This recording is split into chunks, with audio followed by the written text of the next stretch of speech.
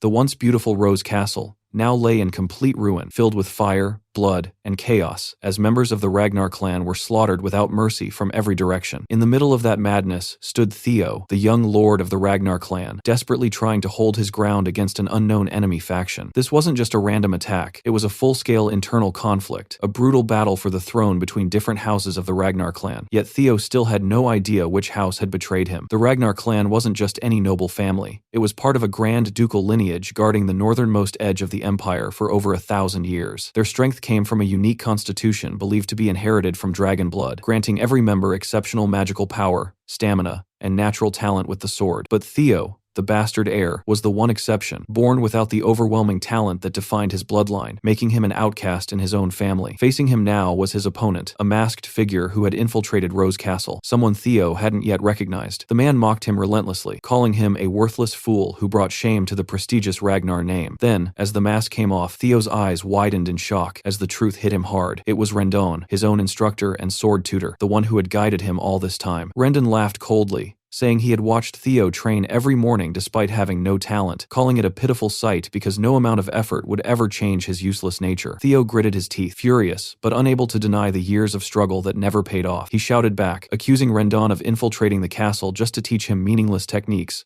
before betraying him. Annoyed by the defiance, Rendon swung his sword without hesitation and cut off Theo's arm, leaving him screaming as blood poured out before collapsing to the ground. Rendon grabbed him by the head and lifted him up, forcing him to look at the burning castle while telling him everything happening was his fault. Every death, every scream, every bit of destruction existed because Theo was too weak to stop it. As if that wasn't enough, another man dragged Theo's mother's lifeless body across the ground and dropped it in front of him. Rendon coldly stated that her death was also his fault, emphasizing that in a clan full of powerful warriors, Theo was the only useless trash. Completely shattered, Theo made one last desperate attempt to fight back, grabbing his sword and charging forward. But before he could even reach Rendon, a blade flew through the air and pierced straight through his body, throwing him several meters away. The one who launched the attack complained impatiently, telling Rendon to stop dragging things out and just finish him already. Rendon casually apologized, saying he got carried away, reminiscing with his disciple. As Theo lay there dying, he felt everything around him fading away, his vision blurring as his life slipped through his fingers. In his final moments, he thought about how pathetic his life had been, how no matter how hard he tried, he was always powerless,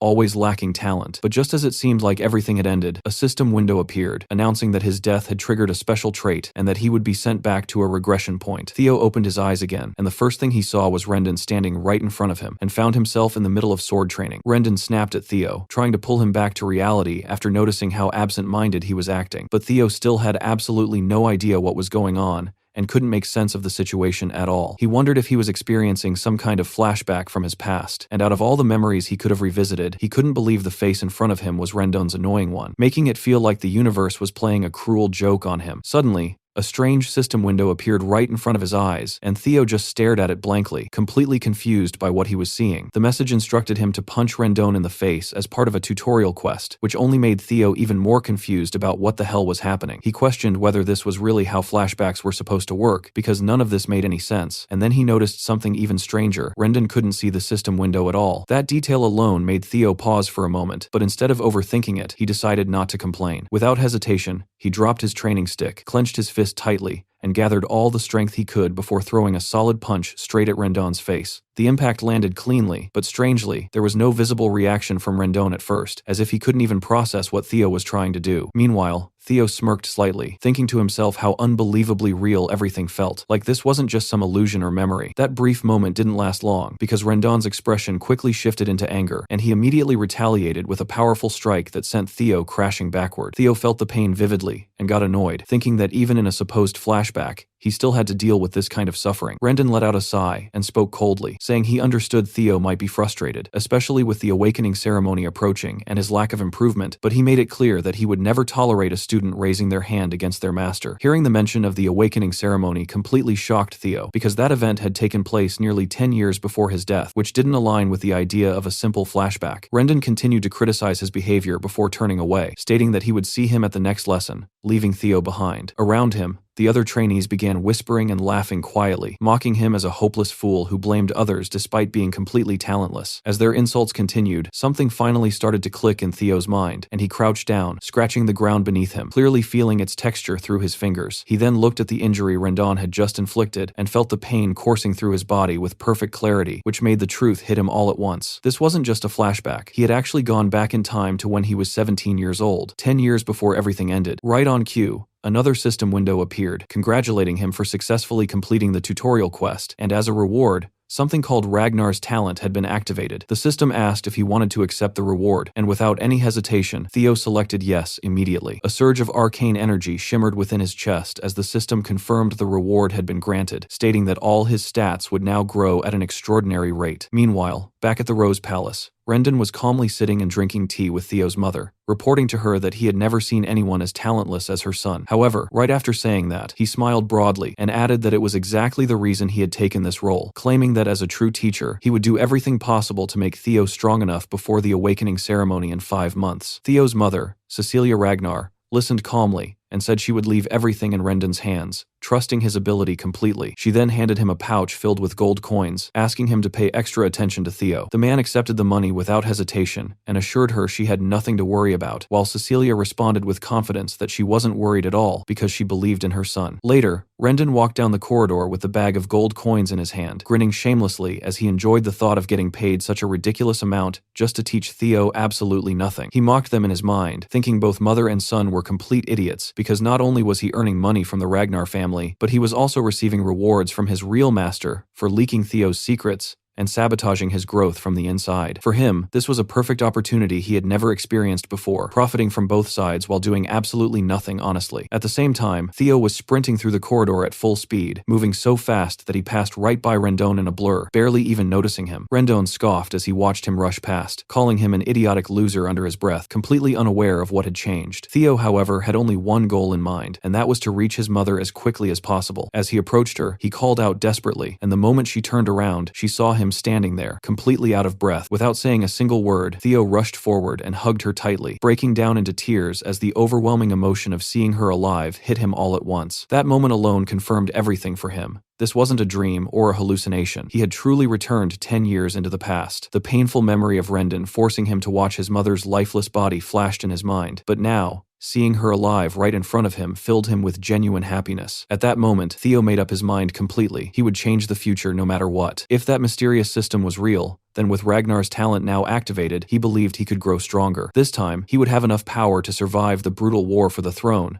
and more importantly, he would become strong enough to take revenge on that filthy bastard Rendon. Soon after, the second tutorial quest appeared, instructing Theo to train his body to its absolute limit. It was still early morning. The sun hadn't even risen yet, but Theo was already pushing himself relentlessly, fueled by nothing but revenge and determination. He knew that if he wanted to survive what was coming, he needed to become stronger immediately. In his previous life, Theo had been part of an intelligence organization known as Black Snow, but he was stuck doing information work and never given important roles because he lacked combat ability. Now, he realized that the knowledge he gathered back then could actually be useful in this life. One crucial piece of information he remembered was a powerful enhancement potion known as the Bloody Sword Emperor Elixir, whose true value would only be revealed later through hidden manuals. He also recalled the intense training methods he had once abandoned due to his lack of talent, but now things were different. With Ragnar's talent awakened, he believed that effort would finally translate into real strength. As he trained, his face twisted with excitement when he noticed his running speed increasing, and the system window displayed his progress clearly in real time. Other trainees began gathering in the training hall, and they were completely baffled seeing Theo run without getting tired, wondering if he had always been this physically capable. After that, Theo moved on to sword practice, and he could clearly feel that his swings were faster and more precise than before. Days passed, and one night, he was still training without rest, pushing his body far beyond normal limits. That was when the training ground manager, Evelyn Nereville, noticed him, yawning tiredly as she observed his relentless effort. She began to question whether he was truly the talentless fool everyone claimed him to be, because what she was seeing didn't match that description at all. Meanwhile, Theo's body was on the verge of collapse, exhaustion hitting him hard, but the rising progress bar kept him going. Just the night before, he had reached 90% completion, but the moment he paused to rest even briefly, it dropped back to 89%. That single setback pushed him into an almost obsessive state, forcing him to continue training without allowing himself any breaks. Now, he had reached 98%, and knowing he was so close, he pushed himself even harder, increasing his speed, despite his body screaming in pain. After one final burst of effort, he was barely able to breathe, completely drained, yet there was still 1% left. Somehow, through sheer willpower, he forced himself to continue, pushing past his limits until finally, the number he had been chasing appeared in front of him. The system immediately congratulated him for completing the tutorial quest, and announced that he had obtained the dragon heart as a reward. However, before he could even read the full details, his body gave out completely, and he collapsed from exhaustion. The system window hovered above him, asking whether he wanted to claim the reward. With trembling hands, he barely managed to lift his finger and press yes. The moment he accepted it, a blue light engulfed his entire body, and Evelyn watched in complete disbelief as Theo underwent a transformation right in front of her eyes. A while later, Theo woke up inside a quiet room, slowly opening his eyes and scanning his surroundings in confusion before Evelyn appeared beside him, calmly explaining that he was in the break room of Training Ground 4 and reminding him there was no need to push himself that hard during training. The moment Theo saw her, he recognized her instantly, which caught her off guard, since she didn't expect him to remember her, so she introduced herself properly as Evelyn Nereville, the manager of the 4th training ground, and explained that he had collapsed earlier while training alone, so she carried him here to rest. Theo thanked her politely for helping him, and she handed him water, while casually reminding him that within the Ragnar clan, opening one's mana hall before the official awakening ceremony was strictly forbidden. Theo didn't understand why she suddenly brought that up, but he nodded anyway, saying he was aware of the rule, though that only made her question him further as she asked why he broke it. Still confused, Theo asked why she was interrogating him like this, and that was when her expression hardened as she explained that right before he lost consciousness, she sensed a mana wave identical to someone opening a mana hall, then demanded to know directly if he had done it. Theo was completely lost at first, unable to understand what she meant, but then the memory of what happened before he fainted suddenly came back to him, and everything clicked together in his mind. He remembered receiving the dragon heart as a reward, and on top of that, gaining the magical power equivalent of 10 past lives as a bonus for clearing the quest early, which left him stunned because something like a dragon heart wasn't something anyone could obtain easily. A dragon heart was special because it could house a mana hall within itself, allowing it to function far more efficiently than a normal one, but humans were never able to do that, since their hearts couldn't withstand that level of power, so they usually formed their mana halls in the lower abdomen instead. That was why warriors, especially those from the Ragnar clan, coveted dragon hearts so much, because it was the fastest way to gain overwhelming power without relying on the standard method. However, no human had ever overcome that limitation before, which meant Theo's current situation was extremely dangerous, because while the reward was absurdly powerful, it also placed him in serious risk if discovered. To make things worse, the person in front of him was Evelyn Nereville, a former high-ranking swordswoman who had lost her left arm and retired to become a training ground manager, but she was still incredibly dangerous. She had once commanded the white-armored dragon cavalry, and her skills were so exceptional that even a demon dragon respected her, while her personality was built on strict principles, meaning she had zero tolerance for dishonesty or cowardice. She didn't care about status or lineage, and in the past, she had even stepped down from being Theo's instructor because she found him lacking. If she discovered the truth about his dragon heart and mana hall, there was a real chance he could lose his head on the spot. Despite all that, Theo smiled slightly, because he already had a plan, knowing that as long as he didn't get caught, everything would be fine. Instead of panicking, he responded with a sharp remark, questioning how she could talk about executing him based purely on her assumptions, and asking if she was prepared to deal with the consequences of making such accusations. His words caught her off guard, leaving her momentarily silent, unable to respond immediately. Theo pressed further, reminding her that he was still an heir of the Ragnar clan, and if her suspicions turned out to be false, it would be considered an insult to the clan itself. She acknowledged that he was right, and admitted those were indeed the rules. But Theo didn't stop there, leaning into the pressure as he asked if she knew the punishment for humiliating a Ragnar heir. Without hesitation, she answered that it was execution, which made Theo nod in satisfaction before telling her to think carefully before speaking next time. Evelyn was visibly shaken by this sudden change in his attitude, wondering if this was really the same person she had known before, but despite that, she was still convinced that what she sensed earlier was definitely a mana wave, so she decided to confirm it herself. Even if he belonged to the Ragnar bloodline, rules were rules, and she intended to enforce them properly, so she examined him closely, only to realize that there was no visible mana hall present at all. Her expression shifted instantly as doubt crept in, making her realize she might have been mistaken. Theo, now feeling confident, asked if she was satisfied with what she saw, and in response, she immediately dropped to her knees at his feet without hesitation, bowing deeply and asking him to execute her for her mistake, claiming she would pay for her sin with her life. As she lowered her head further, Theo revealed internally that a dragon heart functioned differently from a normal mana hall, since it was essentially a freely controllable core, allowing him to hide its presence completely at will. On top of that, the knowledge that humans could even possess a dragon heart wouldn't be discovered until years later, which meant no one could accuse him of something they didn't even know existed. persisted. Instead of accepting her life, Theo gently placed his hand on her back and told her there was no need for such drastic actions, then turned and walked away, saying she had simply done her duty and that not many people would risk their lives to uphold the truth against someone of his status, which he respected about her. However, the real reason he spared her was far more practical, since she was one of the strongest individuals around,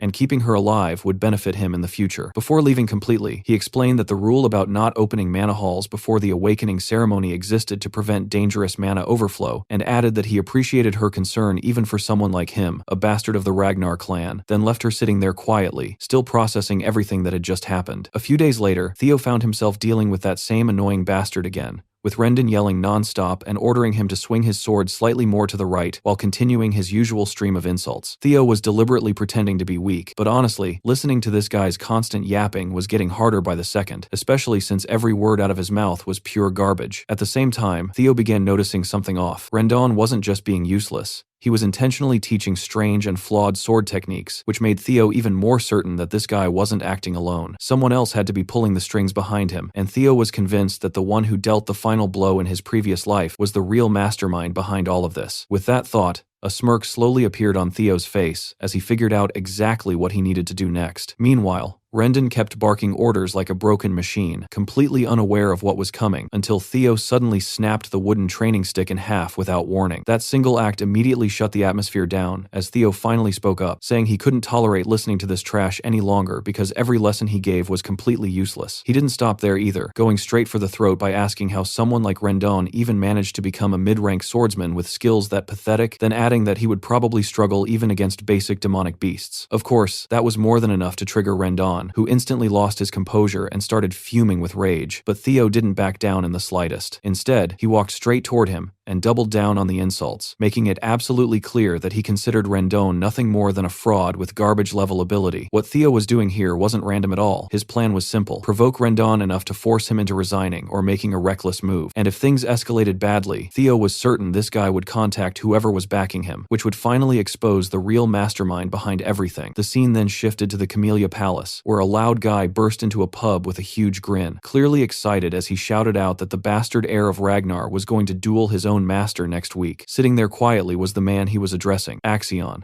who didn't even react properly at first, unable to lift his glass as he listened. Meanwhile, the loudmouth kept running his mouth, going on about how Theo had the nerve to blame his instructor for his lack of talent and confidently predicting that Theo would end up crippled after the duel. Before he could continue any further, the glass Axion was holding suddenly smashed straight into his face, knocking him out instantly with a single brutal hit. Axion clearly didn't care about the situation itself, stating coldly that it didn't matter if some useless bastard ended up half dead. After all, to him, Theo was just another Ragnar, and not even a notable one at that. Axion Ragnar, known as the Dark Tiger and one of the four hounds of the North, had no reason to care about someone like him. Standing nearby was another powerful figure, Remington Narcio, also one of the four hounds, known as the Silver Lion, silently observing the situation. Just then, another man entered, Ed Troyven, the Nine-Dragon Sky Dragon, and unlike the others, he looked visibly concerned. He warned that things could go wrong if they underestimated the situation, suggesting that letting their guard down might lead to unexpected consequences. Axion dismissed the concern immediately, saying that kind of risk only applied to people with actual talent, and since Theo was nothing more than a brainless nobody, there was no reason to worry about him. But Ed didn't agree so easily, pointing out that when it came to the Ragnar clan, even the smallest possibility could lead to something unprecedented. Axion, however, simply brushed it off again, saying that Theo picking a fight with Rendon was actually a good thing, because it meant the instructor would deal with him personally, and there was no way Theo could handle someone like that anyway. A week later, Training Ground 4 was packed with people, and it wasn't just regular clan members either. Even high-ranking figures and influential spectators had gathered to witness the upcoming duel. Standing in the arena, Theo looked visibly tense under the watchful eyes of hundreds, cursing himself internally as he remembered how all he originally wanted was to get Rendon fired after humiliating him. But now things had spiraled way out of control. Still, despite the situation, he wasn't entirely shaken because this outcome was somewhat expected, and deep down, he was burning with the desire to get revenge on Rendon. Right then, a system notification appeared, confirming that his third tutorial quest was to fight Rendon and win, leaving no room for backing out anymore. The scene briefly flashed back to when Theo had confronted Rendon earlier, boldly declaring that he was fired and should get lost immediately. Rendon had tried to argue back, insisting there was still time left on his contract, but Theo shut him down by stating that once the employer dismisses him, the contract no longer matters, ending the discussion completely. Although Theo had wanted to punch him right then and there, he hesitated because he wasn't fully confident in his strength yet, while Rendon, on the other hand, couldn't afford to lose his position since he hadn't completed his real mission. As he stepped closer, trying to convince Theo to reconsider, a system window suddenly appeared again, stating clearly that Theo must fight and defeat Rendon, catching him completely off guard. At that exact moment, Evelyn stepped in and proposed settling the matter the traditional Ragnar way, which followed the law of the strong, meaning a sword duel would decide everything without needing any formal judgment. Whoever won would have the final say, making the result absolute. Rendon instantly seized the opportunity, agreeing enthusiastically and calling it a perfect solution, while Theo stood there uncertain, unsure if he was ready for something like this. Evelyn continued pushing the idea, clearly believing it was the best course of action, leaving Theo with no real way to refuse, and eventually, he found himself standing face to face with Rendon in the arena. Around them, the crowd whispered among themselves, mocking Theo openly as they talked about how pathetic he was, saying he barely knew how to handle a sword and that there was no way he could win against a mid-rank swordsman. Many were already convinced he would end up crippled by the end of the match. Rendon, full of confidence, smirked and told Theo that if he apologized now, he would pretend none of this ever happened, implying there was no need for him to throw his life away over pride. Theo, however, didn't back down at all, firing back immediately and telling Rendon that he should be the one apologizing instead. He warned him coldly that if he didn't want to end up as a one-armed swordsman, it would be better to accept being fired and leave quietly while he still had the chance. Rendon's grin only widened at that response, clearly thinking this entire situation was already under his control. In his mind, this was the perfect chance to kill Theo and make it look like an accident during the duel, eliminating him without raising suspicion. As the fight officially began, Rendon calmly invited Theo to attack first, offering him the first move as his so-called teacher. Theo didn't hesitate and charged forward with his sword raised, and the moment the spectators saw him rushing in so recklessly, they were stunned, unable to believe how clueless he looked, like someone who didn't even know the basics of swordsmanship. Rendon responded with a series of precise strikes, but surprisingly, Theo managed to block and defend against them, holding his ground despite the pressure. Rendon continued attacking relentlessly, pushing Theo back step by step as he cornered him, thinking this was exactly how things should play out. In his mind, Theo wasn't even at the level of a proper swordsman. He was still just an apprentice, far below his own rank. While he admitted that Theo's movements seemed slightly improved compared to before, he believed it still wasn't anywhere near enough to challenge him. To Rendon, the outcome was already decided.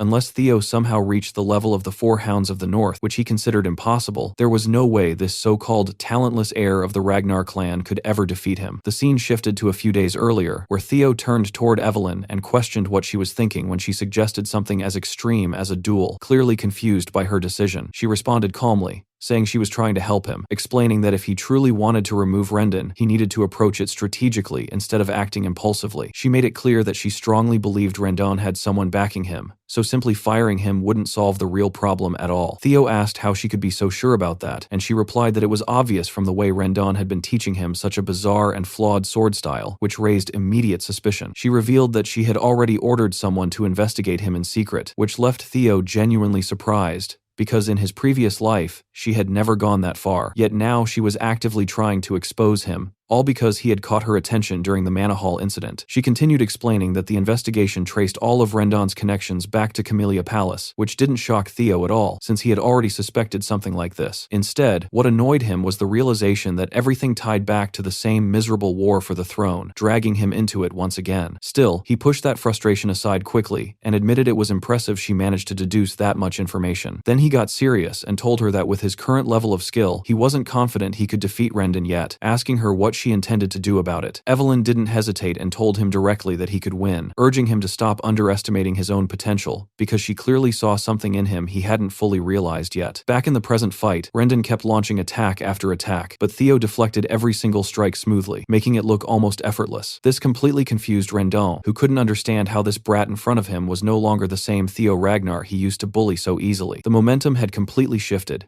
and now it was Rendon who was struggling to keep up, while the tension in the arena grew heavier as the spectators began sensing that something was wrong. Among the crowd, Remington watched the fight closely, clearly impressed by what he was seeing, while Evelyn observed everything with a faint smile, almost enjoying the situation as if she had expected this outcome all along. The scene briefly shifted again to reveal that over the past week, Evelyn herself had been training Theo personally in secret, even though she admitted it technically broke the rules for her to do so. She didn't care about that at all, stating bluntly that someone like Rendon didn't deserve to be a teacher in the first place. Hearing this, Theo couldn't help but smirk, feeling both excited and strangely satisfied, thinking that gaining Evelyn's support like this was completely worth it. Still, there was something bothering him, so he asked her what her real reason was for going this far to help him. She admitted that the Manhwa incident played a role in her decision, but also added that there was someone she knew who would likely take interest in Theo, someone obsessed with collecting talented individuals. Returning to the present, the fight continued, as Rendon grew increasingly desperate, starting to suspect that Theo had been pretending to be weak all along. In the middle of the battle, Theo suddenly asked him directly who was backing him, which immediately provoked Rendon into lashing out and questioning what he meant by that. Theo didn't back down and reminded him that he already knew about the deliberately flawed training, then bluntly asked if he was working with Camellia Palace. That single question froze Rendon for a moment, and his reaction alone was enough to confirm everything for Theo. Without wasting another second, Theo moved instantly and swung his sword, slicing clean through Rendon's arm and severing it completely. The detached hand flew through the air, shocking the entire crowd as Rendon screamed in pain, cursing under his breath. Theo walked forward confidently, finally feeling the difference in his strength, and reminded Rendon of the words he had once said to him in his previous life, about everything being his fault for being weak and talentless. With a cold expression, Theo threw those same words back at him, declaring that Rendon was the weakest one here now, and that under Ragnar's rule of strength, someone like him had no place standing in that arena. Then, with one final decisive swing, Theo brought his sword down and severed Rendon's head completely, sending it rolling across the ground as blood splattered everywhere. Immediately after, a system window appeared, congratulating Theo for completing Tutorial Quest 3 successfully, while also noting that he had exceeded expectations and earned a bonus reward. The system then asked if he wanted to claim it right away, and considering everything up to this point, the answer was already obvious. The entire crowd was left completely stunned, unable to process what they had just witnessed as an apprentice swordsman casually slaughtered a mid-tier swordsman in front of them. It was something that simply shouldn't have been possible, and yet it had happened so cleanly that it left everyone speechless. Meanwhile, Theo stood there feeling nothing but embarrassment, thinking that this old bastard had been ridiculously weak all along, and it was honestly humiliating that in his previous life he had suffered at the hands of someone like that. Still, he acknowledged that things were completely different now, and this time, he wasn't the same powerless fool anymore. Right then, a system window appeared, informing him that the ability called Observation had been activated as a reward, and on top of that, he had also gained 1 full year's worth of magic power as a bonus. But before he could even process that properly, something crashed down from the sky like a literal meteor, slamming into the ground with overwhelming force and shaking the entire area. Theo barely had time to react before the man shouted his name with a wide grin on his face. The figure standing before him was none other than Julius Ragnar, the demon dragon and the commander of the white-armored dragon cavalry, and the moment Theo realized who it was, he was completely stunned. He couldn't believe that someone of this level was standing right in front of him, and immediately started wondering how long this man had been watching the fight unfold. Around them, the crowd completely lost their composure, panicking and whispering frantically as they recognized the commander, unable to understand why someone of his status had appeared here at all. At the same time, Evelyn looked absolutely devastated as she stared at the destroyed ground, clearly frustrated that he had wrecked the training field with his dramatic entrance. Meanwhile, Julius himself radiated overwhelming presence, looking like a beast in human form, and his intimidating aura made Theo sweat slightly, unsure of how to even respond. But that tension didn't last long because Julius suddenly burst into laughter, his mood completely different from what his appearance suggested. He began patting Theo on the shoulder repeatedly, though those so-called gentle pats were anything but gentle, and commented that he was genuinely surprised to see someone carrying this level of talent. He casually added that killing one's own teacher might be considered disrespectful, but openly admitted that Rendon had deserved it anyway, before laughing loudly again. Without hesitation, he extended an invitation, asking Theo to join the white-armored dragon cavalry right then and there. Evelyn didn't look surprised at all, as if she had already expected this outcome, but the rest of the crowd was completely shaken, unable to believe what they were hearing. The idea that someone like Julius Ragnar would personally recruit an inexperienced apprentice who hadn't even gone through the awakening ceremony was beyond absurd to them. Among the spectators, Remington appeared once again, calmly asking someone nearby if they had ever heard of a case where an apprentice swordsman was scouted like this before. The man hesitated and admitted he had never heard of such a thing, which only confirmed what Remington already knew. It had never happened in the entire history of their world. Meanwhile, Theo remained calm as his thoughts ran deeper, understanding that it was impossible to fully judge someone's potential while their mana hall remained closed. Even if his swordsmanship had improved, his magical power could still be lacking, so logically, even someone like Julius shouldn't be able to determine his true potential yet. Still, a part of him wondered if the demon dragon possessed some ability to see beyond that limitation. Despite all that, Theo didn't hesitate for even a second and flatly refused the offer, his expression completely steady without showing any doubt or hesitation. Julius froze slightly, looking like he had just bitten into something sour, clearly not expecting that response at all. Even Evelyn dropped her cigar in confusion. The entire crowd was left in shock once again, staring at Theo in disbelief as he casually rejected such an overwhelming opportunity. For a brief moment, complete silence filled the training ground as everyone struggled to process what had just happened. As the day went on, news of the incident spread like wildfire throughout the Ragnar clan, and everyone was talking about how Theo, the so-called imbecile, had completely destroyed his own teacher in a duel. On top of that, what shocked people even more was that when the demon dragon personally tried to recruit him into the white-armored dragon cavalry, Theo had outright refused the offer without hesitation. This split opinions across the clan, with some thinking he was being humble, while others believed he was just acting arrogant beyond his place. The scene then shifted to Camellia Palace, where a furious woman stood, clearly displeased that everything had gone off track after Rendon's death. She was Emil Ragnar, the lady of Camellia Palace, and her frustration was obvious.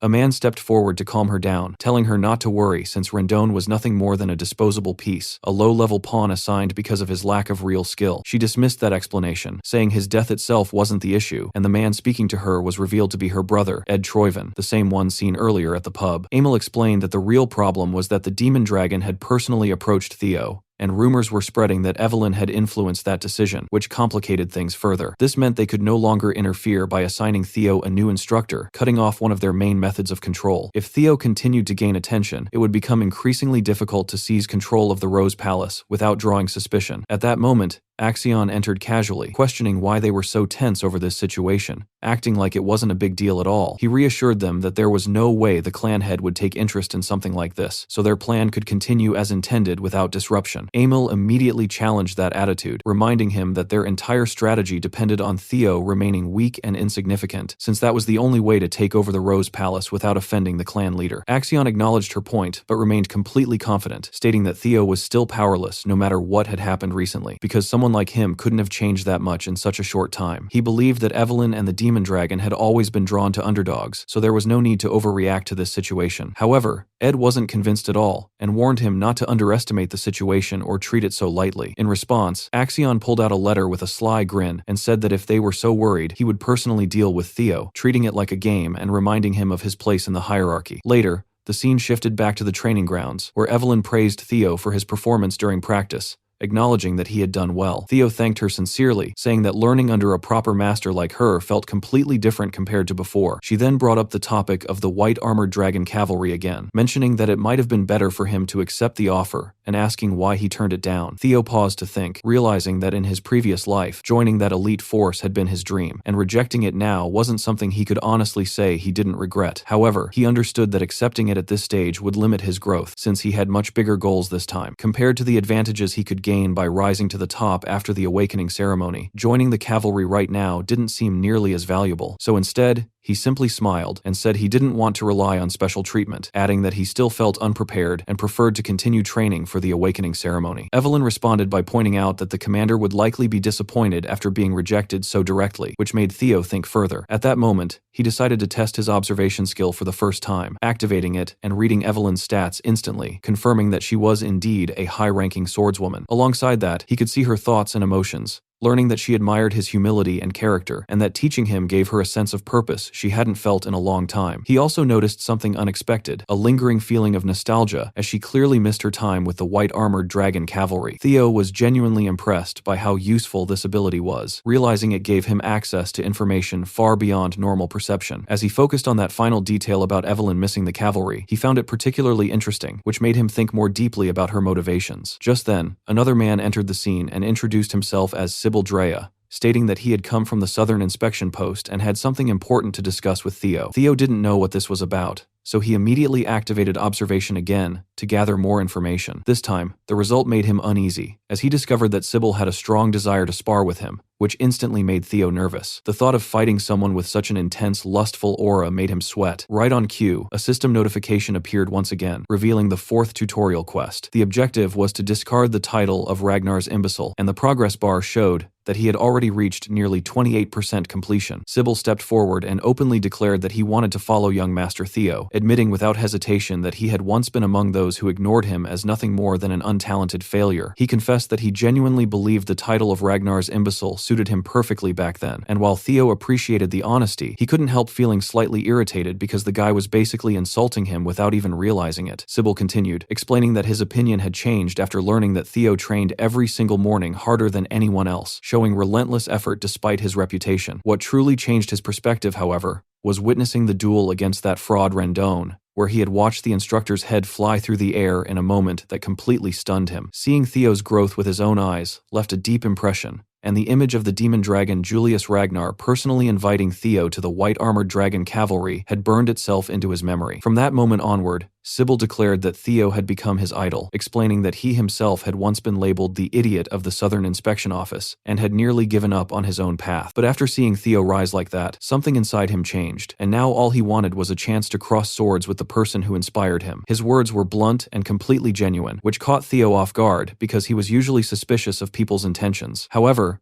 after using observation, he could clearly see that Sybil's respect was real and that his only desire was to spar, nothing more. It was unexpected, but Theo felt pleased, realizing that instead of just attracting jealous challengers after defeating Rendon and gaining Julius's attention, there were also people who genuinely admired him and wanted to stand by his side. That meant there were still individuals within Ragnar who carried true pride, and this worked perfectly in his favor since he would need capable and trustworthy people around him if he intended to become the clan head in the future. On top of that, he could use this situation to push forward his current objective of discarding the humiliating title of imbecile, something he had never been able to escape in his past life. Determined to move forward, Theo turned to Evelyn and asked for permission to spar, and she agreed immediately, encouraging him to showcase his abilities properly. Theo raised his blade in salute and formally introduced himself as Theo Ragnar, an apprentice swordsman of the Rose Palace, preparing for the awakening ceremony under the guidance of Evelyn Narraville. Sybil awkwardly returned the salute and introduced himself as an apprentice swordsman from the Southern Inspection Post, mentioning that he inherited the quick sword style of the Kure clan. As soon as the spar began, Sybil launched forward explosively, charging like a madman, aiming to end the fight instantly. Theo met the attack head-on, blocking it cleanly as sparks flew from the clash of their blades. Sybil's speed was undeniable, clearly his greatest strength, and from that first exchange alone, he realized that Theo's skill was absolutely real. Meanwhile, Theo couldn't help but wonder why someone this capable had been labeled an idiot, since in his previous life, he wouldn't have lasted even a few exchanges against someone like this. But things were different now, and Theo quickly went on the offensive, swinging his sword with overwhelming force that sent Sybil flying backward like a rag doll, knocking the weapon right out of his hands. For Theo's current level, this was easy as fuck. Meanwhile, Sybil nearly vomited from the impact that struck his solar plexus before crashing into the training stands. Fortunately, he wasn't seriously injured, and after struggling to get back on his feet, he immediately praised Theo's swordsmanship and conceded defeat without hesitation, showing genuine respect. Theo maintained his composure, returning the salute and acknowledging it as a good fight, carrying himself with calm confidence. As he held his sword up, he caught his own reflection in the polished blade, which suddenly gave him an idea. He activated observation on himself and discovered that it worked just as effectively, revealing his own status in detail. His talents included observation, player, Ragnar, and several others that were still locked, hinting at future potential. He saw that he was currently a level 1 swordsman with balanced stats, but what stood out the most was his abnormally high magic power, reaching 190 points. Now that he could view his stats numerically, everything became clearer, and he realized that completing more quests would unlock additional talent slots, giving him even more abilities in the future. He quickly figured that his high magic power likely came from the combination of his past life's accumulated strength and the dragon heart within him. However, one detail immediately annoyed him. His luck stat was sitting at -49,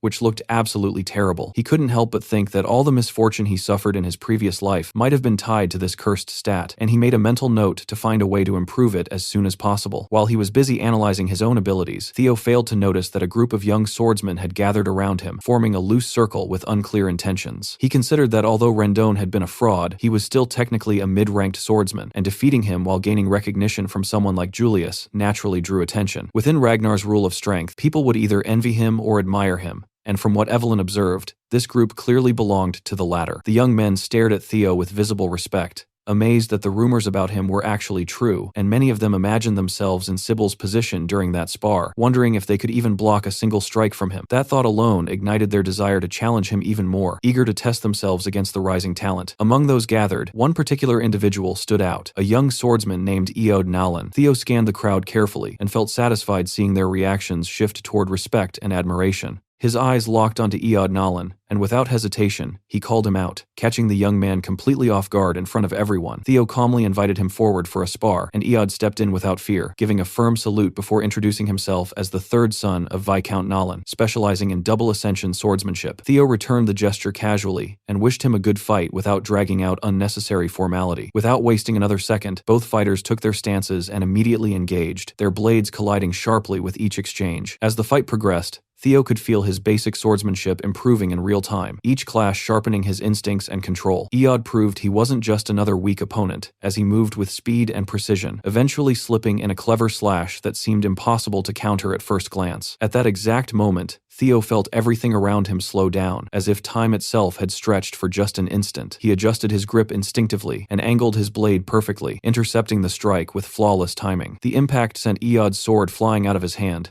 completely disarming him in a single decisive move. That critical defense didn't just win the exchange, it also boosted Theo's proficiency in the changing heart swordsmanship. Eod stood there weaponless, fully understanding the gap between them, and accepted his defeat without resistance. What caught Theo off guard, however, was the system response that followed. Gaining Eod's approval actually increased his luck stat. That realization immediately sparked a thought in his mind. Maybe his luck wasn't random at all, but tied directly to how others perceived him. If reputation influenced luck, then improving his standing through victories might be the key to fixing his terrible negative stat. The idea felt almost ridiculous, but at the same time, it made perfect sense within the system's logic. Without wasting time, he called the next challenger, Benat Ramiro, and the match ended almost instantly in Theo's favor, making it feel like an easy win. With another approval secured, his luck increased again by a single point, confirming his theory further. Then came Eric Moran, who at least managed to put up a fight, though it was clear from the start that he was outmatched. After that, Theo defeated Manfred Nonbert, and then moved on to Manuel Noir, without slowing down, completely overwhelming him in the process. Even Viro Perenc, who had a rough and intimidating appearance, barely lasted a minute before being taken down decisively. As the matches continued, Theo became completely absorbed in the rhythm of battle, stacking victory after victory, including another clean win against Daniel Riemann. By this point, he was fully immersed, almost enjoying the flow of combat itself as his confidence and control kept rising. When he finally looked around for another opponent, he realized no one else was stepping forward anymore, as if the crowd had collectively decided they didn't want to be the next one to get crushed. Despite pushing himself close to exhaustion from constant sparring, Theo checked his quest progress, expecting a significant jump, but the result left him slightly annoyed. The progress toward removing his imbecile title had only increased by 1%, which felt way too low considering how many opponents he had defeated. After thinking it through, he realized the reason was probably because most of these people already respected him now, so defeating them didn't change much in terms of reputation. If he wanted real progress, he would need to challenge stronger opponents, or prove himself in front of those who still doubted him. Either way, one thing was clear: continuing like this wouldn't be enough, and if he wanted to truly change his standing, he would need a different approach altogether. Suddenly, a man stepped forward, parting the crowd while commenting that Theo looked exhausted after non-stop fighting. Theo immediately brushed it off, saying he would rest later since he could still continue fighting without issues. Hearing that confidence, the armored man formally introduced himself and requested a sparring match without hesitation. He revealed himself as the Silver Lion, Remington Narcio, instantly shocking Theo and the surrounding young swordsmen. No one expected someone of his status to appear here so casually, especially among trainees and apprentices. Remington was one of the 4 Hounds of the North, the strongest of their generation before awakening. The group included Hulkus Lanky, Ray Ragnar, Remington Narcio himself, and Axion Ragnar from Camellia Palace. These 4 held absolute dominance among the Ragnar clan's younger generation, making their presence overwhelmingly significant. Remington explained he had arrived early to personally observe Theo's swordsmanship before the awakening ceremony began. With a relaxed smile, he saluted Theo and thanked him for agreeing to this sparring request. Known as a sword genius, Remington possessed sharp instincts, refined technique, and relentless work ethic. Even so, he seemed genuinely surprised to encounter someone like Theo emerging unexpectedly as a rival. Theo returned the salute proudly and introduced himself formally as Kyle Ragnar's 31st son, representing the northern lineage. Internally, he was stunned, never expecting to meet or fight someone he admired in his past life. When he expressed honor in crossing blades with Narcio's famed young deputy, he meant every word sincerely. Fueled by the thrill of continuous combat, Theo wanted to prove his growth against this elite opponent. Both fighters prepared eagerly, clearly anticipating a battle worth remembering between rising talents. Theo watched as Remington's aura surged outward, radiating overwhelming pressure that felt almost suffocating. For a brief moment, Theo questioned whether his current strength was enough to defeat someone like him. They charged simultaneously, blades clashing violently as sparks burst outward with every collision. Each strike carried immense force, shaking the arena while fragments of steel scattered across the battlefield. Theo remained focused,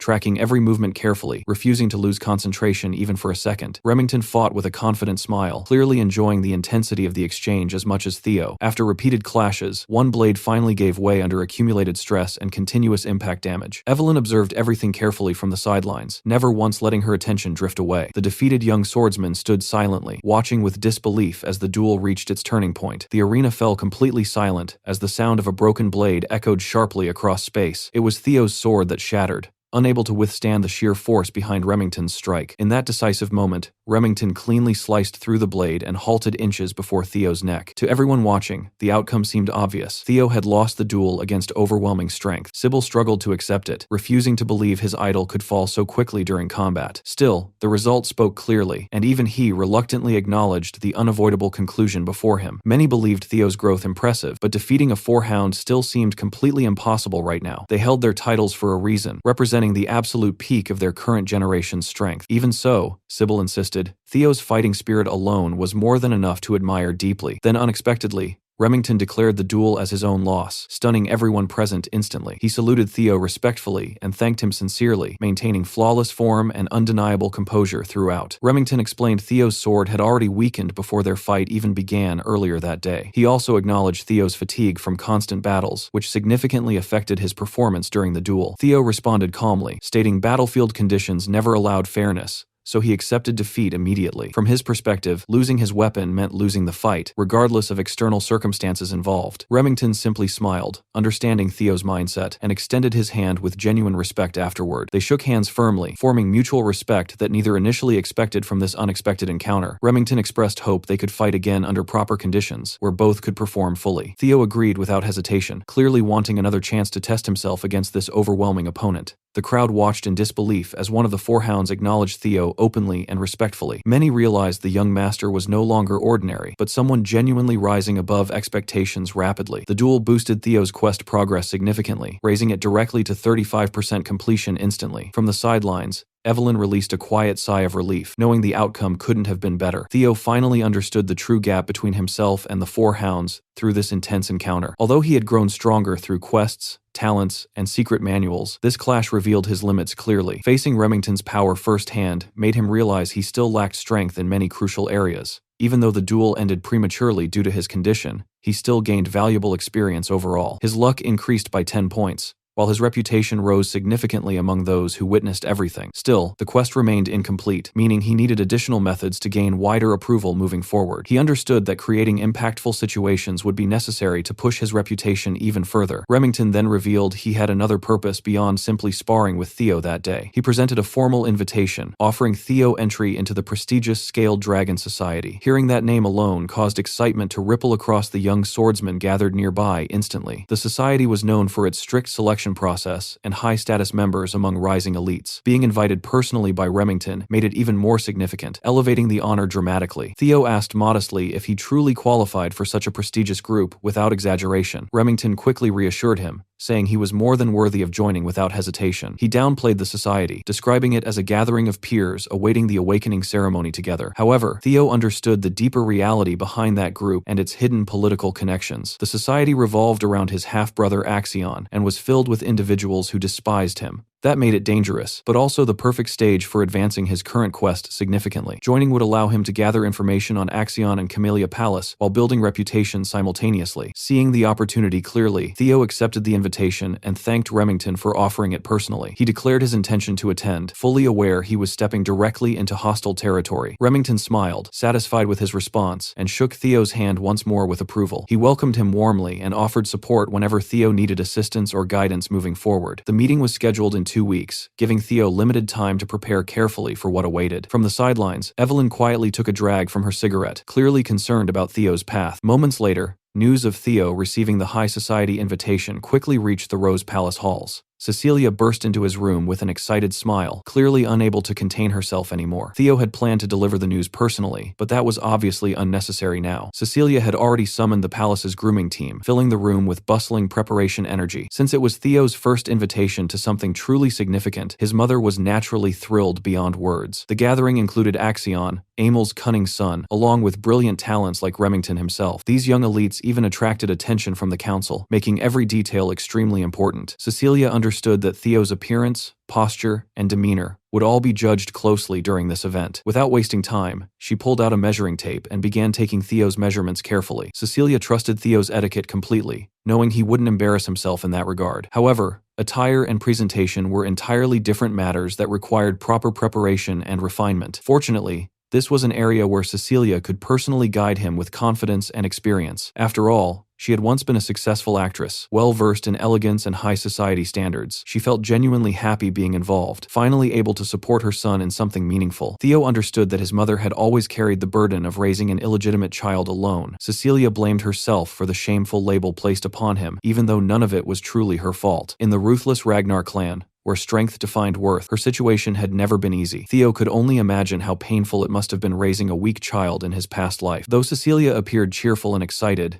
deep down she was simply worried about her son's future. She pulled him into a tight embrace, assuring him she would always believe in his potential. Her warmth slowly melted the cold bitterness that had settled deep within Theo's heart. He hugged her back sincerely, holding on to her with genuine affection and quiet determination. This time, he promised himself he would work harder and stop making his mother worry anymore. While Cecilia celebrated his invitation to the Scaled Dragon Society, Theo had very different thoughts entirely. Instead of excitement, he was already imagining crushing that entire nest of arrogant snakes personally. 2 weeks passed quickly, and soon, the night of the society banquet finally arrived. Remington personally arrived at the Rose Palace, waiting outside with an elegant, luxurious carriage. The moment he saw Theo, he paused briefly, almost thinking he was looking at someone else entirely. Theo had completely abandoned his usual training attire and now wore refined, high-quality clothing. Thanks to Cecilia and the palace staff, his appearance had transformed into that of a noble aristocrat. Remington commented on his impressive change, and Theo initially assumed he was just joking around. However, Remington clarified he was completely serious, genuinely impressed by Theo's transformation. Theo himself admitted that his body had undergone noticeable changes within those 2 short weeks. He had grown taller, his physique becoming more balanced and muscular through relentless training sessions. Surprisingly, Remington had visited him daily during those weeks, training together and growing closer through constant sparring. During that time, Theo also gained a loyal following, with Sybil and others frequently gathering around him. Evelyn ended up managing an entire group of enthusiastic trainees, despite only agreeing to teach Theo briefly. Those 2 weeks were chaotic yet productive, filled with non-stop training and overwhelming attention. Even now, Theo still felt slightly drained from dealing with so many eager followers daily. As he prepared for his first formal banquet, Remington reassured him there was no need to feel nervous. However, he issued a single warning, explaining that his friend Axion could be quite mischievous. It turned out Axion himself had requested Theo's invitation, curious about the so-called rising star. In fact, the entire banquet had been arranged specifically with Theo in mind. Hearing that completely changed the situation, though not necessarily in a negative way for him. If anything, this setup actually worked better for Theo's intentions and future plans. Instead of concern, he found himself looking forward to being mocked and insulted from every direction. Meanwhile, inside the banquet hall, Axion Ragnar was already seated, casually sipping expensive alcohol. The Dark Tiger wore a faint smile, clearly anticipating the arrival of his new entertainment. To him, Theo was nothing more than a toy waiting to be broken for amusement. Soon, the carriage rolled to a halt before a lavish palace, marking their arrival clearly. Remington stepped out first, followed by Theo, who immediately scanned the surroundings with sharp eyes. He realized he was about to enter Camellia Palace, the territory of those scumbags. These were the same people who manipulated Randon and sabotaged his growth deliberately. In his past life, they had destroyed him, his mother, and the entire Rose Palace mercilessly. That bitter memory stirred quietly, fueling his thoughts of revenge as he stood there silently. His focus broke when Remington casually invited him inside, with his usual energetic attitude. Remington mentioned that Axion would personally greet them and should already be waiting outside. Theo understood perfectly why that bastard Axion had arranged this invitation in the first place. That idiot probably believed it was his responsibility to suppress Theo's sudden rise in power. However, Theo hadn't walked into this snake pit blindly without preparing something of his own. He fully intended to show Axion exactly who he was dealing with today. As they approached the palace entrance, Theo suddenly halted after noticing something strange nearby. From an upper floor, a faint blue light flickered, clearly indicating the presence of a system quest. That brief distraction pulled his attention away, making him unaware of something descending rapidly toward him. Remington reacted instantly, attempting to intercept the incoming object before it reached Theo directly. Unfortunately, it exploded into a cloud of white smoke before he could reach it in time. Remington immediately panicked, calling out Theo's name to check if he was unharmed. Thankfully, Theo remained completely fine, only covered lightly in white powder from the explosion. It turned out to be nothing more than a sack of flour thrown from above as a prank. Remington's expression darkened instantly, clearly furious at such childish and disrespectful behavior. Theo calmly noted that he wouldn't have dodged that attack in his previous life at all. Worse, His carefully prepared outfit would have been completely ruined if this had happened earlier. For a moment, he suspected Remington might have been involved, but quickly dismissed that thought. Remington's reaction was genuine, filled with confusion and irritation toward whoever pulled that stunt. Clearly, this immature prank came from those smug nobles watching from the upper floors. It didn't take long before a familiar voice cut through the tension confidently. That voice dismissed the incident as nothing more than a friendly greeting between acquaintances. Remington wasn't buying that excuse at all, and remained visibly annoyed by the situation. Soon enough, Axion himself appeared, wearing his usual smug expression without any shame. He casually claimed that the prank was simply a playful welcome for his dear brother Theo. Theo immediately activated his observation skill, carefully analyzing Axion's hidden traits and intentions. The results showed madness, psychopathy, and overwhelming swordsmanship potential within him. At the same time, Axion clearly viewed Theo as nothing more than an entertaining new toy. Instead of reacting negatively, Theo smiled and thanked him sincerely, which completely threw Axion off guard. He continued by praising Axion's welcoming attitude and expressing excitement for the event. That unexpected response only made Axion grin wider, clearly enjoying this new version of his brother. To him, Theo had suddenly become far more interesting compared to his previous pathetic self. With that, both Theo and Remington finally entered the grand banquet hall together. Inside, the room was filled with elite young nobles gathered for this exclusive private gathering. Only selected individuals were invited to dine, socialize, and observe potential rivals closely. Everyone present was focused on today's special guest, Theo Ragnar himself. Most couldn't understand why Axion invited someone widely known as the clan's useless imbecile. Even though Theo belonged to the Ragnar bloodline, his reputation still disgusted many present. For them, his presence alone felt like an insult to the Scaled Dragon Society. However, they couldn't deny one thing. Theo's appearance was undeniably sharp and refined tonight. His overall presence stood out, even among nobles accustomed to luxury and elegance. Many assumed Axion had simply brought him here as entertainment for humiliation. Since these arrogant nobles didn't bother lowering their voices, their insults were clearly audible everywhere. Remington apologized quietly, mentioning that such gatherings were not usually this disgraceful. Theo, however, didn't mind their words in the slightest. In fact, he welcomed their mockery, knowing it would make crushing them later far more satisfying. Meanwhile,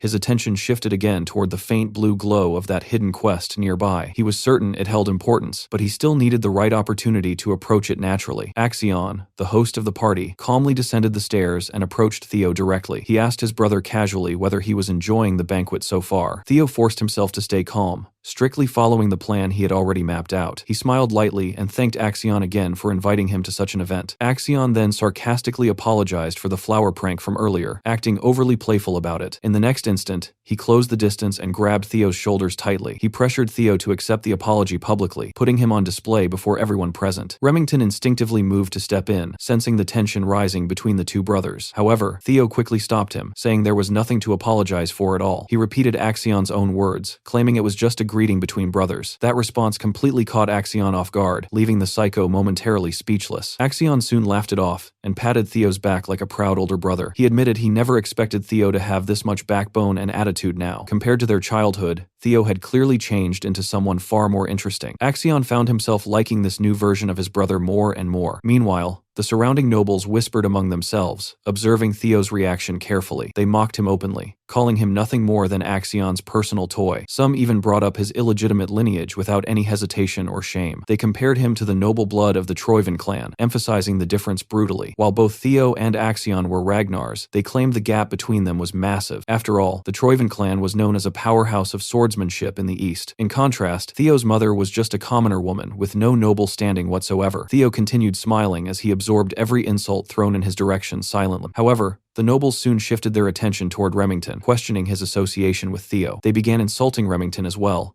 calling him an illegitimate son of the Narcio family. That crossed a dangerous line, pushing Remington closer to losing control. He had been tense since arriving, and hearing that forbidden topic almost made him snap instantly. Theo noticed this shift and realized Remington might act if things continued like this. If that happened, Theo would lose control of the stage he was carefully building. He had planned to endure more insults for a while longer, but that strategy no longer worked. Before Axion could lead him elsewhere, Theo suddenly paused. He stated that since he had just arrived, he should greet everyone properly first. With that, he walked straight toward the banquet table where the mocking nobles were gathered. Every single pair of eyes followed him, curious about what the imbecile would do next. Theo calmly picked up a bottle of wine from the table without saying anything. He approached the noble who had been insulting Remington's lineage moments earlier. The man smirked arrogantly, asking if he had said something wrong just now. Theo adjusted his grip slightly, and without hesitation, smashed the bottle directly onto his head. The glass shattered violently, leaving blood dripping down the noble's blonde hair instantly. The entire hall froze, shocked by the sudden and brutal turn of events. Even Remington and Axion were caught completely off guard by Theo's actions. The injured noble clutched his head, screaming in pain while blood soaked his hair. Theo stood above him, still holding the broken bottle without any trace of hesitation. The man tried to curse Theo, continuing his arrogant rant despite the situation. Before he could finish, Theo delivered a brutal kick that shattered the noble's jaw completely. The impact silenced him instantly, leaving only muffled sounds as he collapsed helplessly. Theo's eyes turned cold, his expression losing any trace of earlier calmness. He claimed this was simply his version of a friendly greeting, just like earlier. According to him, he only responded because the greeting he received was unpleasant. The surrounding nobles stood frozen, unable to process what they were witnessing. At that moment, Theo's quest progress silently increased, reaching 43% instantly. Remington watched closely, realizing this behavior didn't match Theo's usual personality at all. He began to suspect Theo was doing this deliberately for a deeper reason. As the injured noble lay bleeding on the palace floor, Theo stepped forward calmly again. He declared that since greetings were exchanged, it was now time for farewells as well. He grabbed the man's arm and forced him onto a nearby platform. The noble begged desperately for Theo to stop, but his pleas were completely ignored. Theo raised his foot and stomped down brutally, shattering the man's arm with a sickening crack. The horrifying sound echoed across the silent banquet hall. Every noble who had been mocking him earlier now stood speechless, fear replacing their arrogance instantly. Theo's quest progress surged again, reaching 58% after that display. The injured noble passed out, unable to endure the pain any longer. Drool and blood stained the expensive palace floor as Theo casually discarded the body aside. He looked around at the remaining nobles. He asked calmly if anyone else wanted to greet him the same way. That single statement pushed his quest progress even further, climbing up to 66%. Suddenly, knights who had been hiding within the shadows stepped forward and surrounded Theo from every direction. 4 sharp swords closed in around him, trapping him completely with no visible escape route. Their killing intent was clear, focused entirely on neutralizing the threat standing before them. They declared that harming their young master was an unforgivable crime that demanded death as punishment. Theo simply smiled. He casually asked them who exactly the man he had just trashed actually was. The knights answered confidently, stating that the injured noble was the 3rd young master of the Hanavi clan, Ian Hanavi. Theo found their tone amusing, almost laughable considering the situation they were standing in. The Hanavi clan was one of the 6 snow clans that served under Ragnar's authority directly. He had already anticipated that the bodyguard knights of such nobles wouldn't stay silent forever. They would never sit quietly while their master was humiliated in front of everyone, especially not when the one doing it was someone they always mocked as the useless imbecile of Ragnar. Theo asked them calmly what the real problem was if he had beaten up their young master. His voice carried arrogance now, laced with something far heavier than simple confidence. He questioned whether the dogs of a Bannerman clan truly had the right to demand his death. He reminded them clearly that he carried the bloodline of Kyle Ragnar himself. He asked them if they could truly bear the consequences of threatening such a lineage. That statement alone hit them harder than any physical attack ever could. Their grips on their swords loosened unconsciously, as fear crept into their minds instantly. The anger they felt for their injured master began to fade under the overwhelming weight of reality. Theo wasn't just some weakling they could bully anymore. The aura he was releasing now felt oppressive, suffocating even seasoned knights standing before him. This was not the imbecile they had grown used to mocking without consequence. Now, they were staring at someone entirely different, someone far more dangerous than expected. They suddenly realized that Theo still held the right of succession as a direct Ragnar bloodline member. Ragnar ruled as the Lord of the North, the absolute authority over the 6 snow clans. Declaring death upon such blood was not just reckless, it was suicidal. Such an action could justify the destruction of an entire snow clan without question or hesitation. That level of protection had been ignored for so long because Theo was considered useless. But now, that illusion had completely shattered in front of everyone present. All 4 knights realized they had made a massive, unforgivable mistake in this moment. They needed to apologize immediately before things escalated beyond control. But Theo had already moved ahead, issuing a command to kill them to someone hidden nearby. A flash of steel cut through the air so fast that no one could even react properly. In the very next instant, 4 heads separated cleanly from their bodies, mid-stance. Blood sprayed violently across the palace floor as their bodies collapsed lifelessly. Theo stood at the center, completely calm, as if none of this chaos even touched him. The mysterious figure responsible for the execution landed gracefully on the blood-soaked carpet. It was none other than Evelyn, revealing her presence before everyone. With more blood spreading across the luxurious hall, the arrogant nobles finally felt real fear. This was no longer a joke, nor some petty humiliation between nobles. Theo's quest progress surged upward, reaching 70% completion at that moment. Axion had no choice but to watch silently as his banquet turned into Theo's display of power. The entire event he planned was slipping out of his control rapidly. Evelyn then looked at Theo and asked when he realized she had been following him. Theo implied it was obvious, though he didn't question her reasons for being there. Whether he understood her motives or not didn't matter right now. Thanks to her presence, he could flip the entire situation without worrying about consequences. The crowd remained silent, completely stunned, waiting for Theo's next move nervously. The night before the banquet, Commander Julius had secretly visited Evelyn in her quarters. He mocked her for refusing new disciples while training Theo so seriously every day. Evelyn seemed used to his behavior and didn't bother entertaining his nonsense anymore. Julius had recently found amusement in bothering his former comrade whenever possible. That included casually stealing her expensive wine without asking for permission. That night, he demanded to know what made Theo so special in her eyes. Evelyn answered directly, stating that Theo was far beyond expectations in every aspect. She praised his attitude toward training, his discipline,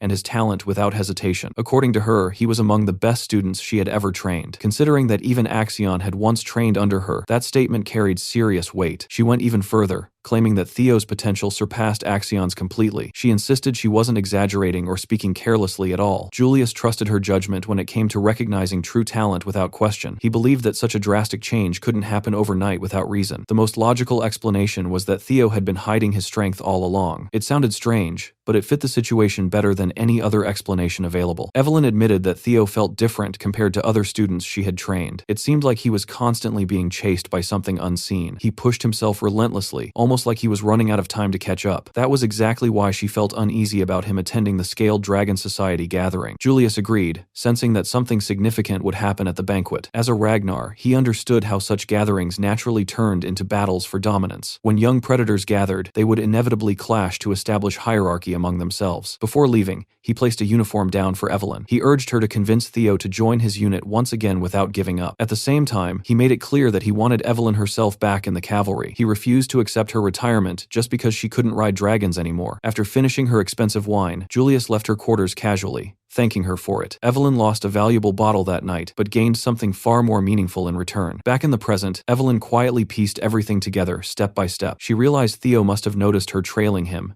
and deliberately orchestrated this entire situation. It even seemed possible he joined the Scaled Dragon Society specifically to trigger this exact outcome. Her earlier concerns now felt unnecessary as she reconsidered every moment leading to this chaos. She wondered exactly when Theo had sensed her presence during their journey to the palace. In truth, Theo detected her the moment he stepped into the carriage earlier. With his dragon heart, he could expand his perception, sensing energy like a sixth sense. That awareness allowed him to monitor everything around him without drawing attention to himself. Theo turned toward Evelyn and calmly laid out the situation in front of everyone present. He explained that many nobles here had openly disrespected a successor candidate of Ragnar. Then he asked her what punishment such a serious offense deserved under clan laws. Hearing that, several nobles nearly collapsed, already aware of the consequences awaiting them. Evelyn, always strict with rules, answered without hesitation or emotion in her voice. She stated that depending on the severity, immediate execution was entirely justified under clan law. Theo smiled faintly, satisfied that she had completed the setup exactly as he intended. However, he then acted merciful, declaring the offenders were still immature and unawakened. Instead of execution, he decided removing one arm from each would settle the matter. Evelyn moved instantly, her blade turning into an unstoppable force among the panicking nobles. She struck without hesitation, cutting through them like a machine designed purely for punishment. The second son of the Byron clan lost his right arm instantly. The first son of the Red and White Mercenary Corps screamed as blood burst from his severed limb. The fourth daughter of the Ceres Merchant Guild wasn't spared, her arm falling just as easily. The third son of the Clark clan attempted to flee, but Evelyn easily caught him. At that moment, Theo's quest progress climbed further, reaching 79% completion. One desperate noble crawled toward Axion, begging for help with whatever strength he had left. Axion simply repeated Theo's earlier words, claiming it was just another form of greeting. Before the man could process that response, a blade flashed beside him suddenly. His arm was severed cleanly, blood spraying close enough to almost stain Axion's clothes. Axion glanced toward Evelyn,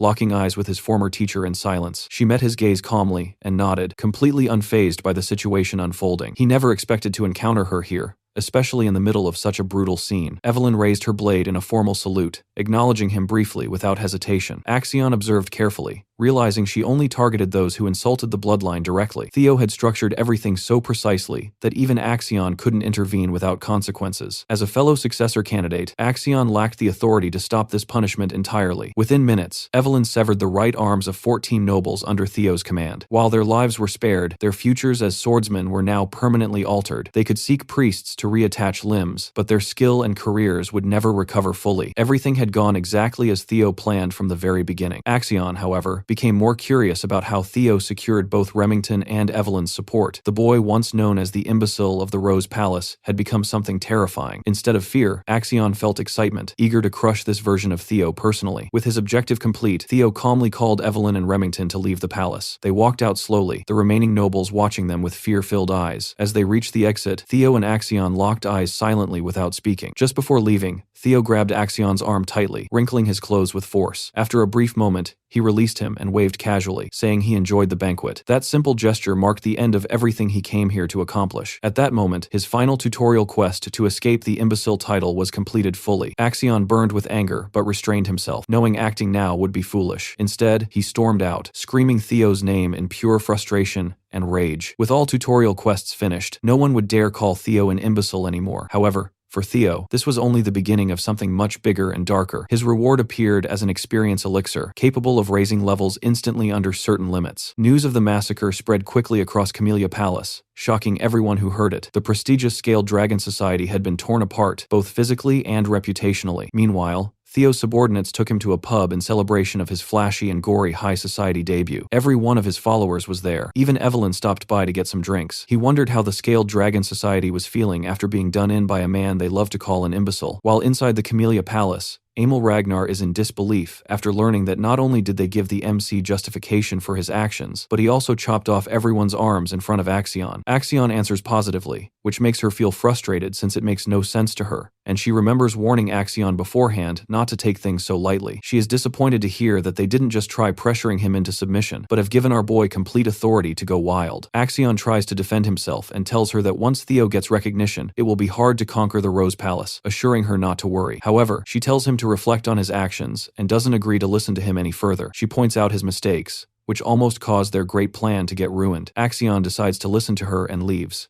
Ime wonders who Axion takes after to be so obnoxious. Ed Troyven replies that Axion resembles her when she was young. She's not in the mood to joke around, so he apologizes and assures her that the incident might not be worth worrying about so much. He explains that the Rose Palace has been a part of the clan head's harem, so it's very difficult to get its ownership. Even though it has been outside of the clan leader interest since it's a place where Rifra gathers, it still has the support of the clan leader himself. He shares his plan that all they needed was justification. And thankfully, since Theo has created chaos at the scale of the Dragon Society meeting, he is slowly becoming the representative of the Rose Palace. By using the incident as justification, they can suppress the MC through legal procedures. Emil is left speechless after hearing this and contemplates that the reason she was afraid of Theo becoming stronger was that she feared his power and influence would expand over time if the clan leader focused more on the Rose Palace. However, by using Theo, who is slowly becoming stronger, she realizes the Camellia Palace can suppress him through legal procedures, and the Rose Palace will have no other choice but to bow down in front of the Troyvens. She believes the plan might actually work, and asks Ed how long it's going to take to prepare. The guy assures her that all preparations are already finished, and tomorrow morning when she wakes up, she will hear some great news. He comforts her, and tells Amal that she can enjoy a bath and sleep well for the night, while sharing that he has prepared an aromatic candle for her from the South Akron volcanic region. Emil decides to depend on her elder brother and shows her gratitude. Meanwhile, inside a tavern, Remington sat there still processing everything that had just happened. He admitted honestly that he was shocked and didn't expect Theo to go that far for him. Theo didn't even understand what he was talking about and found it ridiculous. Watching Remington act emotional after drinking nothing but orange juice felt absurdly funny to him. Remington insisted that despite being insulted himself, Theo never hesitated even for a second. The moment Remington was targeted, Theo stepped forward without any doubt or fear. Hearing that made Remington feel embarrassed. Realizing he hadn't done anything in return, he regretted standing still while insults were thrown and not acting like he should have. Looking at Theo now, he felt even more surprised by everything he had endured. Theo had lived through years of being mocked as a useless, talentless child by everyone around him. Despite that, he never gave up and somehow climbed his way to this level of strength. Even when facing opponents far beyond his reach, he still fought with absolute determination. Remington pointed out how Theo stood against Camellia Palace without hesitation, something nobody dared to do. That level of willpower wasn't something you could fake or borrow from others. He acknowledged that Theo had the courage to swing his sword without fear, and to him, it all looked like Theo did it purely for his sake. That misunderstanding hit harder when Remington started getting emotional, almost tearing up in front of him. Theo instantly realized things had gone completely off track in Remington's head. Before Theo could fix that mess, Remington stood up with a firm expression on his face. He declared that despite his clan's expectations, he wanted to follow a different path from now on. He openly stated that he wished to stand beside Theo moving forward. The people inside the tavern immediately reacted, cheering loudly at the dramatic declaration unfolding. They praised both Theo and Remington, calling them incredible without knowing the full story. Theo tried to correct the misunderstanding, but someone stopped him silently. Evelyn's voice reached him through telepathy, telling him to just let things play out naturally. She pointed out that this misunderstanding wasn't harmful and might actually benefit him. According to her, most people here genuinely wanted to align themselves with Theo now. Hearing that, Theo smiled faintly, but his thoughts shifted inward immediately after that. He knew deep down that none of this strength was truly his own. Everything he had achieved so far came from the mysterious status window guiding him forward. At first, he believed that system was tied to his regrets or some lingering fragment. But now, seeing how detailed and structured it was, he understood it was something entirely different. There was even a faint sense of déjà vu, though he ignored it deliberately. After all, whatever it was helping him grow stronger at an insane rate. Following the Scaled Dragon Society incident, he noticed that his level had increased again. With every level up, the system granted him points to freely distribute across his stats. That realization made him understand just how much control he had over his own growth. He could shape his abilities however he wanted without restriction or limitation. And honestly, that kind of potential felt terrifying even to him. Evelyn noticed the slight dangerous smile forming on his face and grew concerned instantly. Theo, however, shifted his focus toward what mattered next. Preparing for retaliation from Camellia Palace. He turned toward Remington and asked if he was willing to help him. Remington didn't hesitate at all, and assured him he could ask for anything without concern. Theo casually called him Remy, which caught him slightly off guard but didn't bother him. Then Theo pulled something out and handed it over carefully. He explained that the war for the throne between him and Axion would begin soon enough. Because of that, he needed proper preparation before things escalated beyond control. Remy went silent for a moment, understanding the weight of those words. Theo remembered clearly that in his previous life, Remington became the head of the Narcio clan. Under him, that clan grew strong enough to stand against even the Ragnars themselves. That made this moment extremely valuable for Theo's future plans. He handed Remington a piece of paper, trusting him without holding anything back. Remy accepted it seriously and promised that since he had pledged himself, he would give everything. Theo nodded, showing genuine gratitude for that level of commitment. But before anything else could be said, the tavern doors burst open violently without warning. Several knights stormed inside, shouting Theo's name loudly as everyone turned toward them. The atmosphere instantly shifted from calm to tense within seconds. They declared that under the authority of the Sword of Law, Theo was under arrest immediately. The charges included assault, threats, and intimidation during the banquet incident earlier. Evelyn immediately called it complete nonsense, clearly furious at the claim. Theo, however, told her calmly to stand down and not escalate things further right now. He stepped forward and asked to see the arrest warrant personally before reacting. The moment he read it, he realized it was completely legitimate. The ink on the document hadn't even dried yet, proving how rushed this decision was. His enemies had clearly acted fast, trying to corner him before he could respond. After a brief moment of thought, Theo decided not to resist arrest at all. He allowed them to place restraints on him without putting up any kind of fight. As he was escorted out of the tavern, he looked back at his companions with a small smile. That expression showed he trusted them to handle everything in his absence. Remington and Evelyn stood there stunned, unable to react immediately to what just happened. Remy then shifted his attention toward the paper Theo had given him earlier. Whatever was written there suddenly became far more important than before. The news of Theo's arrest reaches the Rose Palace, and his mother, Cecilia, is left completely stunned upon hearing that her son is being taken to the tribunal, collapsing to her knees in shock. Her servant immediately grows worried, but she reassures him that she is fine, and asks why her son was taken away. He explains that it is because of the Scaled Dragon Society, and that Theo is being accused of inciting a rebellion. Cecilia is taken aback, and wonders if her son will be put on trial. The servant believes that Theo will not escape such a situation easily, especially since he completely destroyed the Scaled Dragon Society. Cecilia never imagined that her son's invitation would lead to such chaos, yet she still believes that he will overcome this, because that is the kind of person he is, and she silently wishes for his safe return. Meanwhile, inside a carriage, as the MC is being escorted to the tribunal, they finally reach their destination, and he realizes it has been quite some time since he last saw this place. Having entirely wiped out the Scaled Dragon Society, he already understands that he will not receive a light punishment and will most likely face a formal trial for his actions. He is also aware that, as Ragnar's successor, his qualifications will be questioned. The knights order him to step out, and as he walks forward, he senses that his enemies intend to completely crush him, yet a faint smile appears on his face,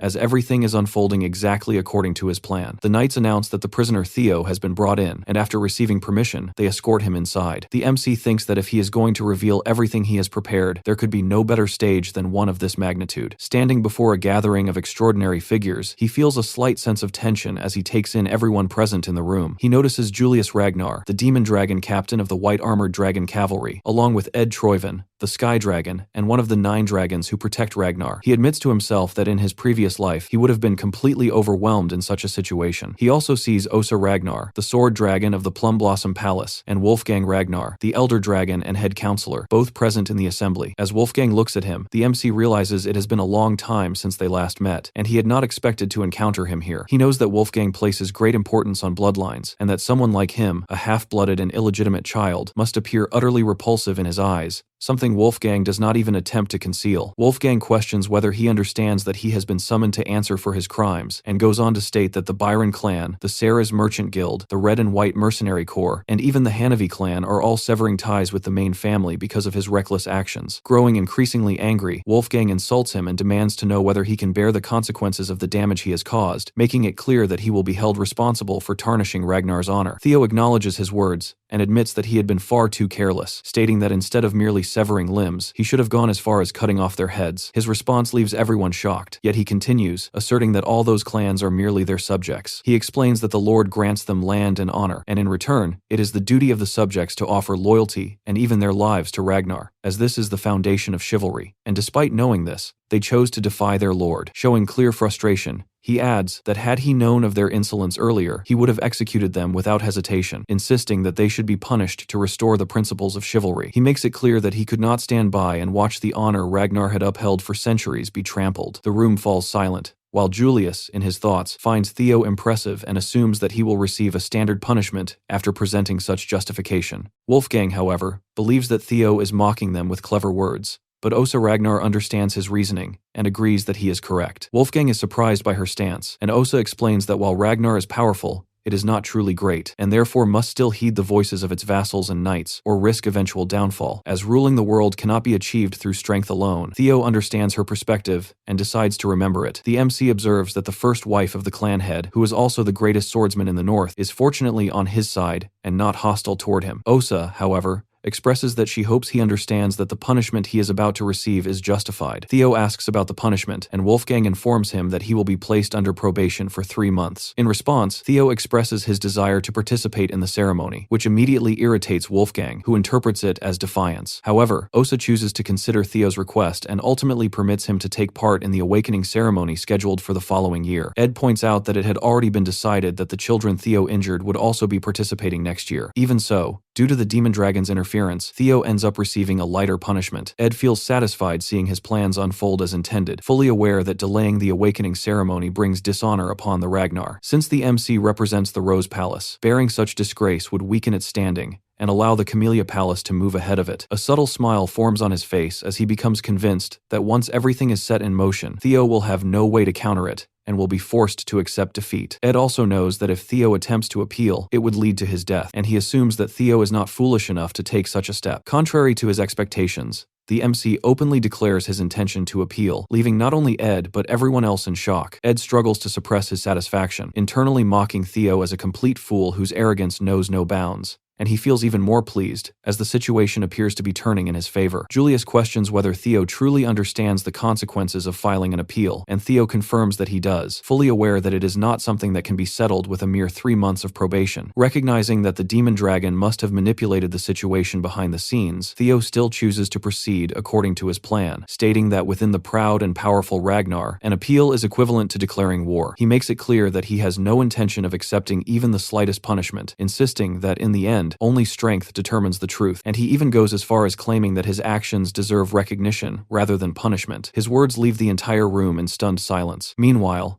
At the hidden northern branch of the Ceres Merchant Guild, the surroundings are consumed by flames as chaos unfolds. Evelyn finishes off the last remaining opponent, and at that moment, Remington approaches her from behind, holding a small box in his hands. He reveals that this was the location where the item had been hidden, exactly as Theo had predicted. Glancing down at the box, he remarks that Troiven's Camellia Palace is now finished. Meanwhile, as the MC stands before all the influential figures, Wolfgang questions whether he truly intends to turn an issue that could be resolved with just 3 months of probation into an all-out war. He calls it pure arrogance and challenges whether the boy genuinely believes he can stand against the combined strength of 15 clans on his own. Theo responds by stating that this is something he must handle personally, especially considering the overwhelming gap in power between both sides. In his view, resolving appeals through proxy battles is a perfectly normal practice. Julius reflects on the nature of such appeals, understanding that they are meant to determine victory and defeat through combat. However, when the difference in power makes a full-scale war impossible to win, each side is allowed to send a single representative, with the outcome decided through a one-on-one sword fight. This system of proxy battle means that Theo would effectively be representing himself. Julius realizes that if things proceed this way, there is a very high chance that Theo will lose, especially since the opposing side's representative is likely to be Axion. He begins to wonder whether Theo has some hidden plan, also recognizing that if Theo is relying on Evelyn or even himself to step in as his representative, he will likely be disappointed. Theo formally requests that the proxy battle be held within a week, in accordance with the rules. Ed observes this and believes he has already figured out Theo's intentions, assuming that he plans to rely on Julius or Evelyn as his proxy. However, Ed is confident that no one will agree to stand for him, forcing Theo to fight personally. With that in mind, Ed decides to send Axion as his own representative, intending to crush Theo and remind him of his place. Just as Ed prepares to announce his choice, a sudden presence interrupts the moment, leaving everyone in complete silence. A man enters, praising Theo's clever schemes while remarking on how much he has changed since their last meeting. It is none other than the clan head, Kyle Ragnar. The moment he steps into the trial chamber,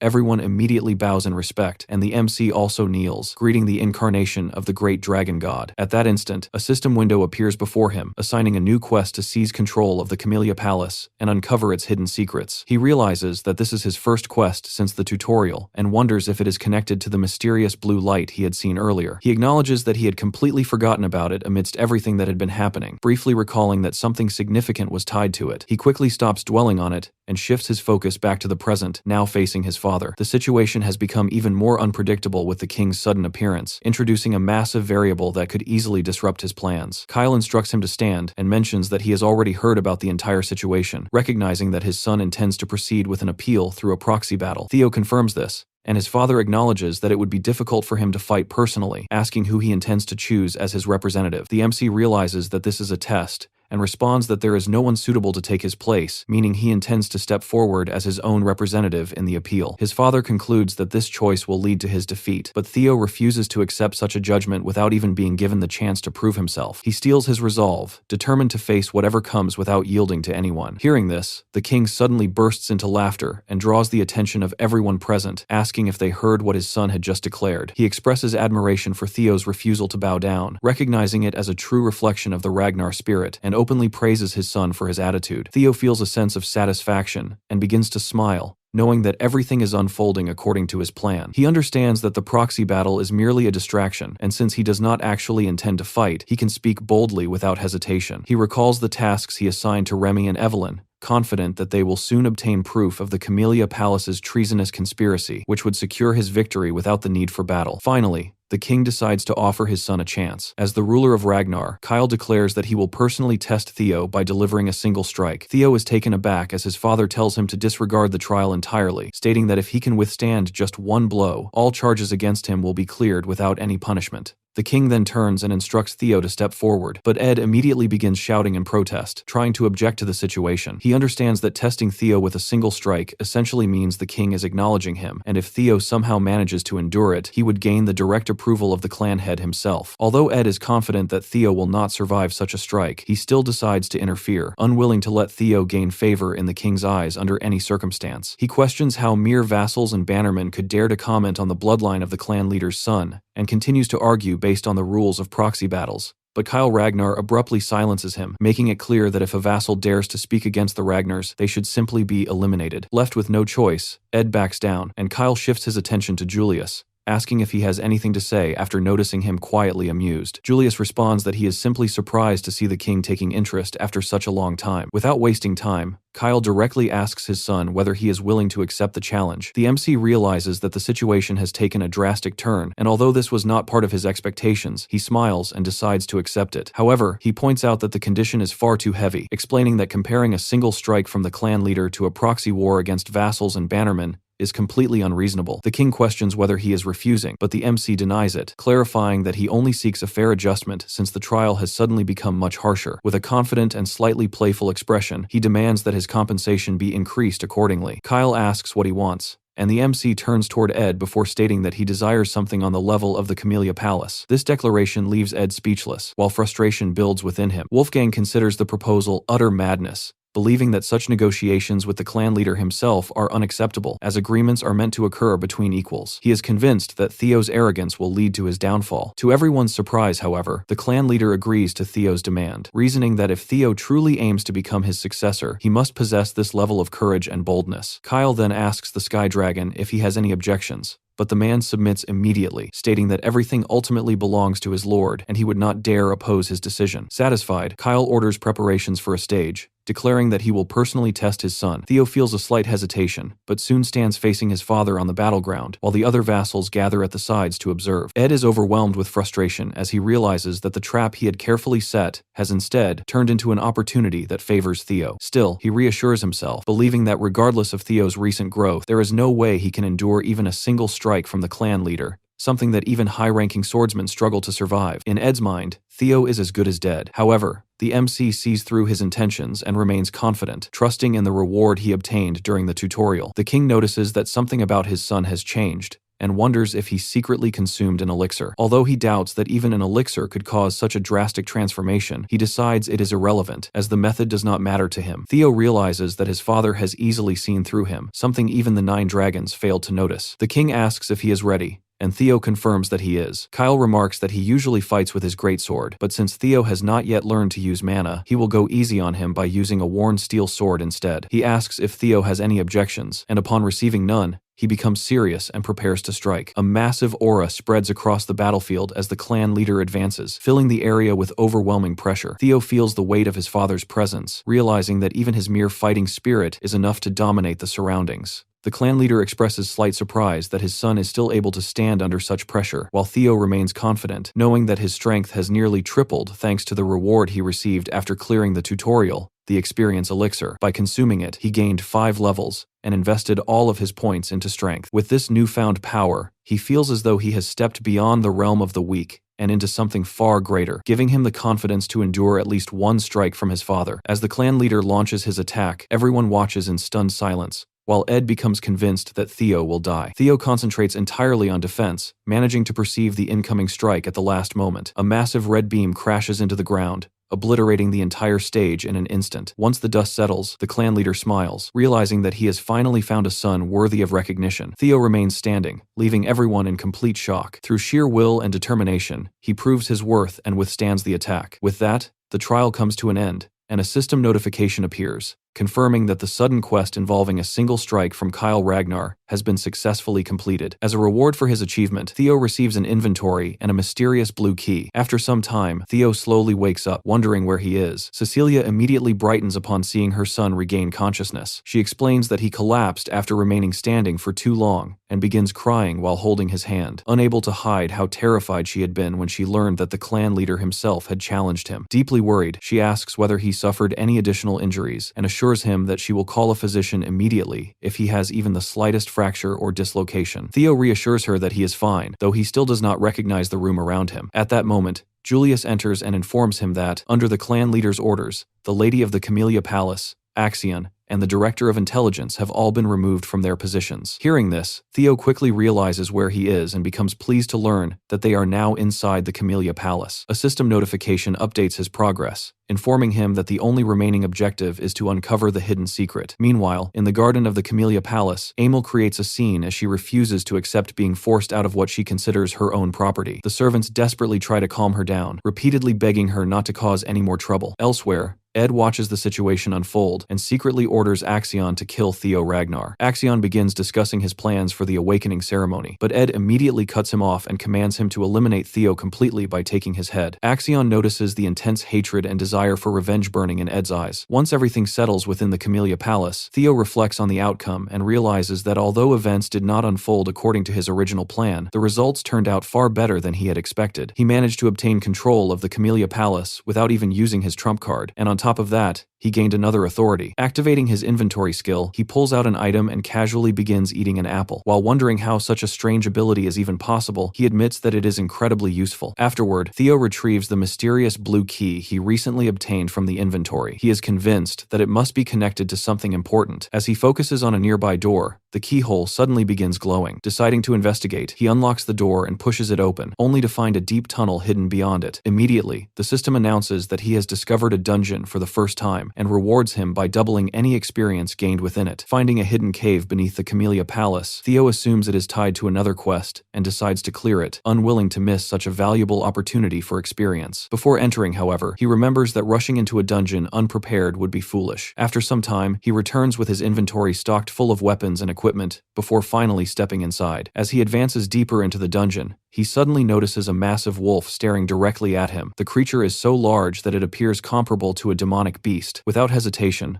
the wolf leaps toward him, but Theo successfully blocks the attack with his shield. He immediately realizes that the beast possesses tremendous strength, yet he forces it back, refusing to lose in a contest of power. The wolf roars and charges at him once again. Theo quickly swings his sword and lands a slash, but the attack fails to inflict any meaningful damage. He realizes that the creature's hide is incredibly thick, and that its speed is equally dangerous, making it impossible to defeat with half-hearted attacks. He concludes that this is no ordinary wolf, and may very well possess strength comparable to a true demonic beast. Defeating it will not be easy. Suddenly, the monster lunges forward again, attacking with its claws. As Theo faces the assault, he recalls the terrifying ray of light he witnessed during his father's strike. He considers it incredible, and attempts to reproduce that pure white arc against the wolf, but fails completely. Accepting that it will not be so simple, he realizes that a single strike is more than just an attack. It is a blow, meant to guarantee death. At last, he begins to understand the principle behind his father's technique. The secret lies in concentrating every bit of strength into one decisive sword strike.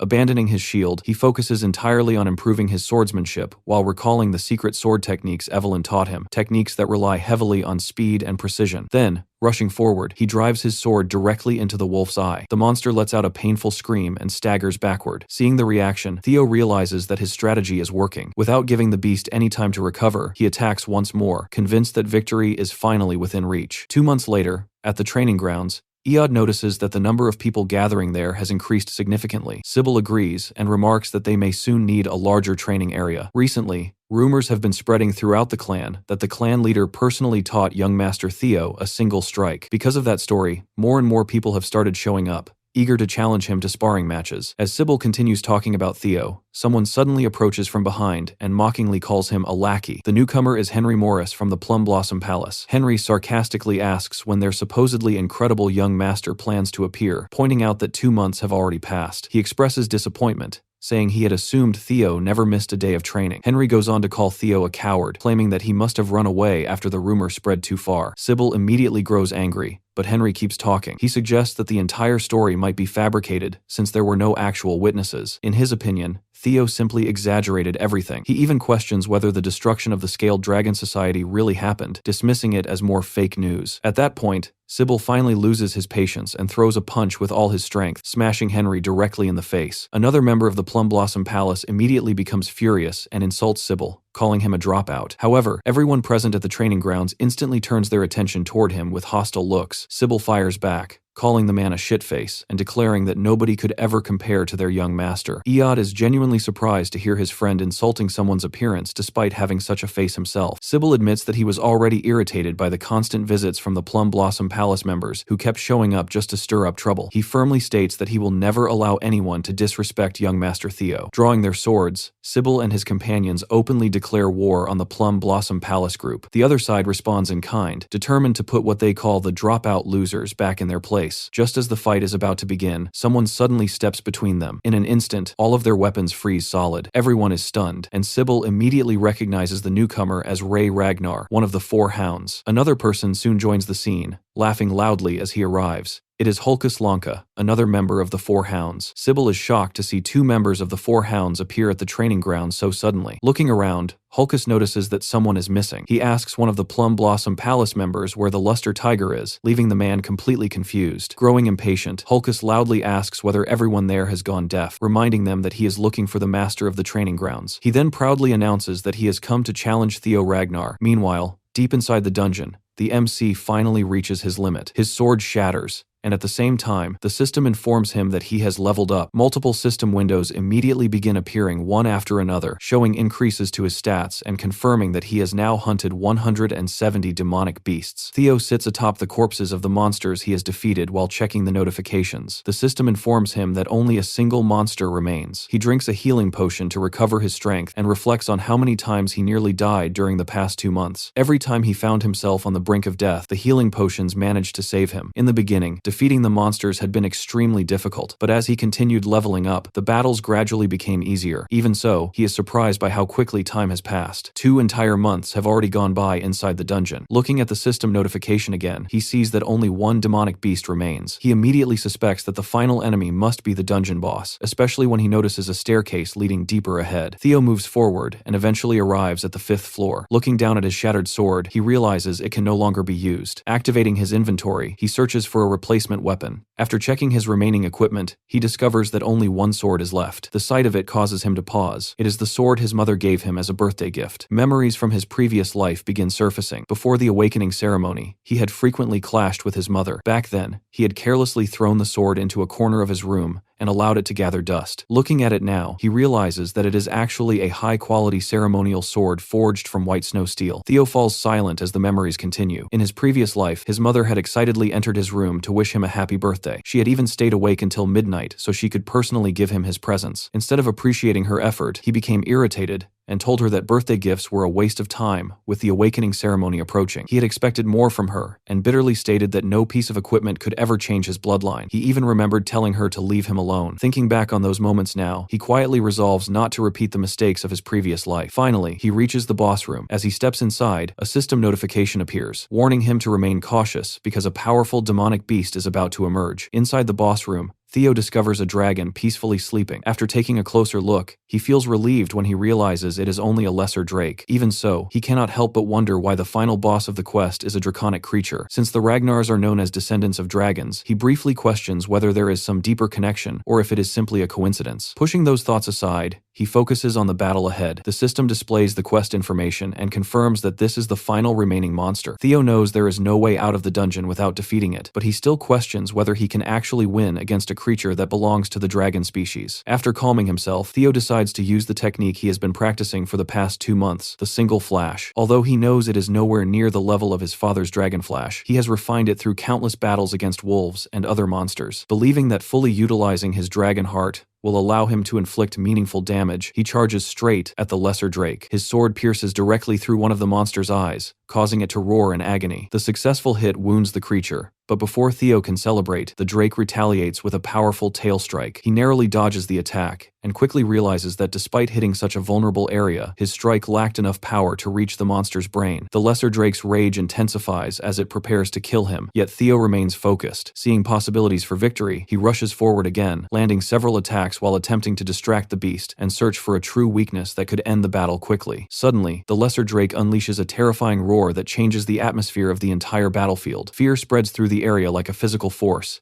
and Theo immediately feels its effect. His body locks up completely, frozen by overwhelming terror. Even though he can clearly see the incoming attack, he is unable to move out of the way. At the last second, he manages to raise his sword and block, but the impact launches him across the room and slams him into a rocky wall. The collision leaves him stunned, and he finally acknowledges just how powerful the dungeon boss truly is. Realizing that he cannot continue taking such attacks for long, he forces himself back onto his feet. As the massive drake advances toward him, Theo desperately searches for a way to end the battle before his strength runs out. Remembering his knowledge of dragons, he recalls that their greatest weakness lies in their reverse scales. Determined to gamble everything on that knowledge, Theo leaps onto the drake's body while weaving through its attacks. Despite the danger, he manages to reach the reverse scales and drives his sword into them. Blood immediately bursts from the wound as the monster screams in pain. Encouraged by the result, Theo repeatedly attacks the same spot, convinced that he has found the key to victory. The lesser Drake continues roaring in agony, and for a moment, he believes his strategy has worked perfectly. However, to his surprise, the monster refuses to collapse. Even after suffering such critical damage, the Drake remains standing, proving far more resilient than he anticipated. Meanwhile, back at the training grounds, Hulkus becomes increasingly irritated with Ray and insists that he should be the first one allowed to challenge Theo. Ray dismisses him as a loser and tells him to stay out of her way, but Hulkus immediately argues back. He points out that his defeat happened 3 years ago and claims that he has spent every single day improving himself since then. In his mind, 3 years is more than enough time to close the gap between them. Ray pays no attention to his excuses and simply calls him a loser again, making him even angrier. Eventually, Hulkus proposes a duel, declaring that whoever wins will earn the right to challenge Theo Ragnar. He swings his massive weapon at her, but Ray effortlessly blocks the attack without showing the slightest sign of strain. Watching from nearby, Sybil and Henry have no idea what is happening anymore, but both become nervous witnessing 2 members of the Four Hounds openly fighting each other. As the confrontation escalates and both prepare to attack again, Remington suddenly appears between them. He calmly tells them to take their fight elsewhere, reminding them that this territory belongs to young Master Theo. He firmly states that he will not allow anyone to cause trouble within his master's domain. Hulkus immediately brightens upon seeing Remington and expresses a desire to fight him as well. Remington simply asks him to listen and understand what he is saying. Before the situation can continue,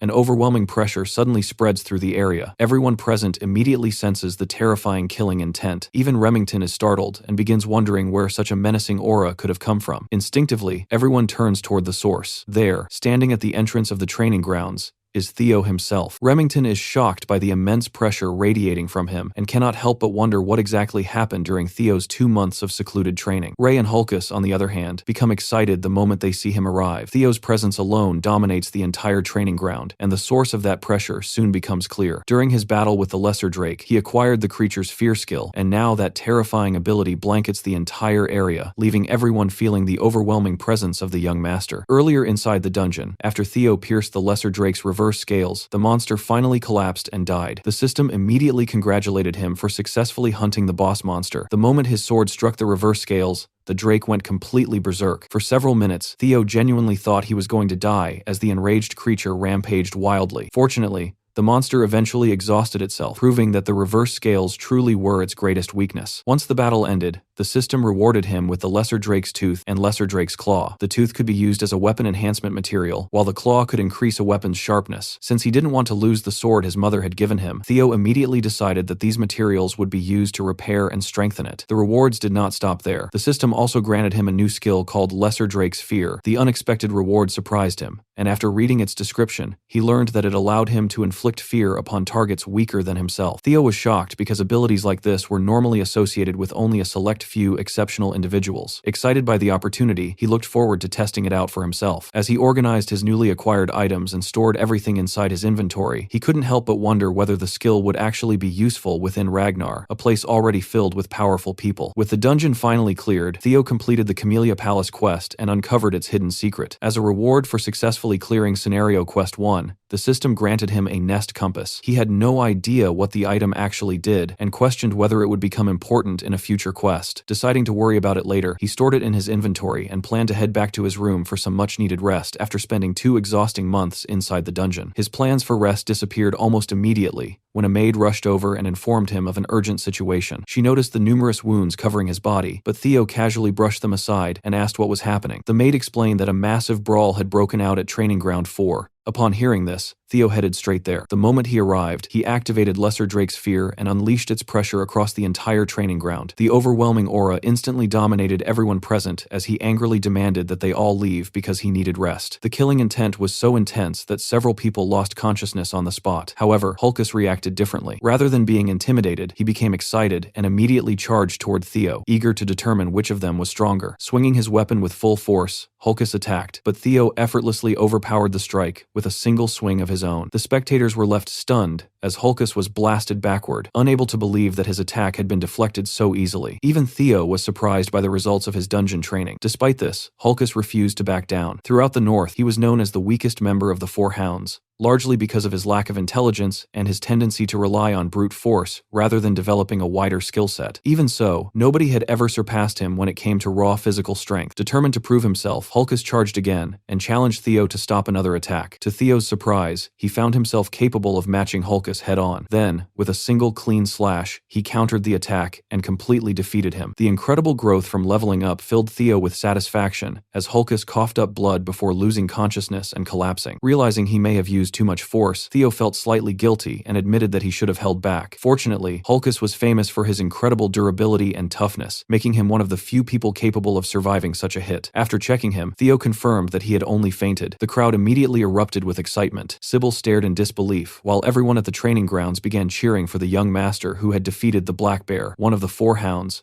with a single strike. Theo repeatedly assured them that Hulkus was still alive, but nobody seemed interested in listening. Then, to his disappointment, his sword suddenly broke apart as well. The weapon had been a gift from his mother, making its destruction particularly painful. The crowd somehow became even more excited, praising Theo for wielding such overwhelming power that he shattered his own sword with a single attack. Theo could not understand why everyone was celebrating so enthusiastically. Meanwhile, Ray quietly watched the scene and found herself recalling a memory from her childhood. Years ago, Theo had found her wandering outside in the freezing cold, while wearing almost nothing to protect herself from the weather. Concerned, he had wrapped his own scarf around her and decided she still looked too cold. He brought her to his home and planned to return her once the snowfall stopped. Remembering that moment now, Ray smiled to herself before quietly leaving the training ground. Remington happened to notice her expression and was surprised to see her smiling at all. Later, back at the Camellia Palace, Theo found himself growing embarrassed as the maids congratulated him on earning a new title, Luster Tiger. One of them happily remarked that all his hard work was finally paying off and encouraged him to keep pushing forward until the awakening ceremony arrived. She genuinely believed he could succeed. Before Theo could properly respond, Cecilia suddenly appeared and immediately began feeding him a newly prepared abalone dish. No matter how much he tried to resist, she continued stuffing more food into his mouth. While eating, Theo found himself reflecting on his previous life and feeling grateful for the changes that had occurred. He admitted that the food was delicious, causing Cecilia to beam with happiness. However, her attention soon shifted to the broken sword. The moment she saw it, her expression changed completely. Theo immediately became nervous and explained that it broke during training. He apologized sincerely, knowing how meaningful the birthday gift was. To his surprise, Cecilia did not become angry at him. Instead, she became furious at the craftsman who claimed the sword would never break despite being forged from white snow steel and ebony steel wood. When Theo asked whether she meant the rare steel wood from the southern jungle, she confirmed it and explained how valuable both materials were. She felt completely deceived because if the craftsman had truly used such materials properly, the sword should never have broken so easily. Theo was shocked after learning just how expensive and rare those materials actually were, and wondered how his mother had managed to obtain such a weapon in the first place. Determined to get answers, Cecilia announced that she would personally confront the craftsman and demand an explanation. She also intended to make him forge an even better sword worthy of her precious son. Theo tried to reassure her that it wasn't necessary and that he could simply use another weapon, but she refused to hear it. In her eyes, people were finally beginning to recognize his talent, meaning he needed to be more careful than ever. With the awakening ceremony rapidly approaching, she absolutely would not allow him to attend while carrying a worn-out replacement sword. Seeing how much she genuinely cared for him made Theo happy. Once the discussion ended, Cecilia suddenly announced that it was time to leave. Theo looked confused until she revealed their destination. They were heading to the finest workshop in all of Winterra, the legendary Basque Workshop. The Basque Workshop was one of the 3 greatest manufacturing workshops in all of Winterra, a place so massive that it rivaled an entire factory. However, its true fame came not from its size, but from its master. The workshop was run by a figure classified as special rank by the intelligence agency, and one of only 3 Ragnar artisans who possessed the prestigious title of Master Craftsman. Upon arriving, Theo was stunned to discover that the owner was none other than the demon craftsman Kirsten, often called the incarnation of capitalist greed itself. He had never imagined meeting such an influential tycoon in person, and even more shocking was the realization that his mother seemed to know her personally. His confusion only deepened when Cecilia angrily asked why Kirsten was still smoking. The moment he heard Cecilia address Kirsten as her mother, Theo was left completely speechless. Kirsten immediately told Cecilia to stop calling her that, insisting that their relationship was not truly one of parent and child. Theo remembered being told that his mother was an orphan with no family after she ran away years ago, so learning that she was connected to the high elf Kirsten completely overturned everything he thought he knew. He suddenly realized that part of the reason for his unusually handsome appearance was likely because he was actually 1/4 elf. Kirsten questioned why Cecilia had suddenly decided to visit after so long. In response, Cecilia threw the broken sword at her and bluntly declared it a defective product. Kirsten immediately became irritated, refusing to believe such a claim about a weapon she had personally forged. However, after picking it up and examining it, she discovered that the sword really was broken. Cecilia sarcastically asked whether it still wasn't defective, leaving Kirsten momentarily speechless. Curious about the weapon's owner, Kirsten asked who had wielded it. Cecilia pointed to Theo and explained that it belonged to him. Kirsten recognized the boy standing behind her and was immediately corrected when Cecilia proudly declared that Theo was a genius destined to one day rule Ragnar itself. Theo politely introduced himself and expressed his gratitude for meeting the famous master of the Basque workshop. Kirsten recalled hearing about him and praised Cecilia for raising such a remarkable child. When she confirmed that Theo was the sole user of the sword, Kirsten's expression changed. Realizing the matter was more complicated than it appeared, she invited them inside, already sensing that a long discussion awaited them. As they walked through the workshop, Theo asked his mother whether Kirsten was truly related to her. Cecilia admitted that he was correct and explained that, while she never spoke much about it, Kirsten had acted as her foster mother for a period of time. According to Cecilia, Kirsten had a peculiar habit of collecting anything she considered beautiful, whether it was music, jewels, theater performances, or even people. Beauty fascinated her. That obsession was the reason she had taken Cecilia in as a foster child in the first place. Kirsten immediately interrupted and dismissed the conversation as pointless reminiscing. Cecilia accused her of lying, prompting Theo to ask how she eventually left the workshop. Kirsten answered the question herself, revealing that Cecilia had abandoned everything because she wanted to marry the leader of the Ragnar clan. She admitted that she never expected her foster daughter to willingly run away to such a miserable place, and was genuinely surprised that she had survived there for so many years. Cecilia defended herself by claiming she simply could not resist the clan leader's manliness and handsome appearance, as well as the affection he showed her. Kirsten remained unimpressed and reminded her that despite running away, she had shamelessly returned the previous year begging for a custom sword to give Theo as a birthday gift. Cecilia quickly became annoyed at hearing this brought up in front of her son, and the two immediately started arguing. Watching the exchange, Theo could not help smiling. He had never seen his mother behave so casually and naturally before. Reflecting on his previous life, he realized how little he had cared to learn about her and how ungrateful he had been. He also noticed that despite all her complaints, Kirsten clearly cared deeply for Cecilia. That realization made him wonder why she had never intervened during the tragedies of his past life. Eventually, they arrived at Kirsten's private room. Cecilia immediately demanded that she forge the finest sword possible for Theo as compensation for the broken one. Instead of answering, Kirsten suddenly grabbed Theo, pushed him inside, and slammed the door shut, leaving Cecilia outside. Ignoring Cecilia's shouting, Kirsten decided to skip all formalities and ask a direct question. She wanted to know whether Theo possessed a relic of the primordial dragon. The question confused him. He wondered whether she was referring to the ancestor of the guardian dragon that protected the clan,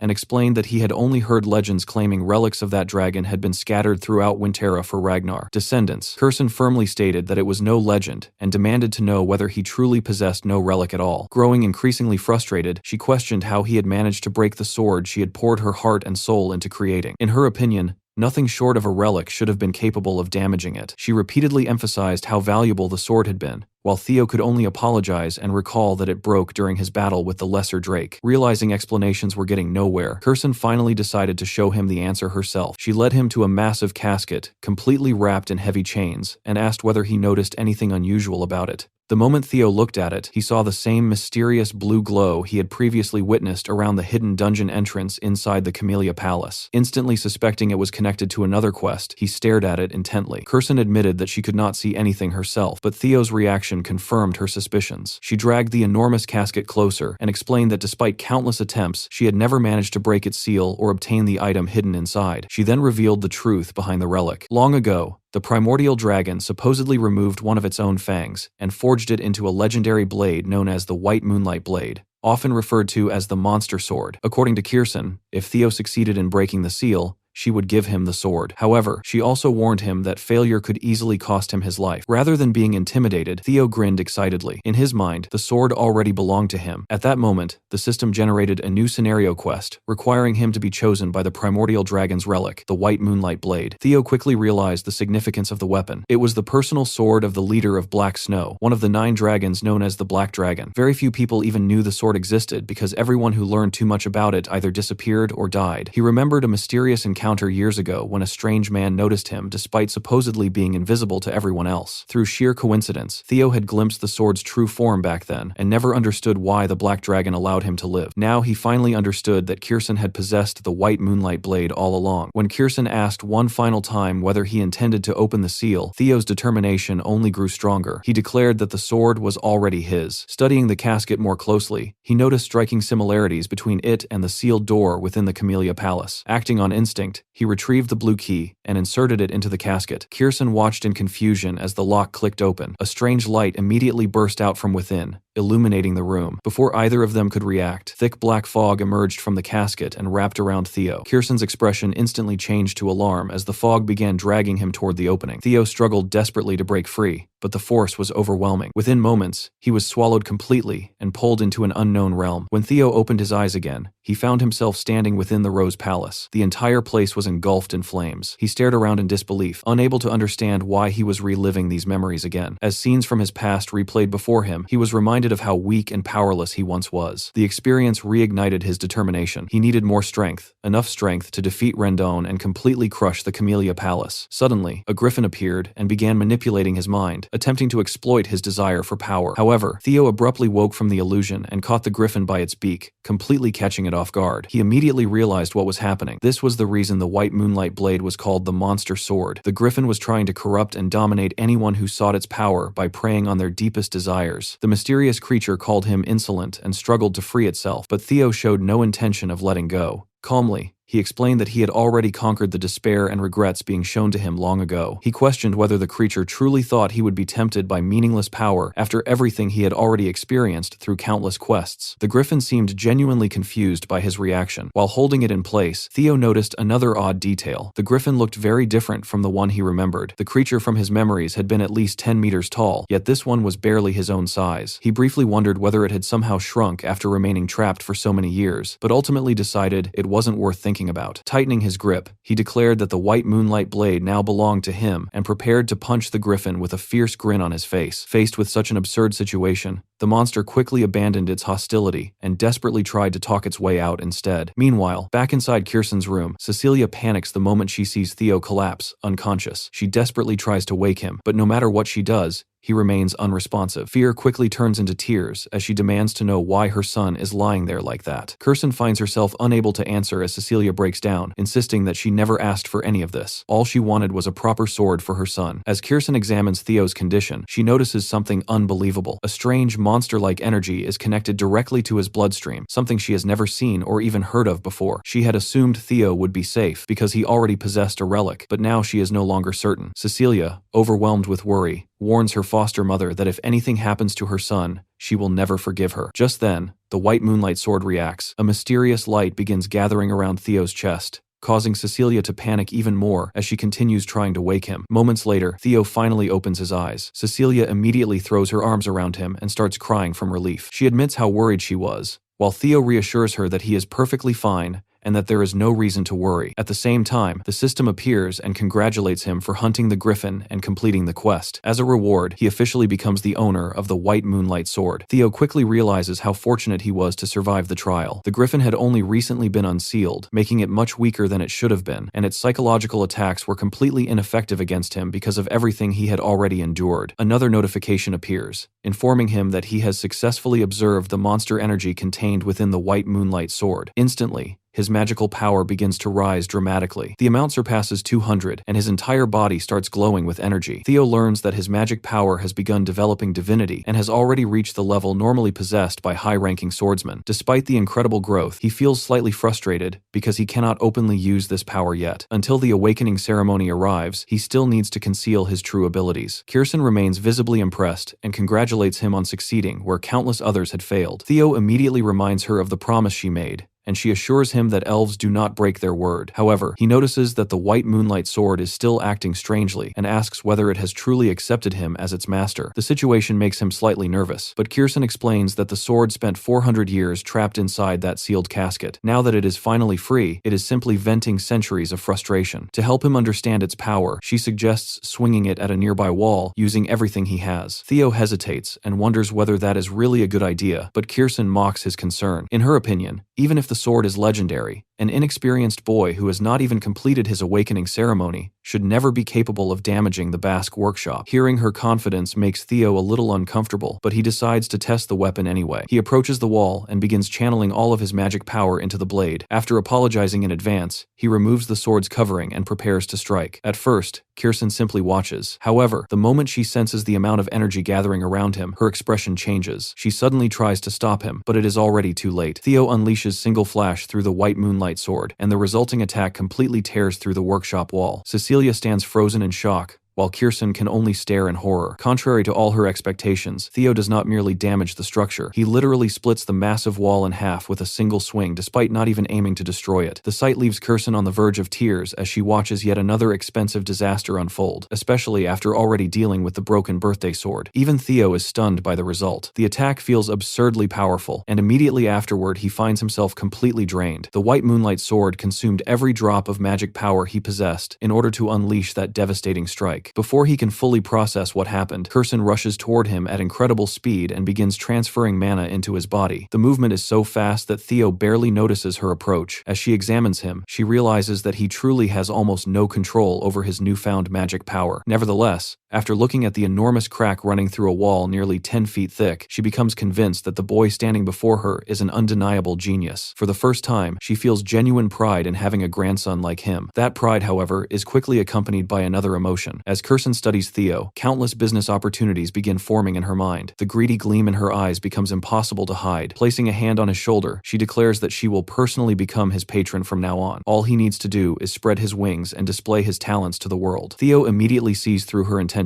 It is painfully obvious that she plans to use him as living advertisement for the Basque workshop. The excitement in her eyes resembles someone staring at a mountain of gold, rather than a grandson. Noticing the unmistakable shine of profit in her expression, Theo bluntly points out that he can practically see the dollar signs glowing in her eyes. As night settled over Winterra, Theo and Cecilia prepared to leave the Basque workshop. After exchanging their final farewells with Kirsten, the two departed. Once they were gone, Kirsten looked down at the drake fangs in her possession and smiled with satisfaction. Theo had left them behind as compensation for the massive damage caused to her workshop. Rather than being upset, Kirsten was delighted. The materials from a drake were incredibly valuable, and she was convinced that Theo must have acquired them while obtaining the relic. As she admired the loot, she also found herself feeling proud of Cecilia. The daughter who had once run away had somehow raised an extraordinary son. Just then, someone suddenly arrived and addressed her by her title, Demon Craftsman. The familiar voice instantly caused Kirsten to freeze. Turning around, she demanded to know why he was there. Standing before her was the mysterious crow of Robber Ragnar. He simply stared at her with a faint red glow in his eyes and remained silent, leaving the encounter shrouded in mystery. 5 days passed, and the long-awaited day of the awakening ceremony finally arrived. As usual, Theo and Evelyn were engaged in a sparring session. After exchanging several blows, Evelyn could immediately tell that his swordsmanship had improved once again. His attacks were faster, cleaner, and noticeably stronger than before. Theo responded with a grin, admitting that hearing praise from someone like Evelyn was something he never expected. Around them, the spectators watched with complicated expressions. Most of them felt completely outclassed by Theo's growth. It had only been half a year since he began changing, yet his progress was already terrifying. Evelyn herself was amazed. The boy who once struggled had become strong enough to force her backward during their exchanges. In her eyes, if he successfully awakened his magic power today, an absolute monster would be born. After the sparring session continued for a while, Evelyn praised him once more, telling him he had done exceptionally well and might even have a chance of becoming the valedictorian of the awakening ceremony. She wished him luck and offered her sincere support. Theo responded with a wide smile and jokingly declared that if he became valedictorian, he would mention her by name during his speech in front of everyone. Evelyn immediately gave him an exhausted look, clearly wondering why such a thing would even be necessary. Before the conversation could end, several of Theo's companions rushed over and eagerly requested that he mention their names as well. Theo could not help feeling slightly proud of himself, internally thinking that popularity was becoming a burden. Meanwhile, Evelyn simply stared at him with growing concern, convinced that he was becoming far too full of himself. The scene later shifted to the Ragnar clan's central headquarters, where Theo made his arrival. Introducing himself as Theo Ragnar of the Camellia Palace, he passed through the entrance and stepped inside. Immediately, he noticed the enormous crowd gathered for the ceremony. The awakening ceremony was the most important annual event within the Ragnar clan, and every participant dreamed of achieving outstanding results. For young swordsmen, this was their first opportunity to gain recognition and earn honor within the clan. The pressure was immense, especially since nearly every influential figure in Ragnar was present. The clan head, Kyle Ragnar, was there alongside the 9 dragons. Even Hilda Ragnar, the former clan head from 2 generations ago, had attended. Theo found himself studying Hilda closely. The more he looked at her, the harder it became to believe she was over 150 years old. Regardless, he felt relieved to see her attending once again. A loud drumbeat suddenly echoed through the area, drawing everyone's attention. The man responsible was Vana Ragnar, the judge overseeing the ceremony and a Dragon Gate swordsman. With everyone's focus now on him, he announced the beginning of the preliminary examination. The first stage was simple in theory. Participants would take one of the swords provided, step onto the platform, and attempt to leave a mark on a steel wall positioned there. However, the challenge was far greater than it sounded. Vana explained that the wall had been forged using white snow steel, making it impossible for an ordinary blade to scratch it. The only way to damage it was by channeling magical power through the weapon. To assist the participants, soma would be distributed. Each soma pill contained power equivalent to 10 years' worth of magical energy and had been specifically designed to help awaken and open one's mana hall. Vana instructed everyone to consume the soma and focus on opening the mana hall within their dantian. Once their mana halls awakened, they would be capable of channeling magical power through their swords and cutting into the white snow steel wall. The depth of the mark left behind would directly determine their evaluation and ranking. After explaining the rules, Vana loudly declared that he would begin calling names, and each participant would step forward, receive a soma pill, and take their turn on the platform. The very first name announced was Theo Ragnar. Without hesitation, Theo stepped forward. As he accepted the soma pill, memories of his previous life resurfaced. Back then,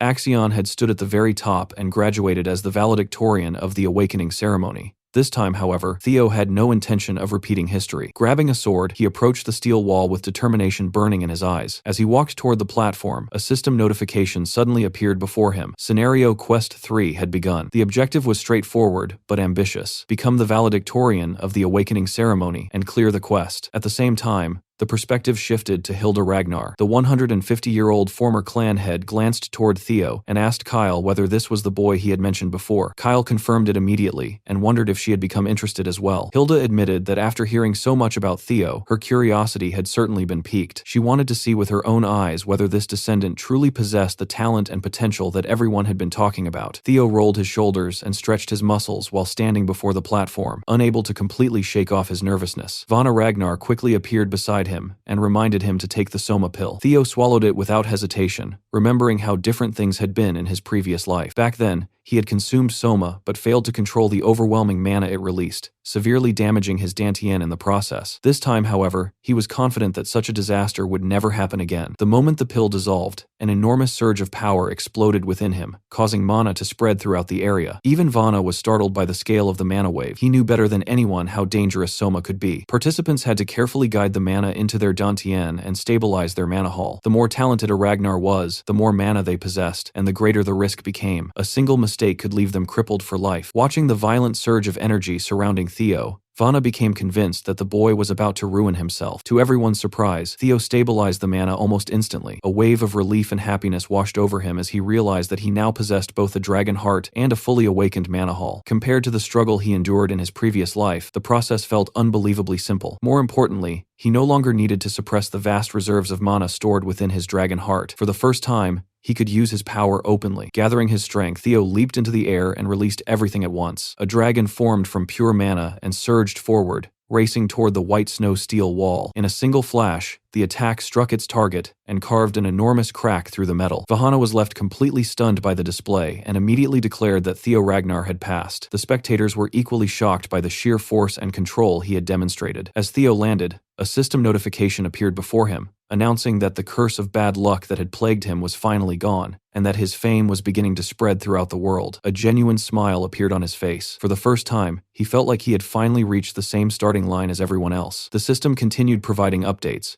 revealing that numerous influential figures had taken notice of his performance. Osa Ragnar wished to accept him as a disciple. Julius Ragnar was unhappy with the amount of attention being directed toward him, and Robber Ragnar remained cautious about him. Most importantly, Hilda Ragnar herself had become interested. Theo was thrilled. Catching the attention of the Black Dragon and the Sword Dragon was already a major achievement, but gaining the interest of Hilda Ragnar was even more exciting. After all, she possessed the heart of Garuda. The thought of obtaining something that valuable someday filled him with anticipation. One after another, the remaining participants stepped forward to attempt the examination. Most managed only tiny scratches on the wall, some barely visible at all. One unfortunate participant stared at his thin mark and nearly cried, realizing how far he still had to go before reaching Theo's level. Ray Ragnar, Hulkus, Lanka, and Remington Narcio all delivered impressive performances, yet none of them came close to matching the enormous cut Theo had left behind. Watching all 4 Hounds of the North achieve incredible results while still falling short of Theo left many participants feeling completely hopeless. Eventually, it was Axion Ragnar's turn. The moment he stepped forward, whispers spread throughout the crowd.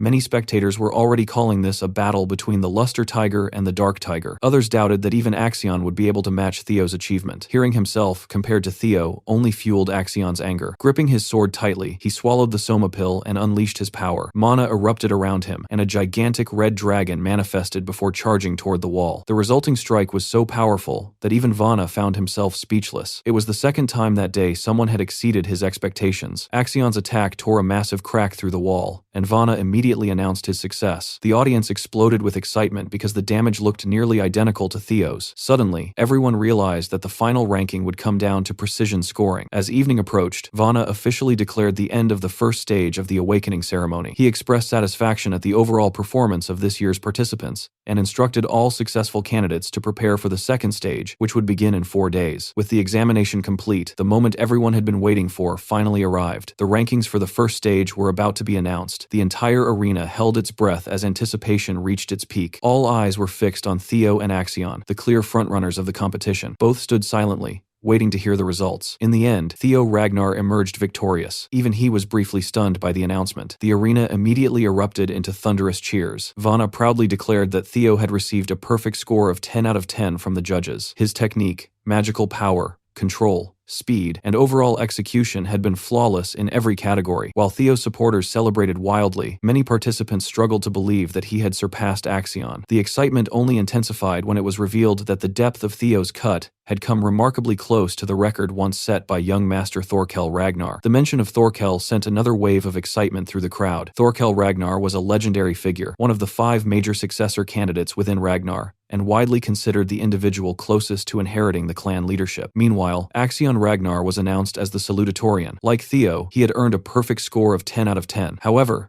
because his sword mark was slightly shorter, he had been pushed into second place. The realization made his frustration boil over. Below them, Remington Narcio secured 3rd place, Ray Ragnar claimed 4th, and Hulkus Lanka took 5th. Once again, the Hounds of the North dominated the upper rankings. Further down the list, Theo's first follower and the infamous fool of the Southern Inspection Post, Sybil Drea, barely managed to secure the final qualifying position in 87th place. Vana then revealed the details of the next challenge. 4 days later, the second stage of the awakening ceremony would begin in the dangerous Winter Mountains. All 87 successful participants were instructed to spend the remaining time preparing themselves as thoroughly as possible. With that announcement, the examinees were dismissed. The first day of the awakening ceremony came to an end, and the event had already taken a completely unexpected turn, with Theo Ragnar standing proudly at the very top. That night, Theo's entire faction headed straight to a tavern to celebrate their success. The building echoed with cheers as everyone toasted the 1st and 3rd place winners. For the people of Training Ground Number 4, this felt like complete vindication. The world had finally witnessed the strength they had been talking about for months. Drinks and praise flowed endlessly as everyone celebrated Theo and Remington. Theo thanked his companions for their support, but he knew the awakening ceremony was far from over. The first stage was only the beginning. Pulling Remington closer, he confidently declared that the two of them would aim to become the final valedictorian and salutatorian of the entire ceremony. Even Evelyn seemed caught up in the festive atmosphere. Watching their progress over the past months, she genuinely believed they had a chance to accomplish it. Remington personally congratulated Theo on his incredible performance earlier that day. Seeing all of Theo's hard work finally pay off filled him with pride, but at the same time, he could not stop himself from feeling slightly ashamed for falling so far behind his friend. Theo quickly dismissed those thoughts, claiming that he had simply gotten lucky and reminding Remington that rankings should not matter between friends. Hearing that eased Remington's worries. The two raised glasses of orange juice together and promised to give everything they had during the second stage. Later that night, Theo found himself alone among the snowy mountains. Away from the noise and celebrations, he finally had time to process what had happened. Securing first place in the awakening ceremony was something he never would have dared dream about in his previous life. Even if the examination was not a true battle, he had still defeated Axion fairly and squarely. Thinking about how much he had accomplished accomplished in such a short period left him almost speechless. Clenching his fists, he declared to himself that this was only the beginning. Killing Rendon and exposing his betrayal was not enough. Rendon had merely been a pawn serving much larger players. Theo's true enemies remained Axion and the Sky Dragon, backing him from the shadows. Someday he intended to crush both of them completely, no matter what resources or methods he had to use. For now, however, another matter demanded his attention. The nest compass he had received as a quest reward was pointing directly toward the Winter Mountains, the location of the second stage. Whatever secret the artifact held, he would likely uncover it during the upcoming trial. While lost in thought, Theo suddenly sensed something unusual nearby. His instincts immediately sharpened. Someone was watching him. Theo hated being monitored, and without hesitation, he moved into action. The hooded figure following him suddenly lost sight of its target, only to feel the cold edge of a blade pressed against its neck from behind. Theo demanded to know the stranger's identity. The man quickly introduced himself as Gatsby Yotan of the famous Gale Sword Platoon, and insisted he meant no harm. According to Gatsby, his captain had sent him after witnessing Theo's outstanding performance during the first stage of the ceremony. Theo silently stared at him, already understanding what was happening. Recruitment offers were arriving sooner than expected. Gatsby explained that the Gale Sword Platoon wished to offer Theo an opportunity to take their admission qualification test. Instead of feeling honored, Theo found the proposal insulting. A mere qualification test was hardly worthy of someone who had just become the valedictorian. Gatsby continued praising the prestige of the Gale Sword Platoon, claiming that even receiving a chance to take the test was difficult. Before he could continue, another voice interrupted him, mocking the Gale Sword Platoon as a bunch of fools. A woman carrying a massive greatsword stepped forward and greeted Theo respectfully. She introduced herself as Ayan Sasori, the Fire Goblin and Vice Commander of the Black Iron Cavalry. Unlike Gatsby, she had not come with an examination offer. Instead, she directly invited Theo to join her organization. The sudden appearance of the Fire Goblin immediately shook Gatsby. Anyone familiar with her reputation knew better than to provoke her. However, before Ayen could continue, several more hidden scouts emerged from the shadows. Fearing that Theo might be recruited before they had a chance to approach him, representatives from numerous factions rushed forward with increasingly absurd proposals. The Black Sword Platoon promised to make him a squad leader within 3 years. The Swords of Law and the Security Bureau also entered the bidding war. What should have been a professional recruitment effort quickly devolved into a chaotic argument. Instead of highlighting the benefits of joining their organizations, they were too busy insulting each other. Theo simply watched from the side, amused by the chaos. He decided the smartest move would be to quietly leave before anyone could drag him further into the nonsense. Unfortunately, his escape plan was interrupted. Pink plum blossom petals suddenly drifted through the air, filling the area with a beautiful, yet oppressive presence. A single, elegant voice instantly silenced every scout. Even before anyone turned around, they knew exactly who had arrived. The newcomer casually admitted that some people would probably criticize her greed, but she could not help herself when faced with such extraordinary talent. Standing among the falling petals was Osa Ragnar Prunus, the Sword Dragon and Lady of the Plum Blossom Palace. Her appearance stunned everyone present. Even Ayen was shocked enough to question why the clan head's first wife had personally come to such a place. Osa calmly explained that her purpose was exactly the same as everyone else's. She had come personally to see Theo Ragnar. The fact that someone of her status was willing to participate in the recruitment battle demonstrated just how valuable Theo had become in the eyes of the clan's elite. While Theo found himself trapped in this absurd competition for his future, the newly crowned salutatorian was dealing with his frustrations in a much darker way. Calling Axion a sore loser would have been an understatement. Consumed by rage after losing first place, he vented his anger by slaughtering his own men. Young swordsmen who believed they were merely participating in training exercises found themselves cut down one after another. Axion moved through them mercilessly, treating them like disposable practice targets. Every slash was fueled by his hatred toward Theo. He could not stop thinking about the banquet of the Scaled Dragon Society, where Theo left him humiliated and maimed. He could not forget the overwhelming draconic aura Theo displayed during the awakening ceremony. Most of all, he could not accept losing by such a tiny margin. The closer the defeat, the more it tormented him. Thoughts of killing Theo completely consumed his mind. By the end of his rampage, he had abandoned his sword altogether and resorted to far more brutal methods to release his frustration. When his rage finally subsided, the training grounds were littered with the corpses of young swordsmen who had trusted their young master. Soon afterward, another figure entered the training grounds. Without even checking who it was, Axion instinctively threw his sword with deadly precision toward the newcomer's head. The weapon never reached its target. The newcomer casually caught the blade by its tip in midair. It was Ed Troyven, the Sky Dragon. He immediately berated his nephew, calling him pathetic and reminding him that murdering random subordinates would solve nothing. Once Axion realized who had arrived, he gradually calmed down. Ed advised him to stop acting on emotion and instead focus on creating a proper plan. Fortunately for him, the Sky Dragon had already begun making preparations behind the scenes. All Axion needed to do was follow the path being laid before him. Together, uncle and nephew shared the same objective. They were determined to transform the second stage of the awakening ceremony into Theo Ragnar's funeral. Back in the snowy forest, the gathered scouts immediately stepped aside when Lady Osa appeared. Fear and respect alone were enough to make them realize that none of their offers could compete with someone of her status. Just as they were preparing to complain about how unfair the situation was, the space between Theo and Osa was suddenly severed from the outside world. A mysterious, isolated domain formed around them, completely cutting off everyone else. Ayin immediately recognized what had happened. The creation of such an isolation zone could only mean one thing. The sword dragon was likely planning to personally pass down some of her teachings. Inside the strange domain, the space was vastly larger than it appeared from outside. The snowy woods had disappeared entirely, replaced by a seemingly endless world stretching to the horizon. Theo immediately recognized the technique. This was one of Lady Plumbossom's signature abilities, a perfectly isolated realm detached from reality itself. He had only heard stories about it in the past,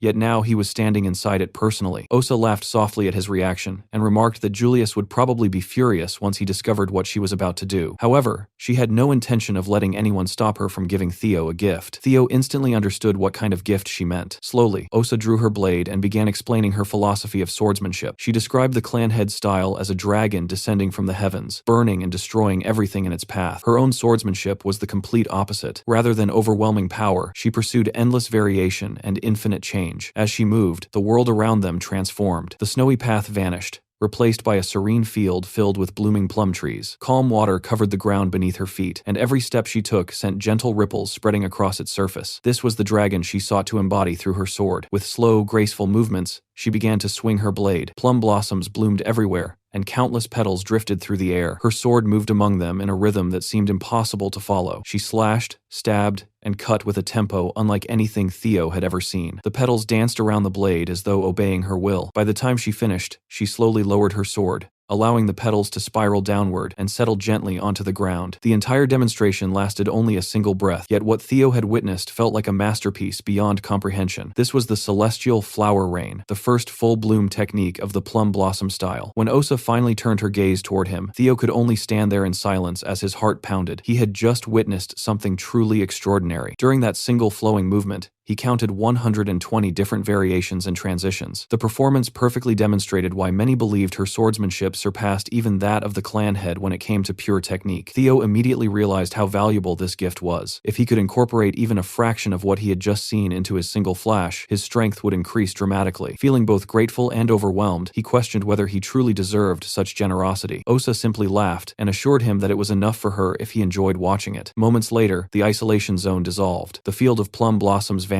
and the snowy forest returned. Before leaving, Osa told him that if he ever wished to learn what came after the first technique, he was free to seek her out after the awakening ceremony. The blatant invitation left the surrounding scouts completely stunned. Osa explained that she simply wanted Theo to become a new wind blowing through the stagnant Ragnar clan. With those final words, her body dissolved into a shower of drifting plum petals and disappeared. Theo knew better than anyone that he had just received an incredible gift. It would be impossible not to feel gratitude toward her. At the same time, the situation left him conflicted. Joining Osa as a disciple while also entering the white-armored dragon cavalry felt excessively greedy, even by his standards. 3 days later, the second phase of the awakening ceremony officially began. All 87 successful participants gathered in the Winter Mountains near the northern Great Wall. The harsh environment made it the perfect location for the trial ahead. The Winter Mountains stretched across an enormous distance, extending from Winterra all the way to the Demon Sea. For more than 1,000 years, the Ragnar clan had stood as humanity's shield in this region, constantly fighting against the cursed lands beyond the Great Wall. The Demon Sea was filled with countless demonic creatures, and generations of Ragnars had dedicated their lives to suppressing them. Jackie Ragnar, a high-ranking swordsman and overseer of the second examination, reminded the participants that one day they would inherit that responsibility. However, as apprentice swordsmen, they were forbidden from crossing into the Demon Sea itself. Their examination area would remain entirely within the safe side of the Great Wall. Jackie then explained the rules. For the next 15 days, participants would hunt demonic beasts throughout the mountains and collect the colored bells attached to their necks. There were 7 bell colors: red, orange, yellow, green, blue, indigo, and violet. Each successive color represented a stronger beast and was worth more points. Violet bell monsters were especially dangerous, existing at a level no apprentice swordsman should be capable of defeating. Nevertheless, they also offered the greatest rewards. The hunting method was left entirely up to the participants. Jackie openly stated that the organizers did not care how the bells were obtained. The only thing that mattered was bringing them back before the examination ended. Everyone immediately understood the hidden meaning behind his words. Stealing another participant's prey or taking bells from someone else was completely allowed. In fact, It was almost encouraged. The examination was intentionally designed to create conflict among the candidates, perfectly reflecting Ragnar's ruthless philosophy where only the strong survived. Jackie also informed them about special totems scattered throughout the mountains. These totems created safe zones that repelled demonic beasts. Supplies had been hidden near these areas, and participants were encouraged to make use of them. With all instructions complete, Jackie officially announced the start of the second trial. The moment he dismissed them, the candidates scattered in every direction. Most shared the same logic as Sybil. Since the examination would last 15 days, securing supplies first was critical before pursuing any other strategy. Hulkus, meanwhile, looked happier than ever. The chaotic nature of the trial suited him perfectly. At the same time,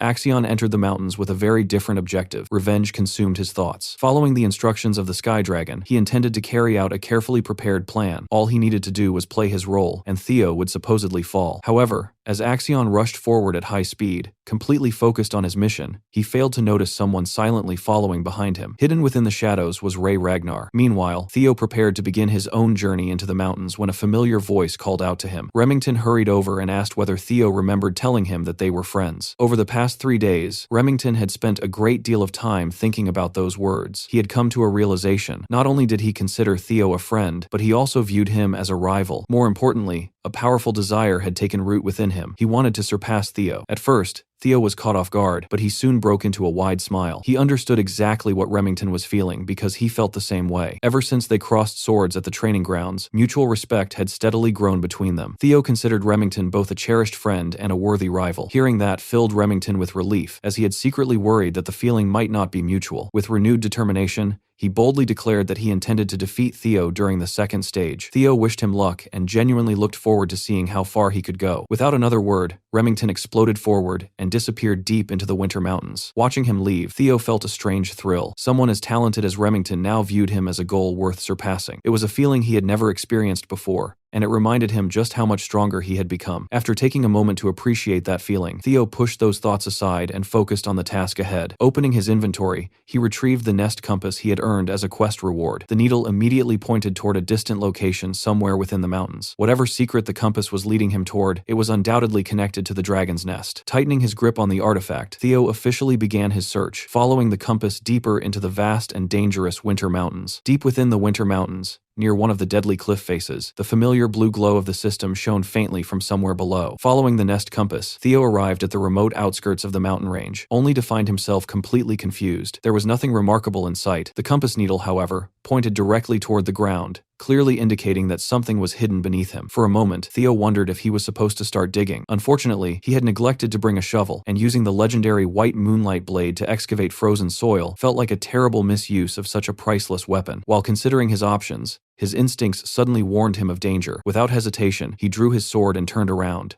A hidden presence had been following him. Rather than waiting, Theo unleashed a sweeping slash that tore through the surrounding forest. Trees were cut down in a straight line and the ground was ripped apart. At the same time, he released a wave of killing intent toward the hidden observers and coldly demanded they reveal themselves. 3 men eventually stepped out of the woods, visibly surprised that Theo had detected them despite their careful concealment. The moment Theo saw their faces, he was shocked. They were Hyde, Cao, and Loon, infamous figures he knew from his previous life as the 3 scoundrels of Buck Mountain. These men were notorious criminals who murdered civilians while disguising their crimes as accidents during missions. They were a perfect example of the corruption created by Ragnar's survival of the fittest mentality. Theo especially remembered the horrific Buck Village massacre. During his time in Black Snow, he had personally been assigned to clean up the aftermath of their crimes. No one understood the horrors they would commit better than he did. Official records stated that 761 people died during that single incident, while another 220 disappeared. The most disturbing detail was that none of the victims could be properly identified because the scoundrels enjoyed destroying the heads of their victims for amusement. Theo had always planned to eliminate them eventually, knowing the devastation they would bring to the future, but he never expected to encounter them this early. Suspecting a connection, Theo asked whether Axion had sent them to assassinate him. One of the scoundrels laughed at the suggestion and arrogantly explained that they did not take orders from children. Instead, they served someone far higher in the hierarchy. Theo immediately narrowed down the possible culprit and named the head counselor. The reaction of the 3 men instantly confirmed his suspicion. It had not been difficult to figure out. Their obsession with bloodlines and heritage practically gave away their employer's identity. Theo also realized that the absence of any nearby proctor likely meant the examination supervisors were involved in the conspiracy as well. Although the scoundrels admitted that Theo's intelligence was troublesome, they remained confident in their ability to kill him. Their leader openly declared that he particularly enjoyed crushing handsome handsome faces like Theo's. Theo ignored the childish taunts entirely. He refused to take his eyes off them for even a second. Instead of wasting time with words, he attacked immediately. Before the three men could even close the distance, Theo's sword flashed through the air. An ancient dragon seemed to emerge from the force of his strike as he unleashed a new technique. Moving with incredible speed, he executed 3 perfectly timed slashes in rapid succession. The attack, which he named Triple Dragon's Claw, targeted all 3 opponents simultaneously. Theo had no intention of becoming the same type of monster as the men standing before him. However, he also knew the atrocities they would commit in the future. In a twisted sense, he was delivering justice before their crimes could ever happen. Unlike the scoundrels, who loved destroying the faces of their victims, Theo chose the opposite approach. Only their heads would remain intact. The devastating force of Triple Dragon's Claw obliterated their bodies while preserving their severed heads. The attack ended the battle instantly. Theo himself was surprised by how easily they fell. Then again, these men were much younger and weaker than the monsters he remembered from the future. Much of his success came from the inspiration he gained after witnessing Osa Ragnar's celestial flower rain. Over the previous 3 days, he had studied and reconstructed portions of her technique, eventually creating a way to execute 3 single flashes consecutively. By using circles and curved trajectories instead of straightforward slashes, he had opened an entirely new realm of swordsmanship. Although reproducing 120 transformations like Osa remained impossible for him, he had already taken the first step toward that level. After collecting the severed heads, which still carried expressions of pain and shock, Theo casually tossed them over the nearby cliff. He intended for the mountain beast to dispose of the evidence while he returned to the problem of finding a way underground. To his surprise, the head struck something only a short distance below. Curious, he investigated and discovered an invisible staircase built into the cliffside. The blood from the scoundrels had accidentally revealed its existence. Realizing he had found the hidden route, Theo received confirmation from the system. The hidden quest to locate the unseen staircase and explore the blue cave had officially begun. Excited by the discovery, he immediately leaped down and started following the staircase toward whatever treasure awaited below. Unbeknownst to him, a strange bird watched the entire scene from a distant location. Meanwhile, back at the palace, officials were reviewing the earliest reports from the second stage examination.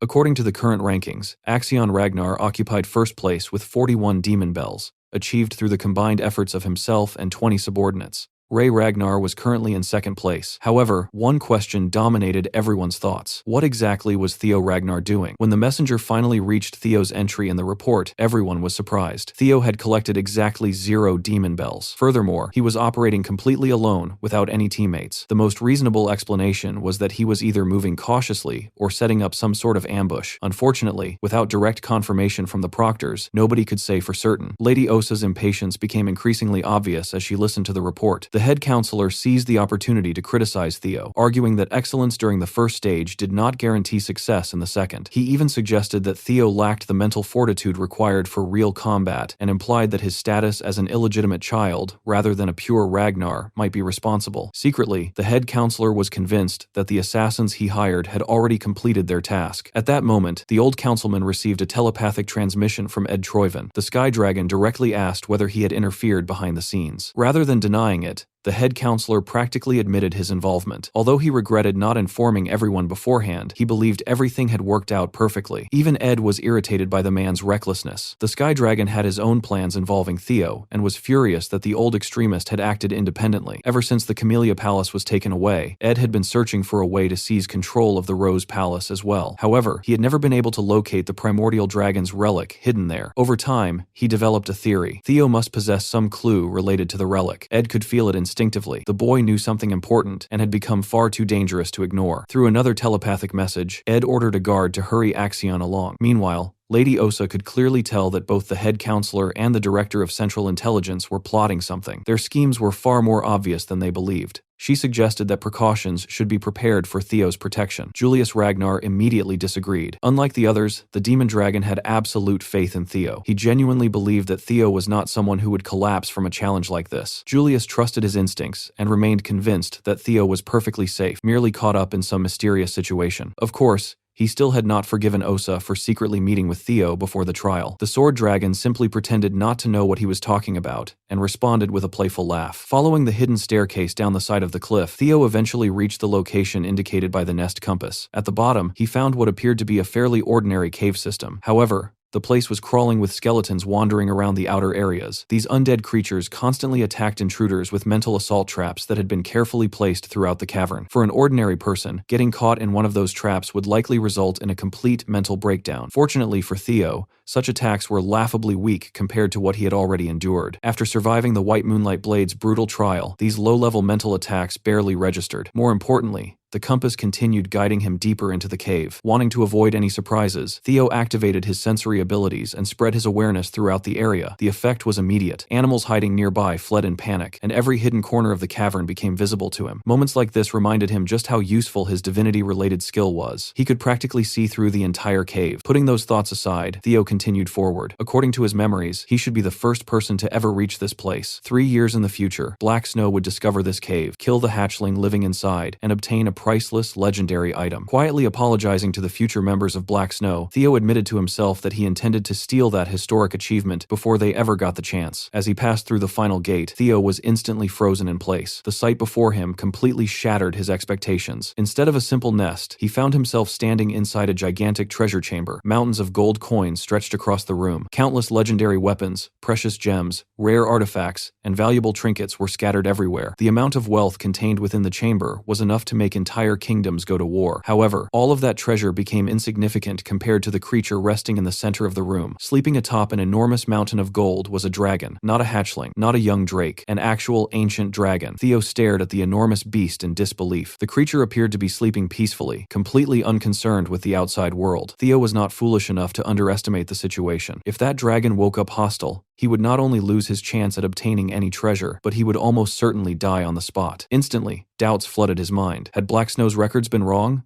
Why was there a fully grown ancient dragon here instead of a hatchling? Had he somehow arrived 3 years too early? Whatever the answer, the situation had become far more dangerous than expected. Theo seriously considered abandoning the expedition entirely. It was disappointing, but he could always return before Black Snow arrived in the future. Unfortunately, that option disappeared the moment the dragon opened its eyes. The moment Theo turned around, he found himself locked in a direct stare with one of the oldest beings in existence. To his complete surprise, the dragon spoke first. Even more surprising was the fact that it spoke fluent human language. There was no hostility in its voice. Instead, the ancient dragon calmly referred to him as a selector and remarked that it had been a very long time since one had arrived. Theo quickly realized that the creature seemed surprisingly relaxed. It even introduced itself without showing the slightest trace of aggression. The dragon revealed its name as Lodbrok, explaining that the Ragnar clan knew her as the guardian dragon and the true owner of Winter Mountain. Every child raised within Ragnar had heard stories about Lodbrok. Trying to show proper respect, Theo immediately dropped to his knees and greeted her as his ancestor. That comment instantly caught the dragon's attention. Lodbrok found it amusing that a human would call her an ancestor. Theo explained that according to everything he had been taught, Lodbrok was the companion of Ragnar's founder Sigurd and the mother of Friedrich, making her the source of the dragon blood flowing through Ragnar descendants. Hearing that, Lodbrok immediately dismissed the story as nonsense. She bluntly stated that Friedrich must have been spreading ridiculous rumors. While she admitted that she and Sigurd had been companions, their relationship had been entirely different from what humans believed. She respected Sigurd because he was a contractor who willingly sold his soul to dragons, but there had never been any romantic relationship between them. In fact, she openly stated that humans and dragons could not even reproduce. Curious, Theo asked whether Ragnar's claims of dragon blood were simply propaganda. Lodbrok explained that the claim was not entirely false. Through the long-term contract between herself and Sigurd, portions of her dragon blood had been shared with him and eventually passed down through his descendants. Before Theo could continue questioning her about the history of his family, Lodbrok interrupted. The introductions were over. It was time to proceed with her actual duty as guardian dragon. Lodbrok explained that from the very founding of the Ragnar clan, an ancient covenant had existed. Any selector who managed to reach her would be granted the right to ask 3 questions. Theo felt an enormous sense of relief. At least, this was not another battle he needed to survive. Information could be more valuable than any treasure. If he wanted to eventually stand at the top of Ragnar, understanding the true history of the clan and the world was essential. Meanwhile, outside the cave, the second phase of the awakening ceremony continued. Axion Ragnar remained completely dominant on the leaderboard. His Thousand Dragons roar was already powerful enough to instantly kill most of the demonic beasts roaming the Winter Mountains. After another white tiger beast collapsed lifelessly into the snow, Axion calmly walked over and removed the green bell attached to its neck. With that kill, his total reached 57 confirmed bells. However, the beasts themselves were not his true target. More than anything, he wanted to find Theo. Unfortunately, every scout he sent out returned with the same answer. Theo was nowhere to be found. One of Axion's followers, Orion Gardner, smugly commented that Theo was probably scared now that he was forced to fight real monsters instead of participating in controlled tests. That comment proved to be a huge mistake. In an instant, Axion grabbed Orion by the throat. The man's eyes widened in terror as Axion slowly crushed his windpipe. Struggling to breathe, Orion desperately tried to apologize. Axion coldly explained that Orion clearly did not understand what true strength meant. In Ragnar, possessing power meant never having to fear anything. The Dark Tiger's mental state was visibly unstable. His hatred for Theo had reached an unhealthy level. The only reason Orion survived was because another messenger arrived, carrying a message from Ed Troyven. The message simply reminded Axion to hurry up and carry out the plan. Irritated, Axion threw Orion aside like garbage and ordered the messenger to tell his uncle to stop pestering him. Nobody in the world wanted Theo dead more than he did. Back in the dragon's den, Theo carefully considered his first question. Lodbrok had almost fallen asleep, waiting for him to make up his mind. Finally, he asked why she was still living here. The question seemed simple, but Lodbrok immediately understood his strategy. He was using broad questions to uncover hidden information. Praising his cleverness, she answered. The reason she remained here was because of a terrifying existence known as the Nameless Monarch. According to Lodbrok, the creature existed at the very edge of the world. Its body stretched across entire seas. For over 1,000 years, she had remained in her lair waiting for the day she might have to confront it. Winter Mountain and this dragon's den were merely an outpost in her mission to protect the world. Theo fell silent after hearing this revelation. During her explanation, he sensed something that shocked him. For the briefest moment, he felt fear coming from Lodbrok. That realization disturbed him deeply. An ancient dragon that had lived for over 1,000 years and possessed power approaching divinity was afraid of something. Whatever the Nameless Monarch was, it had to be unimaginably terrifying. Although he wanted to continue asking about the Nameless Monarch, Theo knew he had more important priorities. For his second question, he asked about the ancient dragon relics. Lodbrok explained that there were roughly 3 known relics. She mentioned the dungeon beneath Camellia Palace and the White Moonlight Blade. The final relic was much more complicated. It originated from an ancient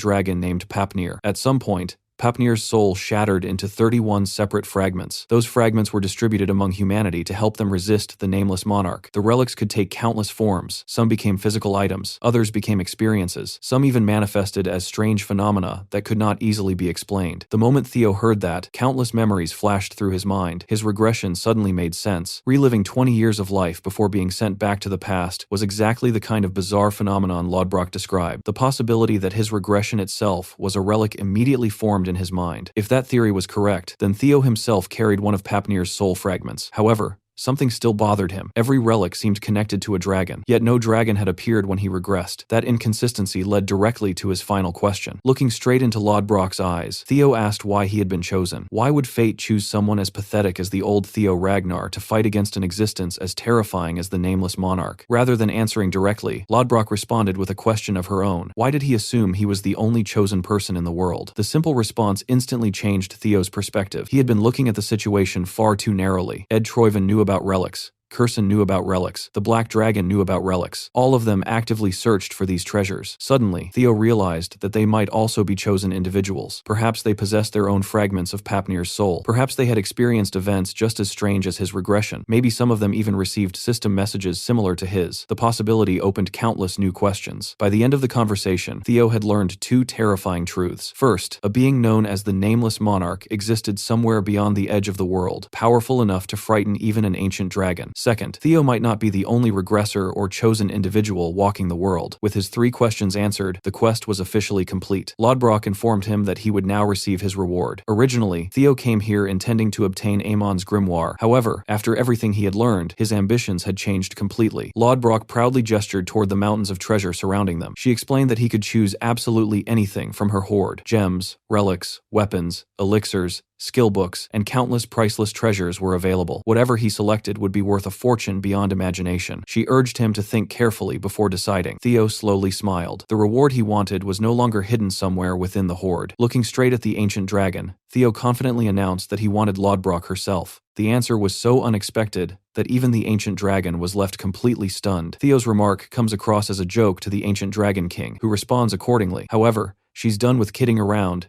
and wants the Ragnar descendant to speak his real choice. Standing resolute on his words, Theo declares that he just told him what he wanted. First, the dragon pauses, and then asks to confirm if he's really serious. After receiving confirmation, the dragon exerts its menacing aura that makes the ground rumble beneath Theo's feet. Using the tantalizing dragon fear attack, The ancient dragon deems his words disrespectful and lashes at him for overstepping his boundaries. Feeling the sheer weight of the dragon fear attack, Theo does his best to stand his ground. That mere roar of the dragon is powerful enough to make blood come out of every crevice of his face. In response, he counters the roar with a lesser drake's fear of his own. Of course, it's a pointless attack in every sense of the word. Even Lodbrok thinks he's an idiot for challenging an ancient dragon's roar with an incompetent one. Determined on his feet, Theo shouts his request, reminding the guardian dragon that he was told to select any treasure from its nest. According to his own words, there wasn't a condition preventing him from selecting the guardian dragon Lodbrok as his desired treasure. He may be speaking confidently, but even Theo thinks this is a huge risk he's taking, one that he's willing to put his life on the line for. This beast, the guardian dragon Lodbrok, has firmly established the Ragnar clan with the help of the progenitor, Sigurd. Becoming her partner will mean for Theo to have proven himself as a legitimate warrior of the Ragnar clan. In order to prevent the atrocities of the dark past, he's willing to cast his life away for this opportunity. Theo demands the guardian dragon to surrender herself as she promised with her own words. The warrior begs for her aid with his aching voice. Just then, the guardian dragon sees a shadow of the legend of Sigurd. Seeing his image trailing Theo, Lodbrok releases her roar and accepts his request, much to Theo's shock. Seconds later, the dragon materializes into a smaller and more human-like state, her sharp golden eyes peering him down. Lodbrok has been impressed, so she's willing to give him a shot. She stands before him in her majestic beauty, causing him to go speechless for a few seconds. Lodbrok reminds him that she's over 2 millennia old, so there's no point thinking about those thoughts. Addressing the guardian dragon, Theo points to her chest, and he's not talking about the pair of personalities that you horn dogs are probably thinking about. He's referring to the hole, which was a result of a battle 50 years ago. Lodbrok lost her heart, and ever since then awaited her death. She's only got 3 more years in her before she dies. That's why she also can't leave her nest, which means she won't be of his aid in a direct manner. That's why, extending her offer again, she wants to know if he's really in it to select her as the desired treasure. This simpleton smiles and confirms that he hasn't changed his mind, and that he would like to select her as his desired reward. You know guys, under different circumstances, this would sound horrible. The system confirms the selection of the guardian dragon as his reward. Lodbrok deems it a foolish choice, but thinks it's just one of his qualities as the chosen one. The system has granted him the title of the guardian dragon's significant other, as well as the descendant of the progenitor of the clan. Promising to become even stronger and reach greater heights, Theo confesses that he will obtain the rest of the relics of the primordial dragon Fafnir. A soul link between the guardian dragon and the warrior is established, as Theo promises to find something that could very well substitute Lodbrok's heart. After all, among the relics of the all-powerful primordial dragon, he believes there has to be something miraculous to help her out. He also levels up after gaining the experience points as a result. Theo thinks it's only right for him to do that much in order to claim the title of the guardian dragon's significant other. You guys see what I'm talking about,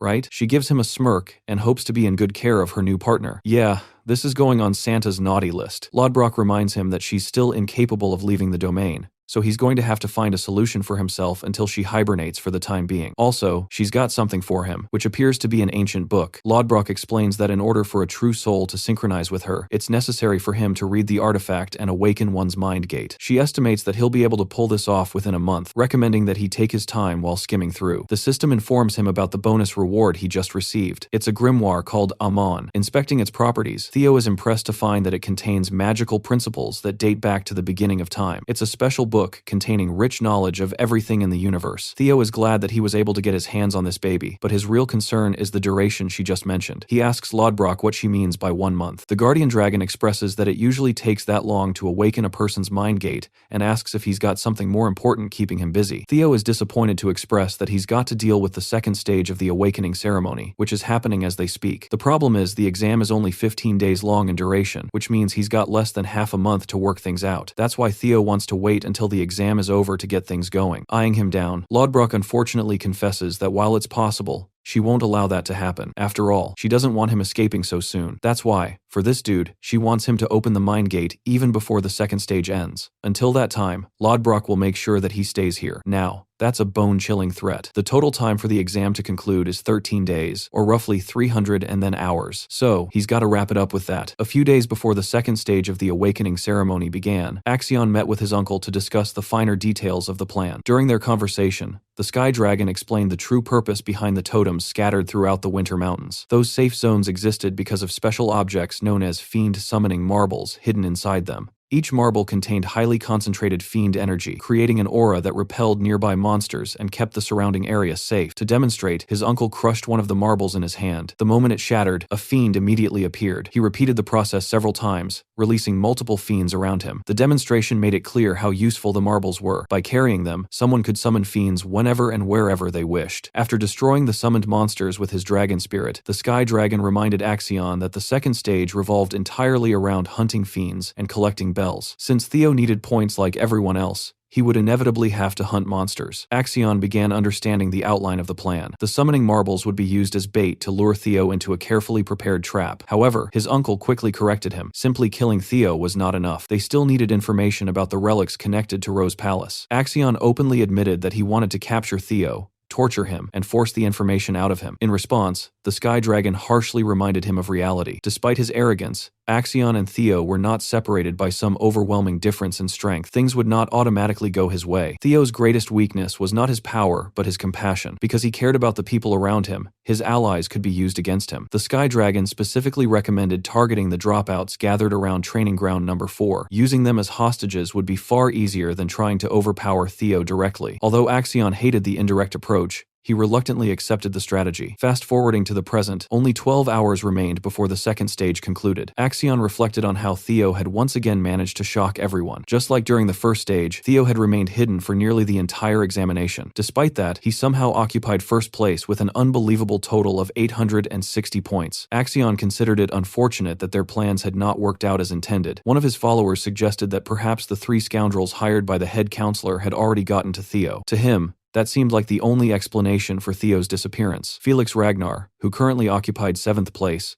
voiced a similar observation. However, Axion immediately dismissed the idea and mocked Felix for his stupidity. He cruelly reminded Felix that there was a reason Osa Ragnar had become interested in Theo rather than him. The insult infuriated Felix, especially since he was genuinely trying to help. Axion could not care less. Rising from his seat with a sinister smile, he declared that if Theo refused to reveal himself, then he would force him out into the open. With both members of the Scaled Dragon Society and loyalists from Plum Blossom Palace under his command, he intended to continue his rampage until Theo had no choice but to appear. Hidden nearby, Ray Ragnar secretly listened to the entire conversation. Currently sitting in 3rd place in the rankings, she immediately realized how dangerous the situation had become. Elsewhere in the Winter Mountains, a group of Theo's companions had just managed to kill a frost lizard fiend carrying a yellow bell. They celebrated the achievement despite knowing their overall scores remained unimpressive. With only 12 hours remaining, they worried about Theo's absence. They had spent days gathering supplies and preparing for the examination together, yet he had vanished completely. Some of them believed he must be pursuing something important. After all, surviving the examination was the true objective, and rankings were technically secondary. Still, they wanted to see Theo claim 1st place once again and become valedictorian. Unfortunately, their casual conversation was abruptly interrupted. Without warning, a sword thrust pierced straight through Sybil's body. Orion Gardner stood behind him, having stabbed him without hesitation. The others stared in horror as members of the Scaled Dragon Society emerged. Terrified, they demanded to know why they were being attacked. They soon learned the truth. They had become targets simply because of their connection to Theo. Axion's faction intended to use them as bait to draw him out. These innocent students were being punished merely for existing alongside him. At roughly the same time, deep inside Lodbrok's hidden lair, Theo continued his training. The Guardian Dragon watched with obvious satisfaction as he rapidly mastered concepts that should have taken years to learn. She was particularly impressed by how quickly he managed to open his mind's gate. The system acknowledged his achievement by confirming that he had obtained an initial understanding of magical principles. Much of his success came from knowledge carried over from his previous life. Learning Amon's grimoire required both immense magical power and exceptional quality. Theo possessed both a mana haul and a dragon heart, giving him a natural advantage over almost everyone else. As a result, he learned at a speed that far surpassed ordinary people. During the process, he acquired a new lower-ranked skill known as Hatchling Synchro. The skill granted him the ability to read the memories and information contained within objects through psychokinetic magic. Lodbrok considered this proof that Theo was worthy of becoming her partner. The foundations had been laid, and the rest could be refined through future training. She also informed him that as his mastery increased, he would eventually begin hearing her voice directly. At higher levels, he would gain access to Lodbrok's power itself, allowing him to wield abilities similar to those once possessed by Ragnar's founder. Before that could happen, however,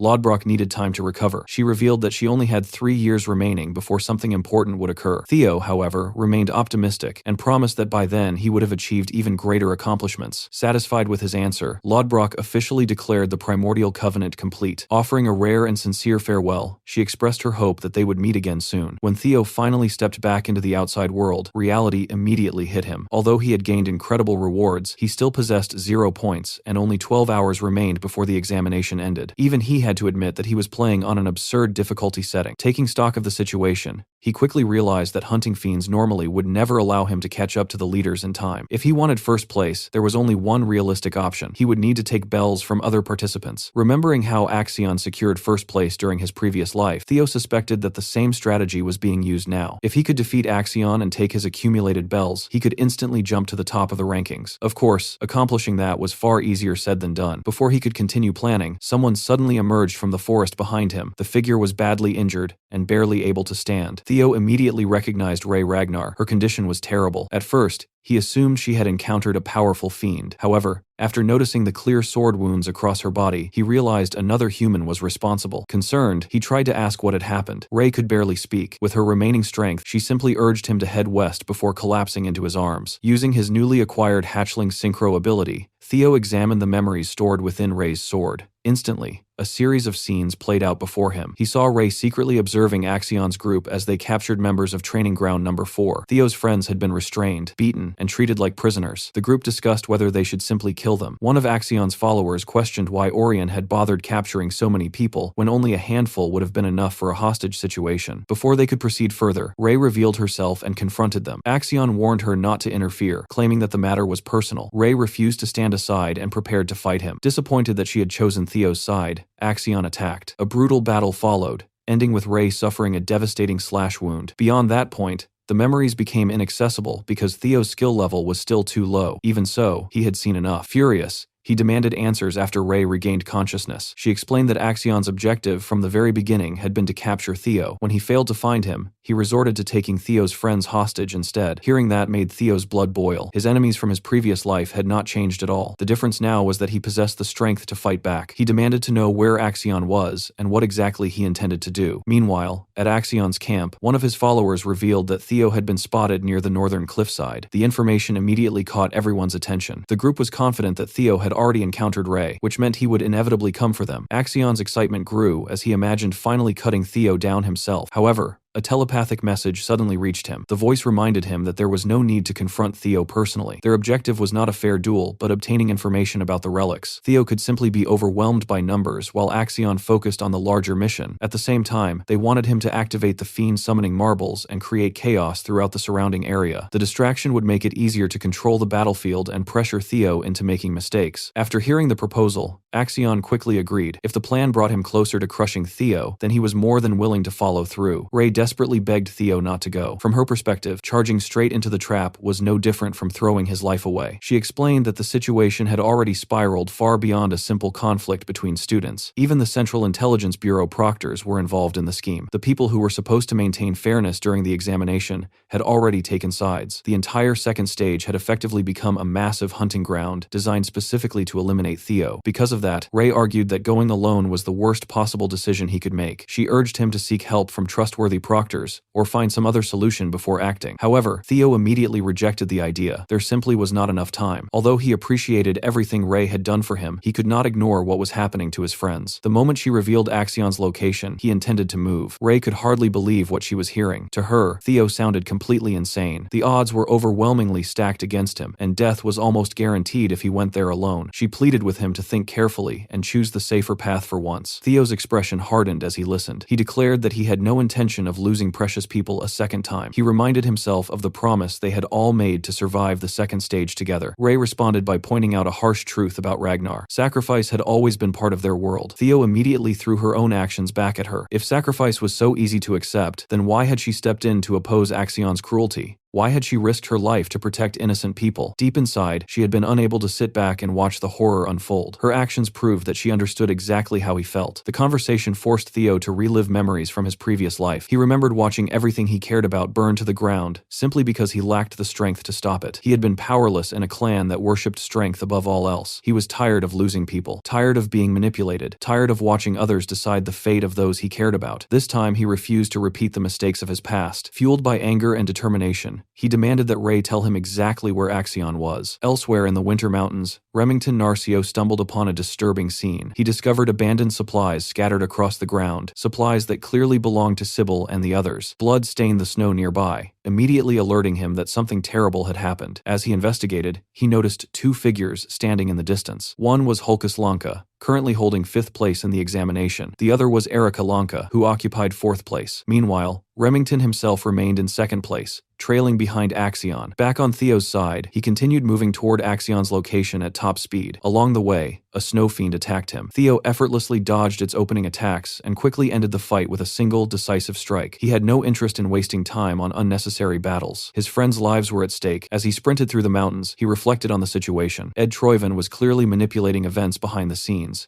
carefully ensuring Theo could be eliminated without drawing too much attention from the clan. The fact that members of the Intelligence Bureau were openly supporting Axion was proof enough. Theo continued cutting down monsters that blocked his path with Triple Dragon's Claw, all while considering the possibility that the proctors assigned to kill him would eventually restrain Axion if he became too reckless. Nevertheless, Theo knew that Axion's greatest weakness remained his impulsive personality. He was easy to provoke and rarely thought beyond his immediate emotions. Theo intended to exploit that flaw. Leaping into the air, he drove his blade through another fiend's skull and continued pushing forward. Meanwhile, Ray slowly gathered her thoughts. As she remembered Theo's actions over the years, she realized he had never truly changed from the boy she knew as a child. Despite her injuries, she decided she wanted to help him this time. Meanwhile, the hostages continued suffering under Axion's control. Theo's companions were being beaten mercilessly, while Axion stood over them like a tyrant. He was fully prepared to execute them for the slightest provocation. Once again, telepathic instructions from the proctors reminded him not to create unnecessary complications. Annoyed, Axion reluctantly lowered his blade and waited. He knew that 4 high-ranking swordsmen affiliated with the proctors had already been dispatched to eliminate Theo in secret. His uncle had repeatedly told him that he was not strong enough to defeat Theo on his own, a fact Axion absolutely hated hearing. He viewed Theo as little more than an insect, and could not tolerate the idea that others considered him a threat. Eventually, the person everyone had been waiting for finally appeared. Theo emerged from the snowy wilderness covered in blood from countless battles. He looked less like a participant and more like a warrior returning from war. His sharp eyes immediately took in the situation. He saw his injured companions scattered around the camp. He saw the men responsible for their suffering. Finally, his gaze settled on Axion. The moment he looked at his wounded friends, his grip tightened around his weapon. Axion instinctively reached for his sword, eager to begin their battle. However, the telepathic voice immediately ordered him to stay where he was. Following those instructions, Axion reluctantly released his weapon. Instead, he attempted negotiation. He calmly told Theo that if he revealed everything he knew about the relics, his friends would be spared. Rather than showing concern, Theo responded with a question that completely caught Axion off guard. He asked whether Axion was afraid of him. Theo's words were entirely deliberate. He understood Axion's personality better than almost anyone. Rather than negotiating, he began openly mocking him. Theo called him a coward who needed hostages, allies, and schemes just to avoid a straightforward confrontation. He accused him of hiding behind others because he was terrified of suffering a humiliating defeat. Axion's blood immediately began boiling. Instead of stopping, Theo continued pushing. He claimed that all the men surrounding Axion existed solely to protect his fragile pride. The hostage situation itself was proof of weakness. According to Theo, a true member of the Four Hounds would never resort to such tactics. He challenged Axion directly, asking whether he intended to behave like a real Ragnar or continue hiding behind others. Every word struck exactly where Theo intended. Axion's rage grew with each insult. Finally, Theo proposed conditions for a duel. If he lost, he would surrender both his life and any information he possessed regarding the relics. If he won, Axion would release all the hostages and allow them to leave. By that point, Axion had completely lost control of himself. He arrogantly laughed and reminded Theo of his place within the clan. The telepathic voice desperately tried to intervene, warning him not to fall for the provocation. The observer observers could clearly see that Theo was manipulating him. Unfortunately, Axion's pride would not allow him to back down. Ignoring every warning, he accepted the challenge exactly as Theo had planned. The hidden proctors immediately realized the situation was slipping out of control. Their original plan had never involved a fair duel. They quietly prepared to intervene if Axion found himself facing defeat. Before the battle began, Axion ordered his followers not to interfere and instructed them not to harm the hostages. If they were going to fight, they would do so, according to Ragnar tradition. The duel began with Theo launching the first attack. The opening exchange immediately surprised Axion. Soon, the battlefield erupted into a fierce clash between two elite swordsmen. Axion continued looking down on Theo, unleashing heavy attacks while trying to overwhelm him with raw force. Determined to demonstrate the difference between them, he unleashed Heaven Dragon Shout. The sheer power behind the technique was enough to make even Theo cautious. However, rather than retreating, Theo responded with a fully charged Triple Dragon's Claw. The attack sliced through Axion's technique and destroyed it completely. For the first time, genuine surprise appeared on Axion's face. Standing before him was not the weak Theo he remembered, but someone capable of directly challenging his strongest attacks. Theo immediately returned the mockery, questioning whether Axion was truly qualified to lecture him. Watching from the sidelines, Orion Gardner began sweating nervously. Until now, he had doubted the stories surrounding Theo's growth. After witnessing that exchange, he could no longer deny reality. Theo was genuinely powerful. In fact,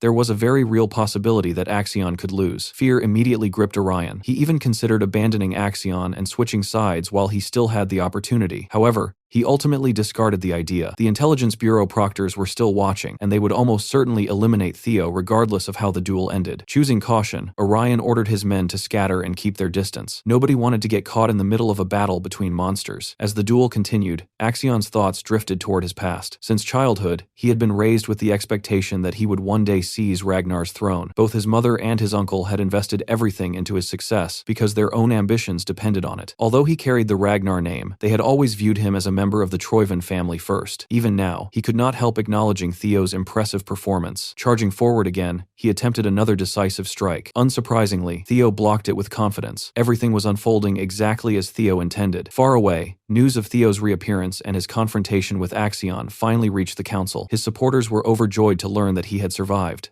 His enemies were stunned that the three scoundrels had failed to eliminate him. Ed Troyven himself appeared strangely pleased that Theo was still alive. While nobody fully understood his intentions, he still hoped to extract information about the relics before eliminating Theo. He simply waited for the information to surface before sending high-ranking swordsmen to finish the job. However, new reports regarding the duel between Theo and Axion quickly arrived. The moment he learned what was happening, Ed became visibly alarmed. This was not how the plan was supposed to unfold. Back on the battlefield, Theo activated his secret movement technique known as Jester's Footwork. The technique dramatically increased his mobility and made him extremely difficult to predict. Axion swung repeatedly, but every attack missed. During the exchange, he finally realized how much stronger Theo had become. Narrowing his eyes, Axion studied his movements carefully before declaring that Theo was not actually as fast as he appeared. Having identified a pattern, he suddenly hurled his sword directly at Theo's head. The attack instantly triggered a painful memory. In his previous life, Theo had been struck by a similar sword-throwing technique. While distracted, he had suffered a devastating wound from the side. Axion smugly explained that even secret techniques followed predictable movement patterns. By understanding the pattern, he could predict exactly where Theo would appear next. Blood dripped from the blade as it reached its target. To Axion's shock, Theo survived by catching the sword with his bare hand. At that moment, a crucial mystery from his previous life was finally solved. The sword-throwing technique confirmed the identity of one of the people responsible for his downfall. Axion had been among those who betrayed him. He had been one of the individuals involved in the destruction of Rose Palace. Back then, Theo had died without ever learning who his true enemies were. Only after Rendon exposed certain truths did the pieces begin falling into place. Evelyn's investigation had already linked Rendon to Camellia Palace. From there, Theo had drawn his own conclusions. The people orchestrating everything belonged to the Troyven faction. Among them,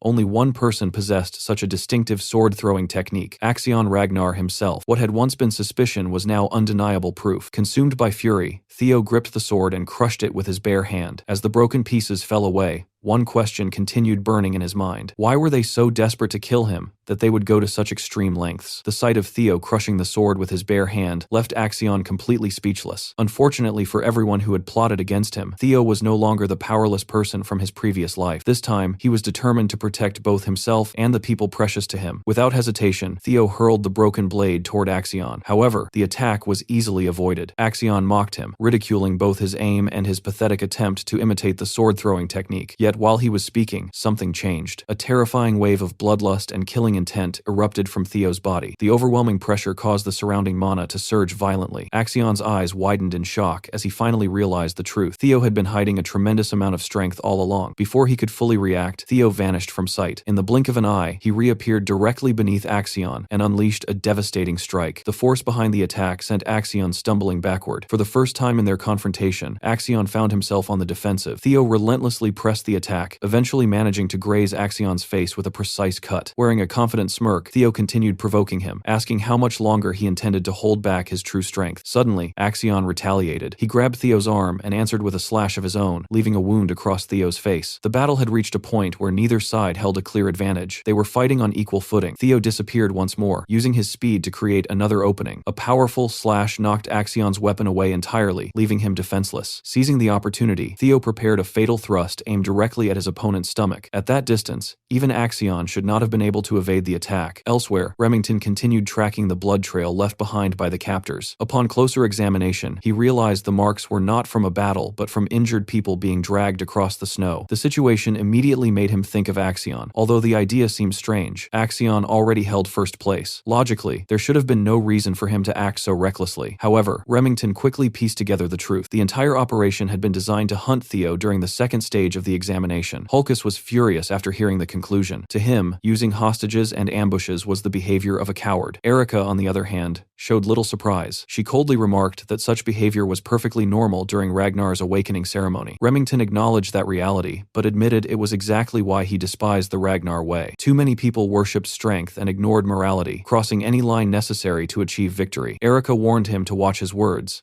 but Remington could not care less. Saving his friends was more important. He stated that Theo would have done the same thing in his position. Determined to help, Remington requested their assistance. Hulkus immediately agreed. Erica initially refused, claiming she had only come to meet Theo and had no interest in risking herself for weak people. Her brother immediately called her out for being heartless. Remington then pointed out that helping Theo now would likely benefit her later. Eventually, the three warriors continued moving toward the hostages' location. Unfortunately, they were intercepted before reaching their destination. Members of the Scaled Dragon Society suddenly appeared and blocked their path. Orion Gardner was particularly annoyed to see the white-haired Remington associating with people like Hulkus. Hulkus immediately exploded in anger and began cursing Orion. Remington calmly warned him to step aside and avoid unnecessary conflict. Orion refused. With no other option remaining, swords were drawn. The three allies charged forward and began fighting the members of the Scaled Dragon Society. Back at the hostage camp, Theo's thrown blade finally revealed its true purpose. It had never been intended to kill Axion. Instead, the broken weapon landed right beside the captured members of Training Ground Number 4. It was a tool for escape. One of the prisoners quickly realized this and dragged the blade closer. Sybil immediately began working at the ropes, binding him, desperately trying to free himself and the others. Meanwhile, Theo's duel took a sudden turn. Just as he was about to land the decisive blow,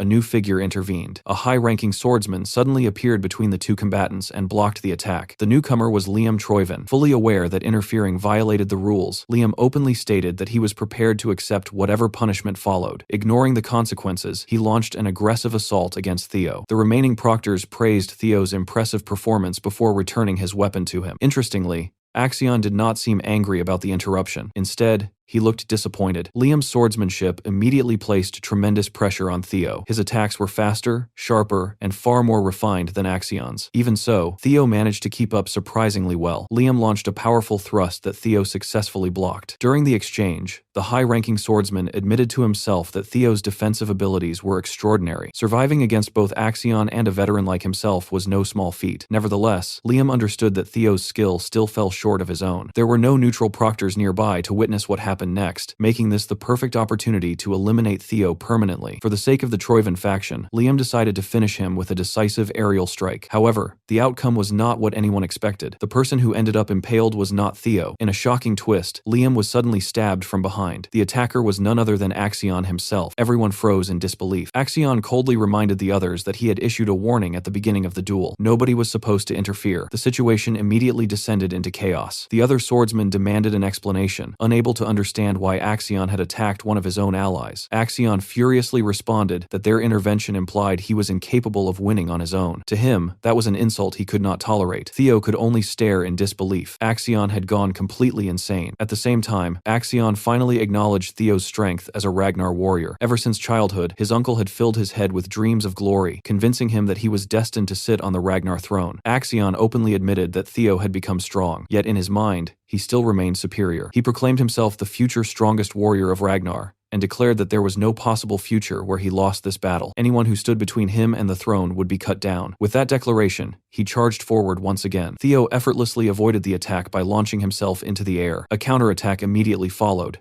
catching Axion completely off guard. Meanwhile, Liam was revealed to still be alive, though barely. Gravely wounded, he desperately ordered his subordinates to help Axion. According to him, they needed to kill Theo immediately while they still had a chance. The other high-ranking swordsmen hesitated. After all, interfering had already led to Liam's downfall. Liam ignored their concerns and repeated the order. In his eyes, if Axion died here, they were all doomed. As the battle continued, Axion found himself being pushed further and further back. He could hardly believe what was happening. The person he had always mocked as a worm, an insect, and an idiot was completely outclassing him. Memories of his uncle's teachings resurfaced. Ed Troyven had always warned him that Ragnar was a world of unpredictable outcomes, where impossible situations could suddenly reverse themselves. Axion had never taken those words seriously. Now he was experiencing their meaning firsthand. Still, his pride refused to accept reality. Even while suffering severe injuries, he continued attacking recklessly. His movements became increasingly desperate as he ranted about destiny, fate, and his right to rule. Theo listened to those words with complete indifference. To him, grand ambitions meant nothing. Ambition had been responsible for the deaths of countless people he cared about in his previous life. He had no interest in discussing destiny with a man like Axion. If Axion refused to surrender, then Theo would force him to submit. Drawing upon every ounce of his strength, Theo unleashed his power. A magnificent blue dragon materialized around him as mana surged violently across the battlefield. For the final time, he invoked Triple Dragon's Claw. His determination was absolute. He declared his intention to become strong enough to destroy anyone who stood in his path. The attack struck with overwhelming force. Theo's blade pierced straight through Axion. The impact shattered his defenses and ripped through his body. For a brief moment, everything seemed to freeze. Then, the destruction fully unfolded. When the smoke finally cleared, a corpse collapsed onto the ground. Axion's body fell separately from his severed head. The detached head tumbled through the air before crashing into the earth below. Blood stained the battlefield,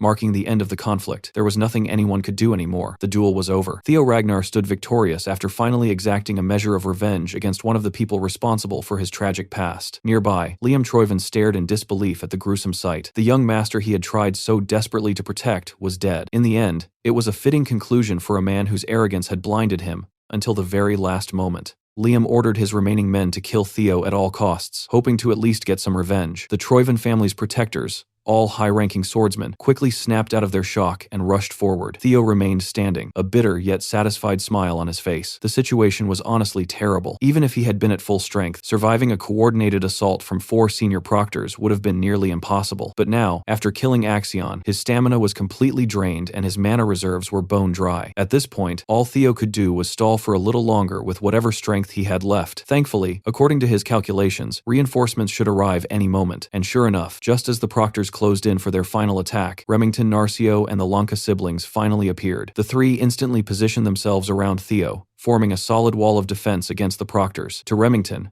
protecting a comrade in danger was simply common sense. Seeing the dependable Silver Lion standing before him, Theo finally felt a wave of relief. Erica Lanka secretly glanced at Theo and was pleasantly surprised that the famous rising star was also incredibly handsome. Meanwhile, Holkus Lanka was absolutely hyped to meet someone strong enough to kill Axion and still stand against multiple elite swordsmen. Inspired by the arrival of reinforcements, Sybil forced his battered body back onto his feet and joined the fight once more alongside his young master. Remington then pointed his sword at the corrupt proctors and openly listed every one of their crimes. Interfering with a sacred tradition was an unforgivable offense, and he had no problem personally passing judgment on these scumbags. With even more witnesses now present, the situation became even messier. The proctors instinctively turned toward Liam Troyven, waiting for their leader's next move. Realistically, they were doomed no matter what they chose. Their original mission had been to uncover information about the Rose Palace's artifacts, but they had failed completely. They couldn't eliminate Theo, the biggest obstacle in their plans, and to make matters worse, the young master had died under their watch. With countless witnesses and overwhelming evidence exposing their actions, the entire operation was basically finished. Even so, the proctors still believed Sir Liam would somehow find a way out. Liam eventually reached a simple conclusion: when things become too complicated, take the simplest route, kill everyone. He still had a hidden trump card: monster marbles. If every candidate at the site died, they could simply claim that an abnormal monster outbreak had wiped everyone out. Their failed torture and assassination plot could then be disguised as a tragic accident,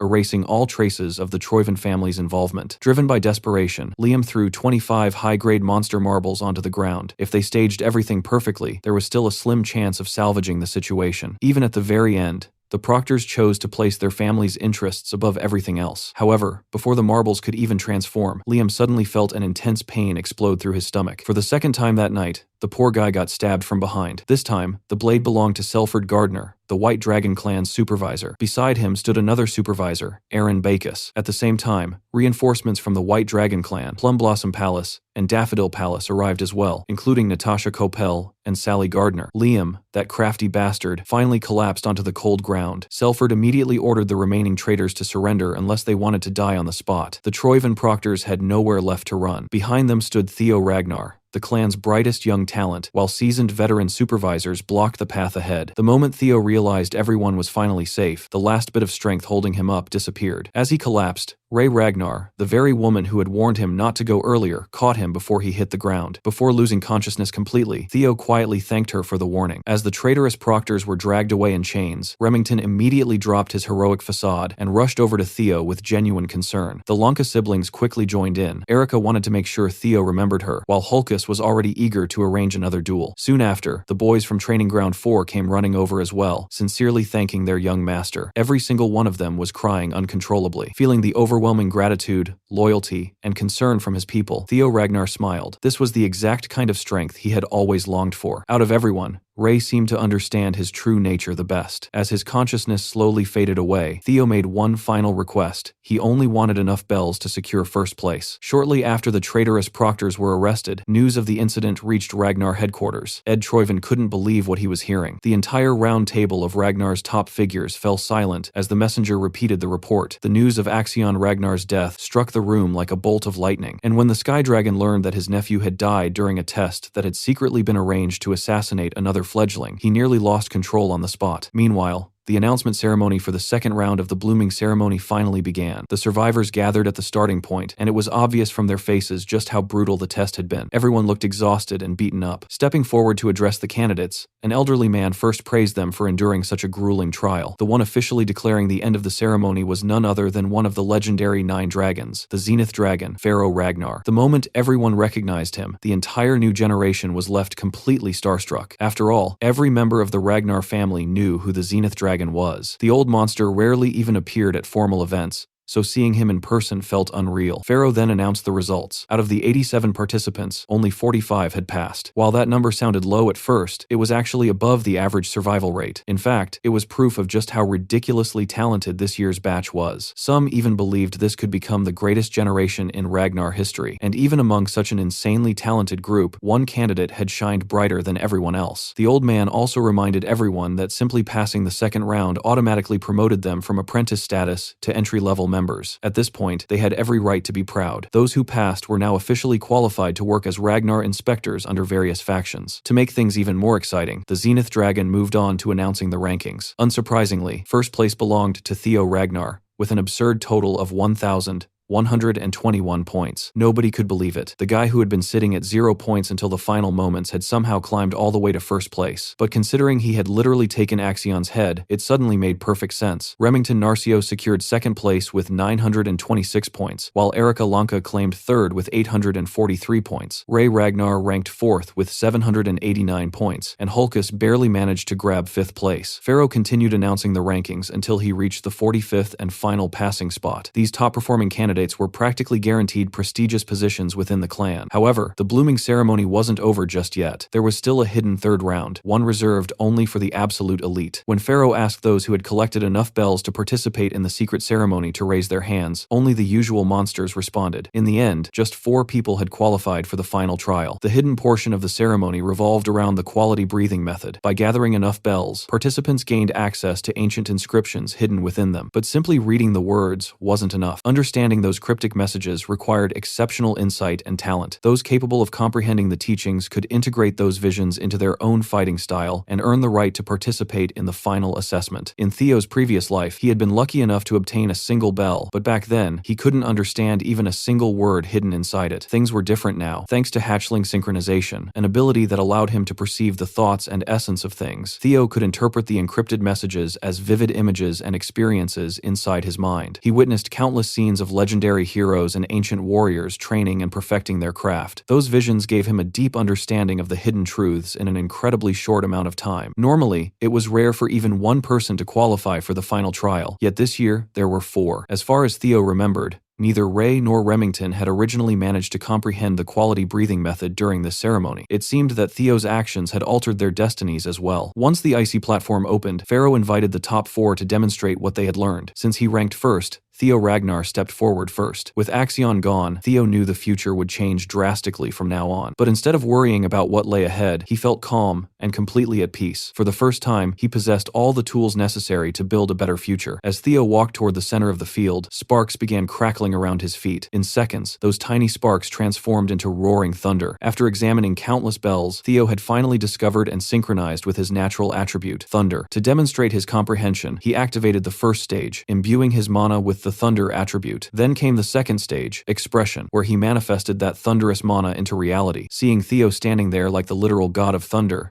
sent the boys from Training Ground 4 into a frenzy. Normally, reaching this level alone would already earn someone the title of genius. But Theo Ragnar was on an entirely different level. There wasn't even a word capable of describing his talent. Using the dragon heart beating inside his chest, Theo advanced to the third stage of comprehension, control displaying absolute mastery over his thunder attribute. Erika Lanka was practically drooling as she watched the strongest man of her generation dominate the stage, while Hulkus looked like a kid witnessing a live Dragon Ball battle. Even the Zenith Dragon admitted that he had never expected such an advanced level of understanding in someone so young. Everyone assumed this would be the end, since control was already considered the ceiling for most prodigies. But Theo wasn't done stealing the spotlight. After perfectly demonstrating control, Theo pushed his thunder mana to an even higher realm. The entire field was suddenly illuminated by a brilliant golden yellow light, making it seem as though a super attack was about to erupt. Opening his eyes sharply, Theo drew his sword as wild lightning exploded around him. With a single swing, he unleashed a ranged lightning slash. Finally, he had obtained a long-range attack, but the attack didn't stop there. The lightning slash gained a life of its own, taking the shape of a ferocious thunder dragon charging across the battlefield. This was the fourth stage of comprehension expansion. The moment everyone witnessed it, complete silence fell over the audience. Every single person stood there with their jaws hanging open. Theo then directed the thunder dragon straight toward Pharaoh Ragnar himself. Naturally, the old man merely chuckled. Rather than feeling offended, he was delighted to witness a talent capable of reaching expansion at such an age. Before the thunder dragon could strike, Pharaoh casually raised a hand and summoned tiny droplets of water from thin air. Those seemingly harmless droplets compressed themselves to an unbelievable degree and effortlessly blocked the massive thunder dragon. The Zenith dragon wasn't angry that Theo dared attack him. If anything, he was thrilled to have discovered such an extraordinary gem. The crowd was completely speechless. Was this monster really someone from their own generation? Clearly in a much better mood after Theo's performance, Pharaoh rewarded him with an additional 1,000 points. Of course, Theo had already anticipated the old man's tendency to favor exceptional talents,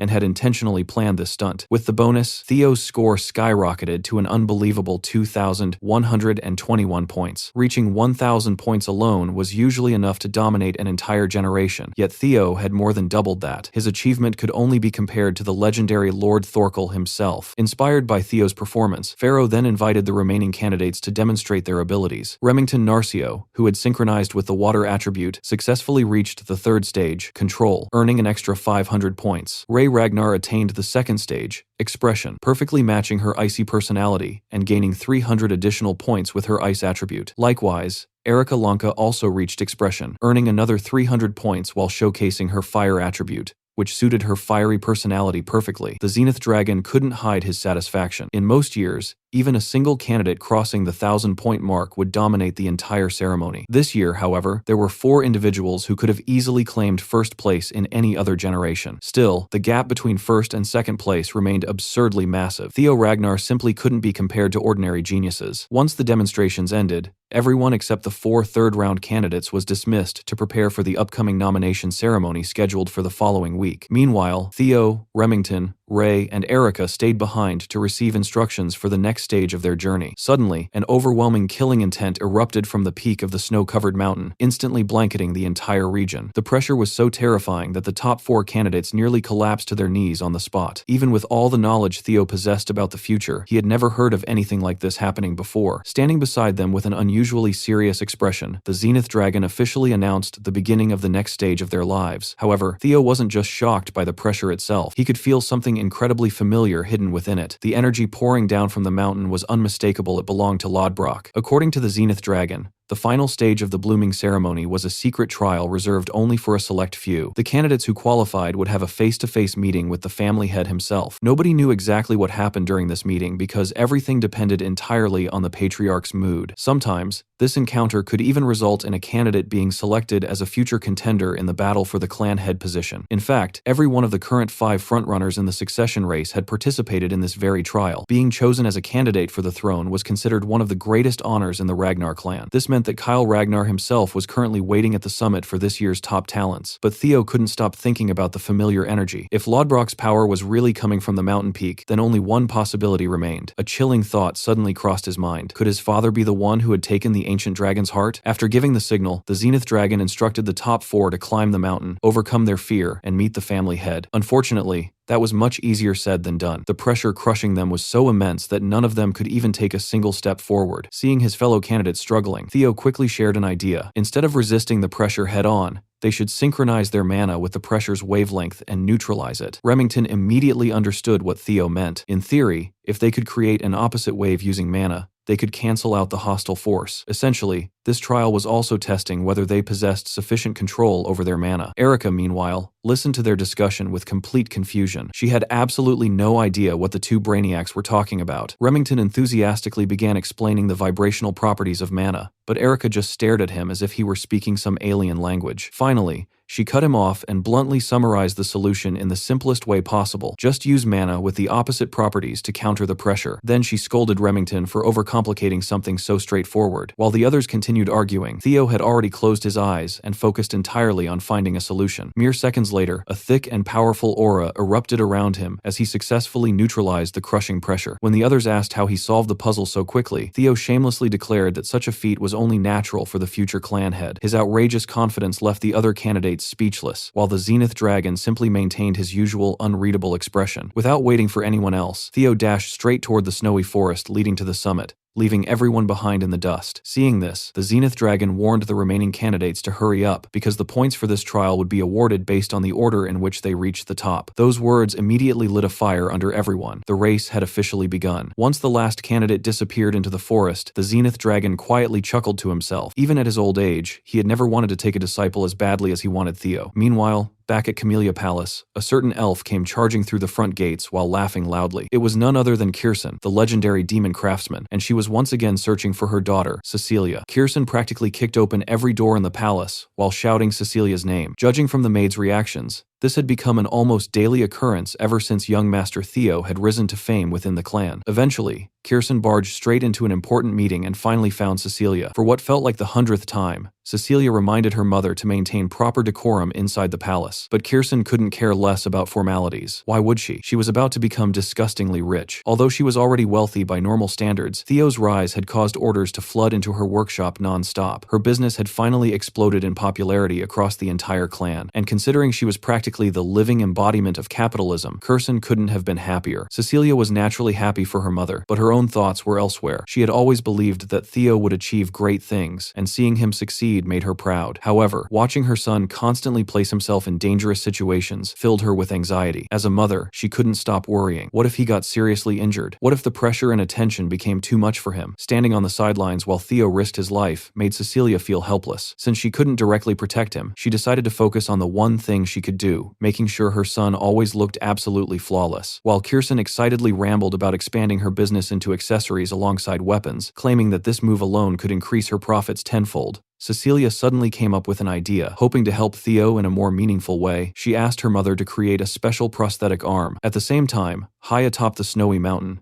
Kyle Ragnar burst into laughter after hearing Theo boldly proclaim himself as the future clan head. Speaking to a small blackbird nearby, Kyle calmly stated that he wasn't the type of father who would crush his child's ambitions. In fact, youthful ambition was something that needed to be tested. After all, he himself had once possessed the same burning desire as Theo. The endless graveyard of ownerless swords covering the mountaintop stood as proof of that relentless ambition. More than anything, Kyle Ragnar desired the prosperity of the Ragnar clan, and to achieve that goal, he was willing to eliminate absolutely anyone who stood in the way. Looking across the endless sea of swords, he casually remarked that adding one more grave to the collection wouldn't make much difference. Strangely, the little blackbird seemed genuinely worried about this year's candidates. Kyle simply responded that when the greater good of the clan was at stake, his blade recognized no blood ties. And then came the shocking revelation. Kyle Ragnar already knew that Theo was a regressor. At long last, father and son finally met at the mountain's peak. The moment Kyle Ragnar saw Theo's battered and exhausted state, the playful smirk on his face vanished. The cheerful and carefree father Theo knew was nowhere to be seen. Standing amidst the countless swords of his fallen enemies, Kyle looked less like a man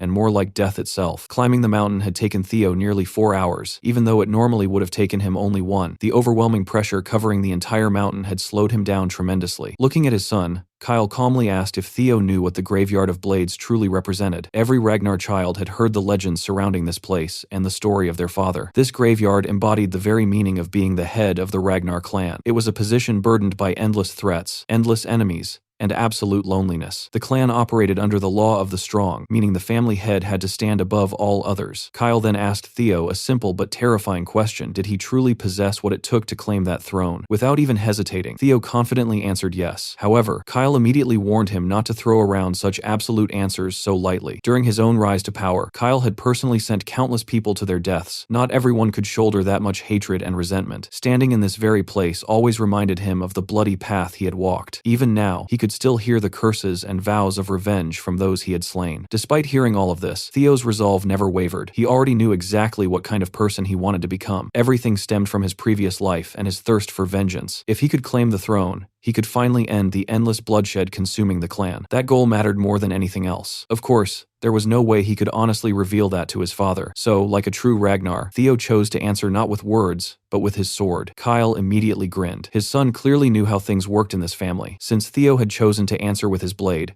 Kyle declared that he would no longer treat him as his son, but as a challenger. On top of that, Kyle was curious to see what Theo had learned from a certain special individual. The moment he said that, Theo became certain that his father was referring to Lodbrok. This all but confirmed Theo's suspicion that Kyle Ragnar had indeed taken the ancient dragon's heart. Instinctively, Theo prepared himself for battle, but it was already too late. In less than a fraction of a second, Kyle casually sliced him cleanly in half. Theo didn't even realize what had happened at first. Suddenly, he couldn't feel the lower half of his body anymore. Death had come for him once again. Split apart like nothing more than a piece of meat, Theo slowly felt his life slipping away. Kyle hadn't been holding back in the slightest. This terrifying ability was known as the Heart Sword. After cutting down his own son, Kyle turned toward the worried blackbird nearby and calmly assured it that there was no need to panic. Only those with truly unbreakable resolve could escape the effects of the Heart Sword. While it was undeniably a cruel trial to impose on someone still undergoing their awakening ceremony, Theo should be able to return if his determination was genuine. However, if Theo possessed only half-hearted resolve, then it would be better for him to die here and become nothing more than an empty shell. Kyle had no use for a regressor who might one day bring disaster upon the clan. Theo's soul soon found itself drifting inside an endless void located somewhere between life and death. He could once again feel the familiar sensation of death slowly grinding away what remained of his existence. Quickly accepting reality, Theo understood why he had died. After all, surviving an attack from a demigod was never realistic to begin with. As he floated in that endless darkness, Theo reflected on everything he had accomplished in this life. He tried convincing himself that he had already done enough. He had successfully taken Camellia Palace away from the Troivans. He had killed Rendon and Axion, the very bastards responsible for ending his previous life. Anything beyond those accomplishments would have simply been a bonus. Compared to his first life, this second life had been much shorter, but it had also been far happier. Maybe it wouldn't be so bad to finally let go and rest peacefully. As Theo gradually accepted death, his will began fading away. One by one, the final fragments of his soul started evaporating like more warning due. Just as the last traces of his existence were about to disappear forever, the griffin residing inside his sword suddenly intervened. The giant bird forcibly entered the endless void and immediately started scolding Theo. If Theo was seriously planning to give up this easily, then the griffin was going to be extremely pissed. Hearing the bird's sarcastic voice trash-talking him reignited something deep inside Theo. That single spark, combined with the griffin's harsh words, was enough to snap him out of his loser mentality. No way was this place going to become Theo Ragnar's final resting ground. Drawing upon his indomitable will, Theo's soul rapidly reconstructed itself. He had already surrendered once in his previous life, and he absolutely refused to let his story end here. After restoring his soul, Theo pushed himself even further and manifested a sword capable of cutting through the endless void itself. He remembered the vow he had made long ago. His body might break, his mind might shatter, even his soul could be torn apart, but Theo Ragnar would never yield. Standing within the empty abyss, Theo swung his blade with every ounce of his desperate determination to live. The slash he unleashed became the purest and strongest strike he had ever produced. It was sharp enough to sever even the very possibility of fading out of existence. In an instant, the illusion of death shattered completely, and brilliant light flooded into the darkness. Theo suddenly opened his eyes and found himself back atop the mountain. He had successfully broken free from the heart sword's death illusion. Thanks to the griffin residing within his sword, he had avoided becoming an empty vessel devoid of a soul. Standing before him, Kyle Ragnar observed his son with an unreadable gaze. The ruthless demigod finally smirked and acknowledged Theo's success. It had truly been a life-or-death challenge, and against all odds, Theo had passed. A full week flew by after the final round of the blooming ceremony, and before anyone knew it, the day of the nomination ceremony had arrived at the clan headquarters. Among those in attendance were the Lanka siblings, both waiting anxiously for their names to be called. Well, Erica was relaxed. Hulkus, on the other hand, looked incredibly uncomfortable. The giant hated crowded places, and Erica wasted no time teasing him for acting like a nervous baby. To be fair, though, his anxiety was understandable. Every major figure in the Ragnar clan was present, the commanders of every unit, all 9 dragons, the former clan head, and even the current patriarch himself. Still, Erica warned her brother that if he kept looking so terrified, nobody would want to recruit him into their faction. She also couldn't resist bringing up the fact that despite collecting so many bells, Hulkus had still failed to obtain an elemental breathing method. Hulkus was still incredibly salty about that. On top of that, Erica refused to tell him what happened when she met the clan head at the mountain peak, which only made him more frustrated. Hulkus argued that if Theo had been in her position, the guy would have definitely shared the secret already. As a member of the Lanka family, whose entire existence revolved around serving as Ragnar's sword, Hulkus had already made up his mind. He had decided to devote himself to the coolest, strongest, and most ambitious guy in their generation, Theo Ragnar. In Hulkus's eyes, Theo had it all: strength, character,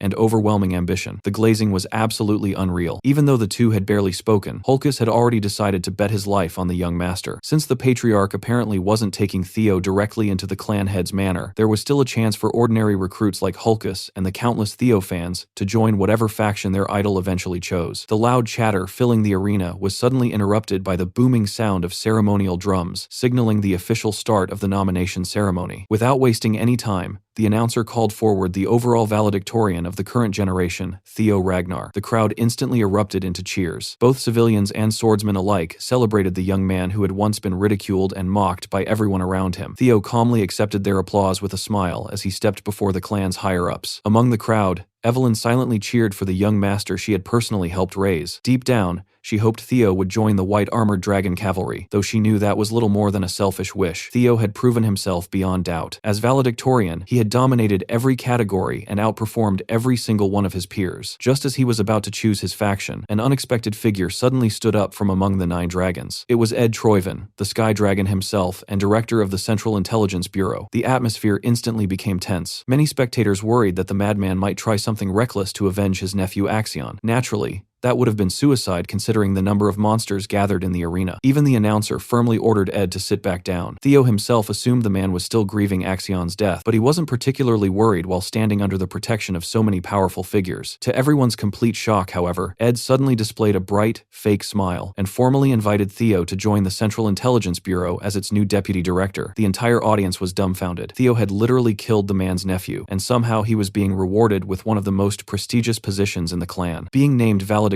carried tremendous significance within the Ragnar clan. Once sitting at the very bottom of the succession hierarchy, Theo had finally spread his wings and soared upward. Stories about his accomplishments had already spread throughout the clan like wildfire. Everyone was talking about how he had killed Axion and fought evenly against senior proctors. His rise from complete failure to top genius resonated deeply with countless apprentice swordsmen. The public's perception of Theo had completely flipped. The so-called idiot of Ragnar no longer existed. In his place stood a monstrous genius with limitless potential. As Theo stood at the center of the stage, the system suddenly chimed. He had successfully completed the third scenario quest and received an ether core as his reward. Theo was pleasantly surprised. It had been so long since he last heard from the system that he had almost forgotten about the quest entirely. Considering how long it had taken to complete, this ether core had to be something incredible. Unfortunately, before he could even examine his reward, he still had to deal with Ed Troiven's suspicious offer. Activating observation on Ed, Theo confirmed exactly what he had already suspected. The Sky Dragon intended to take him under his wing and use him as a pawn to uncover the secrets surrounding the primordial dragon relics. Ed likely suspected that Theo already possessed one of those relics. Of course, there was absolutely no chance Theo would ever bow his head to a Troiven. Crushing that cursed family was literally one of his life's greatest goals. The demon dragon, Julius Ragnar, immediately called Ed out, accusing him of disguising his desire for revenge behind official business. Ed simply laughed off the accusation. While he admitted to harboring some resentment as Axion's uncle, he insisted that as director of the Central Intelligence Bureau, he only wanted to recruit the most talented candidate available. Julius merely clicked his tongue. Ed Troiven was still the same slippery bastard as always,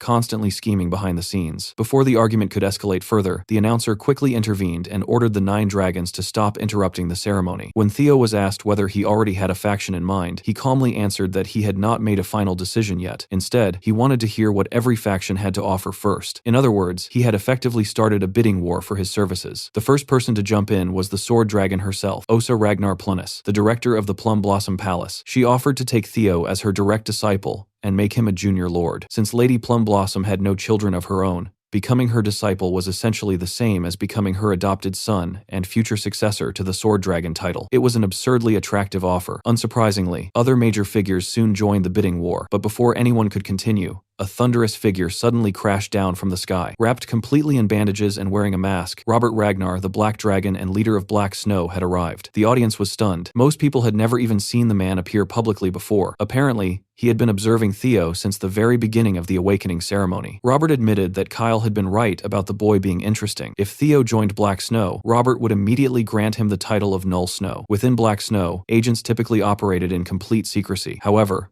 Null Snows were different. They were the highest-ranking officers in the organization and were allowed to maintain public identities and gain fame. In Theo's previous life, there had only been 8 Null Snows, and reaching that rank had been nearly impossible. Yet now, the title was being handed to him on a silver platter. Not wanting to miss out, the Zenith Dragon Pharaoh Ragnar also made an offer, inviting Theo to join Zenith Academy after being thoroughly impressed during the 3rd trial. 4 of the 9 dragons had now personally extended offers to Theo, proving just how valuable he had become. Naturally, Julius Ragnar, commander of the White Armored Dragon Cavalry, also stepped forward. Unlike everyone else, however, Julius refused to offer Theo any special privileges. His own subordinates nearly exploded in frustration, yelling that this wasn't the time to cling to principles. Evelyn, however, wasn't surprised in the slightest. The White Armored Dragon Cavalry lived by a simple creed: honor had to be earned. Julius wanted to remain fair to every recruit, but he proudly promised Theo full support and the honor of becoming a true dragoon. Theo respected that honesty. Just as he was about to finally make his decision, a seductive voice suddenly echoed directly inside his mind. It belonged to none other than the former clan head, Hilda Ragnar. Completely out of nowhere, she asked Theo whether he was a regressor. Judging by her tone, she already knew the answer. Keeping his composure, Theo pretended not to understand what she meant. Hilda merely praised his acting skills and wondered aloud what kind of life he had lived during his previous cycle. The mention of cycles immediately shook Theo. Did that mean regression wasn't limited to a single do-over?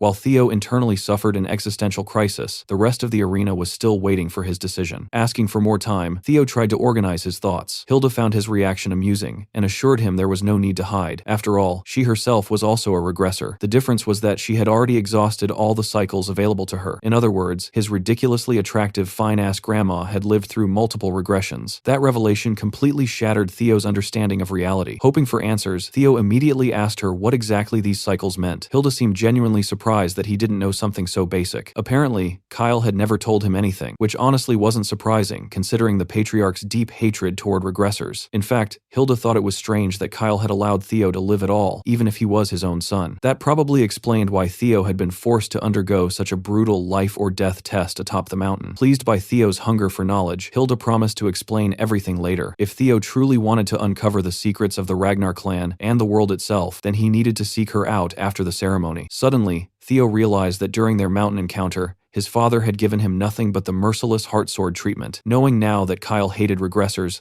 only made him even warier of the patriarch. Perhaps Kyle had even taken Lodbrok's heart because the ancient dragon welcomed regressors. Although defeating a dragon of that caliber sounded impossible, Kyle Ragnar was hailed as a demigod for a reason. The man was simply built different. Theo knew that if he wanted answers about regression, he would eventually need a very long conversation with Grandma Hilda. But first, he had to make his decision. Puffing out his chest confidently, Theo finally announced that he had chosen his faction, but we're not revealing what he picked. As expected, Remington Narcio, the runner-up of the entire batch, chose to join the Zenith Academy and officially became the disciple of the Zenith Dragon. Honestly, it was a match made in heaven. Both master and disciple specialized in water current breathing, making the pairing almost perfect. In Theo's previous life, Remington had returned to the Narcio clan and trained independently. Eventually, he would lead a bloody rebellion against the Ragnar clan itself. And trust me, having the Silver Lion as your enemy never ends well. But this time, things had changed. Thanks to Theo's influence, Remington chose to remain within Ragnar instead of leaving. For now, it was only a temporary farewell between rivals. Both young men would continue growing stronger in their respective factions, carrying a promise to meet again one day as even greater warriors. In such a short amount of time, they had become genuine brothers in arms. Meanwhile, Rey Ragnar naturally returned to Daffodil Palace, where her mother, the Ice Dragon, ruled supreme. Honestly, there was no better place for someone like Rey. As for Sybil and the rest of the boys from Training Ground 4,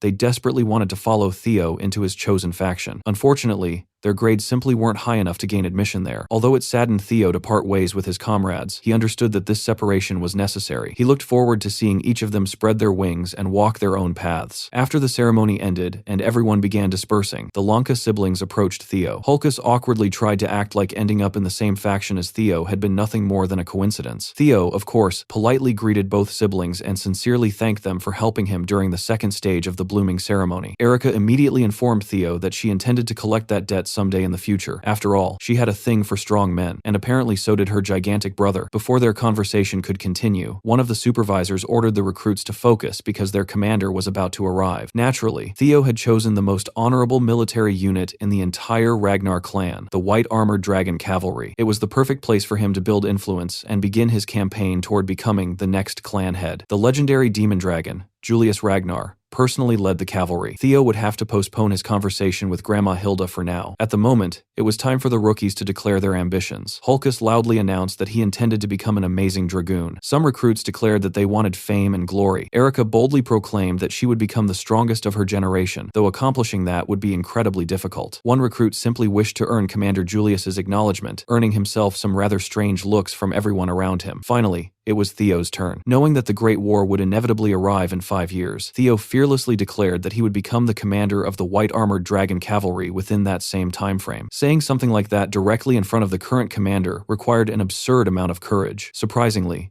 Julius wasn't offended in the slightest. In fact, he loved hearing grand ambitions from young recruits. He reminded them that regardless of why they had joined the cavalry, they should never forget one thing. Every drop of blood and sweat they shed while serving this unit would eventually become legend. The struggles of today would become tomorrow's pride. The cavalry's shield would never break, and their swords would never yield. From this moment onward, they were bound by their creed and must always watch each other's backs. At the end of the long road forged through blood and hardship awaited nothing but glory. With those inspiring words, the demon dragon officially welcomed the new recruits. As if to demonstrate the cavalry's might, Julius's partner suddenly descended from the skies. His massive flying dragon, Gullah, made an incredibly intimidating entrance. This gigantic beast symbolized everything the dragoons stood for. Moments later, countless other wyverns and dragons darkened the skies as they flew overhead in formation. Riding atop them were the senior members of the cavalry. Each rookie would now be assigned a personal handler for the day, because the admission test was about to begin. To officially become dragoons, the recruits first had to obtain partners of their own. The sight of countless dragons soaring through the sky was breathtaking. Every child born into the Ragnar clan had once dreamed of having a flying dragon companion. Much to Theo's surprise, his assigned handler turned out to be none other than Evelyn. Seeing her back in the cavalry rather than training ground,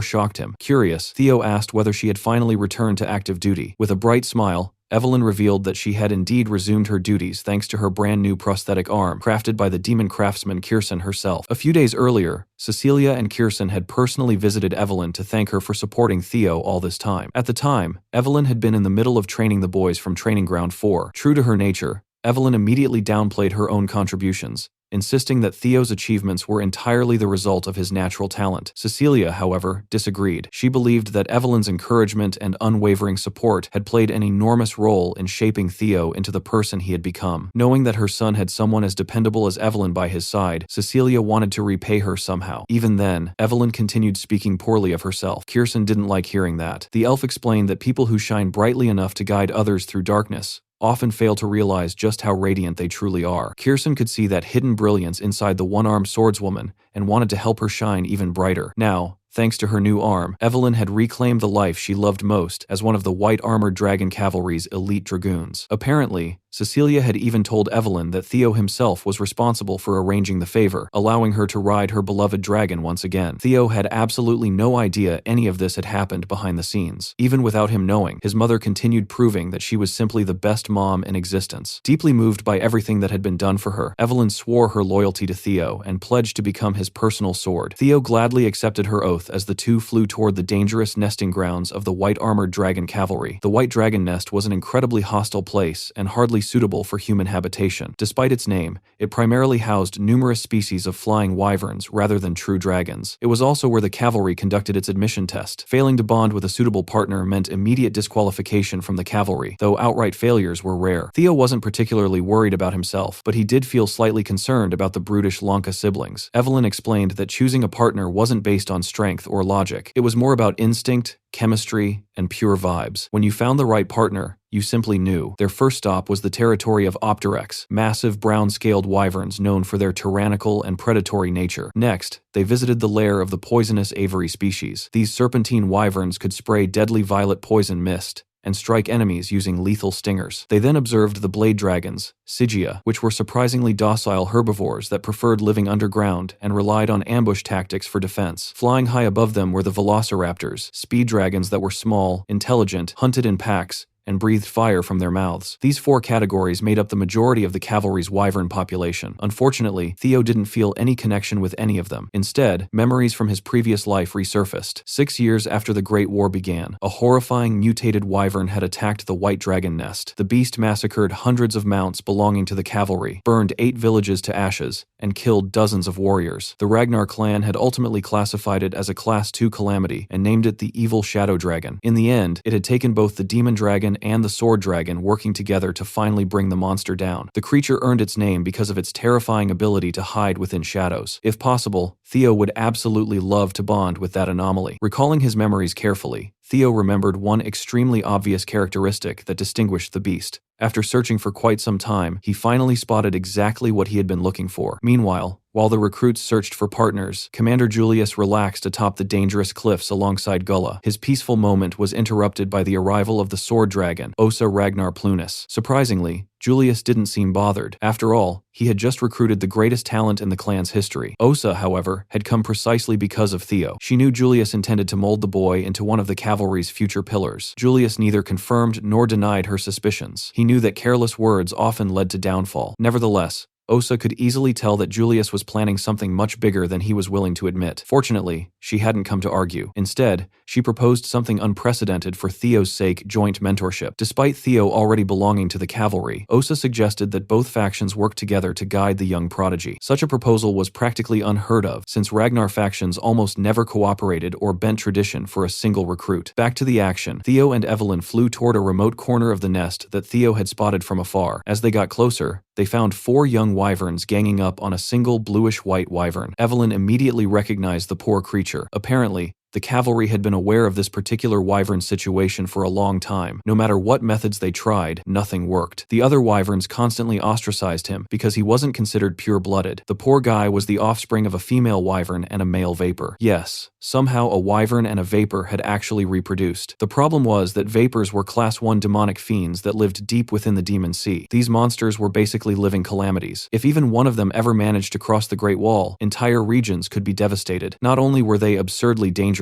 but they were also ugly ghost-type monsters that specialized in dwelling within shadows. Hearing this, Theo immediately connected the dots. So that was how the future evil shadow dragon had gained its terrifying shadow abilities. It had inherited them from its vapor bloodline. Naturally, the birth of this hybrid caused a massive uproar within the cavalry. Many opposed allowing it to remain in the nest, but in the end, the commanders decided to keep the creature under observation. Unfortunately, That decision only led to years of bullying and rejection from the other wyverns. Isolating the creature wasn't a solution either, leaving the cavalry completely unsure of what to do. Hearing about the hybrid's miserable life deeply resonated with Theo. Being ostracized simply for being different was something he understood all too well. The cavalry had named the lonely wyvern Umbra, meaning shadow in the ancient tongue. Theo smiled the moment he heard that name. Somehow, he just knew he had finally found his partner. Without giving Evelyn any warning whatsoever, Theo suddenly stood up on the saddle and announced his decision. Before Evelyn could even land properly, the absolute madman jumped off the flying wyvern. No preparation, no parachute, no safety measures. He was simply too excited to meet Umbra. Watching the young master casually skydive under her supervision nearly gave Evelyn a heart attack, but Theo didn't care. In his previous life, Umbra had become a monster, feared across the continent. This time, Theo wanted to give him a different future. Theo had been given a second chance at life, so why shouldn't Umbra receive one as well? Channeling mana throughout his body, Theo descended like a bolt of lightning from the heavens. On his way down, he drew several swords and launched them at varying speeds. Activating hatchling synchronization, he seized control of the blades through psychokinesis. Using them as temporary footholds, Theo literally ran through the air while descending, completely ignoring the laws of gravity. Learning psychokinesis was already impressive, but using it in such an absurdly creative way left even Evelyn speechless. Theo's growth rate was genuinely monstrous. Down below, the wyverns bullying Umbra hissed aggressively at the newcomer. Umbra himself refused to back down and growled right back. Watching the entire scene unfold reminded Theo of his own past as Ragnar's so-called idiot. Back then, all he could do was silently endure everyone's insults and mockery. But those days were gone. He was no longer that powerless boy. Sparks erupted around Theo as Thunder Dragon breathing activated. Once he entered range, he sent his blades flying toward the bullies. Charged with overwhelming amounts of lightning and empowered by his dragon mark, the attack terrified the wyverns. Theo could have easily killed them, but he intentionally held back and merely scared them away. Tails tucked, the bullies immediately fled. Landing gracefully, Theo openly scolded the cowardly wyverns for relying on numbers. Then, when he turned toward Umbra, his expression softened. Umbra, however, remained wary. Growling defensively, the hybrid prepared to attack at the slightest sign of hostility. Yet, when Theo finally approached, Umbra chose to retreat instead, taking flight and disappearing into the mountains. Evelyn eventually caught up and warned Theo that approaching Umbra wouldn't be easy. The hybrid had every reason to distrust others. She advised Theo to take things slowly, but Theo disagreed. Right now,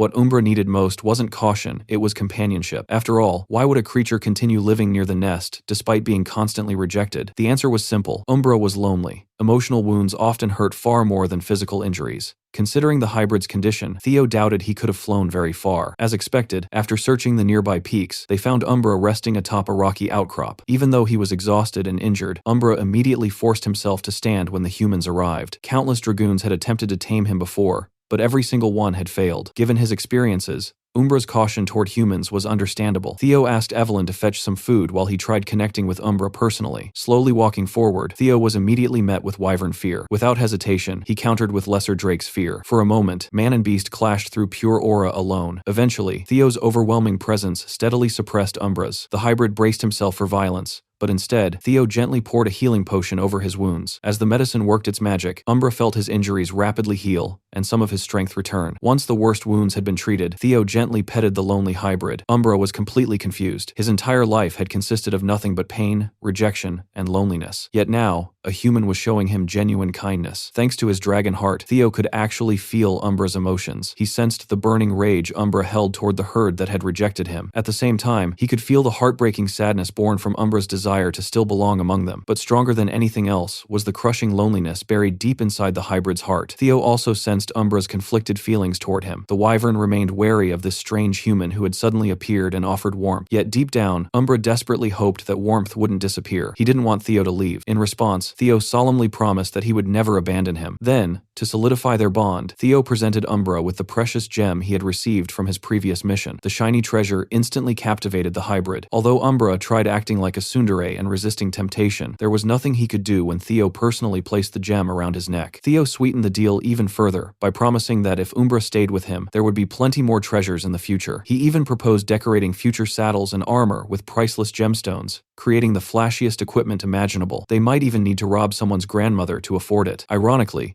that grandmother would probably be Theo's own grandma. Somewhere far away, Kirsten suddenly felt an ominous premonition that her savings were in grave danger. Completely won over by promises of friendship and endless shiny treasures, Umbra roared joyfully and officially accepted Theo as his master. The moment their bond was formed, Theo unlocked the wyvern taming skill. The skill would increase in power as Umbra's trust grew, and would also provide both rider and mount with a permanent 10% boost in strength. A short while later, Evelyn returned while dragging 2 bulls behind her. She was utterly shocked. The supposedly untamable hybrid was now cuddling affectionately with Theo. After happily devouring the bulls, Umbra even offered some of the meat to Theo like an affectionate puppy. When Evelyn asked how Theo had accomplished the impossible, he simply replied that he had treated Umbra's wounded heart first. The gift had merely finalized everything. At this point, Evelyn had accepted that Theo was simply a natural charmer, whether dealing with people or beasts. Seeing Umbra willingly lower his neck and back as a sign of complete trust, Evelyn congratulated Theo on officially passing the test. Then she suddenly realized that Theo wasn't planning on simply sitting ceremonially on Umbra's back. He fully intended to fly. Evelyn panicked immediately. Theo had never received any formal flight training, and riding a wyvern without reins or a saddle was basically begging for death. Theo simply grinned and reassured her that the wyvern taming skill would compensate for his lack of experience, and so, man and wyvern took to the skies. Watching Umbra soar through the air with childlike excitement, Theo couldn't help but wonder how such a pure-hearted creature had eventually transformed into the dreaded evil shadow dragon. After flying across the entire nest, Umbra led Theo toward a gigantic waterfall. Passing straight through the crashing water, they entered a hidden crystal cave concealed behind it. Despite all his previous experience working with black snow, Theo had never known this cave existed. Looking around at the countless shimmering crystals, he immediately understood why Umbra loved this place so much. But then Theo discovered the true reason Umbra would eventually become the evil shadow dragon. The hybrid had been feeding on ghost spirit flowers growing throughout the cave. These flowers normally thrived deep within the demon sea by absorbing demonic energy. Since dragons and demons supposedly possessed opposing energies, Theo couldn't understand how Umbra had survived consuming them. Regardless, the flowers needed to be destroyed.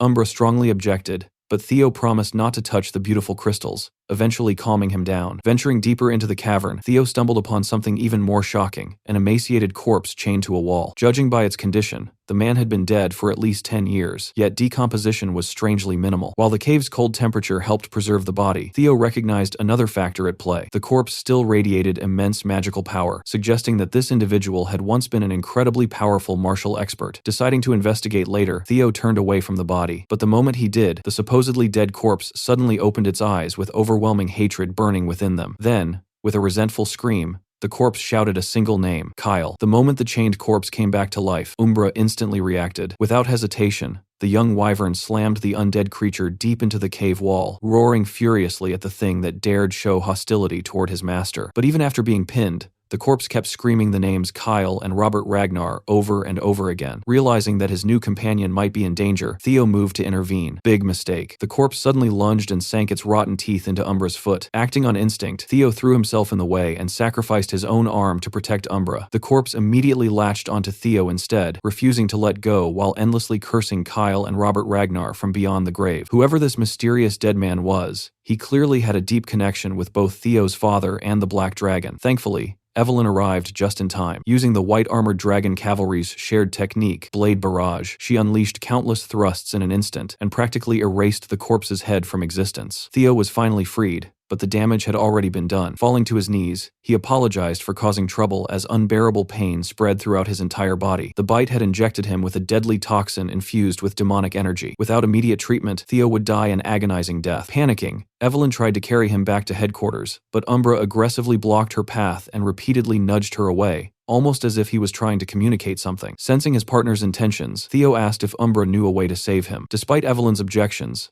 Theo decided to put his life entirely in Umbra's hands. According to everything Theo knew, even conventional treatment offered less than a 30% survival rate. Since Umbra had evolved into a Class 2 demonic fiend by feeding on ghost spirit flowers, Theo reasoned that the wyvern must have encountered this corpse before, and somehow learned how to counter both corpse toxins and demonic energy. Before losing consciousness, Theo asked Evelyn to trust Umbra and follow his lead. Acting immediately, Umbra gathered numerous ghost spirit flowers from around the cave and broke off several crystal fragments before bringing them to Evelyn. Understanding what the wyvern wanted, Evelyn crushed the materials together using mana, creating a dark purple concoction. With no better options available, she carefully fed the mixture to Theo. Then, both Evelyn and Umbra anxiously waited. As soon as the mixture reached Theo's chest, his dragon heart suddenly began beating violently. Mana exploded from his body, rapidly overflowing into the surroundings. Slowly, the lightning attribute surrounding Theo started changing. The once brilliant electric energy became darker and darker until it eventually transformed into pure black lightning infused with corpse poison. Once the process was complete, the black lightning re-entered Theo's body and activated his system. Body cleansing purification had begun. At the same time, Theo successfully acquired the trait of the evil shadow dragon. While Theo was literally fighting for his life, Commander Julius Ragnar was receiving devastating news back at headquarters. Black Snow had thoroughly verified a recent report and confirmed its authenticity with an 89% certainty. Overcome by emotion, the demon dragon accidentally shattered his office desk. Things had been going so well recently that perhaps he should have expected bad news sooner or later. Even so, this tragedy was beyond anything he anticipated. Trainer Isvan,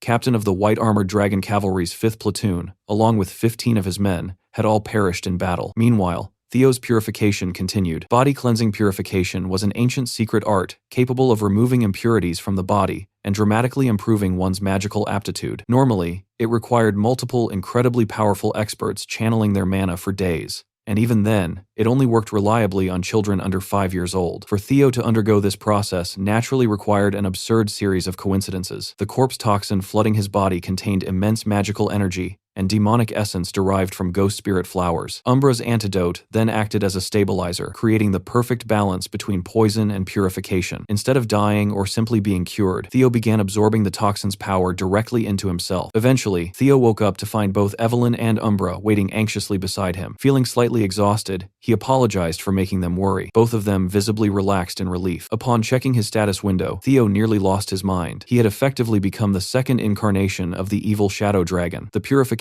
process alone had granted him 85 additional stat points, an absolutely ridiculous amount. Theo now understood that the crystals filling the cave were concentrated masses of pure energy. Their power had diluted the ghost spirit flowers' toxicity, transforming them into potent medicine. Trusting Umbra had been one of the best decisions Theo had ever made. A Ragnar body was already considered nearly perfect, but after undergoing body cleansing purification and inheriting the evil shadow dragon's traits, Theo now possessed the potential to reach the absolute peak. The next mystery to solve was the identity of the corpse itself. Looking more closely, Evelyn noticed that the cave walls were covered with neatly inscribed writings. It turned out to be a journal left behind by the dead swordsman. According to the journal, the man had hidden in this cave after being defeated by Kyle and Robert Ragnar. He had intended to recover, bide his time, and eventually take revenge. Unfortunately, Robert had severely damaged his mana hall, and surviving solely on ghost spirit flowers only accelerated his decline. Over time, the man's sanity completely deteriorated before he could enact his revenge. Realizing that he would die carrying eternal resentment, he eventually chose to leave behind everything he had. Melting down his treasured emerald serpent sword, he sealed away his legacy, hoping that someone in the future would inherit it and fulfill his final wish. The journal then described the flying sword technique of the god of Tempest. Theo and Evelyn immediately realized the truth. This corpse belonged to none other than Hector Ragnar, the legendary Wind Baron. 40 years ago, history claimed that the Wind Baron had died after losing to Kyle Ragnar during the Succession War. In reality, he had survived, only to spend his final years alone in a hidden cave before dying a miserable death. The revelation left Evelyn utterly shaken. Overcome with guilt, the ever-loyal swordswoman immediately fell to her knees. Even though Hector had lost the battle for succession, he was still a legitimate Ragnar heir and former throne candidate. From Evelyn's perspective as a vassal, killing him even in his deranged state was a capital offense worthy of execution. Theo immediately dismissed her concerns. In his eyes, the creature she had destroyed was no longer Hector Ragnar, but merely a mad spirit consumed by hatred. Besides, she had only acted to save Theo's life. Wanting to resolve the issue completely, Theo ordered Evelyn to forget everything that happened inside the cave. However, if she still felt guilty, he had a different proposal. Theo wanted Evelyn to inherit Hector Ragnar's legacy. Naturally, she vehemently objected. She believed herself unworthy of wielding techniques that rivaled even those of the 9 dragons. But Theo refused to budge. In his opinion, there was nobody more deserving of carrying on the Wind Baron's legacy. By inheriting it, Evelyn would also allow Hector to finally rest in peace. More importantly, becoming a legacy disciple would erase any possibility of her being punished for Hector's death. Since Evelyn had already sworn herself to Theo's service, he believed this path was only natural. Deeply moved by Theo's trust, Evelyn Nereville bowed with absolute reverence and formally pledged her eternal loyalty as his vassal. This time, Theo chose to indulge her strict adherence to tradition. Drawing his blade, he formally knighted Evelyn and accepted her oath, engraving their bond upon both heart and soul. From that moment onward,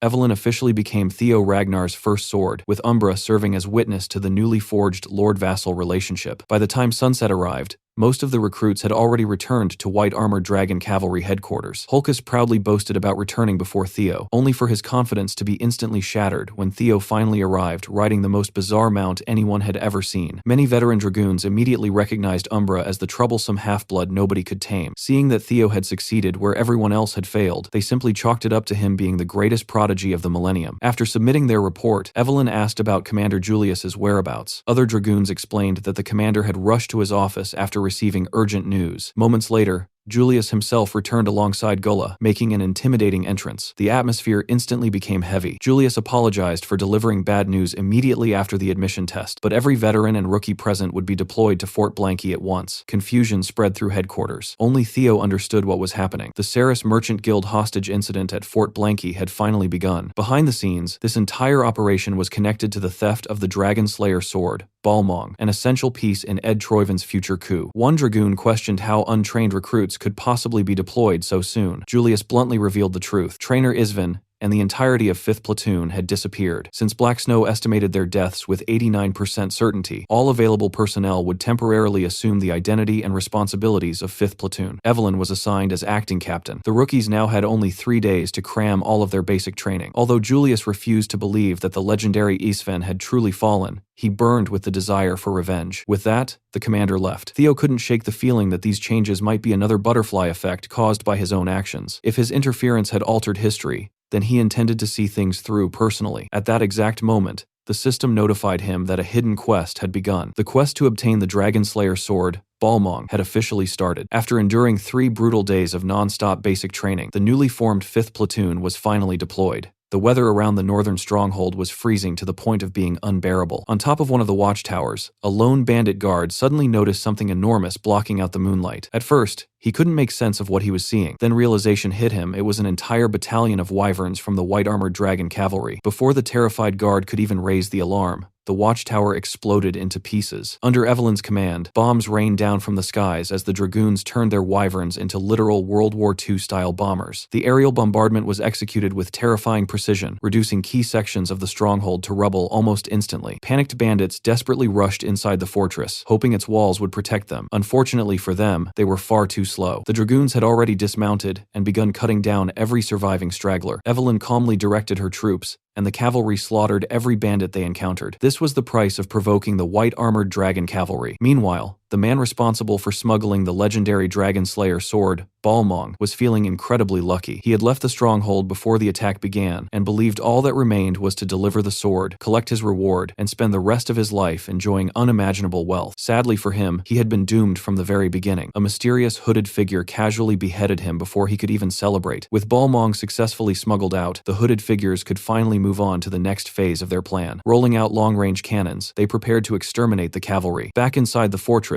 the dragoons had already secured complete victory over the bandits. Many of the veterans were laughing and joking about how ridiculously easy the operation had been. Theo, however, couldn't shake the feeling that something was terribly wrong. There was no way the original 5th Platoon had been wiped out by enemies this incompetent. Activating hatchling synchronization, Theo peered into the memories of one of the captured bandits. He confirmed that Balmong had indeed been stolen, but surprisingly, none of the bandits had ever actually seen the sword. Even the higher-ranking bandit leaders had been operating blindly. While the veteran dragoons dismissed Theo's concerns as simple rookie nerves, Theo's instincts screamed that disaster was coming. Suddenly, Theo was struck by a horrifying premonition. Without saying a word, he sprinted away from his comrades and slashed at an ordinary-looking wall. Hidden behind the bricks were massive stockpiles of highly volatile explosives. The entire operation had been a trap from the very beginning. Theo immediately took charge, screaming for everyone to evacuate and abandon the fortress. But before anyone could react properly, the unmistakable whistle of incoming artillery echoed through the air. Theo desperately shouted warnings, but his voice was drowned out by thunderous explosions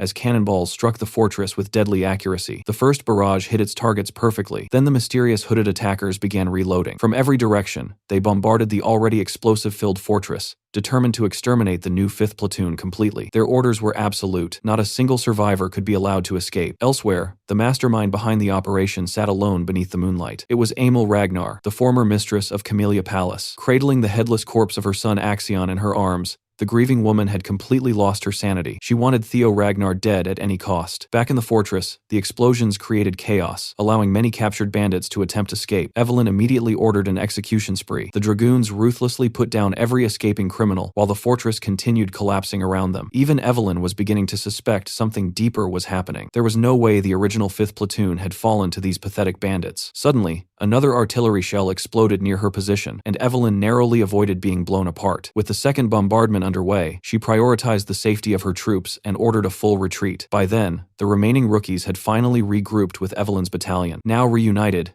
the new 5th platoon desperately needed an escape route. Theo suggested heading toward the outer walls opposite the direction of the artillery fire. However, under the immense stress and pressure of the situation, Theo unexpectedly opened his mind gate. Instantly, his thought process and sensory perception expanded to an absurd degree. The entire layout of the fortress suddenly unfolded before his eyes, as though he were seeing a blueprint. The sheer amount of information flooding into his mind almost overwhelmed him, and Evelyn had to physically pull him back to reality. Just as everyone prepared to flee toward the exits, Theo abruptly stopped them. With absolute certainty, he declared that running outside would only get them killed. Instead, they needed to move deeper into the fortress. Trusting Theo completely, Evelyn immediately ordered everyone to follow him. 21 lives now rested entirely in Theo's hands. Thanks to his enhanced perception, Theo had already seen the final trap awaiting them outside. More artillery combined with a coordinated ambush force. By combining his newly unlocked mind gate with hatchling synchronization, Theo was essentially reading the memories of the very buildings themselves. He was seeing the Matrix. Hidden explosives waited to the left.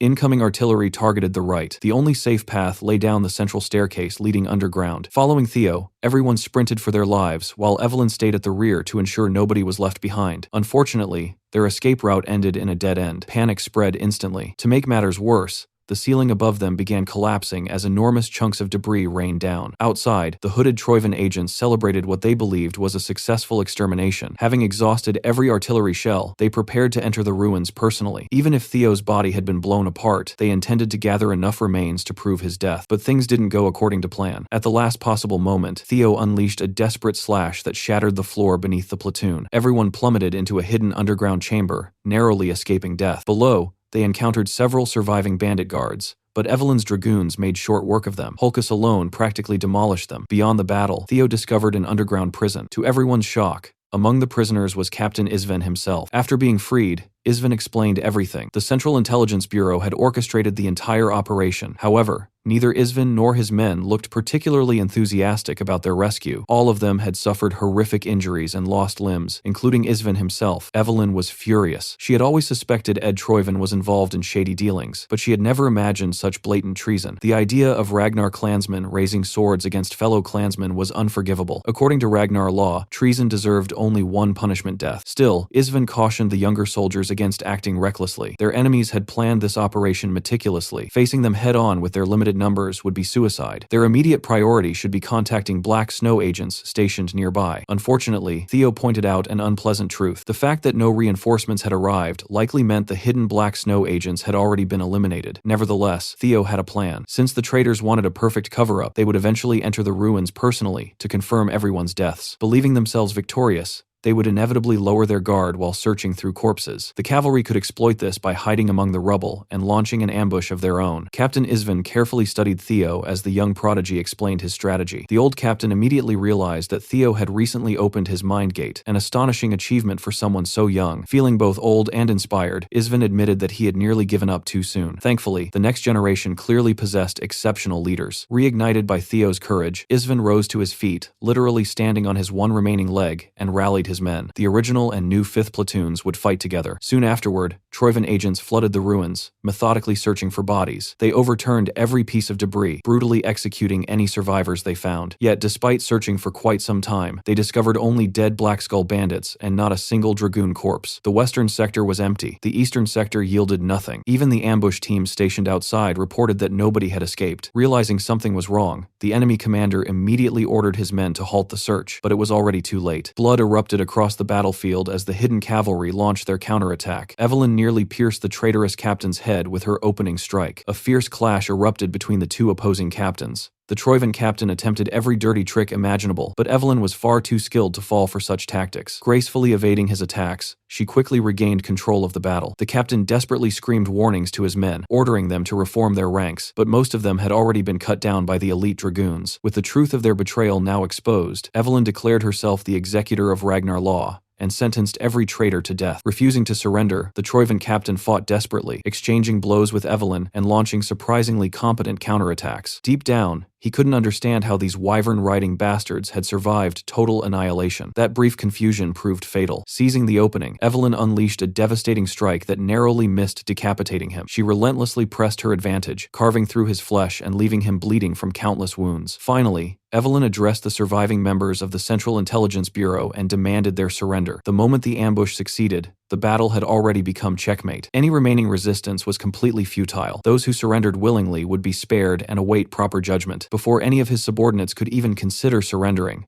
the Troivan captain roared out an order authorizing the use of their secret technique. Every dragoon immediately froze in shock. The fact that the Troivans still had a hidden trump card this late into the battle was incredibly alarming. Moments later, one of the agents suddenly went completely feral and launched himself straight at Theo. The difference was immediate. His physical abilities had skyrocketed to an unnatural level. Theo instantly recognized the technique, reverse blood surge, a forbidden art that massively increased a person's strength at the cost of rapidly burning away their life force. Even for someone as monstrously talented as Theo, fighting a single opponent under the influence of such a technique was extremely difficult. Unfortunately, one opponent quickly turned into many. The remaining Troivan agents all converged on Theo at once, completely abandoning self-preservation in their desperate attempt to take his head. Seeing the young master surrounded, one of the heavily injured officers from the original 5th platoon stepped in without hesitation. The veteran threw himself between Theo and the incoming blades, using his own body as a shield. Mortally wounded, the officer peacefully told Theo to run before finally succumbing to his injuries. Watching a good man sacrifice his life to protect him awakened something deep inside Theo. A primal rage erupted within him. Fueled by fury, Theo unleashed the strongest triple dragon's claw he had ever produced. Pushing himself beyond his limits, he tapped deeper into his mind gate. Instantly, the world slowed to a crawl. Theo could clearly perceive the positions of every enhanced enemy around him. Using that heightened perception, he unleashed another triple dragon's claw, this time with even greater power and precision. His blade moved through impossibly intricate trajectories, avoiding allies while completely annihilating every enemy in its path. The display left even the veteran dragoons speechless. When the dust finally settled, the battlefield had been transformed into a horrifying landscape carved apart by Theo's attack. Out of all the traitors, only the Troivan captain remained alive. Seeing firsthand how terrifying Theo had become, the captain abandoned all thoughts of survival. The young master had grown into far too great a threat to the Troivan family. Even if it cost him his own life, he was determined to drag Theo into the grave alongside him. Activating reverse blood surge on himself, the captain shot forward like a human missile. Meanwhile, Theo's senior dragoons were still standing around in complete awe, too busy admiring the rookie to notice that Theo himself was barely conscious. Opening his mind gate and unleashing such a powerful technique had exacted a devastating toll. His mana hall had become twisted and unstable, making further combat almost impossible. To make matters worse, the fanatical captain was now showing signs of mana hall detonation. The madman intended to sacrifice himself and blow up everyone in the area. Theo tried preparing a defensive response, but his body simply wouldn't cooperate. Thankfully, his first sword finally stepped onto the battlefield. For the very first time, Evelyn unleashed the God of Tempest technique she had inherited from the Wind Baron. Using a technique called Squall, she launched the suicidal captain high into the sky. After tossing him into the air, Evelyn followed, gathering an enormous amount of wind mana at her fingertips, before releasing it in the form of a violent maelstrom. Theo watched in complete amazement as Evelyn manipulated the wind with incredible precision, wrapping it around the captain's unstable mana hall and forcibly suppressing the impending explosion. Once the detonation was neutralized, finishing the battle became trivial. Evelyn effortlessly sent the traitorous captain crashing back down to the earth. With the final enemy defeated, the tension finally left Theo's body, and exhaustion consumed him completely. Hulkus, Erica, and the other dragoons immediately rushed toward Theo, expressing their endless gratitude for saving everyone's lives. As the first rays of dawn illuminated the battlefield, Theo smiled contentedly. Without question, the two greatest contributors during the entire operation had been Theo and Evelyn. The pair had practically carried the entire platoon to victory through sheer strength and leadership. At long last, everyone could finally relax. The grim atmosphere that had dominated the night gave way to celebration and relief. The darkness had passed, and a new dawn, led by the shining star of Ragnar's younger generation, had arrived. However, while the white-armored dragon cavalry celebrated their survival, absolute chaos was unfolding elsewhere. Back inside the miserable halls of Rose Palace, Lady Emil Ragnar had completely lost her mind. Ed Troyven had her pinned in a chokehold while furiously cursing her. It turned out that Emil had acted entirely on her own during the Stronghold operation. Without authorization, she had stolen the Sky Dragon's seal and used it to forge official orders. The massacre of the white-armored dragon cavalry and the assassination of Theo Ragnar had never been part of Ed's immediate plans. Thanks to Emil's recklessness, the entire Troyven family was now standing on extremely thin ice. Still consumed by grief, Emil snarled that she only wanted revenge for her beloved son Axion. She wanted to tear Theo apart piece by piece and slaughter everyone connected to him so that Axion could finally rest in peace. Ed found her behavior utterly pathetic. In his eyes, abandoning one's duty to the family over the death of a single child was unforgivable. In a fit of rage, Ed crushed Axion's already rotting, headless corpse beneath his foot. Worse still, they had now lost Balmong, the Dragon Slayer sword, the single most important piece in the coup they had spent decades preparing. From this moment onward, Emil would no longer be recognized as a daughter of the Troyven family. As she looked into her brother's cold eyes, she felt as though their terrifying father himself was staring down at her. Before leaving, Ed ordered the palace attendants to lock Emil away permanently. She would never be allowed to see the outside world again. Since the possibility of information leaks could not be tolerated, all remaining palace attendants would also need to be eliminated. The moment Emil realized she was truly about to be sealed away and forgotten forever, her madness vanished and she desperately begged for mercy. Ed, however, showed absolutely none. He casually slaughtered every attendant inside the palace,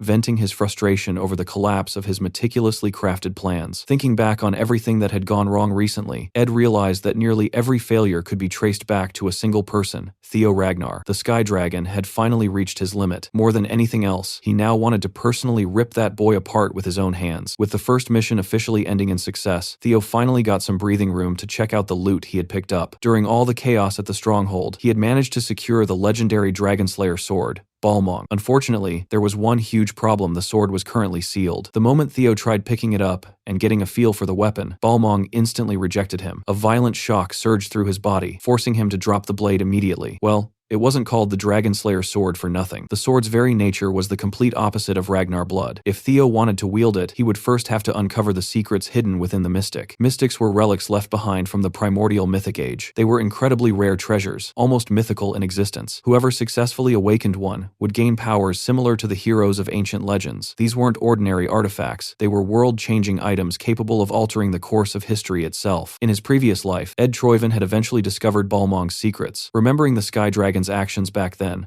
Theo already had a rough idea of the location where Ed had truly risen to power. Until he could investigate that place himself, Balmong would simply remain sealed away inside his inventory. A sudden knock interrupted Theo's thoughts. Standing outside was Evelyn. Despite it being late at night, she had come with an urgent message. Commander Julius wanted to see Theo immediately. Over in Julius Ragnar's office, the atmosphere felt strangely heavy, despite the polite conversation taking place. Sitting across from the demon dragon was Captain Trainer Isvan. The old veteran had come to discuss retirement. Losing both his leg and his beloved wyvern, Rosinante, during the last mission, had finally convinced him that his days in the cavalry were over. He admitted, albeit reluctantly, that he was no longer the warrior he used to be. With the years he had left, Isvan wanted to return home and spend his remaining days mourning the countless comrades he had outlived. Julius could see that the old man's mind was made up, so he quietly approved his retirement. While sipping tea, Isvan brought up Theo and revealed that the boy had already opened his mind gate. Hearing this instantly put Julius in a good mood. Theo had crossed the boundary, separating ordinary humans from true monsters. Even more impressive, Isvan was certain Theo hadn't been born with an opened mind gate. He had forcefully broken through the bottleneck himself. That meant Theo's vessel for power was about to expand dramatically, perhaps to a degree even Julius couldn't imagine. The commander was already looking forward to helping Theo fill that larger vessel and accelerate his growth even further. Having delivered his final report, Isvan left Julius with one last piece of advice. The future of both the white-armored dragon cavalry and the entire Ragnar clan now rested in Julius's hands to guide and shape. Later that night, Julius met Theo in the headquarters training ground. The commander praised him for his incredible performance during the recent mission, but Theo humbly credited his comrades instead. Julius then suddenly asked Theo about his martial theory. Theo misunderstood the question and began talking about combat strength and techniques. Julius immediately stopped him. That wasn't what he meant at all. Combat techniques were merely surface-level concepts. Martial theory was much deeper. It represented the world one's sword sought to create. Hearing it phrased that way completely stumped Theo. Up until now, he had only focused on chasing after the clan head's sword sword that he had witnessed firsthand. Julius expected that answer. Everyone started out that way. To broaden Theo's perspective, the commander drew his sword. In an instant, the entire arena transformed. The surroundings melted away and were replaced by a nightmarish hellscape, the demon dragon's isolation zone.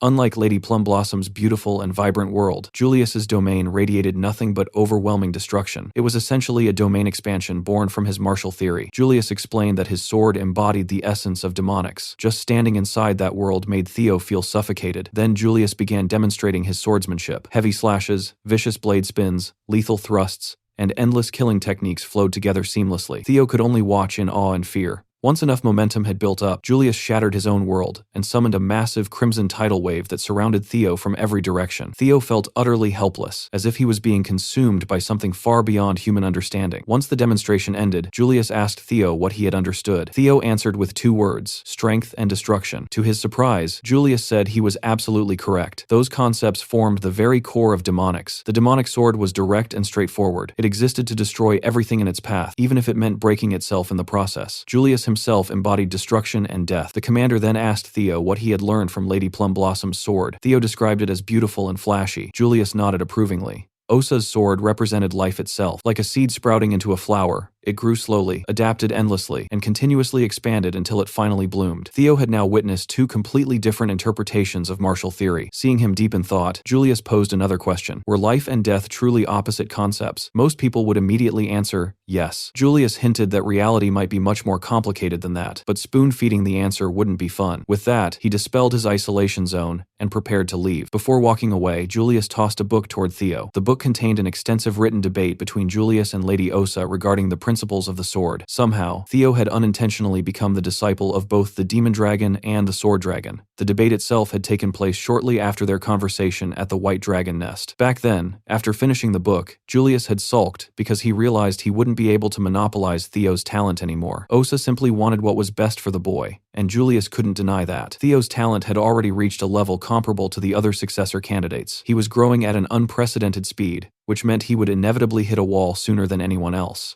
This book was meant to help him break through that wall. Even so, Julius couldn't shake one lingering fear. What if Theo eventually became an enemy of the clan? History had shown time and time again that prodigies who grew this quickly often met tragic ends. Worse still, their teachings sometimes returned as blades pointed against Ragnar itself. After hearing Julius's concerns, Osa concluded that he was the perfect person to safeguard the book and watch over Theo. Once Julius was certain Theo wouldn't be corrupted by greed, he could pass on their teachings. Surprisingly, that day arrived much sooner than expected. Now, the combined insights of the 2 greatest swordsmen in Ragnar history rested in Theo's hands. Although Theo questioned whether he truly deserved such a priceless gift, Julius had already made his judgment. Deeply grateful, Theo accepted. Looking back, Theo realized that his meteoric rise had only been possible because of the countless people who had helped him unconditionally. Julius had supported him from the very beginning, even during the Rendon incident. Theo silently vowed to repay that kindness someday. Well, as it turned out, there was actually a way for Theo to repay Julius immediately. Unfortunately, it was going to be absolute torture. The demon dragon had been itching for a worthy training partner for quite some time. While the book would teach Theo intellectually, the real lesson would begin now, and it would hurt. Watching from the sidelines, Evelyn quietly looked away in pity. She even locked the training arena from the outside and wrapped chains around the doors while repeatedly apologizing to her young master. The brutal training session continued all night long without stopping. By sunrise, when Evelyn finally removed the chains and opened the gates, she found Theo looking like he had personally fought an entire war overnight. Julius had definitely gone overboard this time. More importantly, Evelyn had completed another assignment during the night. Deep within the underground detention cells, the captured captain of the defeated Troivan squad remained imprisoned. Even after being crippled, the man refused to reveal anything no matter what torture methods were used. So the cavalry simply left him to rot while Theo prepared an entirely different strategy. Leaning in close, Theo quietly whispered to Evelyn about the chain of events that would soon unfold over the next few days. A few days later, Theo finally paid a visit to the training grounds of the Plum Blossom Palace. As soon as he arrived, he politely greeted Lady Osa Ragnar Plunis, who had been waiting for him. After all, she had already heard that the book she and Julius wrote had greatly helped the young prodigy. Naturally, She wanted to see the results for herself. Without wasting time, Lady Plumblossom summoned a training sword into her hand. The moment she grasped the blade, the entire training ground was enveloped by the manifestation of her martial theory. Osa wanted to continue teaching Theo about the most fundamental aspects of swordsmanship, the tiny building blocks that people often overlook, despite them being the true roots of the sword. By the end of today's lesson, she hoped to have a deep discussion with Theo about how one could use a sword to nurture and blossom life itself. Before beginning, however, Lady Osa once again formally asked Theo to become her official disciple, but before giving his answer, Theo had a question of his own. He wanted to know whether she was asking as Lady Plumblossom or as the Heaven Dragon Swordmaster. Osa was genuinely surprised. Very few people even knew about that secret title. The Heaven Dragon Sword was an extremely secretive lineage that only ever accepted a single successor at a time, and currently, Osa herself was the sole inheritor. She immediately understood that Theo wanted to know her true intentions, so she answered honestly. There were no schemes, no hidden agendas, and no ulterior motives. From the complete teachings of Plumblossom swordsmanship all the way to the Heaven Dragon Sword itself, she simply wanted to pass everything she possessed onto Theo. A short while later, Theo walked out of the training grounds after finally making his decision. As he strolled through the beautiful halls of Plumblossom Palace, a group of arrogant faction members suddenly surrounded him. Apparently, some of the palace idiots had taken offense to Theo's naturally curt attitude. Since rumors had already spread that Theo was being considered as Lady Osa's newest disciple, these self-important seniors demanded respect from him. Theo honestly had no clue what these clowns were barking about. To him, it just looked like a bunch of insecure people desperately trying to protect their fragile egos. Besides, they weren't even his direct superiors, so rank didn't really matter. Unfortunately, these flowery mutts wanted to throw their weight around and flex on Ragnar's rising superstar for some easy clout. What they didn't realize was that Theo had already rejected Lady Osa's offer to become her direct disciple. Truthfully, Theo had been extremely tempted. Becoming the successor to not one, but two priceless sword legacies was an opportunity that almost nobody could refuse. However, he couldn't fully understand why Lady Osa valued him so highly when he had never actually done anything for her. That's when Osa revealed the truth. There was no grand reason behind it. Theo simply reminded her of a young Kyle Ragnar. The way Theo looked, acted, and relentlessly pursued his goals mirrored exactly what Kyle had once been like in his youth. Back then, Kyle had constantly chased his dreams and ideals without ever giving up. Every single day had been filled with endless hardships, yet Kyle never bent his principles or surrendered to despair. When Osa looked at Theo, she saw the version of Kyle she had once fallen in love with. How could she possibly sit back and do nothing? After hearing her honest feelings, Theo finally gave his answer. Although her offer was incredibly attractive, he chose to decline. Right now, he already had far too many teachers shaping his path. Julius had taken him under his wing. His senior dragoons, Evelyn, Selford, and Aaron, guided him constantly. Even his friends and comrades Remington, Hulkus, Erica,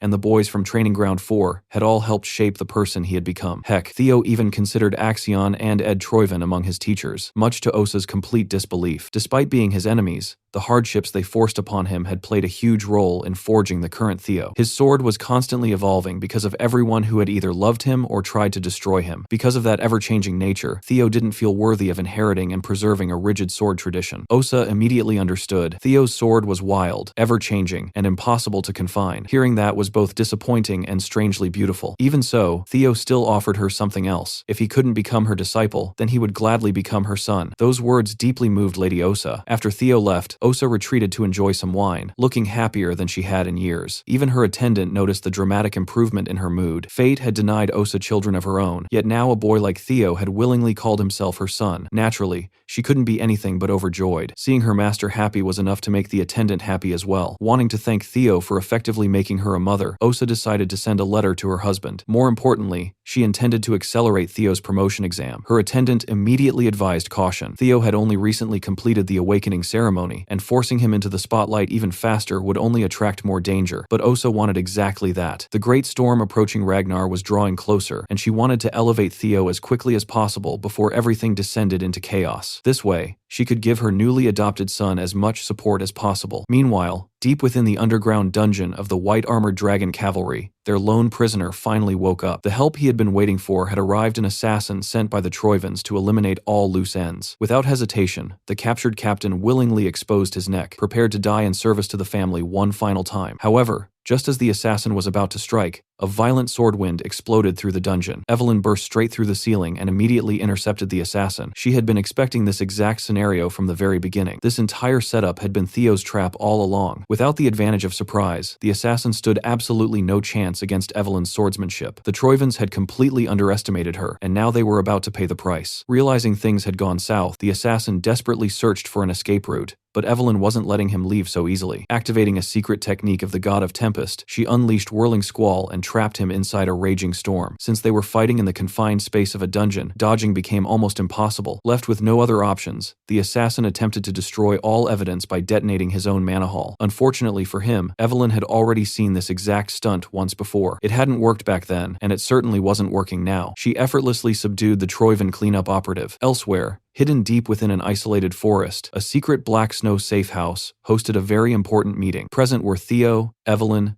Commander Julius, and a black snow operative named Cleve, a null snow agent and one of the organization's highest-ranking members. Theo was honestly shocked to meet someone of that caliber so soon. During the meeting, they discussed the successful capture of the assassin. Black Snow had confirmed that he belonged to Serpent Season, a covert sub-organization operated by the Troivan family. The fact that the assassin had known exactly where to find the prisoner confirmed everyone's worst fears. There was a mole inside the white-armored dragon cavalry. That's why this meeting was being held in such a remote location to prevent any further leaks. According to Black Snow's intelligence, Serpent Season currently operated from an ancient castle located in the Kalhelm region. In just 3 hours, they would declare the operation compromised, destroy all evidence, and disappear. That meant they had very little time. Their mission was simple: ambush the base, capture as many members as possible, and extract evidence exposing the Troivans. Before the briefing concluded, Julius added one final item to the agenda. This mission would also serve as Theo Ragnar's promotion exam. Theo genuinely thought he had misheard him. He didn't believe he had earned a promotion opportunity this quickly. Julius agreed, which was exactly why he had dramatically increased the difficulty. As people rose through the ranks, promotion exams naturally became harder. However, assigning a mission that could potentially spark a full-blown civil war as a mid-rank swordsman promotion test was absolutely insane. Julius explained that since Theo had orchestrated the entire operation leading to the assassin's capture, it was only fair that he saw things through to the very end. Regardless of Theo's status as an heir, making plans behind the commander's back was unacceptable. Therefore, Theo had to complete this mission flawlessly if he wanted his promotion. Julius also reminded him that becoming a mid-rank swordsman would grant him the privilege of undertaking solo missions in the future. With the way events were unfolding, Theo was quickly becoming one of the central figures shaping Ragnar's future. As if perfectly timed, the system suddenly activated the 4th scenario quest, presenting Theo with an opportunity to sever the dark ties haunting his previous life. Filled with determination, Theo vowed to uncover the truth hidden beneath the rotten foundations of the clan, and with that, Operation Snake Cleanup officially began.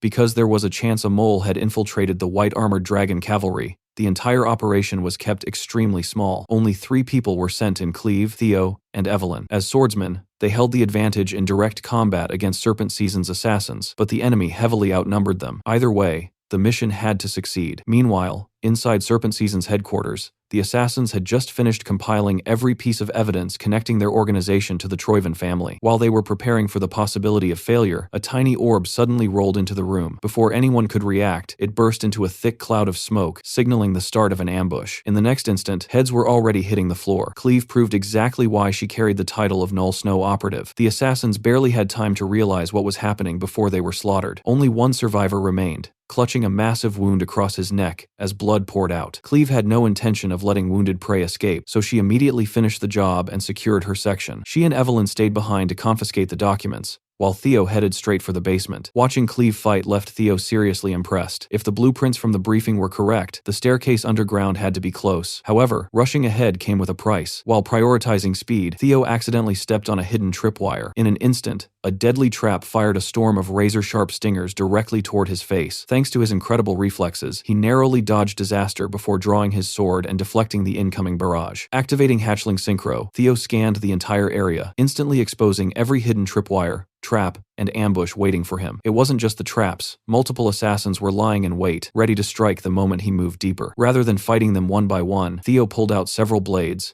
infused them with black lightning, and unleashed his upgraded Thunder Dragon Breathing Dragon Mark. The hidden assassins were erased almost instantly. They were impaled and electrocuted at the exact same time, before they even had a chance to fight back. With the ambush eliminated, Theo calmly navigated around every remaining trap. The security underground was far tighter than anything above, confirming that something incredibly important was hidden in the basement. The moment Theo reached the castle's lowest level, the overwhelming smell of blood nearly knocked him back. The room was drenched in gore, and standing calmly in the middle of it all was a lone man, dressed in crimson robes and a matching red hat, preaching as if he were conducting a sacred ritual. The blood priest clearly wasn't pleased that someone had interrupted his crimson ceremony. Theo immediately recognized him as a member of the Holy Demon Church, a twisted cult that preached an inevitable apocalypse. They deceived countless people by promising that a divine savior would descend from the heavens to rescue the faithful. In Theo's previous life, this very organization would ignite the Great War that eventually brought the Empire to ruin. Staying on guard, Theo activated Hatchling Synchro and examined the priest. What he saw was deeply unsettling. Instead of ordinary mana, the priest radiated a blood-red aura fueled by a mysterious energy that completely ignored the world's natural laws. That strange power flowed through a shattered mind gate, making Theo suspect this was the mysterious grace that blood priests constantly spoke about. To the priest, Theo was nothing more than a non-believer, meaning he deserved the honor of becoming a sacrifice for the one true God. Without wasting another second, the blood priest lunged forward, reaching out with blood-soaked hands to grab Theo. Theo barely managed to parry the attack, only to realize the priest's flesh was unbelievably hard. It felt less like striking a human body and more like clashing against solid steel. The two exchanged blow after blow, but every sword strike Theo landed proved completely useless. On top of that, every one of the priest's attacks carried overwhelming force. Theo knew that if the priest managed to grab him even once, the fight would end immediately. Then the impossible happened. The blood priest casually caught Theo's full-powered sword swing with his bare hand before throwing him across the basement and smashing him into the stone wall. Theo couldn't believe it. Blood priests were supposed to be among the weakest members of the Holy Demon Church. Yet this one was already monstrously powerful. His mana-infused attacks accomplished nothing, and using Triple Dragon's Claw inside the cramped basement would likely collapse the entire structure and bury both of them alive. For the first time in a while, Theo found himself completely cornered. As time seemed to slow around him, memories of Julius Ragnar's teachings resurfaced. The demon dragon had taught him that explosive destruction represented death itself, while the sword dragon had shown him that true swordsmanship followed the rhythm of life. Maybe life and death weren't meant to oppose each other, they were two halves of the same path. As the crazed priest charged once again, determined to crush Theo's skull and offer his blood as a sacrifice, Theo barely slipped away at the last possible moment. He continued dodging one fatal attack after another, frustrating the priest with every narrow escape. And somewhere in that desperate dance between life and death, Theo finally experienced a breakthrough in his martial theory. Life and death weren't opposites. They were part of the same cycle. Death marked the end of life, while life itself grew from death. Theo finally realized he had been spreading his power too broadly. Instead of dispersing it, he condensed everything into a single, blinding strike. Confident in his nearly indestructible body, the blood priest didn't even bother dodging. But the moment Theo unleashed his new technique, Dragon Flash, everything changed. The priest laughed at first, thinking it was just another sword swing. Then his confidence vanished as the blade tore straight through his supposedly invincible flesh. The attack rampaged through his body like it had a will of its own, sending him flying into the wall. Furious, the priest called Theo a seed of evil for achieving enlightenment through battle, claiming someone like him should never exist. Theo couldn't care less. Instead, he grabbed the priest by the face and activated Hatchling Synchro, hoping to uncover the truth behind the Holy Demon Church's mysterious power. The moment Theo entered the priest's memories, his consciousness was dragged into an endless void. It felt similar to his previous memory dives, but this time something was horribly different. His system glitched out, displaying nothing but corrupted text, before desperately warning him that he was about to face an existence far beyond his level and should run immediately. But there was nowhere to run. Then a terrifying voice echoed through the darkness, demanding to know who he was. Theo suddenly realized the endless void around him wasn't empty at all. It was only a tiny part of the eye of an incomprehensible being. Theo was fucked. He just disturbed the sweet, sweet slumber of this universe's final boss. The god that the Holy Demon Church worships finally knows of his existence. Growing irritated by his lack of response, the god demanded an answer.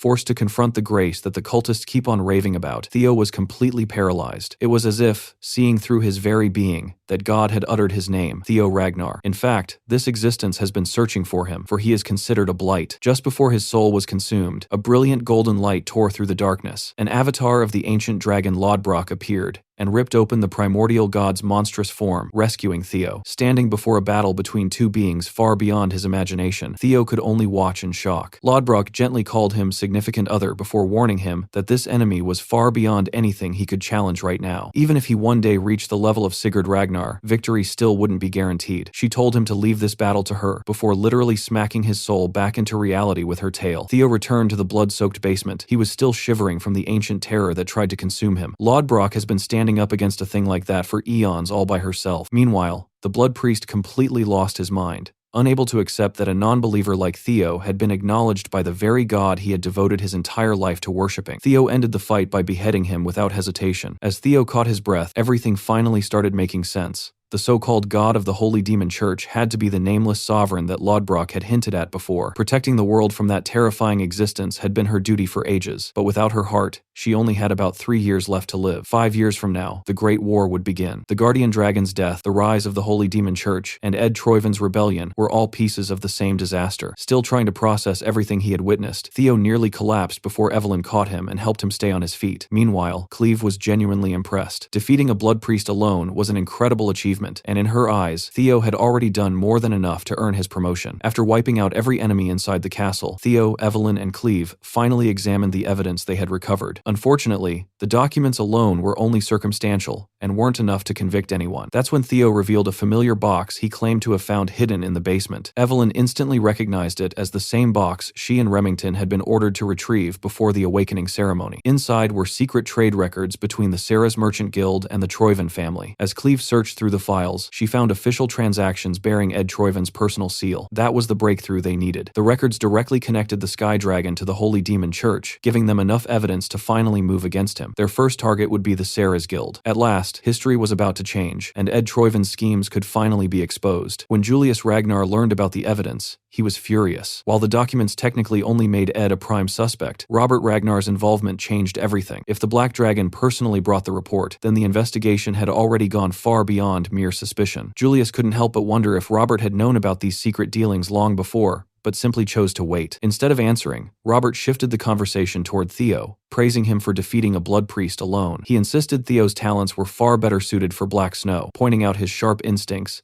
investigative skills, and ability to piece together huge truths from tiny clues. To Robert, Theo practically fought and thought like a Black Snow operative. Julius immediately shut that idea down. After refusing Osa's attempt to recruit Theo, he wasn't about to let Robert steal his best rookie either. Robert laughed when Julius called him Big Brother, reminiscing about the days when he, Kyle, Osa, and Julius had once been sworn siblings before taking their current positions. Julius knew Robert was only playing on old memories to get his way. Still, Robert tried to insist that he's just a big brother trying to look after a little brother. Before leaving, he effortlessly swiped some of the commander's wine bottles and demanded something more expensive he could steal next time. Julius helplessly cursed Robert as he cheerily hop-siped his way into the shadows. The Black Dragon also came by to see if there was a mole in the cavalry. He's quite relieved to find that this place managed to stay free of the Sky Dragon's clutches. Walking to the door, Robert's physical form disintegrated, blown to dust by the wind. He's looking forward to witnessing the fall of the Sarah's Guild. Ironically, while their downfall was approaching, the Sarah's family was busy celebrating a wedding. The higher-ups had gathered inside the Central Branch's chapel for the marriage between Naven Bacchus, introduced as the second son of the Bacchus clan, and Lily Ceres, the fourth daughter of Guildmaster Quadrak Ceres. Quadrak had arranged the marriage to unite the Ceres Guild with one of Ragnar's six-pillar families through blood. He could barely hide his excitement. This marriage was only the first step in his plan to gain noble status, before eventually taking revenge on the Ragnar clan for looking down on him. On the other hand, the Bacchus patriarch absolutely hated the arrangement. Although the alliance was humiliating, the family desperately needed the dowry to survive its financial crisis. Instead of sending a legitimate heir, he sent Naven, his illegitimate son. Naven found the whole situation hilarious. Knowing the clan elders were furious, he also doubted the Ceres family truly intended to help his clan, but with the Ceres store serving as collateral, he had his own plan to make his fortune through bloodshed while watching another cursed family collapse. During the ceremony, Naven flawlessly played the role of the perfect groom, promising to love and protect Lily. But instead of accepting his sweet words, Lily demanded proof. Curious, Naven agreed to hear her request, joking that he'd help with anything as long as it didn't involve money, even offering to hand over the Bacchus family seal just to annoy Elder. Lily didn't care about any of that. The only thing she wanted was Theo Ragnar's head, the man who had left her permanently scarred by cutting off her arm. Even Naven thought the request was insane. She was asking him to publicly assassinate a Ragnar heir. Quadrak immediately tried to silence his daughter, But Navin's response was even crazier. Without hesitation, he accepted the request, declaring that he would gladly behead Theo Ragnar to seal their marriage. Outside the chapel, the citizens of the Central Branch looked up in disbelief as dozens of wyverns filled the skies above them. Moments later, Theo, Evelyn, and Cleve leaped off their mounts and landed dramatically in front of the chapel. Unlike their previous mission, which relied on stealth, this operation was completely public. They had arrived under the banner of the Ragnar clan to carry out justice in broad daylight. Cleve stepped forward and loudly announced the Ceres Merchant Guild's crimes against the clan before presenting an official search warrant authorizing them to investigate every trace of treason. She warned everyone inside that anyone who interfered with the investigation would be executed immediately without exception, and gave the guilty one final chance to surrender peacefully. Despite knowing exactly how much evidence existed against him, Quadrak Ceres refused to back down. He mocked the warrant, claiming it could easily be forged, and accused the Ragnar authorities of trying to frame his family. Maintaining the image of an innocent and loyal merchant, he boldly declared that the Ceres family had always been faithful to Ragnar. Then he ordered his soldiers to attack the law enforcers. Watching everything fall apart, Patriarch Bacchus immediately tried to cancel the marriage and distance his family from the Ceres Guild. Unfortunately, Quadrak refused. As far as everyone present was concerned,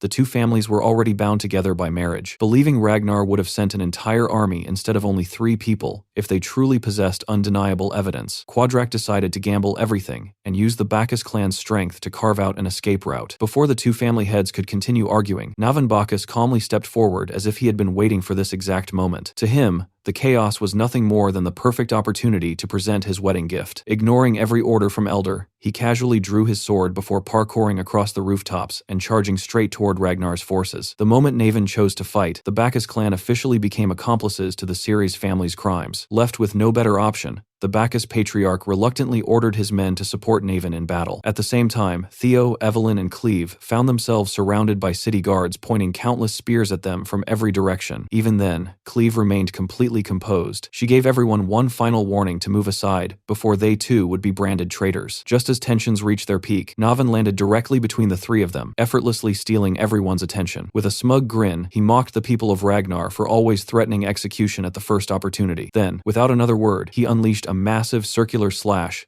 that forced Theo, Evelyn, and Cleve to scatter and defend themselves. The instant Theo saw him fight, he froze. He knew exactly who this man would become. In the future, Navan Bacchus would earn the terrifying title of Ghost Sword, one of the greatest threats Ragnar would face during the Great War. After marrying into the Ceres family, he would fight alongside Ed Troyvin on the front lines and become a force of nature capable of throwing entire battlefields into chaos. And for reasons Theo still didn't fully understand, Ghost Sword Navan had already decided that Theo Ragnar's head would become his wedding gift. Instead of seeing only danger, Theo immediately realized this encounter was an incredible opportunity. Using knowledge from his previous life, he believed he could completely change Navan's fate. He told Evelyn and Cleve to continue the investigation while he dealt with the Ghost Sword alone. Evelyn clearly didn't want to leave him behind, but Cleve trusted Theo's judgment. Every second they wasted outside gave the Ceres family more time to destroy evidence inside the chapel. Navan casually warned Theo that, despite appearances, he was actually ridiculously strong. Theo simply smiled and matched his confidence. Before they resumed fighting, Theo asked him a single question. Was he committing open treason because he wanted to destroy the Bacchus family and avenge his late mother? The question instantly wiped the smile off Navan's face. Theo had brought up the one memory he hated more than anything. Rather than continuing the provocation,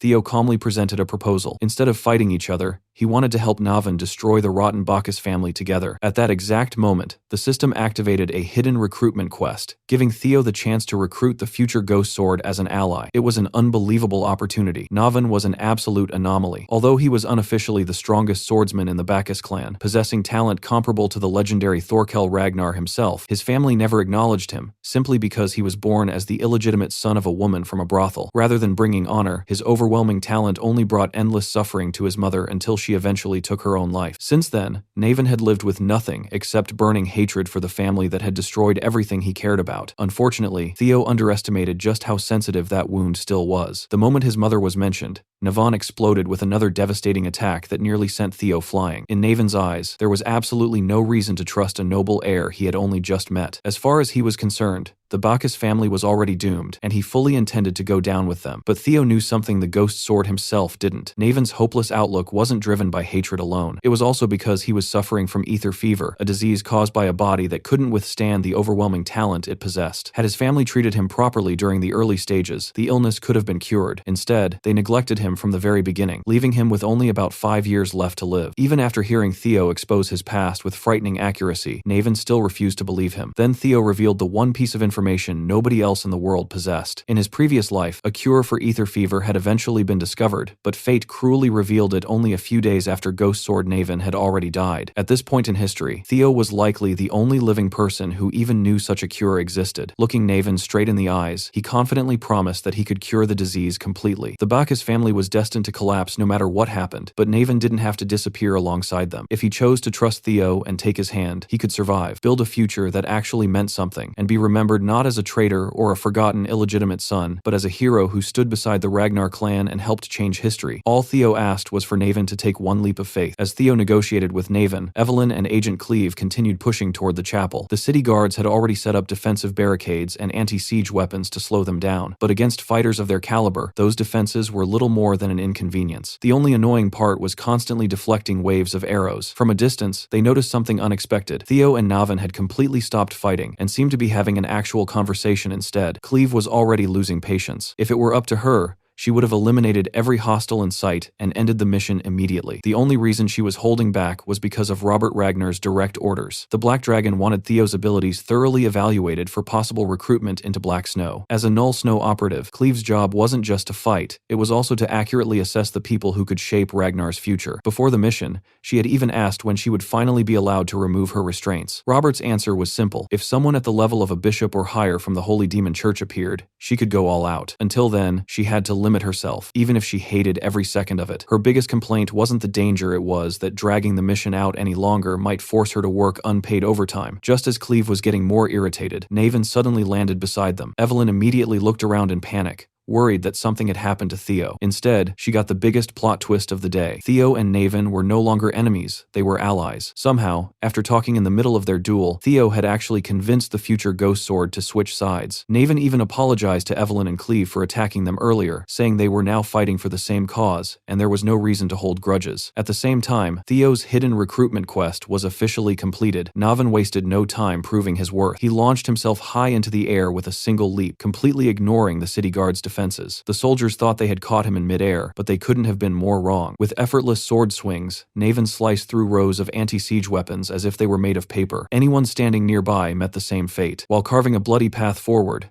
the Bacchus patriarch desperately yelled at him for betraying his own family. Naven laughed at the word family. Hearing it from the man who had ruined his life only made him angrier. Without hesitation, he finally did what he had wanted to do for years and split the patriarch clean in half. Evelyn watched in disbelief. The ghost sword truly lived up to his reputation of rivaling the legendary Thorkel Ragnar. Seeing the opening, Theo ordered everyone to push forward, while Naven's rampage kept the enemy occupied. With the path cleared, capturing Quadrak Ceres was finally within reach. Meanwhile, inside the chapel, Quadrak was beginning to panic as reports flooded in about his collapsing defenses. For the first time, he seriously considered destroying the documents that connected the Ceres Guild to the Troivans. One of his attendants urged him to start by burning those records immediately to minimize the damage, but Quadrak refused outright. No one except him was allowed to touch those documents. The terrified attendant tried to explain that preserving them would only make things worse, but greed completely clouded Quadrak's judgment. If the Troivan records were destroyed, how would he ever recover the fortune he had invested in them? Even with the authorities at his doorstep, he still cared more about money than survival. Then another voice echoed through the room, mocking Quadrak as nothing more than a pathetic mortal consumed by greed. Instead of panicking, Quadrak's face lit up. The one person capable of dealing with Ragnar had finally arrived. Outside, Theo, Evelyn, Cleve, and their newest ally, Naven,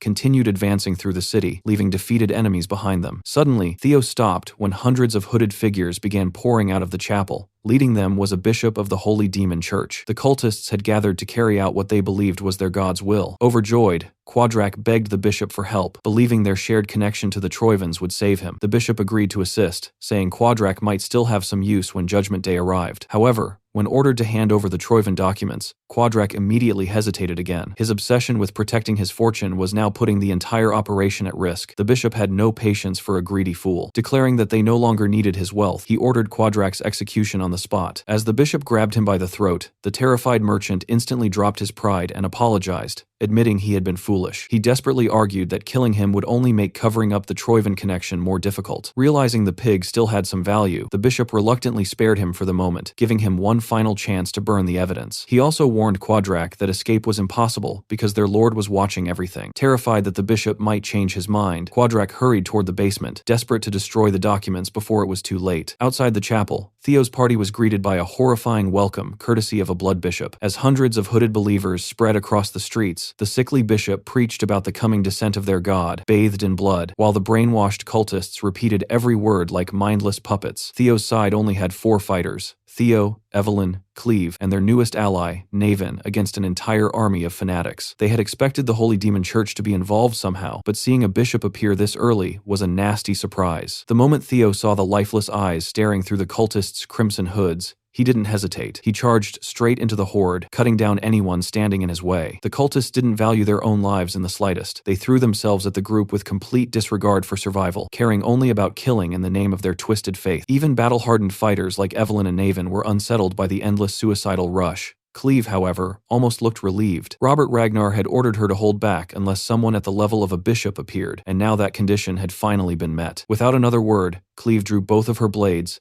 and unleashed her full strength. Her deadly blade dance carved through waves of cultists, leaving bodies scattered everywhere. She was done observing Theo's abilities. Now she intended to lead the assault herself. If it meant crushing everyone standing in Ragnar's way, she was prepared to reduce the entire city to rubble. Before she could completely lose herself in the slaughter, Theo quickly stopped her. He reminded her that the real objective wasn't simply eliminating enemies, it was securing the evidence before it could be destroyed. Cleve argued that now the Holy Demon Church had exposed itself publicly, evidence hardly mattered anymore. Theo disagreed. In fact, he believed it mattered even more now. If the cult considered this operation important enough to send a bishop personally, then something inside the chapel had to be extremely valuable. After hearing his reasoning, Cleve reluctantly backed down and asked for his plan. Theo immediately linked his lightning gate with hatchling synchro, dramatically expanding his awareness while pushing his mind gate to its absolute limit. Within seconds, he had mapped the surrounding battlefield and found the fastest path straight to the chapel. While Cleve watched with curiosity, a blood priest tried taking advantage of the distraction and launched a sneak attack. Without even flinching, she spun around and instantly reduced him to a pile of flesh with a single slash. With the route calculated, Theo left the battlefield to his allies and sprinted toward the chapel. The sea of cultists felt endless, but Evelyn and Naven worked together flawlessly, carving open a path while Theo rushed forward. He never slowed down for a second. Using lightning daggers as temporary footholds through precise psychokinesis, he literally launched himself through the battlefield from blade to blade. He even named the brand new movement technique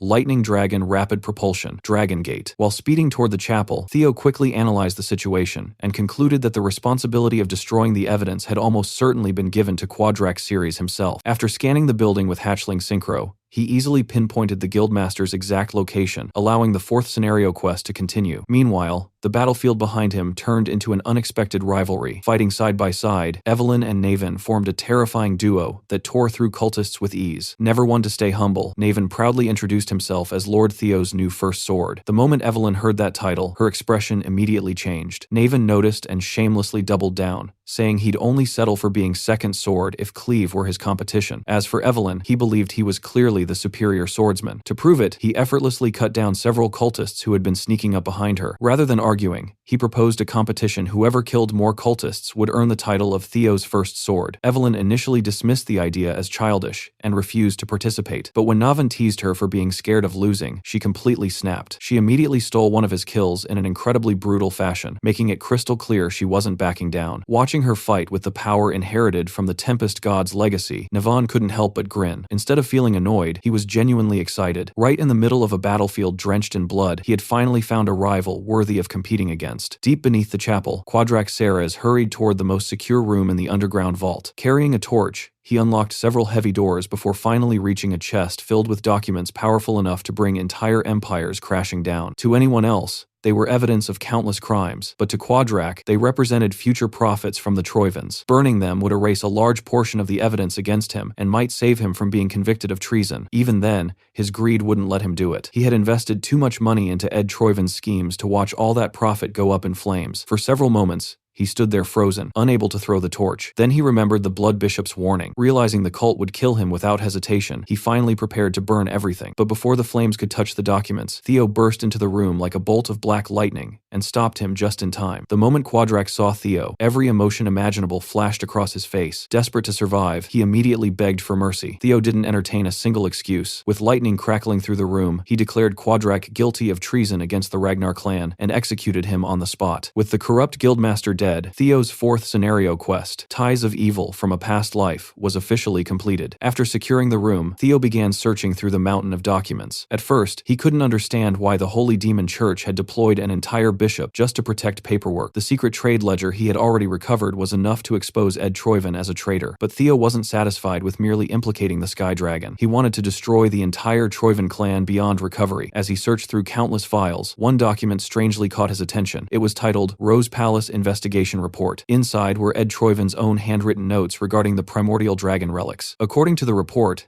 Ed had already obtained 2 relics and believed another one was hidden inside Rose Palace, Theo's former home. In that instant, everything from Theo's previous life finally made sense. The discrimination, the false accusations, and the miserable fate that awaited both him and his mother had never been random. The report contained direct orders to eliminate Cecilia and Theo Ragnar simply because they might possess a relic. Reading those pages pushed Theo's hatred for Ed Troivan to a level it had never reached before. He quietly tore out every page, mentioning himself and Cecilia, before forcing himself to calm down. Revenge would mean nothing if he lost his composure now. While continuing his search, Theo uncovered an even greater prize. Hidden alongside the documents were 2 more cube-shaped primordial dragon relics that the Troivans had spent years collecting. By hiding all of their greatest secrets in one place, they had unknowingly handed Theo an unbelievable reward. Meanwhile, above ground, Evelyn and Naven continued holding the line against endless waves of blood cult fanatics. During the fight, Evelyn remembered watching Naven place second in the blooming ceremony 7 years earlier, before disappearing from the public eye. Naven was genuinely touched that someone still remembered him, but he quickly returned to teasing Evelyn, proudly reminding her that he was still winning their competition to become Lord Theo's first sword. Determined to wipe that smug grin off his face, Evelyn unleashed powerful wind blasts using techniques inherited from the Wind Thunder god, instantly evening the score between them. Their friendly rivalry was suddenly interrupted when the Blood Bishop's right-hand man ambushed Naven with a massive axe. Naven barely avoided getting crushed,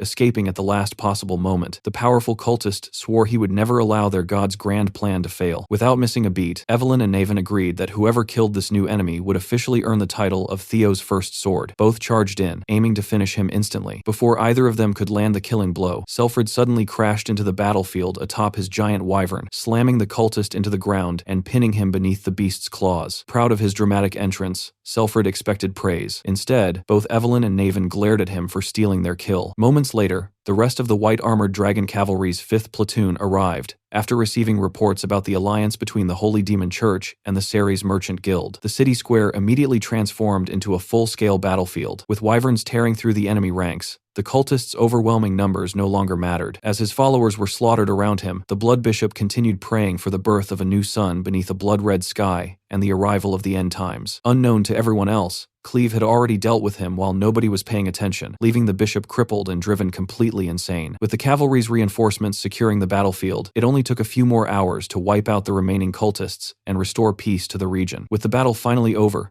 the white-armored dragon cavalry traded swords for paperwork. Instead of hunting cultists, everyone, including Evelyn, was stuck helping the citizens recover from the damage caused by the brief war. To the dragoons, this desk job felt far more painful than fighting on the battlefield. Most of them would rather go back to cutting down enemies than spend another minute filling out compensation forms. Surprisingly, Erica Lanka turned out to be the perfect person for the job. Despite looking like a total brute, she was incredibly organized and efficient. Her brother Hulkus also enjoyed helping civilians process compensation for their damaged homes and property. Evelyn, however, was having the exact opposite experience. Every few minutes, another subordinate came running to her with more questions, and before long, she was completely overwhelmed. Eventually, she snapped, blasting the poor dragoons away with a powerful whirlwind just to get a moment of peace. While the cavalry handled recovery efforts, Theo and Cleve focused on organizing the mountain of evidence recovered from the Sarah's Guild. The collection included records about the primordial dragon relics, detailed plans for treason, and countless documents exposing the Troivans' crimes. After reviewing everything, Cleve congratulated Theo on officially reaching the intermediate rank, praising his irreplaceable contribution to the operation. She once again mentioned that someone with his talents truly belonged in Black Snow. Theo awkwardly dodged the recruitment topic, clearly not interested in committing himself to the Black Dragon's faction. Cleve then shared even better news. Thanks to the secret ledger Theo had recovered, the evidence was finally strong enough to authorize the arrest of Ed Troivan. Black Snow's elite arrest team had already been dispatched to the capital to capture the Sky Dragon, but before they could celebrate, a messenger burst into camp with urgent news. The operation had gone horribly wrong. Ed Troivan had been hiding his true strength all along. Now that his cover was blown, he no longer had any reason to hold back. He unleashed his full power, cutting through Black Snow's elite forces and leaving a trail of bodies behind him. Although Ed knew revealing his strength wasn't the smartest long-term move, he believed crippling Black Snow was worth the cost. He bitterly admitted that Theo Ragnar had completely ruined every plan he had spent years preparing. The Camellia Palace, Axion, the Dragon Slayer sword, and now the Sarah's Guild, one after another, everything had fallen apart because of the very person everyone once called Ragnar's biggest fool. Ed's frustration had finally reached its limit, but instead of giving up, his hatred only grew stronger. Even though he had lost the Dragon Slayer sword, he revealed that he had already secured a replacement powerful enough to continue his plans. Returning to his father, Ed prepared to obtain something capable of turning the entire situation back in the Troivans' favor. The war between Theo and the Troivan family was far from over. With the Saris incident resolved, Theo finally returned home to Camellia Palace. The estate was unusually lively, packed with nobles being measured and fitted for luxurious clothing. Kirsten wandered through the overwhelming chaos,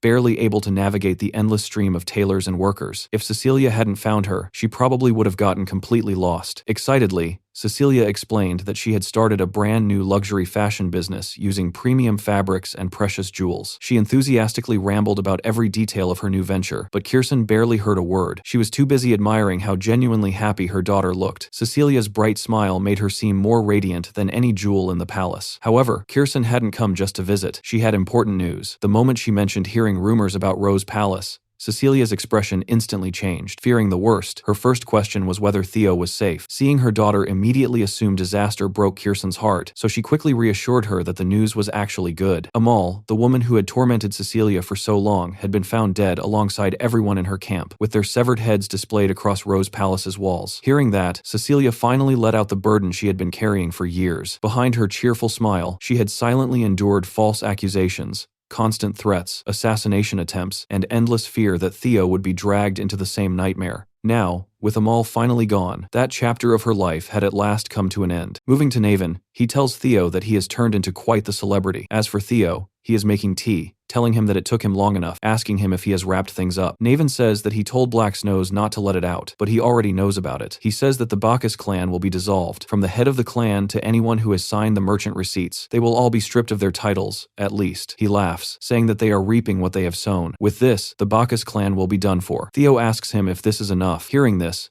Naven cannot figure this out, so Theo proposes something to him. He gets shocked because he says that he will become the head of the Bacchus clan. With a focused look, he says that if everyone besides him loses their title, he will be the only one who can become the head. Also, he should join hands with him for the coming war with Troivan. Naven laughs, realizing what is happening, and thinks to himself that he was aiming for this from the start. The power struggles between them are in the open, and a war with the Troivan is inevitable. The involvement between the Holy Demon Church and Troivan has been confirmed in the Sky Dragon Rebellion outside. This information is available on the notice board, and the people of Ragnar think that it is a declaration of war between the clans since they have been exposed. The Holy Demon and the Troivan won't stay silent. Naven says that these mean nothing to him since he has no time left. He also needs to be getting something in return. Theo laughs, saying he has done something about it, and he drops something on the table. It's a device, as he says that it is the cure to his disease. He hands him the recipe for the cure of the ether fever, and the main ingredient, an ether core. Although it is not publicly known yet, ether fever is caused by disrupted internal mana flow, The core will stabilize his monoflow. Navan says he didn't expect this. Theo gets shocked when he says that he had figured Theo would treat him just enough, and he wouldn't, and keep him on a leash, then suggests that he take what he wants, and then run away. Theo says he wouldn't mind if he did. Right now, the way Ragnar's obsession with power has a lot of problems. Both of them are victims of that culture, after all, and he doesn't want to dominate all this through strength, but trust alone. Hearing all this,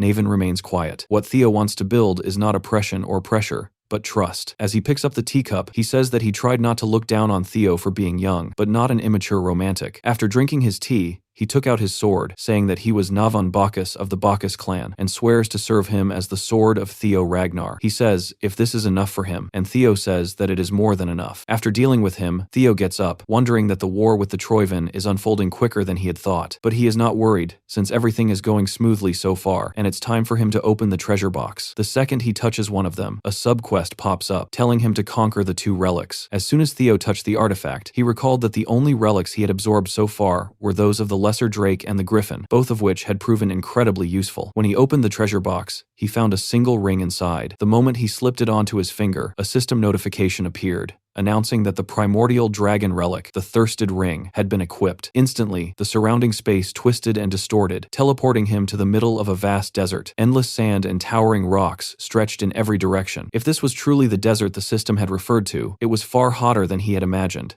Sweat poured down his body as he wondered what he was supposed to do there. Another system message answered his question, informing him that he had entered the Guardian's territory and must survive for 72 hours. The announcement left him stunned, as the unbearable heat alone already made him feel as though he would collapse from a heat stroke. Before he could gather himself, the ground began to tremble violently. Moments later, a gigantic creature burst out from beneath the sand. The sight immediately gave Theo a sense of déjà vu. A massive desert worm, the dungeon boss, towered before him, making him look no larger than an ant. The monster instantly recognized him as an intruder and lunged forward, opening its foul-smelling mouth to devour him. Theo quickly widened the distance between them, summoned his sword, and activated the Thunder Dragon breathing mark. His attack looked powerful enough to split the battlefield, yet it barely left a tiny scratch on the creature's body. He was shocked that his dragon mark had been almost completely ineffective. In the next instant, the monster unleashed an overwhelming wave of lightning that turned Theo's face completely pale. He finally realized why his attack had failed. The creature was actually a thunderworm, meaning it possessed the same elemental attribute as his attack. The ugly beast repeatedly roared for the intruder to die while continuously firing thunder attacks. Although it wasn't particularly intelligent,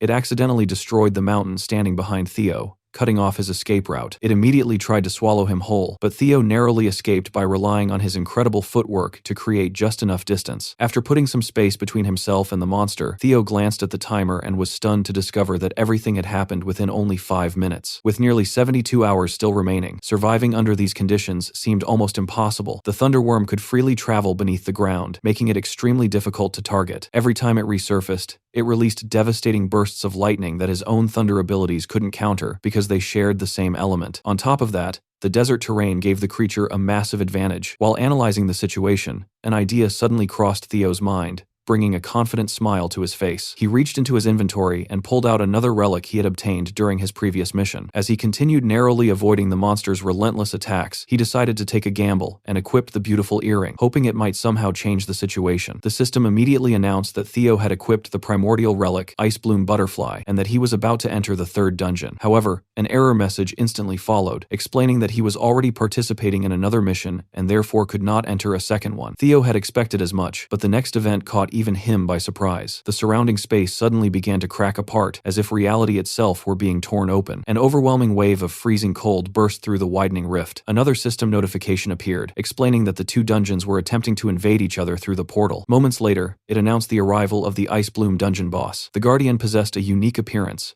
resembling a majestic dragon with elegant butterfly wings. Looking at Theo, the creature calmly remarked that it had been a long time since it had last seen a chosen one. The Guardian standing before him was none other than the fairy dragon. As the fairy dragon spread its wings, countless ice shards rained down across the desert. It declared that Theo would pay for his arrogance. Barely avoiding the deadly barrage, Theo realized this was far from what he had expected. Trapped between the thunderworm on one side and the fairy dragon on the other, there was nowhere left to run. If he truly had to survive for the next 72 hours, then all he could do was defend himself while waiting for the perfect opportunity to strike. Just as he prepared for a desperate battle, a massive wave of energy shot past him. Instead of targeting Theo, it was aimed directly at the fairy dragon, which quickly curled into a ball to block the attack. Confused, The dragon demanded to know what the worm was doing. The thunder worm gave only one response. It wanted the intruder dead. The fairy dragon agreed that there could only be one guardian. Watching the two monsters suddenly turn against each other, Theo was left completely stunned. A system notification soon appeared, explaining that the two guardians were fighting for priority. Their temporary understanding shattered instantly, as both colossal creatures unleashed their full power. Theo wisely stayed at a safe distance while witnessing the unbelievable clash. The battlefield erupted into a storm where lightning collided with ice. The fairy dragon's crystal-like body endured relentless electrical attacks,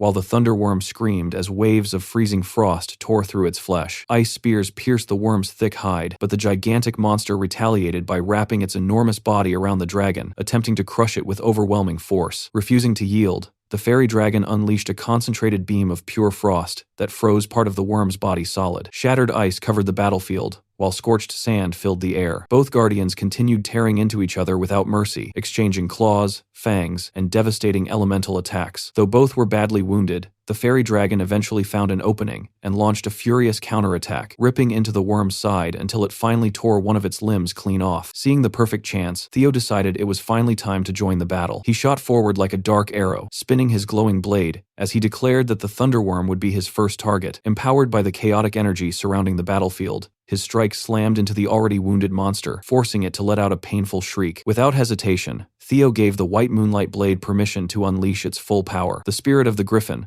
which had been eager to fight from the very beginning, finally emerged in its spectral form. The ethereal beast dived straight toward the shocked thunderworm, ripping apart the monster's spiritual essence with its phantom claws. The fairy dragon could do nothing except stare in horror as the battlefield suddenly fell silent. Theo landed gracefully on the now frozen ground, and moments later, two system notifications appeared. They congratulated him on hunting the desert worm and updated his subquest progress to 1 out of 2, confirming his suspicion that defeating a dungeon boss was the same as conquering its relic. With one guardian eliminated, Theo shifted his cold gaze toward the fairy dragon, the last survivor. Panic immediately filled the dragon's eyes as it begged him to stop and requested a chance to talk. Calmly, Theo asked what it wanted to discuss. The dragon insisted that this was not the proper way to conquer a relic, and proudly claimed to be the wisest among all guardians. It proposed a final test, offering to spare Theo if he could solve its riddle. The timing amused him. Without the slightest hesitation, Theo replied that he had already proven his wisdom. The confused guardian asked what he meant, only for Theo to reveal that his true wisdom was making the two guardians fight each other. The realization left the fairy dragon trembling in fear. Theo then stated that if it truly was the wisest guardian, it should accept the outcome it had created itself. Completely defeated, the dragon could only mumble that it would have given him the riddle anyway. A final flash of light engulfed its body, and another system notification appeared, congratulating Theo on successfully hunting the fairy dragon. Soon, Theo found himself back in his room, with the two opened relic boxes resting on the table before him. His gaze shifted to the ring on his finger, and he let out a long, exhausted breath before a triumphant smile spread across his face. He had successfully conquered both relics.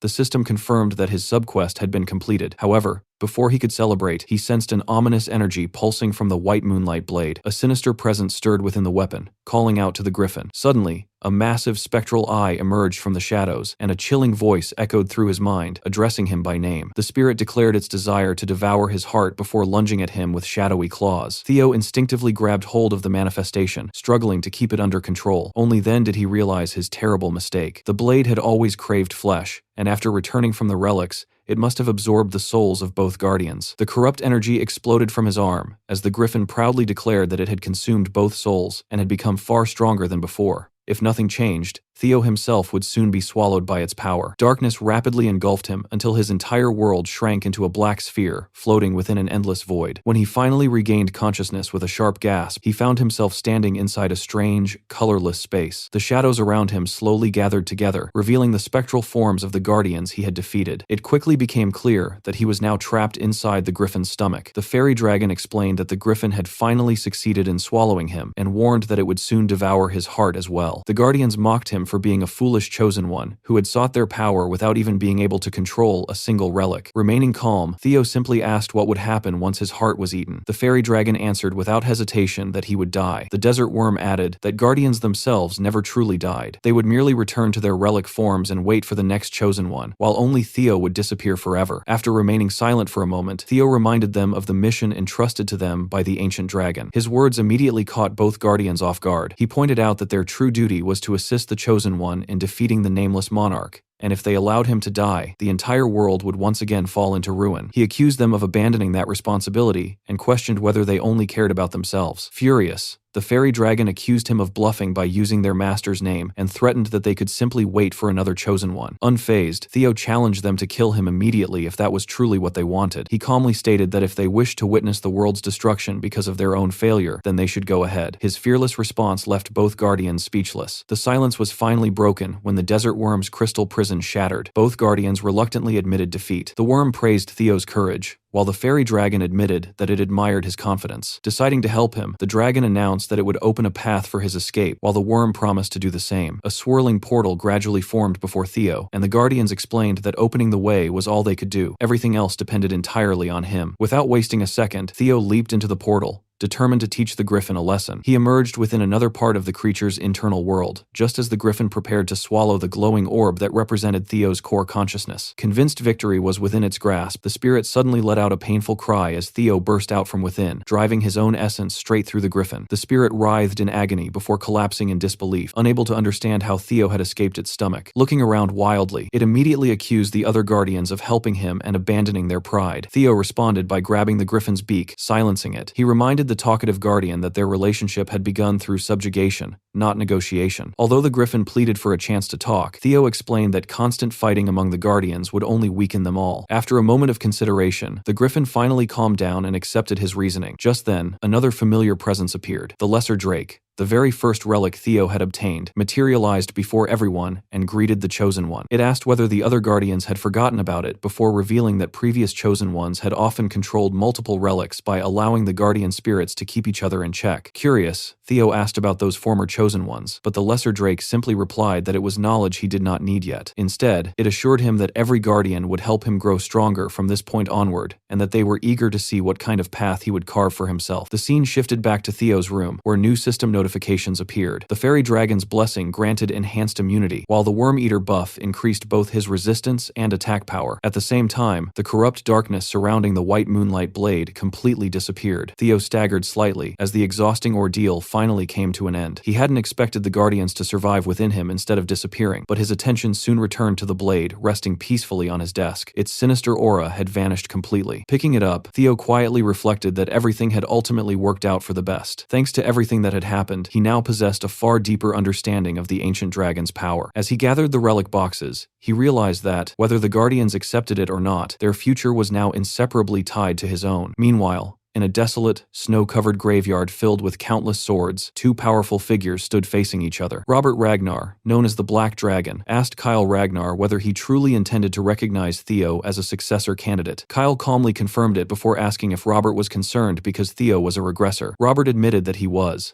prompting Kyle to remind him of his well-known hatred for regressors. In fact, Kyle himself had personally executed every Ragnar regressor he had ever encountered. He explained that this was exactly why he intended to test Theo with his own hands. To become an official successor candidate, Theo had to follow the proper procedure. In Kyle's grasp rested a terrifying greatsword, radiating a dangerous aura. It was none other than the Mad Dragon Sword, once wielded by the previous family head, the Mad Dragon Emperor, whom Kyle had personally slain. At that very moment, Captain Julius summoned Theo, informing him that the family head had ordered him to report immediately to the sword grave. The unexpected command left Theo completely stunned. The air inside the sword grave was painfully cold, and every snowflake felt like a frozen whisper drifting through the silence. As Theo walked across the icy ground, his footsteps echoed among the countless swords planted as monuments to fallen warriors. Unlike his previous visit, the oppressive atmosphere felt far heavier. He finally understood why. The resentment lingering within the grave had become far more intense because he himself now carried far greater burdens. Remembering his father's words from their last meeting, a grim smile briefly appeared on his face as their meaning finally became clear. Before long, Kyle Ragnar stood before him. Theo immediately dropped to one knee to greet the family head, but Kyle dismissed the formalities and began listing Theo's recent accomplishments with frightening precision. He mentioned the instructor, his brother Axion, the execution of the Master of the Rose Palace, the destruction of the Ceres merchant group, and the near-complete elimination of the Central Intelligence Bureau. He then revealed that every one of them had cried out Theo's name in their final moments, words that struck Theo like a physical blow. Before Theo could explain himself, Kyle coldly ordered him not to make excuses excuses. A family head, he declared, must silently bear the weight of every consequence. With that lesson delivered, he presented Theo with the Mad Dragon sword. Recognizing the infamous weapon, Theo knew it had belonged to the tyrannical former family head responsible for massacring thousands before being killed by Kyle himself. Sensing his reaction, Kyle questioned whether information about the Mad Dragon had been missing from Theo's previous life. That single question shattered Theo's composure. He had been exposed.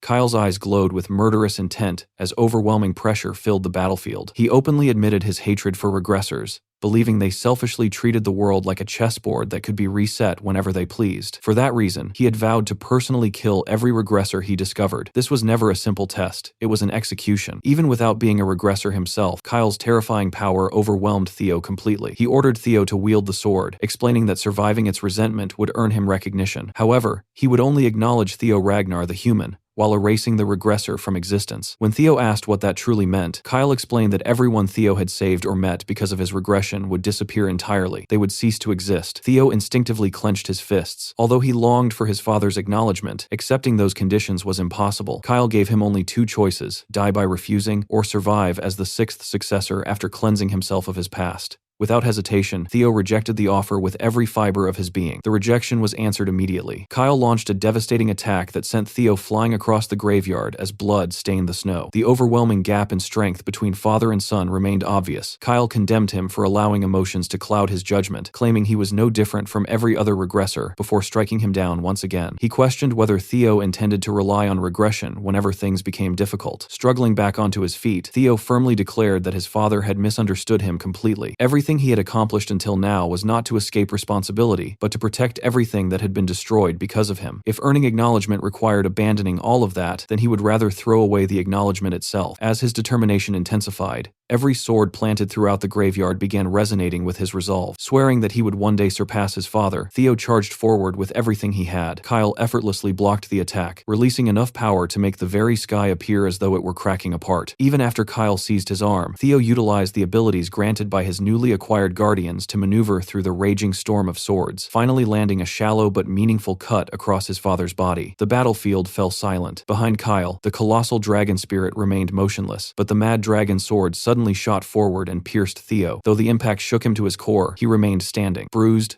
battered, and bleeding. His will refused to break. Watching everything unfold, Robert Ragnar admitted that he had never expected Theo to fight back. Kyle quietly replied that Theo was unlike every other regressor they had encountered. Previous regressors had treated everyone around them as disposable tools, but Theo wielded his sword solely to protect others. For the first time, a faint smile appeared on Kyle's face. Officially acknowledging regressor Theo Ragnar, he declared him the sixth successor of the Ragnar family. As proof of that recognition, Kyle bestowed upon him the Mad Dragon sword, explaining that it had once belonged to his own father, who had also been a regressor. Although they shared the same origin, they had walked entirely different paths, and Kyle expressed genuine curiosity to see where Theo's path would ultimately lead. A brilliant pillar of light immediately enveloped Theo, transporting him into complete darkness before revealing the unfamiliar sight of a modern city at night. People quietly waited at a bus stop, while his own reflection stared back from a glass window, the face of his weak past self. Believing everything was finally over, Theo suddenly awoke inside a luxurious bedroom. Sunlight streamed through the windows as he found his mother, Cecilia, smiling warmly beside him. She explained that the family head had personally carried his unconscious body home the previous night, shocking everyone. At that moment, Theo realized the brutal life-or-death confrontation had been nothing more than Kyle's test. Soon afterward, Evelyn entered alongside Captain Julius, who congratulated Theo for passing the family head's trial. While he was still processing everything, Evelyn excitedly revealed that the entire kingdom was talking about him. Outside, newsboys loudly announced the headline that Ragnar's sixth official successor had finally been chosen. The announcement quickly spread across the other successor candidates. One welcomed the new competition with excitement. Another mysterious woman standing beneath a full moon became intrigued, while a shadowy figure wearing a wide-brimmed hat angrily crumpled the newspaper. Far away in another frozen wasteland, a warrior in a tattered cloak listened as his subordinate, Ian, complained that Theo had become the newest successor and regretted not bringing him into the Black Iron Cavalry. Her captain, Thorkel Ragnar, calmly told her not to blame herself. Keeping his eyes fixed on the distant horizon, the Black Iron Cavalry captain quietly spoke Theo's name before deciding that the time had finally come to meet this remarkable newcomer.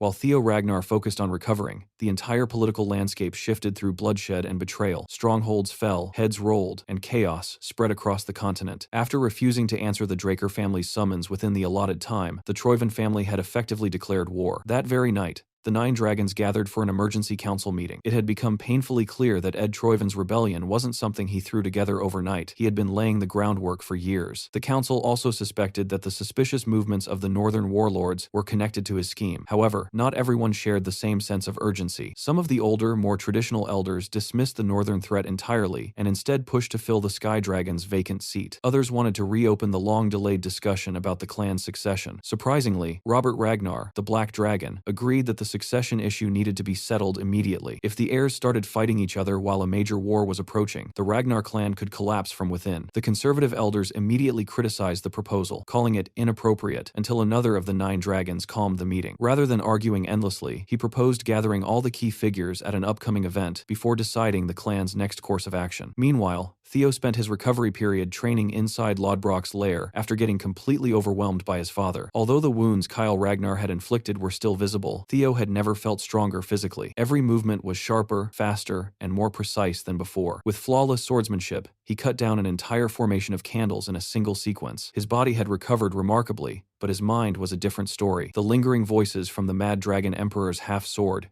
continued invading his thoughts, whispering for him to kill anyone who stood in his way and surrender to his deepest instincts. The more he trained, the louder those murderous impulses became. Despite that, Theo admitted the cursed sword wasn't entirely a burden. Thanks to those lingering traces, he had briefly glimpsed the realm once reached by the Mad Dragon Emperor himself. As he finished training, Lodbrok appeared and immediately noticed the strain those voices were putting on him. Theo confessed everything, explaining that although he could still control himself, the constant interference worried him. Lodbrok understood better than anyone, because the Mad Dragon Emperor was the one who had stolen her heart long ago. Seeing Theo overthinking everything again, she reminded him not to rush ahead. Last time he charged into something beyond his limits, he nearly died. There was still time to grow stronger. Before sending him away, Lodbrok personally examined the arm that had been reattached by the High Priest to make sure it had healed properly. Satisfied with the results, she jokingly scolded Theo for constantly leaving her nest a mess whenever he trained there. Cleaning up after him had practically become part of her routine. Back at Camellia Palace, Theo was greeted by an excited Sybil Drea, one of his biggest supporters. Sybil personally delivered an invitation from Daffodil Palace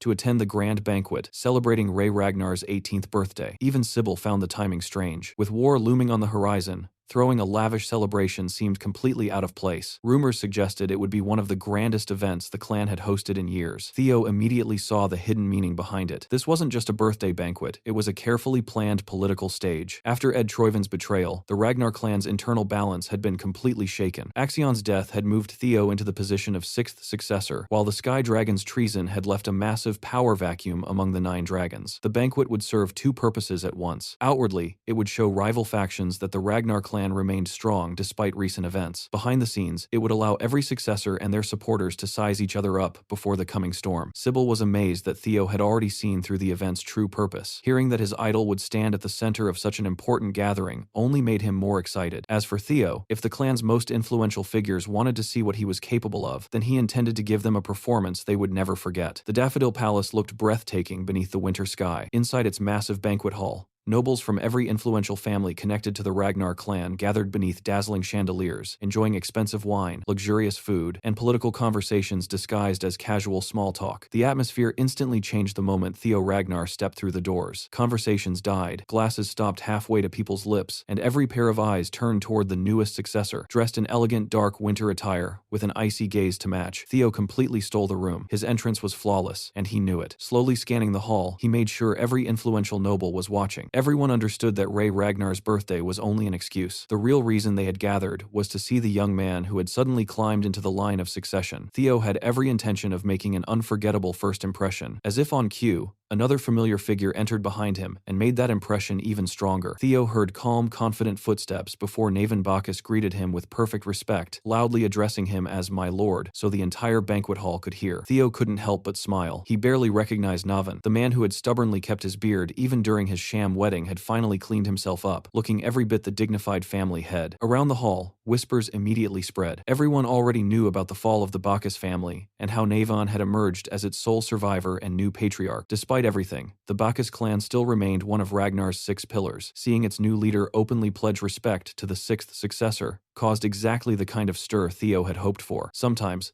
A perfectly timed entrance and a few carefully chosen words were enough to shake an entire room. But before Theo could continue speaking with Naven, both of their instincts suddenly screamed in warning. A mountain of a man had somehow walked right behind them without either of them noticing. The giant introduced himself with an easy smile as the fifth successor, Thorkel Ragnar, commander of the Black Iron Cavalry. Theo immediately recognized him. This was one of his greatest rivals. Towering over everyone nearby, Thorkel casually extended a hand for a friendly handshake. Every noble in the room silently watched, knowing they were witnessing the first meeting between the former leading heir and the rapidly rising successor. Thorkel smiled warmly, insisting there was no reason for Theo to stay so tense. He claimed he simply wanted to meet the young genius everyone had been talking about. He even joked that he was relieved Axion had been removed from the picture, saying Theo was a far more suitable choice to receive the patriarch's recognition. On the surface, his words sounded sincere, but Theo trusted them about as much as he trusted a snake. In the Ragnar clan, where only strength earned respect, no true rival welcomed another with genuine kindness. Even so, Theo accepted the handshake, while politely complimenting Thorkel as the famous commander of the Black Iron Cavalry, subtly reminding everyone that he himself belonged to the white-armored dragon cavalry. Thorkel immediately caught the hidden message. Smiling even wider, he tightened his grip. In an instant, an overwhelming aura exploded from his body, crashing down on Theo with crushing force. To everyone watching, it looked like nothing more than a respectful greeting between brothers. In reality, Thorkel was using raw pressure to demonstrate the massive gap between them. The force became so overwhelming that Theo was driven down onto one knee. Still smiling, Thorkel calmly told him to relax and suggested he start calling him Big Brother from now on. It was a perfect display of how the Ragnar clan truly operated. Every smile hid a challenge, and every greeting was another battlefield. But Theo refused to stay down. Gritting his teeth, he fought against the suffocating pressure, forcing himself back onto his feet through sheer willpower. Thorkel's eyes widened in surprise.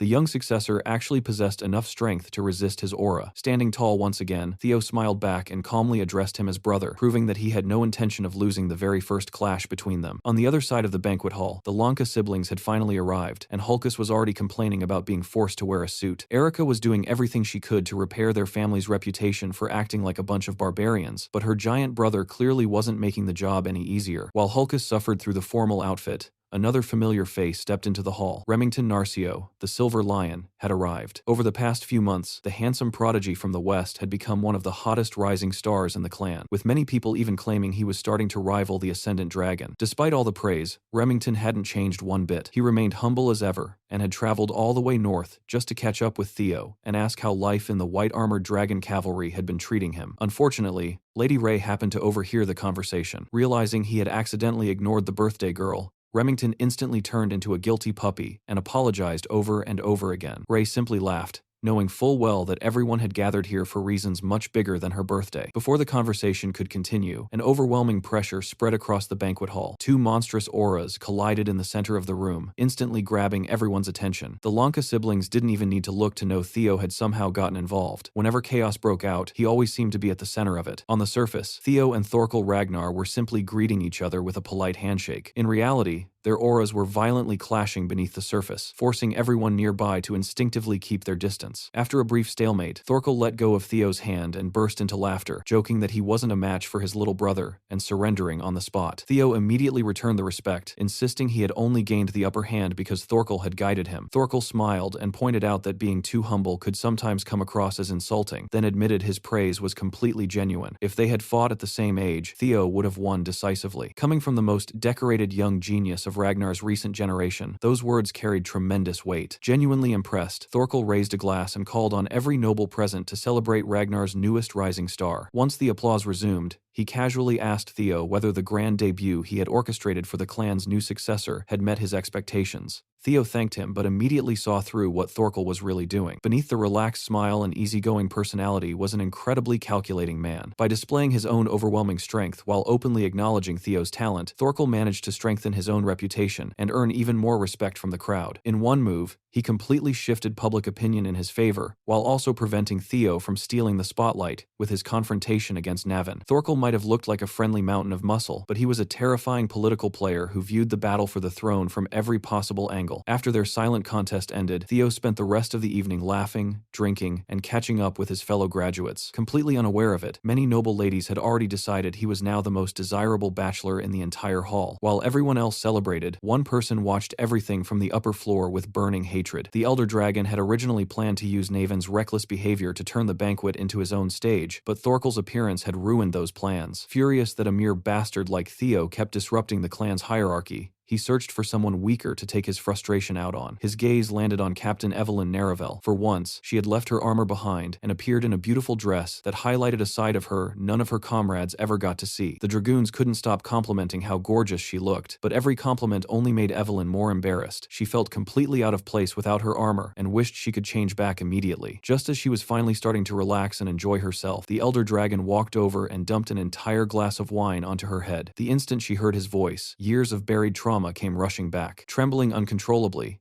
Evelyn couldn't even bring herself to look him in the eye as he mocked her for daring to crawl out of her hole and mingle with nobility. Aaron immediately stepped forward, furious that even one of the 9 dragons would treat someone so cruelly. But Evelyn stopped him before things escalated. She knew challenging someone like the Elder Dragon would only end badly. Aaron had never seen the fearless captain so terrified and couldn't understand what kind of history existed between them. The Elder Dragon coldly reminded Evelyn that he had warned her long ago never to appear before him again. Then his eyes caught the prosthetic arm hidden beneath her elegant scarf. Without the slightest hesitation, he grabbed it and violently ripped it apart. The precious prosthetic Theo had arranged for her shattered into pieces before being tossed onto the floor like worthless junk. Mocking it as nothing more than a toy attached to useless flesh, he declared that trash belonged on the ground where it could be crushed underfoot. Finally, he ordered Evelyn to disappear before he personally tore her apart. Swallowing every ounce of humiliation, Evelyn quietly turned around and ran, while the Elder Dragon laughed, saying the room finally smelled better now that she was leaving. Aaron threatened to report everything to the Office of the Law, but the old man simply laughed at her. If she really wanted to report him, she was free to try. Eventually, she'd learn what Ragnar's so-called survival of the fittest truly meant. Meanwhile, Evelyn ran through the palace with tears blurring her vision. Every painful memory from her childhood resurfaced. The Elder Dragon wasn't just another noble. He was the man she had once called father. As a little girl, he had beaten her mercilessly, simply for calling him that, and she never understood why. She thought she had finally overcome those scars, but one encounter shattered all the progress she had made. Still crying, she ran straight into someone standing in her path. It was Julius Ragnar, the demon dragon. Confused to see one of his captains fleeing the banquet, he stopped her. The moment Evelyn saw a face she trusted, she completely broke down in tears. Back in the banquet hall, Theo and his friends were still enjoying themselves, drinking wine and sharing stories without the slightest idea that Evelyn had just been publicly humiliated. That cheerful atmosphere was shattered by a blood-curdling scream that echoed throughout the palace, followed by the horrifying sound of bones snapping. Every conversation stopped as the guests rushed toward the source of the commotion. Standing at the center was Julius Ragnar, the demon dragon, gripping the Elder Dragon's arm with terrifying force after hearing everything Evelyn had suffered. The moment Julius let go of the old man's shattered arm, the Elder Dragon stumbled backward while his personal guards immediately surrounded him. Julius coldly reminded him of the promise he had made years ago, that anything done to Evelyn would one day be repaid to him. Furious, the Elder Dragon instantly twisted the situation, accusing Julius of betraying the Ragnar clan and demanding that the Law Council arrest him for attacking an elder. Within moments, the council surrounded Julius from every direction and formally accused him of assaulting the Elder Dragon's chief counselor. They warned that even the commander of the white-armored dragon cavalry wasn't above Ragnar law. Julius didn't even bother reaching for his weapon. He simply stood there with overwhelming killing intent radiating from every corner of his body, making even the head of the Law Council break into a cold sweat. Julius then reminded everyone of the sacred oath sworn before Ragnar's elders 4 years earlier. Back then, the clan had unanimously agreed that Evelyn Naravel was untouchable. Since the Elder Dragon had deliberately ignored that agreement and humiliated her anyway, Julius considered his retaliation completely justified. By this point, Theo had also reached the scene and quickly pieced together everything that had happened. The moment he heard Evelyn's name, he realized this incident had never occurred in his previous life. His regression had changed history yet again.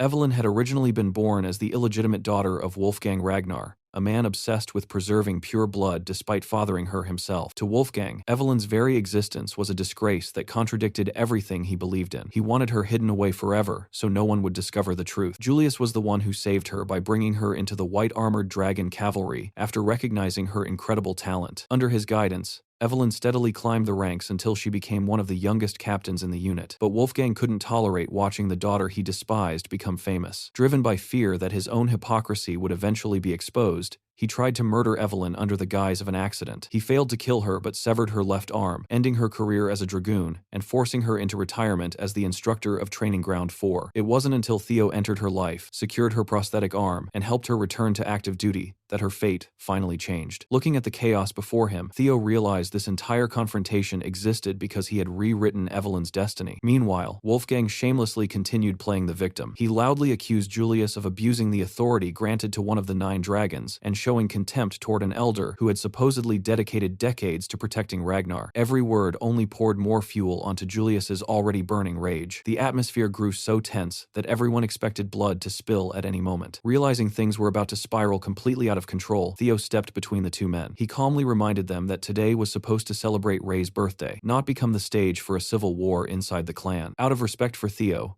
Julius forced himself to suppress his anger, though the fury in his eyes never disappeared. Wolfgang, on the other hand, looked visibly irritated that his attempts to provoke Julius had failed. Instead of letting the argument continue, Theo proposed settling everything through Ragnar's ancient duel trial. Rather than fighting in the middle of a banquet, both sides could resolve the matter according to clan tradition. Wolfgang immediately rejected the proposal, insisting he was the victim and had absolutely nothing to prove. Theo patiently urged him to reconsider before the disturbance ruined the entire celebration. At that exact moment, another terrifying presence entered the hall. Neil Ragnar, the ice dragon and mistress of Daffodil Palace, finally arrived. Every step she took caused frost to spread across the floor as the temperature dropped throughout the room. Wolfgang tried making excuses yet again, but Neil shut him down before he could finish speaking. She had no interest in hearing anyone's justifications. For the sake of her daughter's birthday, she ordered both men to settle the matter through the duel trial, warning them that her patience had already reached its limit. With the ice dragon's decision made, neither side had much room to argue. The nobles quietly whispered among themselves, most believing Wolfgang's side held the overwhelming advantage. Even in retirement, his subordinates were elite inspectors with years of combat experience. Wolfgang himself shared that confidence. According to the duel trial's rules, each side would send representatives for the first 2 matches before the leaders settled the dispute in the final duel. Looking at Julius's side, Wolfgang saw only a one-armed captain and a so-called bastard child. In his mind, his men would easily win the first 2 matches, meaning he wouldn't even need to fight. Pretending to reluctantly accept, Wolfgang finally agreed to the duel trial. Soon, the banquet moved outside to a snow-cleared arena where the Law Council officially announced the rules. Mana was strictly forbidden. Everyone inside the arena would be protected under Ragnar law, and both sides swore not to seek revenge after the verdict, no matter the outcome. Among the spectators, Thorkel quietly watched everything unfold with a smile while sipping his wine. He genuinely admired Theo's quick thinking. If Theo hadn't intervened, Julius would have fallen straight into Wolfgang's trap and likely been politically destroyed through the corrupt legal system. Instead, Theo had found a solution both sides were forced to accept. When the first representatives were called forward, the entire crowd was stunned as Theo calmly stepped into the moonlit arena with his sword in hand. His friends knew he was a monster in battle, but they still couldn't help worrying. Standing opposite him was Gale Sword Beta, the Elder Dragon's personal aide and one of the strongest inspectors in the entire clan. Before the duel, Wolfgang secretly ordered Beta not to show mercy. If killing Theo inside the arena proved impossible, then he wanted Beta to leave the battlefield carrying at least one of Theo's arms as proof. While Wolfgang's side prepared to play dirty, Julius stood silently behind Theo, his anger finally replaced by concern that such a gifted young warrior had been dragged into a conflict that should have been his burden alone. Before the duel trial even began, Julius couldn't hide the guilt weighing on him. He apologized to Theo for dragging him into a personal conflict that should have been his burden alone. More than once, he questioned whether involving the young lord was really the right decision. Theo, however, never hesitated. With complete confidence, he simply told Julius to trust the process. From the very beginning, Theo had a bigger objective in mind. This wasn't just about punishing Wolfgang for what he did to Evelyn. It was also the perfect opportunity to put several plans into motion at once. He intended to settle a decades-old grudge, expose Wolfgang's true nature before the entire clan, and strengthen his own reputation in front of Ragnar's highest-ranking nobles. Every move from this point onward had already been carefully calculated. Once both fighters stepped into the arena, the Law Council referee announced the rules one final time before signaling the start of the first duel. Beta immediately adopted a cautious defensive stance, refusing to underestimate the clan's newest rising star. Theo, on the other hand, wasted no time. He charged straight in, forcing the veteran swordsman to meet him head-on. Their swords collided with explosive force, sending sparks flying in every direction. Since mana was strictly forbidden, neither fighter could rely on techniques or enhancements. Everything depended solely on physical strength, swordsmanship,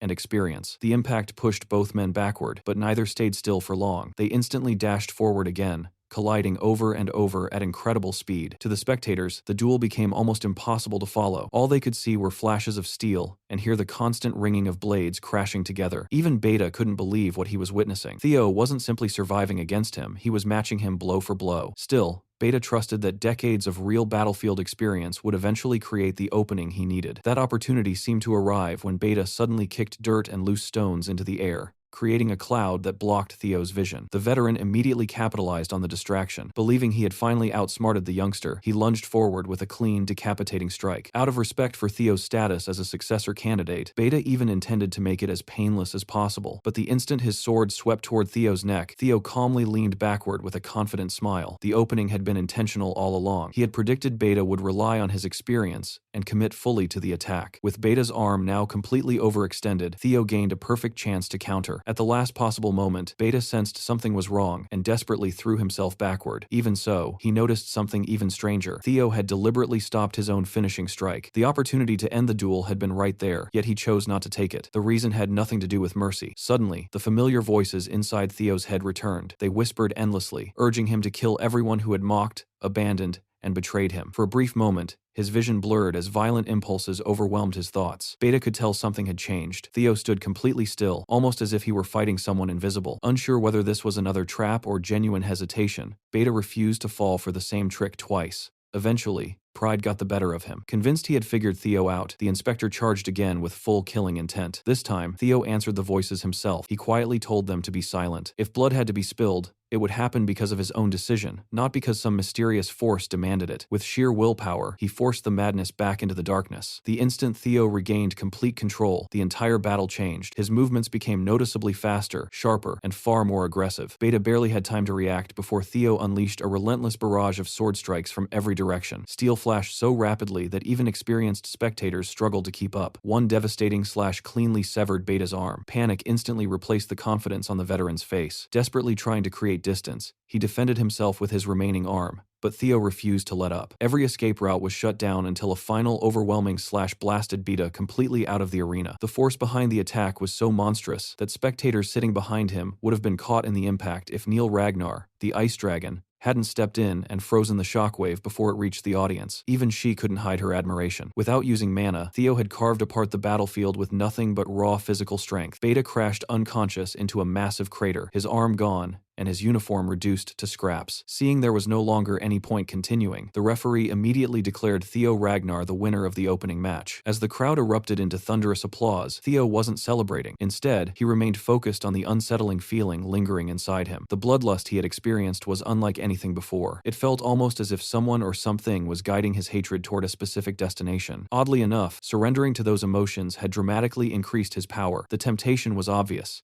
If he ever learned to control that darkness without losing himself, he could become vastly stronger. But he also understood the danger. The same force that empowered him could one day consume him completely. For now, he simply buried those thoughts and turned his attention back to the duel trial. After the arena was repaired, everyone naturally assumed Theo would step aside and let another representative fight the second round. Instead, he stunned the entire audience by volunteering again. Wolfgang immediately interpreted the decision as arrogance and responded by sending out one of his strongest subordinates, the legendary Sword of Mystics and former Dragon Gate swordmaster, Paige Grayson. Even the Lanka siblings became excited after seeing the elderly warrior casually carrying an absurdly massive sword without relying on mana. Sitting nearby, however, Remington looked far less optimistic. Unlike Beta, Paige wasn't just another elite inspector. He was a famous elder whose strength was respected throughout Ragnar. Wolfgang clearly wasn't interested in simply winning anymore. He wanted Theo dead. As soon as the referee started the second match, everyone expected another fierce battle. Instead, Theo calmly raised his hand and surrendered. The entire arena froze. Even Paige stood there speechless. Theo politely explained that a mid-ranked inspector simply couldn't compare to a legendary elder, making the fight unnecessary. Although Paige looked visibly disappointed,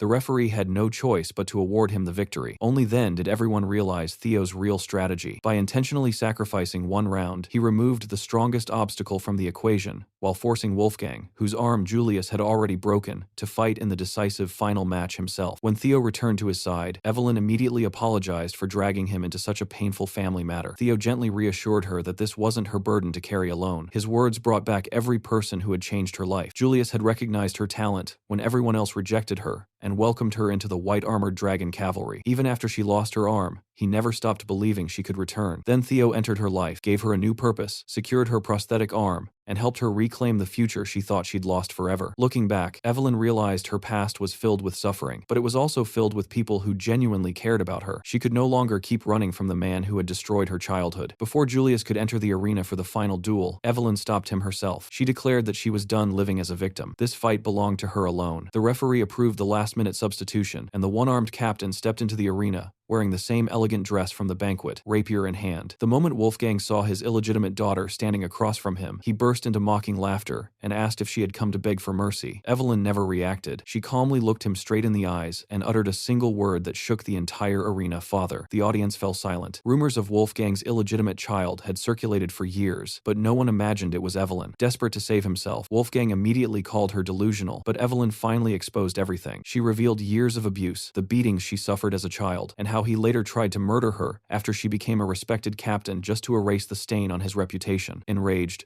Wolfgang completely lost control and openly declared that, as an elder of House Ragnar, he had every right to erase his own disgrace. Without realizing it, he had practically confessed to every accusation himself. The nobles watched in disgust as the man who preached bloodline purity exposed himself as a complete hypocrite. Julius still wanted to step in and spare Evelyn from reliving her trauma, but Theo quietly stopped him. This wasn't Julius's battle anymore. This was Evelyn's chance to finally defeat the monster who had haunted her entire life. The moment the referee's whistle echoed through the arena, Evelyn wasted no time and immediately went on the offensive. With both her left arm missing and Wolfgang fighting with the arm Julius had broken earlier, the duel started on relatively even footing. The difference was that Evelyn had already spent years adapting to her handicap, while Wolfgang was struggling to fight under the same condition. She quickly seized control of the pace, forcing the Elder Dragon onto the defensive with a relentless barrage of precise attacks. Then, at the perfect moment, she revealed her trump card. Her stance suddenly shifted, and even Julius immediately sensed the change. Evelyn unleashed the legendary Wind Thunder God technique, Dogheart, a sword art long believed to be lost. Without relying on mana, she generated a storm purely through technique, moving like the calm eye of a raging cyclone. Her blade effortlessly deflected Wolfgang's attacks while continuously forcing him backward. The older spectators were stunned. They instantly recognized traces of the legendary Sword of the Windstorm, but couldn't understand how Evelyn had mastered such a forgotten art. Watching from the sidelines, Theo couldn't help but smile. This was exactly why he insisted on a mana-free duel trial. Without magical power deciding everything, true swordsmanship could finally shine. More importantly, Wolfgang's greatest advantage, his pure blood lineage and overwhelming mana, had been completely stripped away. Without those crutches, Theo knew the so-called Elder Dragon wasn't nearly as impressive as his reputation suggested. Even so, Wolfgang wasn't completely helpless. After decades, as one of Ragnar's strongest warriors, he still possessed incredible physical strength. Refusing to stay cornered, he forcefully broke through Evelyn's offense with sheer brute power, swinging his sword like a wild beast and finally creating enough space to counterattack. Regaining some confidence, the old man couldn't resist running his mouth. He arrogantly promised that he'd beat Evelyn until she cried, begged for mercy, and remembered her place. Those words would have shattered the old Evelyn, but not the woman standing before him now. She had long since stopped seeing Wolfgang as the center of her world. Julius had believed in her when no one else did. The white-armored dragon cavalry had become her real family. Theo had given her the chance to reclaim the future that had been stolen from her. Surrounded by people who genuinely cared about her, the fear that once controlled her life had finally disappeared. If Wolfgang wanted a contest of strength, then she would gladly beat him at his own game. Every strike she threw carried years of pain, resentment, and determination. The little girl who used to tremble before her abusive father was gone. In her place stood Captain Evelyn Naravel, a warrior determined to cut down the monster who had ruined her childhood. Watching her fight back without fear moved even the nobles in the audience, who realized they weren't just witnessing a duel, they were watching someone finally break free from decades of abuse. The battle reached its climax when Evelyn found the opening she had been waiting for. Without a moment's hesitation, she delivered one decisive slash that cleanly severed Wolfgang's arm. Silence briefly fell over the arena before the crowd erupted into cheers. The referee immediately declared the duel over and announced Evelyn as the winner of the final round, officially giving Julius's side victory in the duel trial. At that moment,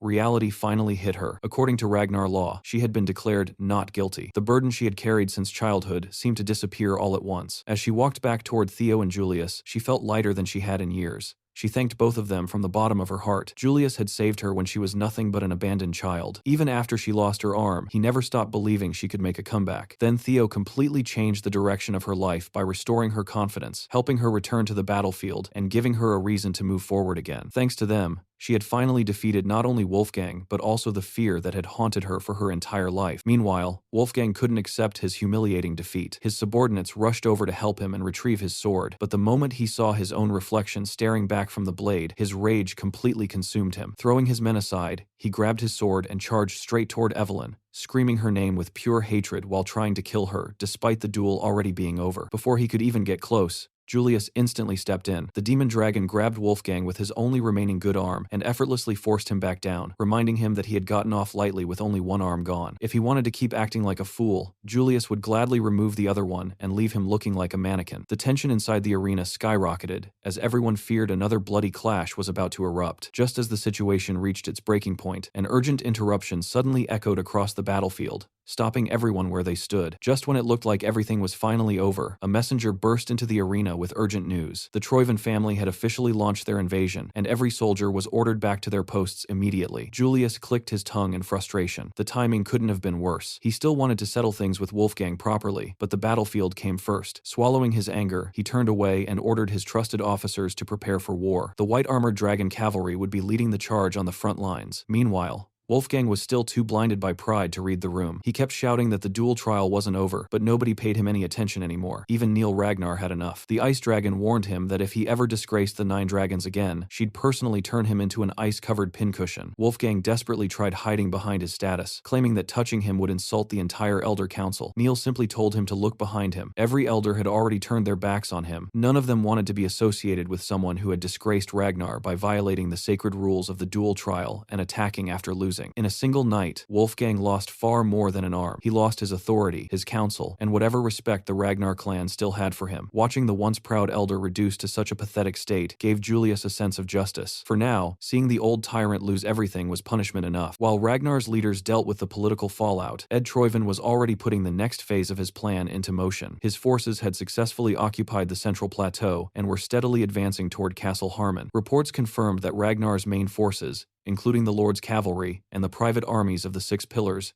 were gathering at the plateau to stop the invasion. Exactly as Ed expected. He couldn't help laughing to himself. The clan's strongest warriors were focusing all their attention on the obvious battlefield, while completely overlooking his true objective. To everyone else, the battle at the central plateau looked like the main event. To Ed, it was nothing more than a distraction. While Ragnar concentrated its strength there, he intended to quietly seize the real prize hidden elsewhere. Every chess piece had moved exactly where he wanted it, and his plan to take control was finally beginning to unfold. Far away in Bacchus territory, things looked strangely peaceful on the surface. Ever since the collapse of the Sarah's Guild, one of Ragnar's 6 pillar families had completely fallen apart. The guards stationed on the walls couldn't help gossiping about their new family head, Navan Bacchus. Since inheriting leadership, Navan had done nothing except lock himself inside and drink himself senseless every single day. With war approaching, many questioned whether he deserved to lead the family at all. Older guards, however, understood the reality better. The Bacchus family had lost almost everything. Their treasury was buried under debt. Their knights and longtime vassals had abandoned them, and most of the household had already been imprisoned. At this point, drowning his sorrows in alcohol was probably the only freedom Navan had left. To make matters even worse, Ragnar had supposedly sent reinforcements to strengthen the territory, but those soldiers looked just as hopeless. Leading them was Sybil Drea, alongside Eod Nuran and several of Theo's biggest fanboys. Officially, they were there to reinforce the defenses. In reality, they spent every night passed out drunk in the streets. Even during watch duty, they could barely stay awake. To the local guards, it felt less like support and more like Ragnar politely telling the ruined Bacchus family they were no longer worth caring about. What nobody realized was that one of the guards listening to those conversations wasn't loyal at all. Secretly working for the enemy, he slipped out of the territory after sunset and reported everything he had learned. Morale inside Bacchus territory had completely collapsed, making the upcoming operation almost guaranteed to succeed. As soon as the report ended,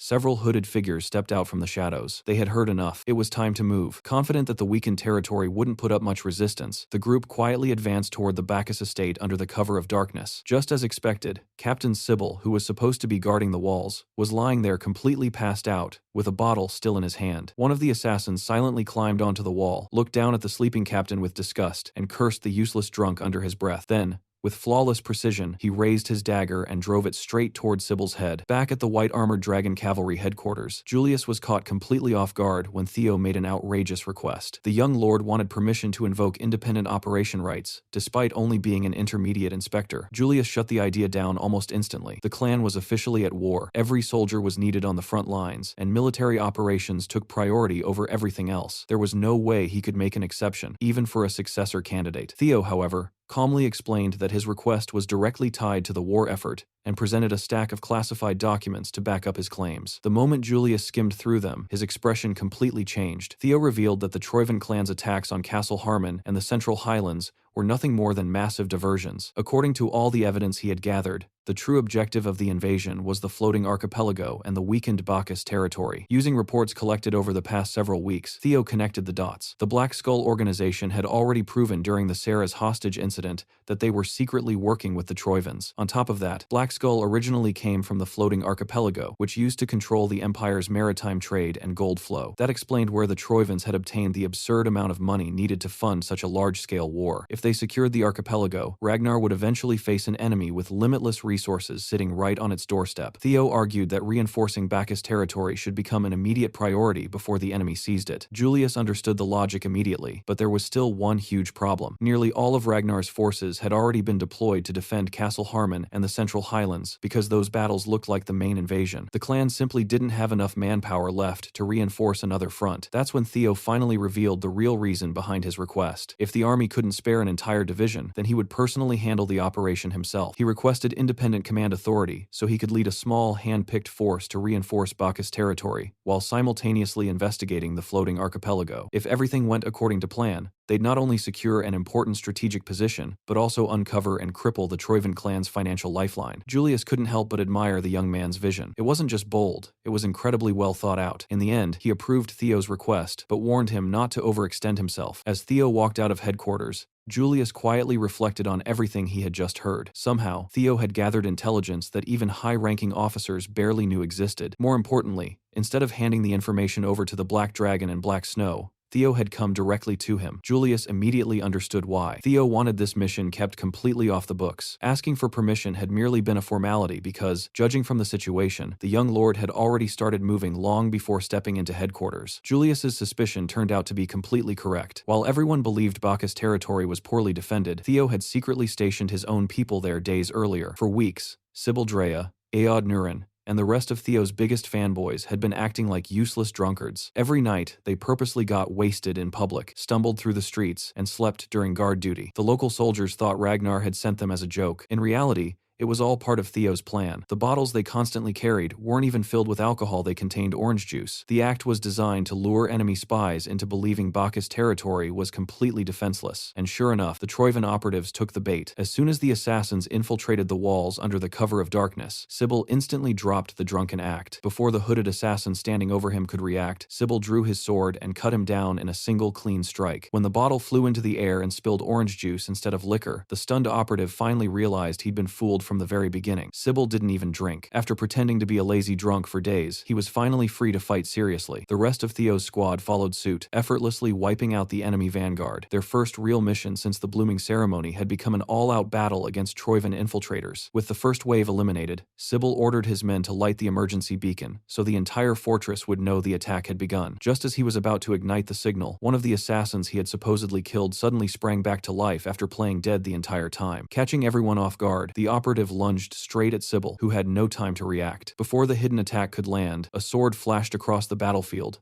instantly decapitating the assassin. The man who saved them was none other than Naven Bacchus himself. Calmly wiping the blood from his blade, Naven scolded the boys for lowering their guard. If anything had happened to them, how could he possibly answer to Lord Theo? Embarrassed, Sybil immediately straightened up and apologized to the new head of the Bacchus family. Naven simply laughed it off and told everyone to relax, but only after finishing Theo's orders. With renewed confidence, Sybil lit the beacon while Naven watched from the highest point of the castle. Exactly as Theo had predicted, enemies came crawling toward Bacchus under the cover of darkness. Even Naven couldn't help wondering how Theo had managed to read the Troivan clan's plans with such terrifying accuracy. Once the beacon illuminated the battlefield, hidden crossbowmen lined the castle walls and unleashed a rain of arrows onto the exposed invaders below. The assault turned into a complete massacre. By the time Theo finally arrived, riding Umbra, his shadow wyvern, the battle was already well underway. Instead of jumping straight into the fight, he smiled as he watched his subordinates carrying out the operation exactly as planned. When dawn finally broke, the battlefield outside Bacchus Castle was completely covered with the bodies of defeated Troivan operatives. The mission had been an overwhelming success. Sybil proudly reported that the territory had been defended exactly as Lord Theo ordered. Theo couldn't help noticing that Sybil sounded even louder than usual, probably because this was the first time he'd ever led his own men through an actual battlefield. Theo praised the squad for their outstanding work, and hearing those words alone nearly brought Sybil to tears. The rest of the squad looked unbelievably jealous that their captain had received personal praise from Theo. Even Naven admitted he had underestimated the young inspectors. At first, he thought they were inexperienced rookies with little combat experience, but when the situation became critical, every single one of them stepped up. Their techniques still needed polishing, but they had proven themselves trustworthy and dependable. Hearing someone like Naven praise his followers made Theo feel like a proud older brother. Since Naven had grown fond of the squad, Theo proposed allowing them to become the foundation of the Bacchus family's new Knight Order. If the Ghost Sword personally trained them, Sybil and the others could grow into an elite force while also rebuilding the fallen household. Naven genuinely liked the idea, admitting it had been a long time since he had felt excited about the future. Satisfied that his men had found a place where they could grow together while advancing his own plans, Theo decided his work in Bacchus territory was finished. After saying his goodbyes, he mounted Umbra once again and departed for his next objective, the mysterious floating archipelago. Even Navan, who thought he was already used to Theo's unpredictable nature, couldn't help shaking his head. The archipelago was infamous for rejecting outsiders, and almost nobody could enter it freely. But if anyone had a way to pull off the impossible, it was Theo. After several days of smooth sailing, Theo finally arrived at the bustling port city of Dion. Pulling his hood over his head to avoid attracting attention, he headed straight for a local pub, but the moment he stepped inside, trouble found him. A man nearly twice his size deliberately shoulder-checked him, clearly looking for a fight. Theo didn't lose his cool for even a second. Instead, he fired back with a sarcastic insult, before casually grabbing a nearby pint of beer and smashing it across the brute's head. The entire tavern instantly exploded with cheers as people gathered around, eager to watch another bar fight. Judging by how none of the staff even bothered to stop serving drinks, this kind of chaos was just another normal day in Dion. Hidden behind the noisy pub, however, was a well-kept office where the owner of the establishment was discussing a far more serious matter. Antonio Spinola, the next patriarch of the Spinola family, listened in frustration as one of his subordinates reported yet another demand from the Troivan clan. They were being forced to regularly supply gunpowder and steel as rental payments for the dragon-slaying sword. The wording made it sound like a business arrangement, but Antonio knew it was nothing more than blackmail. The Troivans had stolen the legendary sword, then shamelessly demanded resources from its rightful owners in exchange for temporarily borrowing it back. As humiliating as it was, Antonio had no choice but to comply. Without the dragon-slaying sword, the floating archipelago itself would eventually collapse into the sea. The burden of his people's survival weighed heavily on him, making him wonder if there was any hope left for the islands. Just then, the loud brawl outside interrupted the meeting. Already irritated by the Troivans' threats, Antonio kicked open his office door and stormed into the tavern, telling everyone to either drink quietly or get out. Standing beneath his hood, Theo couldn't help smirking, causing that fight had been part of his plan all along. He needed Antonio to leave his office, and the bait worked perfectly. Antonio Spinola was the exact person Theo had come to meet because the future of the floating archipelago depended on him. After the tavern staff dragged Theo downstairs into the liquor storage for starting trouble, he finally got straight to the point. He wanted passage to the floating archipelago and offered to serve aboard Antonio's ship as a combatant. Theo pointed out that sea monsters had been attacking vessels more frequently, while the Spinola family was currently short on manpower. From his perspective, it was a win-win arrangement. Antonio admitted the logic wasn't wrong, but he still rejected the offer without hesitation. Theo's story had too many holes. For someone claiming to be a wandering mercenary, his equipment was suspiciously clean and showed almost no signs of wear. He had conveniently started a fight right before asking to board a ship that almost nobody should know was departing soon. Antonio wasn't about to let an unknown variable onto one of his most important voyages. Rather than getting upset, Theo laughed. He would have been disappointed if Antonio had actually fallen for such an obvious lie. Now that he knew the man wasn't a fool, they could finally have a serious conversation. Sliding a single coin across the table, Theo casually mentioned the Black Skull Resistance, the underground force fighting to liberate the floating archipelago from Troivan control. He revealed that he had specifically traveled to Dion to negotiate with its leader, Antonio Spinola himself. Antonio immediately became cautious. This mysterious young man somehow knew secrets that should have been impossible for an outsider to uncover. Theo then casually brought up the dragon-slaying sword, causing Antonio to instantly accuse him of working for the Troivans. Theo simply chuckled and advised Antonio to stay calm instead of jumping to conclusions. The businessman quickly composed himself and dismissed his guards after they rushed in to investigate the commotion. Theo then dropped an even bigger bombshell. He hinted that the dragon-slaying sword wasn't actually in Troivan hands, but in his own possession. Antonio immediately called the claim absurd. The Troivans had insisted they controlled the sword. Theo calmly pointed out one flaw in that assumption. Had anyone actually seen it? Thinking back, Antonio realized the Troivans had never once presented the sword as proof. They had simply claimed to possess it, and everyone accepted their word because the fate of the archipelago left them too desperate to question it. Realizing his judgment had become clouded, Antonio finally sat down and agreed to hear Theo out. Theo then explained the true history behind the floating archipelago. According to legend, the ancient hero Kriemhild defeated the sea dragon by driving the dragon-slaying sword into its head, sealing the monster beneath the ocean. Most people dismissed the story as nothing more than folklore, but Antonio knew it was actually historical fact. The common belief was that mysterious natural currents kept the islands suspended above the sea. In reality, those currents were generated by the sealed sea dragon itself. The dragon-slaying sword acted as the medium that stabilized the seal and regulated the massive flow of mana rising from beneath the islands. Ever since the sword disappeared, that balance had slowly begun collapsing. If the blade wasn't returned, the seal would eventually fail, causing the floating archipelago to sink into the ocean along with everyone living there. Knowing the lives of his people were hanging by a thread, Antonio admitted that if Theo truly possessed the dragon-slaying sword, he'd gladly grant him anything in exchange for its return. Theo, however, wasn't interested in a simple trade. Returning the sword alone wouldn't solve anything, because the Troivans would simply steal it again later. Besides, Theo had no intention of giving up such a valuable source of power. Thankfully, he had already devised a solution that would both protect the archipelago and allow him to keep the sword. For now, all he needed was transportation to the floating archipelago. With no better options left, Antonio finally accepted the proposal and welcomed Theo aboard his ship. And naturally, during the voyage, Theo couldn't resist doing a little aura farming on everyone aboard the vessel, while quietly setting the next phase of his plan into motion. From the port city of Dion, the voyage to the floating archipelago went by without any trouble. From a distance, the islands looked like an ordinary port city, peacefully floating above the sea. In reality,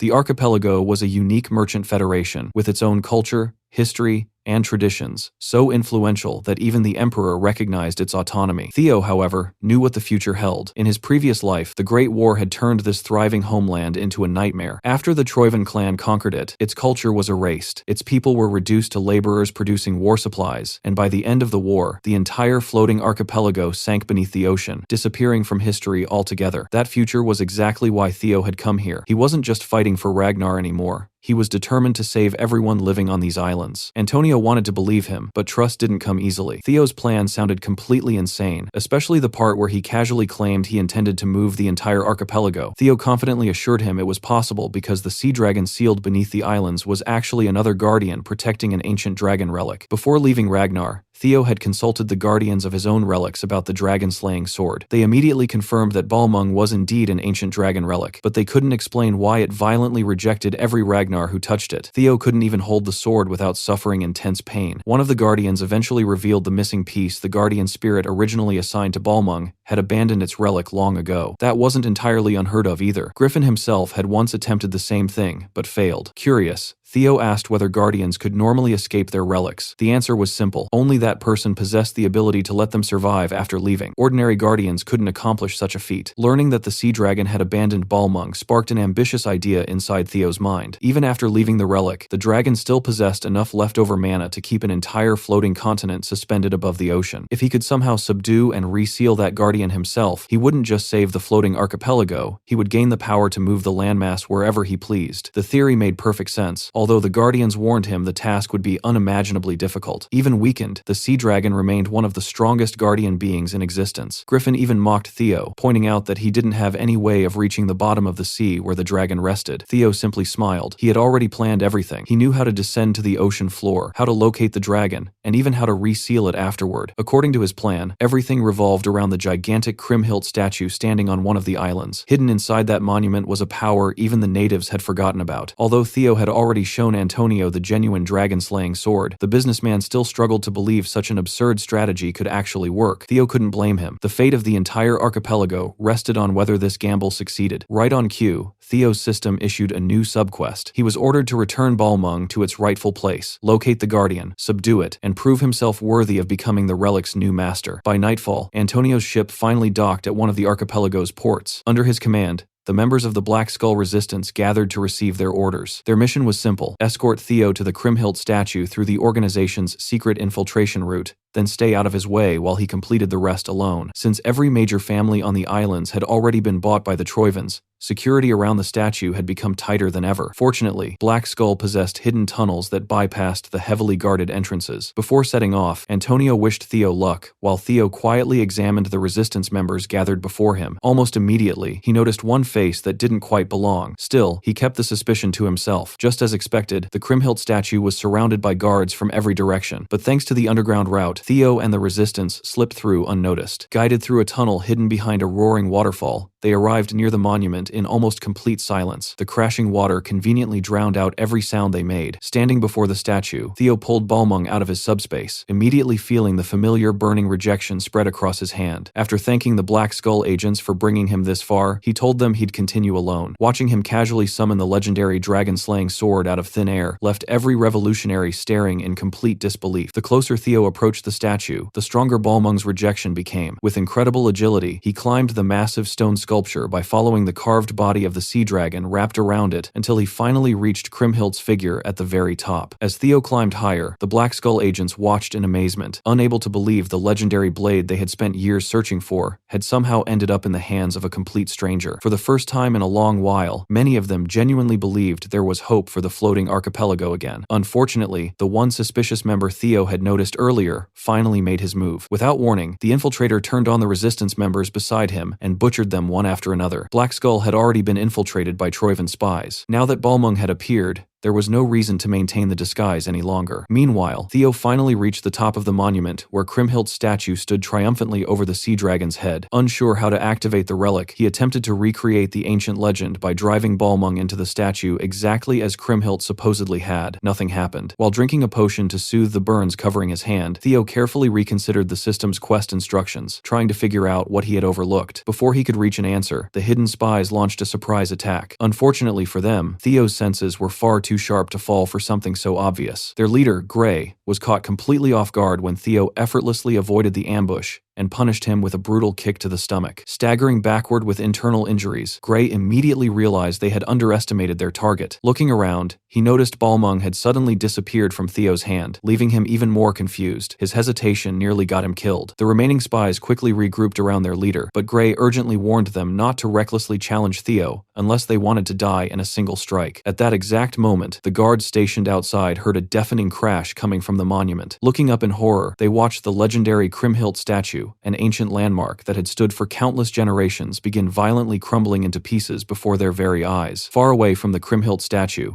Antonio and the remaining Black Skull members anxiously waited for news from the infiltration team. Minutes felt like hours until one survivor finally stumbled out of the secret tunnel. She was heavily wounded, exhausted, and barely able to stand. Between breaths, she revealed the horrifying truth. Gray and the men fighting alongside them had been Troivan spies all along. The traitors suddenly turned on the resistance, slaughtering almost everyone before she barely managed to escape. Antonio immediately realized the severity of his mistake. The enemy had infiltrated Black Skull right under his nose, and he never noticed. Meanwhile, atop the massive sea dragon statue, Theo was still locked in battle against Gray and the other spies. None of them individually posed much of a threat, but they fought with incredible discipline. Even when Theo intentionally left openings, they refused to recklessly attack. Instead, they focused entirely on delaying him. Theo quickly figured out why. They were obviously buying time until reinforcements from the nearby 3rd District arrived. Since they refused to fall for his bait, Theo decided to force the situation himself. He unleashed a relentless barrage of attacks, not only targeting the spies, but also tearing chunks off the ancient stone statue beneath them. Blow after blow chipped away at the monument until something unexpected appeared. Hidden beneath the stone was an ancient metallic box with a hollow slot perfectly shaped to fit a sword. The moment Gray saw it, he immediately screamed for his men to stop Theo, no matter the cost. Theo couldn't help laughing at himself. He had been overthinking the entire quest. The system had literally told him to return Balmung to its rightful place. All he had to do was trust the sword and follow where it led. Without hesitation, he sprinted toward the exposed mechanism. Gray desperately threw his own body forward to block him, but Theo was simply too fast. Before anyone could stop him, he drove Balmung straight into the hollow slot. The instant the blade locked into place, the entire monument erupted with blinding light. A massive shockwave exploded outward, violently blasting Gray and every Troivan spy away from the statue. Theo gritted his teeth as Balmung's painful rejection surged through his body, yet he refused to let go of the sword. Outside, the explosion finally alerted the guards stationed around the historical site. Looking up, they watched in complete disbelief as the centuries-old Kriemhild statue began collapsing before their very eyes. The monument they had sworn to protect crumbled into ruins as the overwhelming power swallowed Theo whole. The impact knocked him unconscious, and when he finally opened his eyes again, he found himself somewhere completely unfamiliar. His head felt like it was splitting apart, but the unbearable pain at least confirmed one thing: he was still alive. Looking around, he immediately concluded that he had somehow been transported into Balmung's relic dungeon. Unlike every other relic dungeon he had entered before, this place wasn't filled with ruins or ancient halls.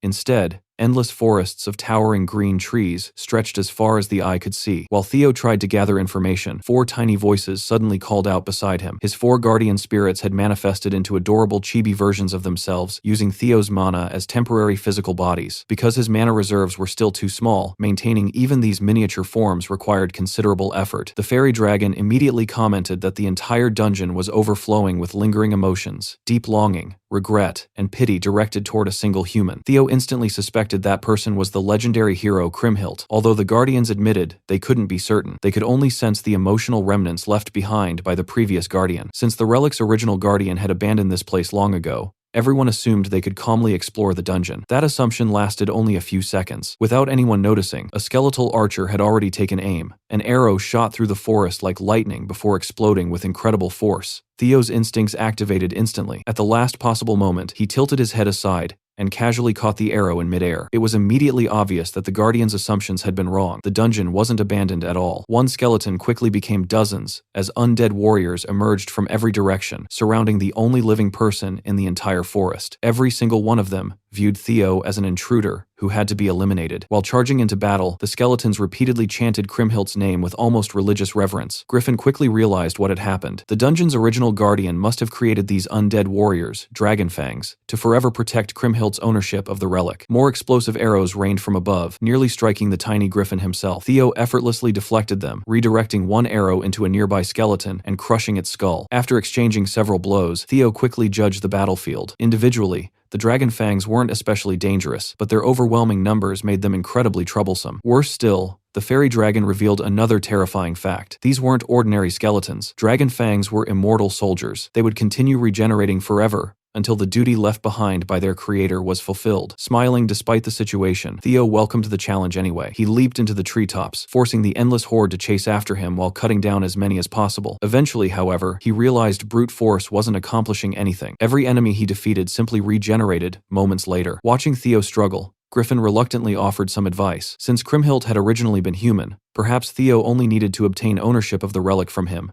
rather than destroying every Dragonfang. Theo immediately dismissed the suggestion. If Kriemhild had somehow survived for countless ages inside the dungeon, then he was hardly human anymore. Griffin became annoyed, regretting wasting useful advice on someone so stubborn. Just then, the system interrupted their argument with a brand new notification. Theo literally clamped Griffin's beak shut so he could concentrate on reading it. According to the message, the dungeon itself was the final gift left behind by Leviathan for the hero Kriemhild. Theo's new objective was to reclaim ownership of that gift from its current owner. Reading between the lines, Theo reluctantly admitted Griffin might actually have been right all along. While continuously swinging through the forest using vines to stay ahead of the pursuing Dragonfangs, Theo activated hatchling synchronization to maximize his perception. His senses instantly sharpened to superhuman levels, allowing him to process every movement around him. That's when he noticed something unusual. Among the endless undead chasing him, one Dragonfang carried a noticeably different aura. Even stranger, while the others relentlessly pursued Theo, this lone skeleton suddenly turned around and ran away instead. Theo immediately understood that this odd one was the real target. Bursting forward with incredible speed, he easily caught up before unleashing his fastest technique, Lightning Dragon Flash. Black lightning trapped the fleeing Dragonfang inside a cage of electricity before detonating in a devastating explosion that completely obliterated everything within range.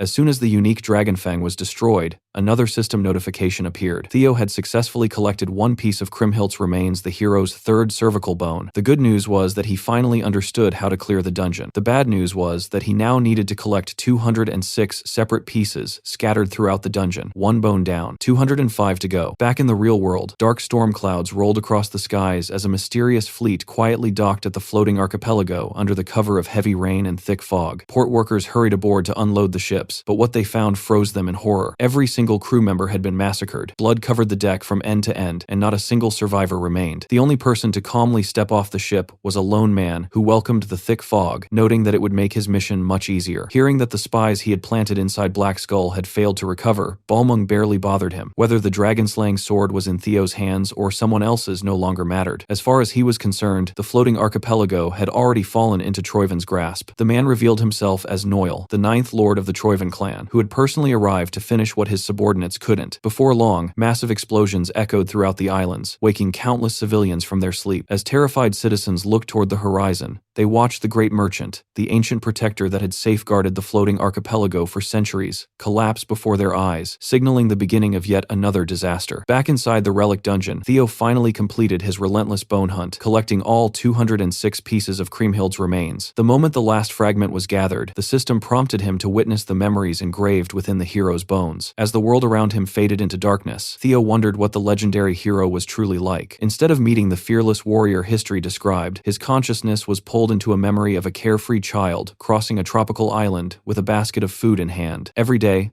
the cheerful girl eagerly made her way to a secluded cave to visit her closest friend, Levi. Hidden inside the cave lay the legendary dragon-slaying sword, Balmung, which housed its guardian, the mighty Leviathan. The enormous sea dragon constantly scolded the child, insisting she address him properly as Leviathan, guardian of the primordial dragon's relic. Even the proud Ragnar clan showed him more respect than this little girl ever did. Kriemhild simply laughed and continued calling him Levi because it was easier. Eventually, the grumpy guardian gave up trying to correct her. Whenever they shared meals together, Leviathan would shrink into a tiny form to conserve energy while listening to her endless stories. Day after day, year after year, Kriemhild returned to the cave, chatting endlessly about her adventures while Levi pretended to be annoyed. Deep down, though, he secretly looked forward to every visit. Trapped inside Balmung for ages, those conversations slowly became the happiest part of his endless existence. Without realizing it, the lonely guardian had come to treasure the cheerful girl more than anything. One day, everything changed. Instead of hearing Kriemhild's usual energetic greeting, Levi smelled fresh blood. The young girl stumbled into the cave, barely alive after suffering fatal wounds while desperately trying to reach her only friend. Behind her came soldiers of the Empire, who had invaded her peaceful village and slaughtered its people without mercy. Before she could reach safety, one of the soldiers grabbed her by the hair and viciously stabbed her again, treating her as nothing more than a worthless savage. Laughing cruelly, the man prepared to abuse the dying girl even further. That was the final straw. Consumed by overwhelming rage, Leviathan abandoned his sacred restraints and erupted from the relic. The cave exploded apart as the colossal sea dragon unleashed his fury upon the invaders. Outside, Kriemhild's village had already fallen under imperial occupation, with terrified civilians being threatened and burned alive if they refused to obey. Then the sky darkened. A monstrous dragon descended upon the battlefield, carrying the wounded Kriemhild on top of his head. With a single overwhelming assault, Levi annihilated every Imperial soldier in sight. At that moment, Kriemhild unconsciously awakened the ability to wield Balmung itself. The surviving soldiers desperately tried to shoot her down,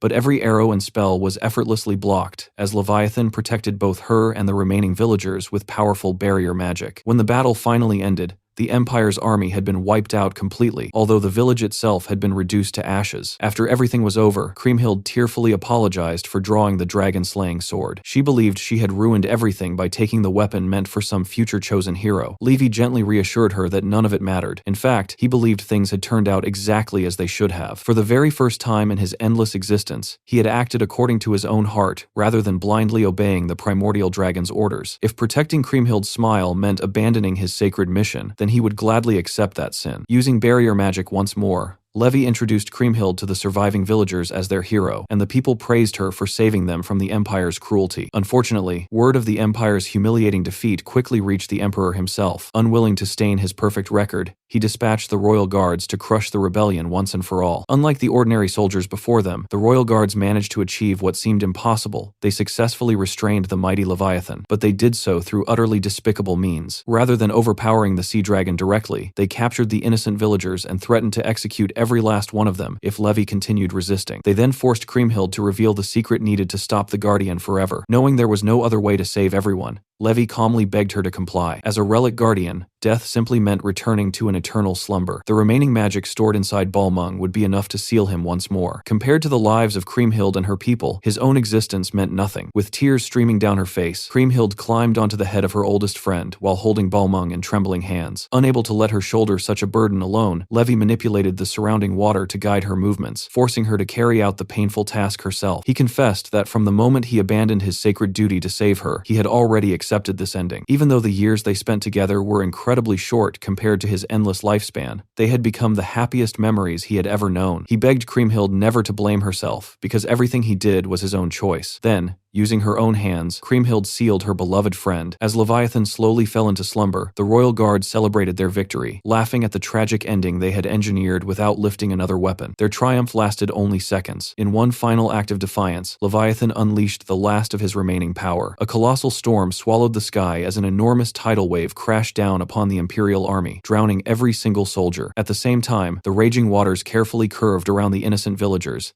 leaving them completely unharmed. The sea dragon then performed one final miracle. The land beneath Kriemhild's feet was ripped from the ocean floor and lifted high into the sky, creating what would one day become the floating archipelago. Watching everything unfold, Theo finally understood the true origin of the islands. Kriemhild had never been some glorious dragon-slaying hero. She was simply an innocent girl caught in humanity's cruelty, who formed an unforgettable friendship with a lonely relic guardian. The vision slowly began fading until Kriemhild herself approached Theo. Even after all these years, her lingering soul still carried overwhelming guilt for preventing Levi from fulfilling the duty he was born to protect. Now, at long last, she had the chance to correct that mistake. Smiling gently, Kriemhild willingly relinquished ownership of Balmung and entrusted the ancient dragon relic to Theo. Her only wish was that he could bring happiness to the stubborn sea dragon who had sacrificed everything for her sake. Theo respectfully accepted the relic and assured her there was no need to feel guilty anymore. Levi had already found true happiness simply by meeting her. Those few precious years they spent together had given the lonely guardian more joy than countless centuries of blindly serving his purpose ever could. Hearing those heartfelt words finally lifted the burden Kriemhild had carried for so long. With a peaceful smile, her soul quietly faded away, leaving Balmung and its future entirely in Theo's hands. Back in the real world, the guards hurriedly surrounded the ruins of the collapsed colossus, inspecting the damage and making sure the remaining structure wouldn't cave in any further. Then,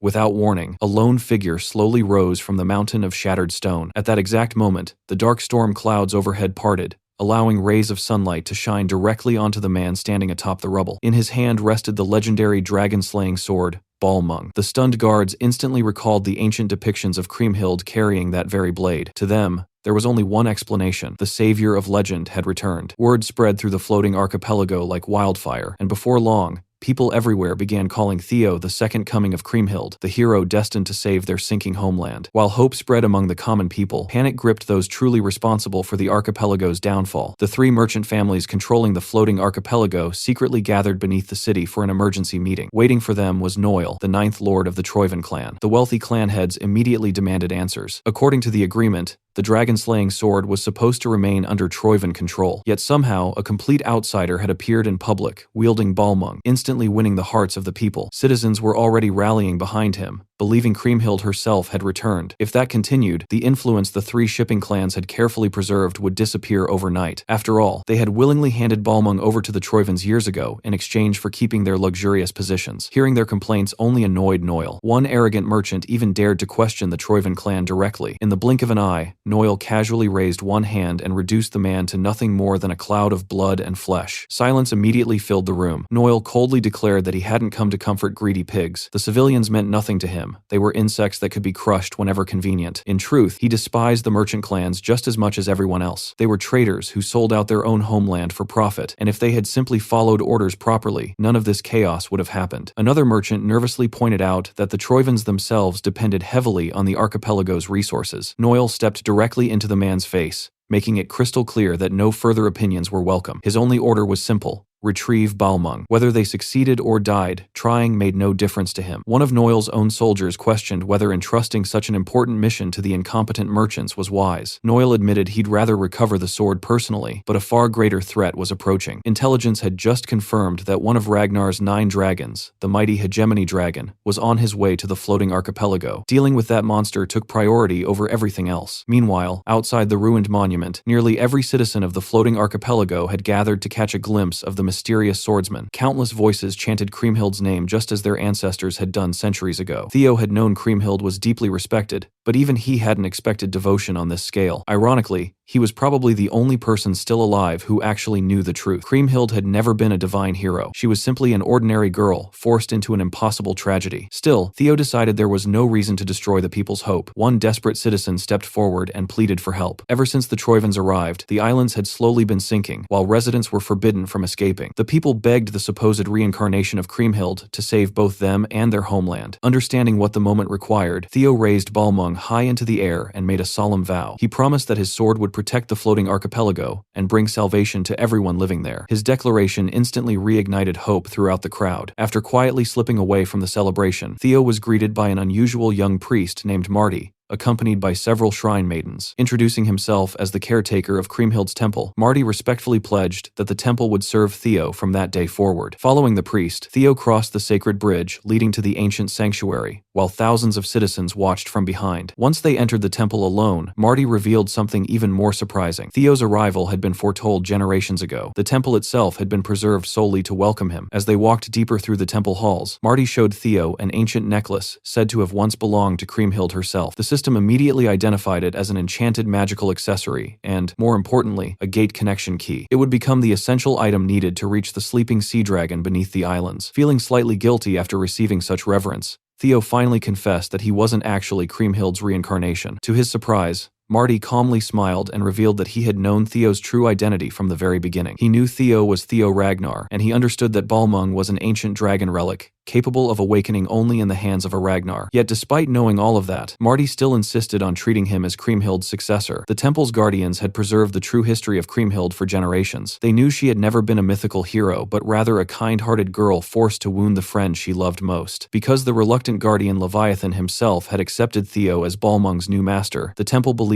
he deserved every ounce of respect once shown to Kriemhild. Eventually, they arrived before an enormous staircase descending endlessly into the depths beneath the floating archipelago. Marty explained the final step. Theo only needed to throw Kriemhild's necklace into the waters below. Doing so would awaken the hidden gate leading directly to the sea dragon. The necklace would also allow Theo to breathe and move freely underwater. Entrusting all of the archipelago's hopes to Theo, Marty wished him success. Theo accepted the responsibility without hesitation. Outside the temple, thousands of citizens continued praying for Kriemhild's protection and for the salvation of their homeland. Their peaceful vigil didn't last long. The three merchant clans suddenly arrived with armed soldiers and immediately declared Theo a criminal. According to their fabricated investigation, the so-called hero was nothing more than a terrorist who had stolen the dragon-slaying sword. They ordered every civilian to disperse immediately. Leading the operation was Umberto Spinola, head of the Spinola shipping clan. Although Antonio shared his surname, the two men couldn't have been more different. Umberto knew his reputation would suffer after attacking innocent civilians, but he no longer cared. If he failed to recover Balmung, Noel would kill him anyway. Faced with that choice, sacrificing his own people seemed like the easier option. He ordered his kill squads to cut down anyone refusing to leave. While bloodshed erupted above, Theo continued descending the seemingly endless staircase beneath the temple. After what felt like an eternity, his foot finally touched cold seawater. He had reached the hidden chamber. Carefully taking out Kriemhild's necklace, Theo gently tossed it into the water. A tiny ripple spread across the surface before rapidly expanding into a massive whirlpool. The sea itself acknowledged the key. Moments later, the swirling current transformed into a magnificent underwater gateway. Without hesitation, Theo stepped through. Instantly, he found himself standing at the bottom of the ocean, surrounded by vibrant marine life drifting peacefully through the deep sea. Gripping Balmung tightly, Theo searched for any sign of the sleeping Leviathan. Before he could begin, an overwhelming wave of killing intent washed over him. Something enormous was circling him beneath the dark waters. Then he finally saw them. An entire army of starving sea serpents had silently surrounded him from every direction, methodically cutting off every possible escape route. They stared at Theo like predators, eyeing their final meal. Looking at the massive swarm closing in around him, Theo simply smiled. No matter how terrifying these monsters looked in their own territory, they still weren't enough to make him back down. Up on the surface, the head of the Spinola family, Umberto, officially gave the order to eliminate anyone who stood in his way. The terrified citizens quickly banded together, refusing to abandon the temple or the hero they believed had come to save them. They desperately tried to reason with the armed soldiers, insisting there was no proof that Theo or the temple had committed any crime, but their pleas were completely ignored. Just as the situation was about to spiral further out of control, the temple's high priest, Marty, stepped forward with a commanding voice that brought everyone to a halt. Furious at the baseless accusations, Marty declared that the man he personally escorted into the sacred sanctuary was none other than Kriemhild's chosen successor, and he swore upon the honor of every priest who had protected the temple for generations that his words were true. Rather than accusing the temple of harboring terrorists,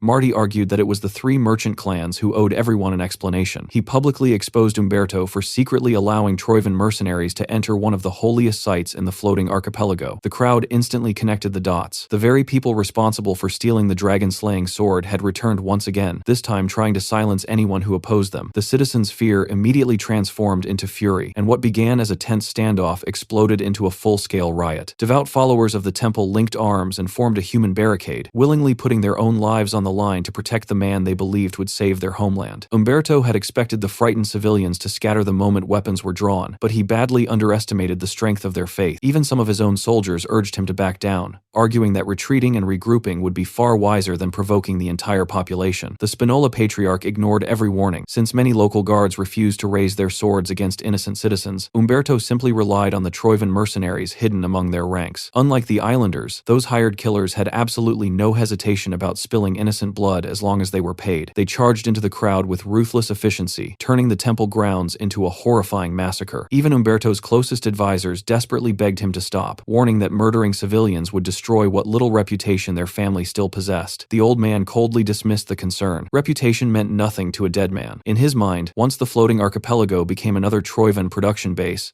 the three merchant clans would survive only by becoming obedient hunting dogs. As terrified local soldiers watched the Troivan mercenaries butcher defenseless men, women, and children wearing the exact same uniform they did, many finally realized the truth about who they had been serving all along. Despite the overwhelming violence surrounding him, Marty refused to abandon his position. If the people were risking their lives to defend hope, then he would stand beside them until the very end. The civilians followed his example, refusing to retreat even as deadly spears and swords closed in around them. Just as tragedy seemed inevitable, salvation arrived from an unexpected direction. Antonio Spinola crashed into the battlefield alongside the Black Skull resistance, intercepting the Troivan mercenaries before they could slaughter even more innocent people. His elite fighters immediately began cutting through the enemy while shielding the civilians behind them. Seeing his own son standing against him sent Umberto into a furious tantrum. Calmly advancing through the battlefield while effortlessly parrying attacks aimed at him, Antonio confronted the father he had long since abandoned. Umberto couldn't understand why Antonio would willingly throw away his position as heir to protect common people. Antonio answered with nothing but disgust. He couldn't stomach the fact that his own father had sold out the floating archipelago to the Troivans, and was now murdering the very people he was supposed to protect just to preserve his own life. Filled with determination to erase the sins of his bloodline, Antonio ordered every Black Skull fighter to prioritize civilian safety, while driving every last Troivan mercenary off the battlefield. His battle cry instantly lifted the spirits of both the resistance and the frightened citizens. Even so, everyone understood the harsh reality. The Black Skull resistance remained heavily outnumbered and outmatched. If the battle dragged on much longer, they would eventually be overwhelmed. Their greatest hope now rested far beneath the ocean, where Theo continued his mission completely unaware of the desperate struggle unfolding above. Deep beneath the sea, Theo found himself surrounded by an enormous army of sea serpents. At first, he remained cautious, puzzled that none of the creatures showed any intention of attacking despite having countless opportunities. Instead, they simply circled him curiously, carefully observing his every move. After watching them for a while, Theo reached a conclusion. The aura of Leviathan sealed inside Balmung must be calming the beasts. Trusting his instincts, he slowly extended a hand and gently patted the snout of the nearest serpent. Immediately, the system notified him that the sea serpents had acknowledged him as their new master. Apparently, the wyvern taming abilities he developed with Umbra also worked on underwater draconic creatures. Just like before, Theo felt their emotions flowing directly into his dragon heart as an intimate bond formed between them. Through that connection, he experienced lingering fragments of Leviathan's own emotions: curiosity, fear, loneliness, and admiration. The sea serpents had originally gathered around the legendary guardian's immense mana, eventually claiming these waters as their territory. That explained why they had approached Theo so peacefully. To them, the aura radiating from Balmung felt identical to the presence of their former master. Now capable of understanding them, Theo finally learned what had truly happened beneath the floating archipelago. Without hesitation, he climbed onto the back of one of the giant sea serpents, and the entire swarm immediately escorted their new master toward the depths. As they descended farther into the abyss, the surrounding currents became increasingly violent. Twisting streams of mana churned the ocean into a deadly maze that no ordinary diver could ever hope to navigate. To avoid missing anything hidden within the darkness, Theo activated hatchling synchronization, dramatically sharpening his senses. Eventually, the raging currents suddenly ceased. Resting peacefully on the ocean floor before him was the legendary Leviathan itself. Even asleep, the relic guardian's sheer size was overwhelming, while the immense mana leaking from its colossal body dwarfed anything Theo had ever encountered before. Yet something immediately felt wrong. Unlike the pure mana of every other relic guardian Theo had met, Leviathan's energy was strangely distorted. Sensing the same thing, Griffin finally emerged from hiding, visibly disturbed by the Guardian's condition. Even the usually composed fairy dragon agreed with him this time. She believed Theo had already noticed the cause because he carried the same tainted aura deep within his own soul. Theo silently nodded. The answer was now painfully obvious. Leviathan hadn't simply fallen asleep. The legendary Guardian had spent so long submerged beneath corrupted mana that it had become infected by demonic corruption itself. That corruption was disrupting the natural flow of mana beneath the floating archipelago, creating causing the unstable currents and enormous tidal waves that now threatened to destroy the islands. If Theo couldn't free Leviathan from that corruption, neither the Guardian nor the floating archipelago would survive much longer. Elsewhere on the floating archipelago,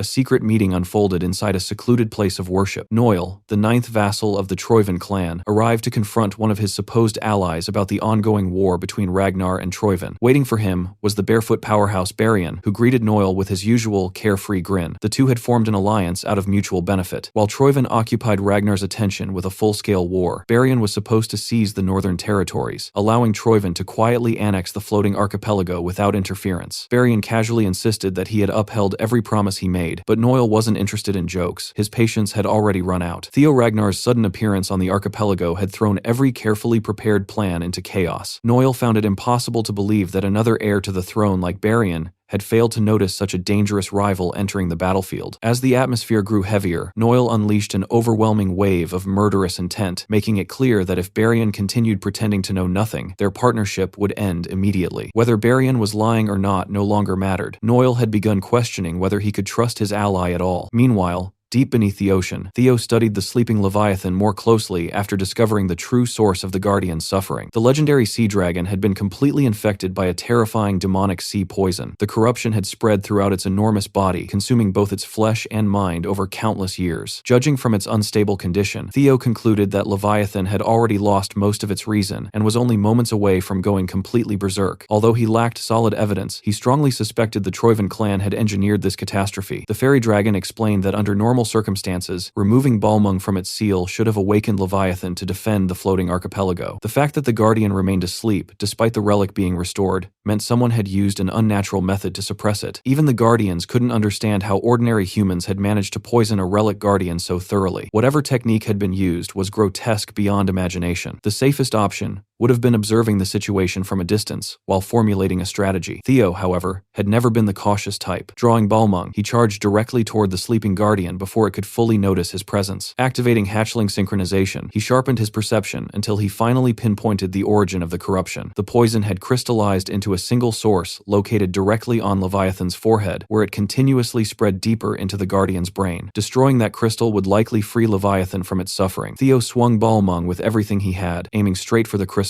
Just before the blade could make contact, an invisible force violently stopped the attack. A powerful protective ward repelled him with overwhelming force, sending him crashing helplessly across the seabed. The impact nearly crushed him beneath countless rocks. Theo immediately realized his mistake. Whoever poisoned Leviathan had also installed a defensive barrier specifically to protect the source of the corruption. Although discovering the weak point was good news, the failed attack came with a devastating consequence. Leviathan finally sensed Theo's presence. The colossal Guardian erupted into motion, its massive body stirring the ocean floor and creating violent underwater storms powerful enough to reshape the currents. Escape was no longer an option. Before Theo could think of another plan, Leviathan opened its enormous jaws as unimaginable energy gathered within its mouth. A devastating beam, capable of leveling entire cities, erupted toward him. Theo barely escaped the blast radius by the narrowest of margins. While desperately evading the Guardian's attacks, inspiration suddenly struck. He retreated to create some distance, buying precious seconds to rethink his strategy. At that perfect moment, one of the sea serpents he had tamed earlier rushed to his rescue. Riding atop the massive creature dramatically improved Theo's underwater mobility, allowing him to maneuver far more freely through the crushing depths. Without hesitation, he ordered the serpent to charge directly toward the corrupted crystal once more. The closer Theo approached Leviathan's forehead, the denser the demonic miasma became. Once he reached striking distance, he leaped off his mount and activated every enhancement available to him. Remembering everything he had learned during his battle with Griffin, Theo pushed himself beyond his normal limits. His eyes turned black and crimson, while draconic features spread across his body. One by one, his Guardian relics empowered him. Griffin unleashed its suppression ability against stronger opponents.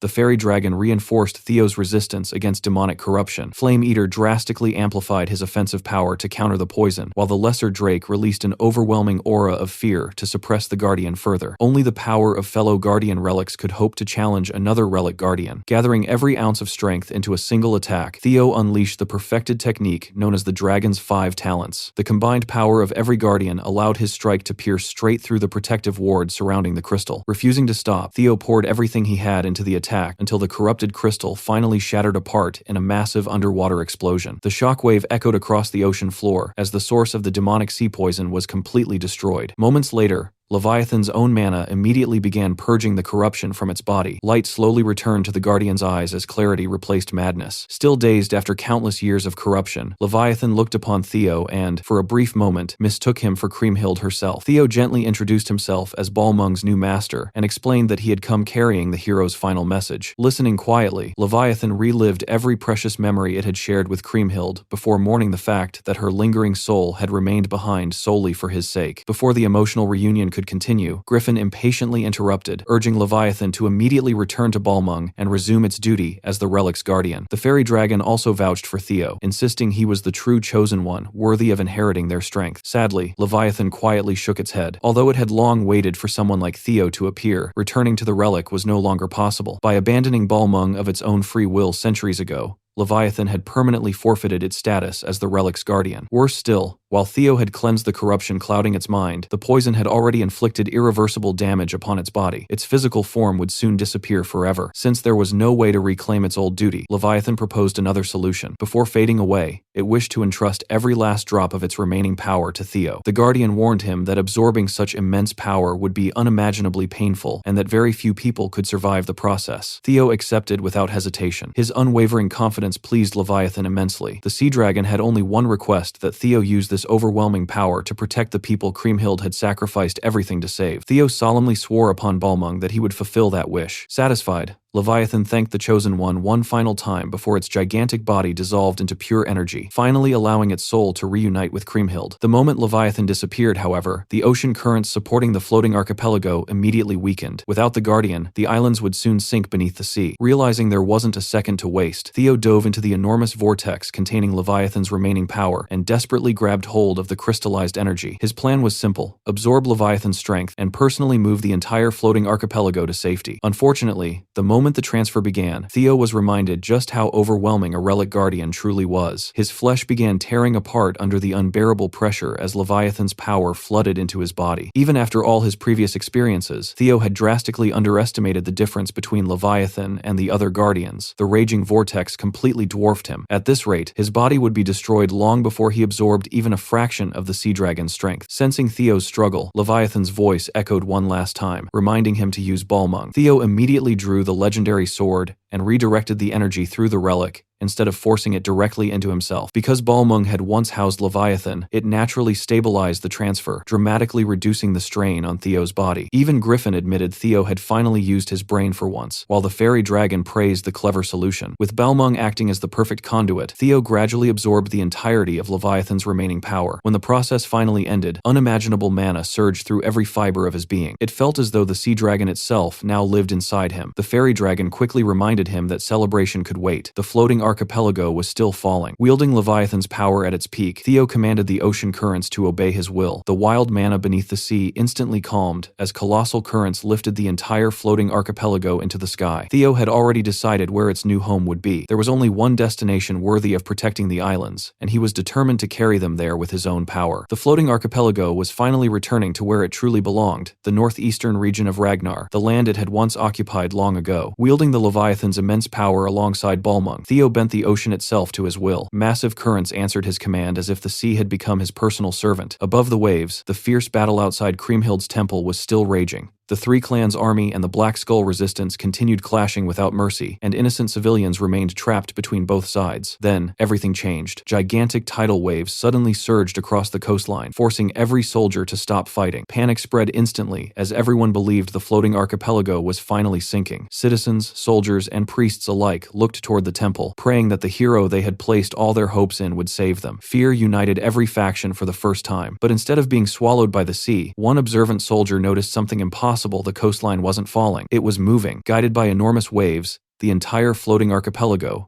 complete with its mountains, cities, forests, and countless islands, slowly drifted away from its original location toward Ragnar's northeastern frontier. Far away, inside the crumbling sanctuary where Noel and Barian had been discussing their schemes, the violent movement beneath their feet immediately interrupted their conversation. Cracks spread across the old structure as the entire island shifted through the ocean. Noel's expression darkened. He instantly realized that the outsider had successfully claimed the dragon-slaying sword's true power. Theo Ragnar had accomplished the impossible. Meanwhile, Barian simply kept wearing his carefree grin despite the chaos around them. He casually apologized for ending their meeting early, pointing out that staying inside a collapsing building wasn't exactly a smart idea. Noel, however, wasn't ready to let things go. He was still furious over Barion's suspicious lack of involvement and accused him of deliberately withholding information. Barion calmly admitted that even he hadn't predicted Theo's actions. Still, instead of treating the situation as a disaster, he viewed it as an opportunity. Theo had already awakened Balmung for them. Now all they had to do was eliminate Theo and take the fully activated relic for themselves. In reality, Barion was cleverly trying to use Troiven's strength to remove one of his greatest political rivals without dirtying his own hands. Ignoring Noel's endless complaints, he simply urged the ninth vassal to stop wasting time and get to work, claiming the current situation could actually become immensely profitable for Troiven. Back on the battlefield, Antonio Spinola immediately understood what had happened the moment the islands began moving. Theo had actually fulfilled the unbelievable promise he made before arriving. Relief washed over Antonio as he realized the floating archipelago and everyone living on it had been saved. There was no longer any reason for more bloodshed. Without hesitation, he ordered every Black Skull soldier to cease fighting. The resistance obeyed, believing the conflict had finally reached its conclusion. Unfortunately, not everyone shared Antonio's desire for peace. The instant he lowered his guard, one of the enemy soldiers exploited the opening and launched a surprise attack from behind, aiming directly for Antonio's neck. Before the blade could reach him, Theo burst onto the battlefield like a flash of lightning. His timing couldn't have been more perfect. With one effortless swing of Balmung, he intercepted the ambush and sliced the would-be assassin cleanly in half. The believers watching the scene erupted with joy, convinced they had just witnessed Kriemhild herself returning to protect her people once again. Antonio looked toward Theo with genuine gratitude and immediately asked the question weighing on everyone's mind. Was it really over? Were the floating archipelago and its people finally safe? Theo calmly confirmed that the immediate crisis had been resolved. Hearing those words, Antonio felt years of anxiety melt away from his shoulders. He sincerely thanked Theo for saving not only the islands, but everyone living on them. Then, with absolutely zero shame, he prepared to ask for one final favor. Theo didn't even let him finish. One glance across the battlefield told him everything he needed to know. Corpses of innocent civilians lay scattered across the sacred grounds, while countless wounded survivors desperately clung to life. The Black Skull resistance and ordinary citizens had risked everything to protect both their homeland and the man they believed was their savior. Theo decided that debt deserved repayment. As Theo began walking toward the remaining 3 clan soldiers, panic instantly spread through their ranks.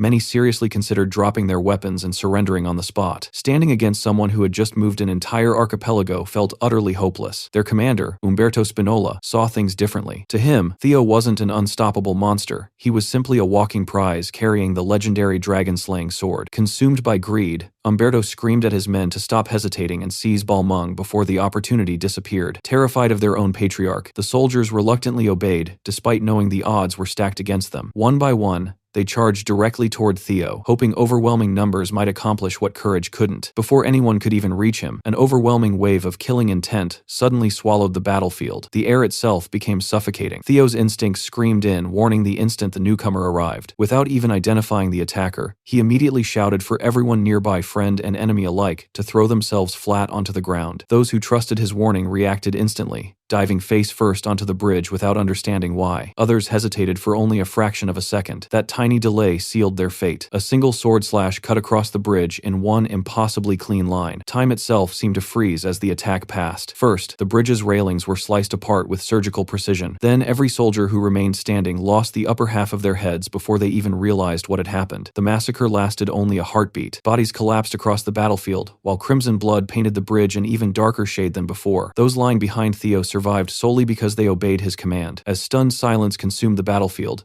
everyone finally saw the man responsible. Standing amidst the aftermath was Noel, the 9th vassal of the Troiven clan. To him, the countless deaths meant absolutely nothing. He looked upon the slaughter with complete indifference, before cursing the 3 clans for their utter incompetence. In his eyes, they were nothing more than worthless pirate dogs who had failed to eliminate a single troublesome brat. Because of their weakness, the entire situation had spiraled completely out of control. With Noel's arrival, everyone present immediately understood one terrifying truth. The real battle for the floating archipelago had only just begun. Among the countless victims of Noel's terrifying attack was Umberto Spinola himself. Just like every other unfortunate soul standing on the bridge, the old patriarch had his head cleanly split apart before he even realized death had arrived. Ironically, His famous mustache remained perfectly intact. Antonio had spent years hating his father with every fiber of his being for selling out the floating archipelago and sacrificing innocent lives for his own survival. Yet, when he actually saw the old man's lifeless body lying among the dead, a wave of dread still washed over him. Before grief could consume him, Theo snapped him back to reality. There would be time to mourn later. Right now, Antonio was still the leader of Black Skull, and the floating archipelago would need him more than ever if it was going to rebuild after today's disaster. Swallowing his emotions, Antonio immediately began organizing the evacuation, while the surviving civilians rushed toward Kriemhild's temple for safety. Meanwhile, instead of retreating alongside everyone else, Theo calmly remained where he stood, staring directly at the monster responsible for the massacre. Noel slowly advanced, every step radiating overwhelming killing intent. His blood-red aura stained the battlefield with suffocating pressure as his irritation toward House Ragnar reached its peak. The ninth vassal had grown tired of Theo constantly interfering with Troivin's grand designs. He wanted nothing more than to carve the arrogant successor into tiny pieces, until even Kyle Ragnar wouldn't be able to recognize what remained of his bastard son. Theo gritted his teeth while evaluating the overwhelming pressure. Judging from Noel's sheer strength, there was only one explanation. Troivin had already completed one of its noble servitors, artificially enhanced warriors created specifically to rival Ragnar's legendary 9 dragons. During the Great War, these monsters had fought on equal footing with, or even surpassed, the 9 dragons themselves. Theo never imagined Troivin had already finished developing them this early in history. Before he could process the implications,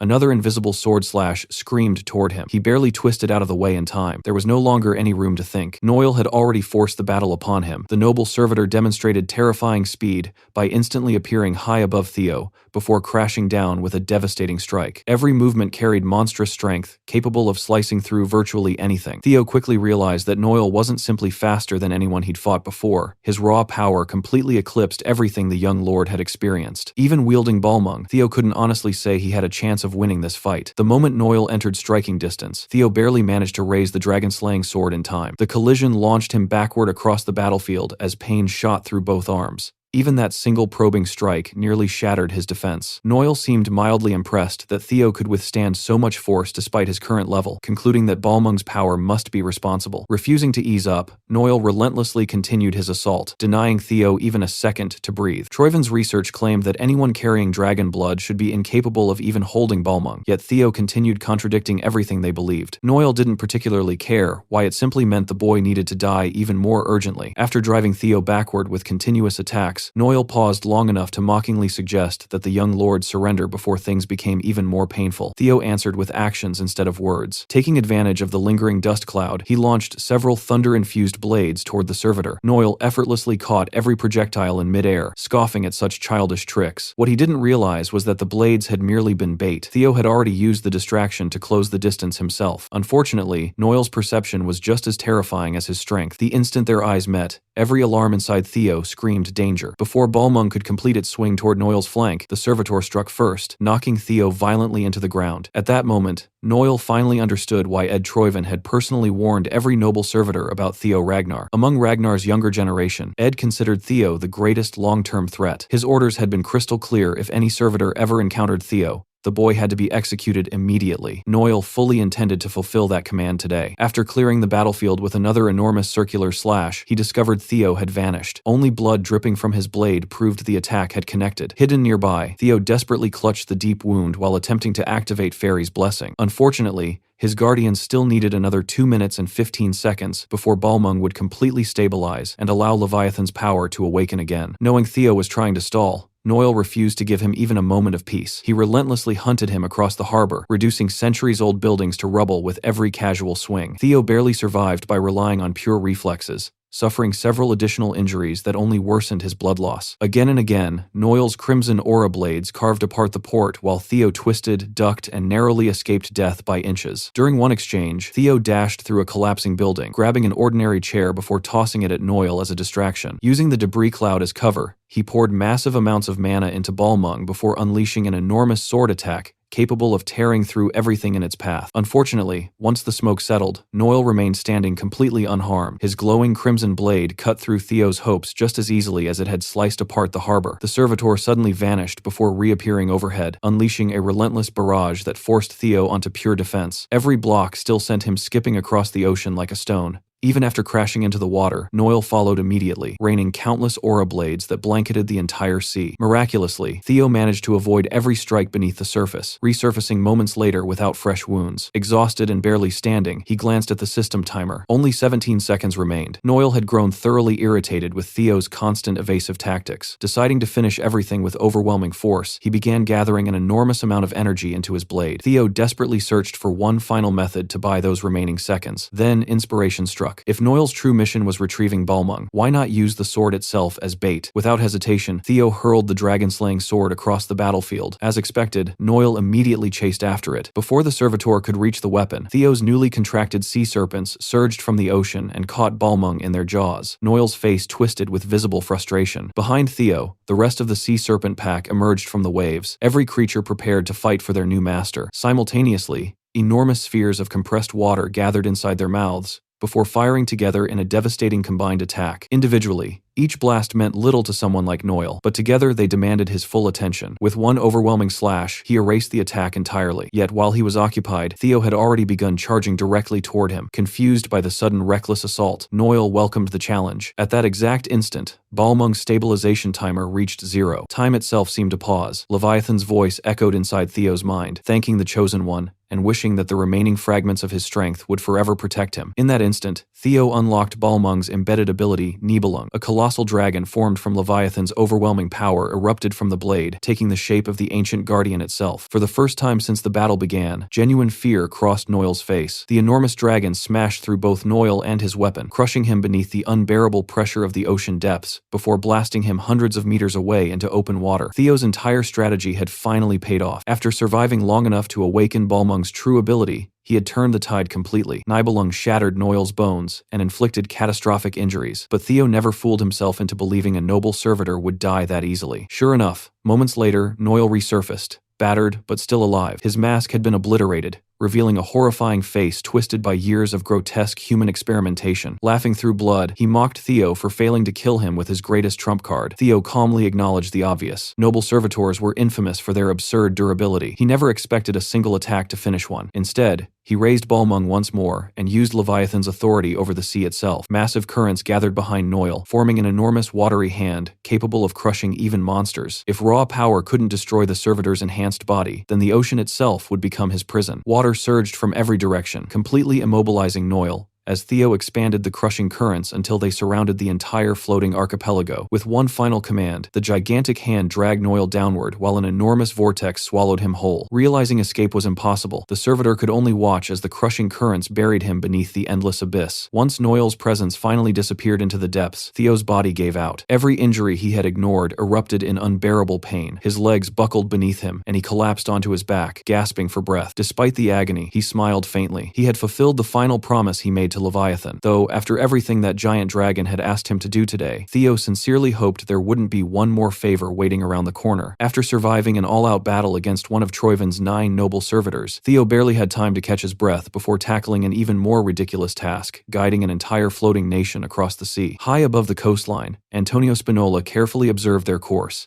acting as the archipelago's navigator while calculating every possible variable. According to his estimates, the enormous landmass was drifting at roughly 2 knots, a slow enough speed that reaching the northeastern shores of Ragnar wouldn't trigger any catastrophic collision. Even so, Antonio still found the sight almost impossible to believe. Only a few days earlier, Theo had confidently claimed he intended to move the entire floating archipelago. Back then, Antonio had dismissed it as an impossible fantasy, yet now he was literally watching mountains, cities, forests, and countless islands glide peacefully across the ocean under Theo's control. Reality had become far stranger than imagination. As the islands slowly approached their new home, many citizens couldn't help questioning Theo's decision. According to the legends passed down for generations, simply restoring the dragon-slaying sword and resealing the sea dragon should have been enough to save the archipelago. Why go through the unimaginable effort of relocating an entire country? Theo admitted that, under normal circumstances, they were absolutely right, but today's invasion had proven exactly why the old solution was no longer enough. As long as the archipelago remained isolated and dependent on Balmung to stay afloat, ambitious people like the Troivens would continue invading in hopes of stealing the relic. Every future generation would be forced to relive the same nightmare. Theo explained that lasting peace sometimes demanded painful change. By permanently settling the islands within the shallow northeastern bay of Ragnar's territory, the risk of the archipelago ever sinking again would disappear forever. Their homeland would no longer drift drift helplessly across the ocean, making many citizens jokingly wonder whether they would eventually need a brand new name, since it technically wouldn't be a floating archipelago anymore. Watching Theo devote himself entirely to protecting complete strangers left Antonio overwhelmed with guilt. Unable to keep the burden to himself any longer, he lowered his head before the young lord and confessed everything. It was Black Skull that had orchestrated the Sarah's Merchant Guild hostage incident months earlier. Even though the organization had only acted after being threatened by Troyven, the white-armored dragon cavalry still suffered terrible losses because of it. Antonio accepted full responsibility for the tragedy and admitted he deserved whatever punishment Theo chose. To him, execution would have been perfectly fair. He was fully prepared to pay with his life if that was what justice demanded. Theo quietly listened before placing a reassuring hand on Antonio's shoulder. He agreed that responsibility had to be taken, but not in the way Antonio expected. Rather than condemning him, Theo shocked everyone by offering Antonio an entirely different future. Instead of losing his head, Antonio would become the leader of the newly established Northern Maritime Alliance. Theo explained that after Ragnar dismantled the corrupt Ceres Merchant Guild, the Northern Territories were left without a major trade network. The floating archipelago, famous for its merchants, ports, and shipping expertise,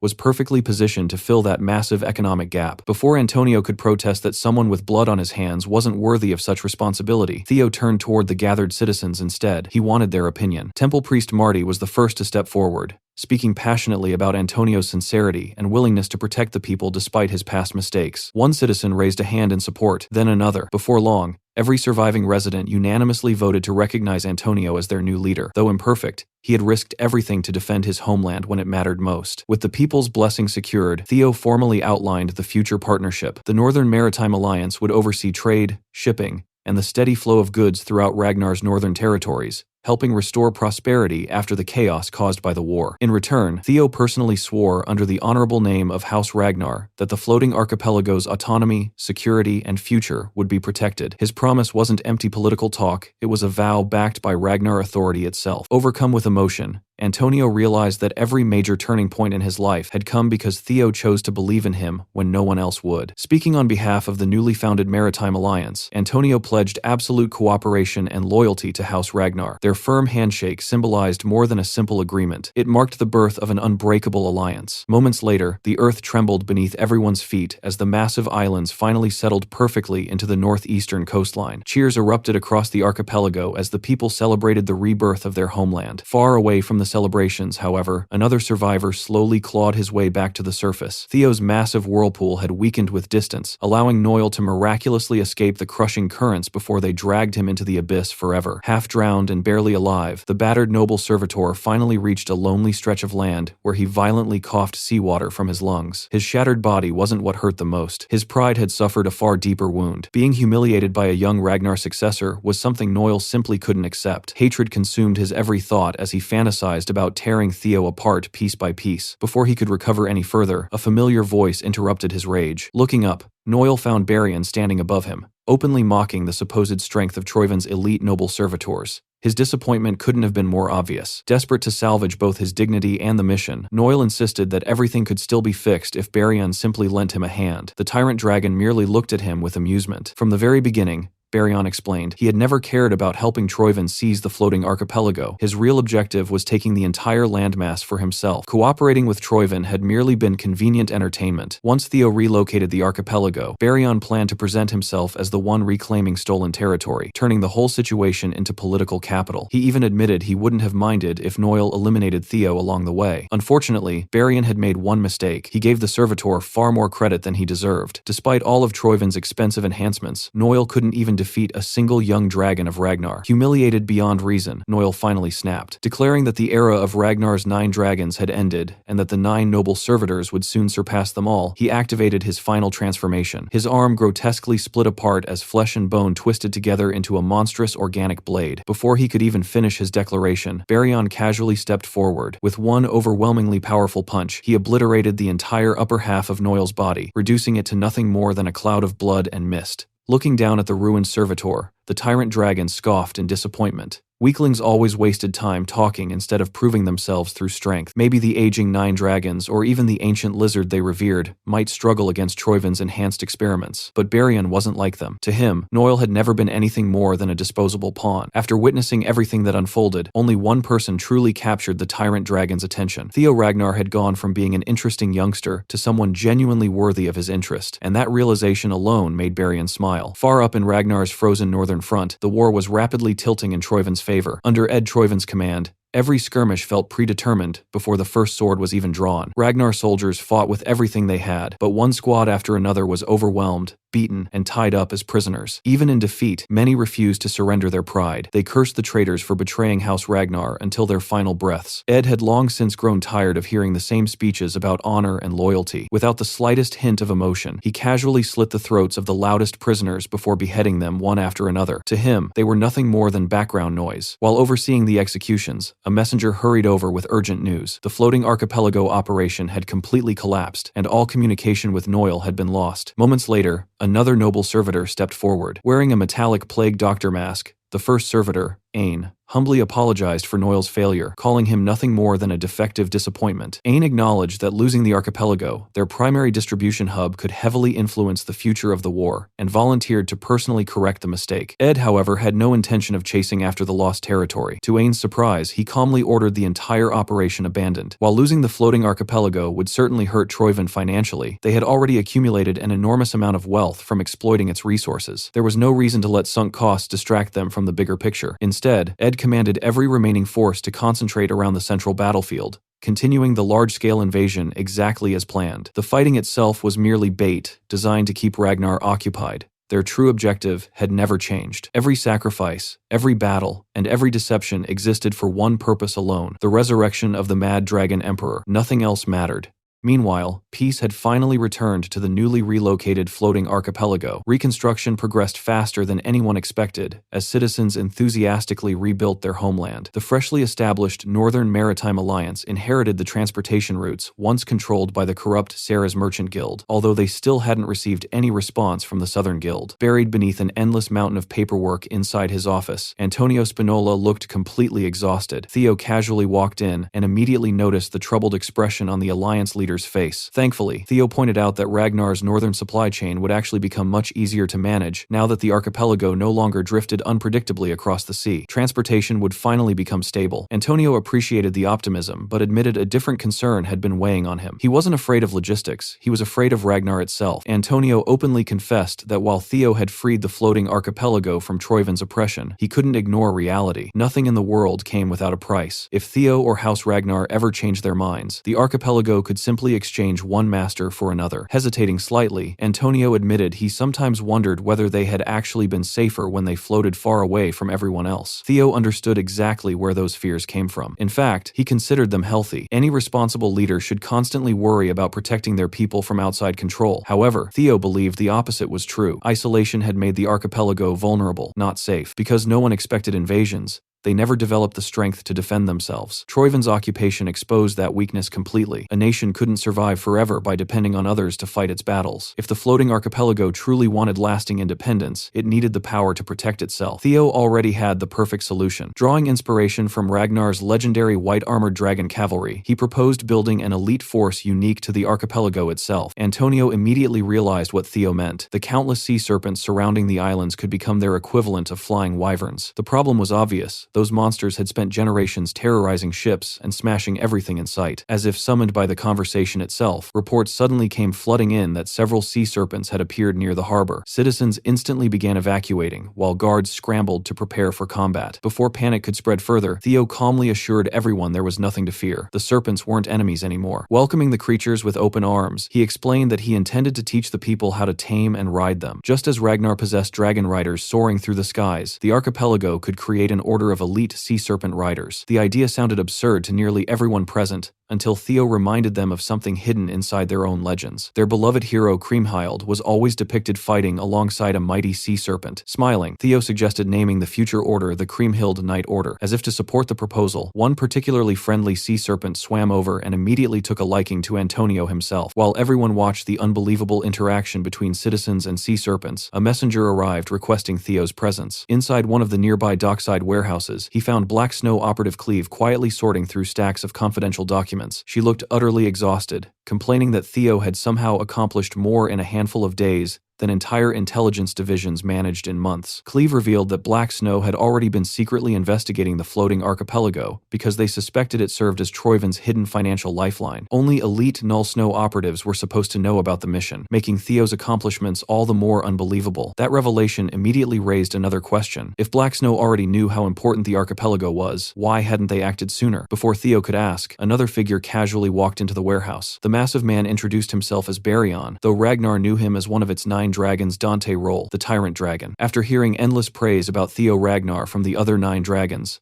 Dante admitted he expected someone far more intimidating. Standing before him now, all he saw was a pretty-faced youngster. Theo instantly recognized the legendary powerhouse and respectfully greeted him. Cleve, meanwhile, looked thoroughly unimpressed. She had clearly expected Dante's arrival and immediately scolded him for allowing the archipelago situation to deteriorate without reporting any of it to Black Snow. Theo quickly realized the Tyrant Dragon and Black Snow had apparently been cooperating on some highly classified operation. Dante clearly didn't appreciate Cleve's attitude. Without warning, an overwhelming aura exploded throughout the warehouse. Neither Theo nor Cleve could remain standing. The crushing pressure forced both of them onto their knees, while every window in the building shattered from the sheer force. Theo had always known Dante was monstrously powerful, but experiencing that pressure firsthand completely changed his understanding. Suddenly, Ragnar's failure to reclaim the floating archipelago in his previous life made perfect sense. Despite looking like a wandering musclehead who forgot to wear shoes, Dante's strength was on an entirely different level. After torturing them long enough, the Tyrant Dragon suddenly burst into laughter, withdrew his aura, and casually claimed he had only been messing around. According to him, he simply forgot to report his observations while secretly monitoring Troiven's activities. In Dante's opinion, the 9 dragons shouldn't waste time solving small problems immediately. It was more entertaining to let situations grow before crushing everything at once. Unfortunately for him, Theo had solved the entire problem before he even got the chance. Laughing heartily, Dante slapped Theo on the back so hard the young lord nearly collapsed. Despite his relaxed attitude, Theo knew the Tyrant Dragon was far more dangerous than he appeared. Dante Roll ranked among the strongest of Ragnar's 9 dragons, and pursued power above everything else. In Theo's previous life, Dante somehow amassed extraordinary wealth despite having no obvious source of income. Everything finally made sense. He must have secretly claimed the floating archipelago for himself in the original timeline. Realizing how dangerous this political monster truly was, Theo wisely chose to play along. He humbly apologized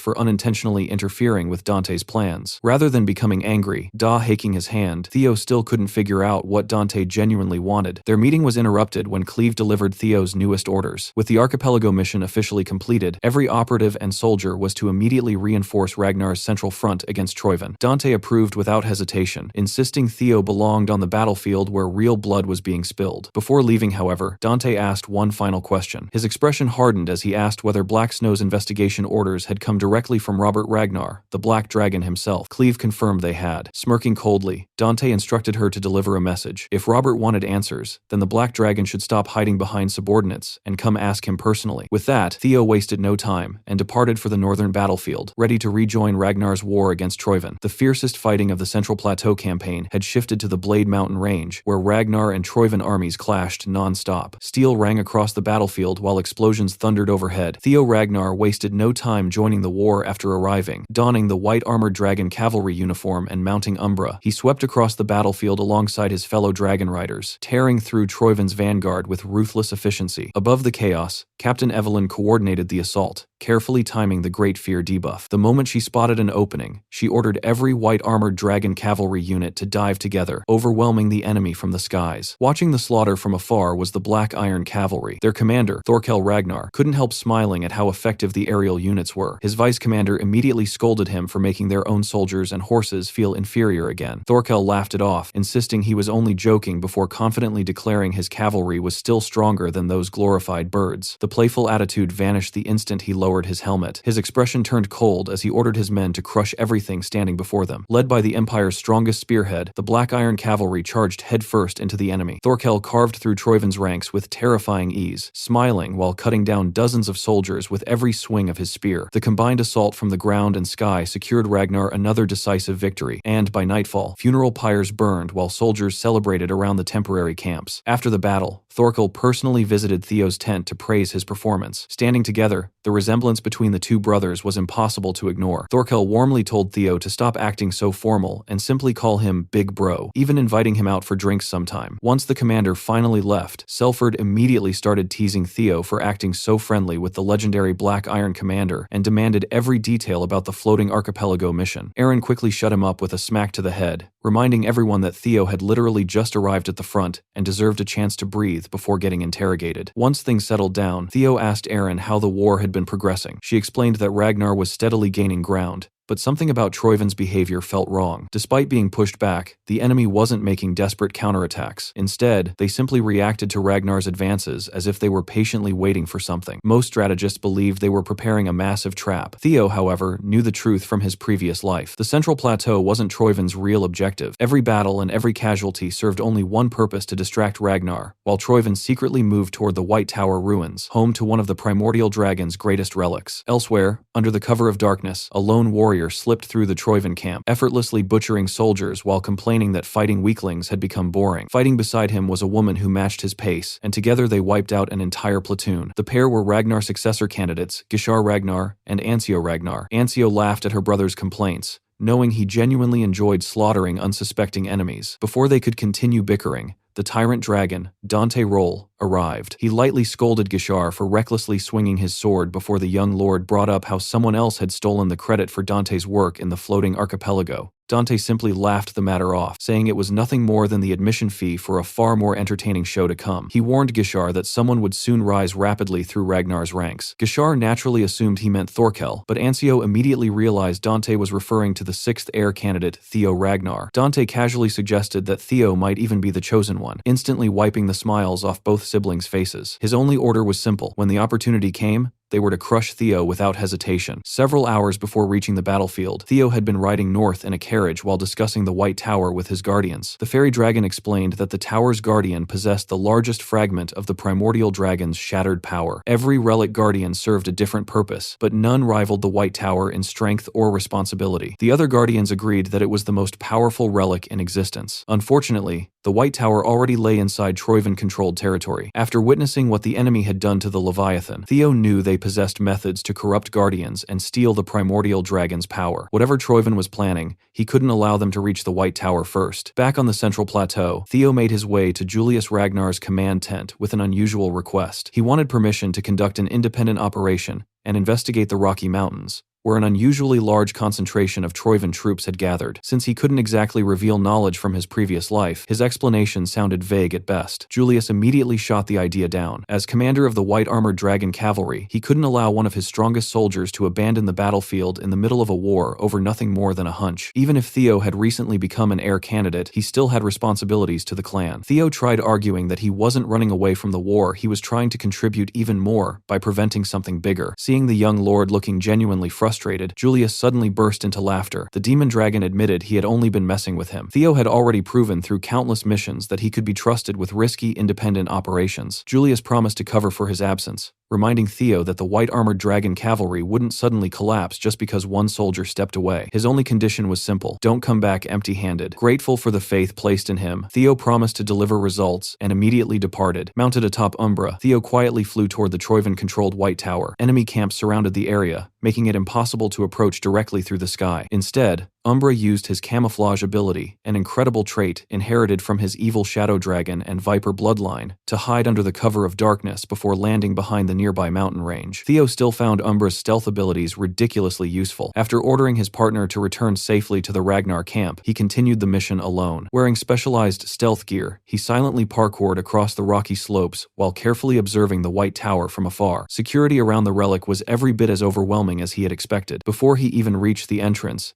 Nearby patrols had already sensed something suspicious. One guard cautiously approached the rocks Theo had been hiding behind, slowly drawing his sword while checking every blind spot. After finding nothing, he relaxed and lowered his guard. That tiny mistake cost him dearly. Theo silently knocked out the second patrolman waiting nearby before instantly dropping the first one as he attempted to raise the alarm. Within seconds, both guards were unconscious, allowing Theo to steal a uniform and continue his infiltration unnoticed. Several miles away, Ed Troyven stood before a horrifying shrine drenched in blood. Resting atop the altar was a grotesque, pulsating mass of flesh containing a mysterious humanoid figure curled into a fetal position while steadily absorbing corrupted energy. A high priest of the Holy Demon Church approached with a twisted smile, praising the alliance between Troyven and the church in carrying out the forbidden ritual to resurrect the Mad Dragon Emperor. Hearing the Emperor described as dethroned immediately irritated Ed. To him, there was only one true ruler of Ragnar, the Mad Dragon Emperor himself. The current clan leader was nothing but an imposter occupying a stolen throne. Soon, the true ruler would return, and those loyal to him would reclaim everything. The resurrection ritual was nearly complete. Only one crucial ingredient remained, a suitable vessel possessing both Ragnar blood and the power of the primordial dragon. While Ed had no doubts about obtaining that vessel eventually, another problem demanded his attention. The White Tower itself continued resisting corruption. Despite pumping massive amounts of Shadow Demon toxin into the relic and forcing the Holy Demon Church's strongest priests to maintain the ritual, the Guardian's resistance remained far stronger than expected. That disappointing progress report pushed Ed's patience to its limit. His overwhelming aura exploded outward, slamming the messenger into the ground hard enough to leave him bleeding. Ed declared that failure was unacceptable. Too much had already been sacrificed for the Mad Dragon Emperor's resurrection to stop now. The primordial dragon's power was the final missing piece, and he demanded that every possible method be used to obtain it. Terrified of losing his life, the messenger repeatedly apologized and swore they would overcome the obstacle, feeling incredibly lucky to leave with nothing worse than a broken nose. Moments later, another soldier rushed in with urgent news. An unknown intruder had successfully infiltrated the White Tower camp after knocking out several guards and stealing one of their uniforms. Alarm bells immediately rang throughout the camp as soldiers spread out to search every corner for the mysterious infiltrator. Watching the confusion from a distant cliff were Gishar and Ancio Ragnar. Using his incredible eyesight, Gishar quickly spotted a suspicious masked patrolman blending perfectly into the search party. He immediately realized it was Theo. The young heir had only eliminated the guards he absolutely needed before flawlessly disguising himself as one of the enemy. Gishar couldn't help but admire the efficiency of the operation. The infiltration reminded him heavily of Black Snow's methods,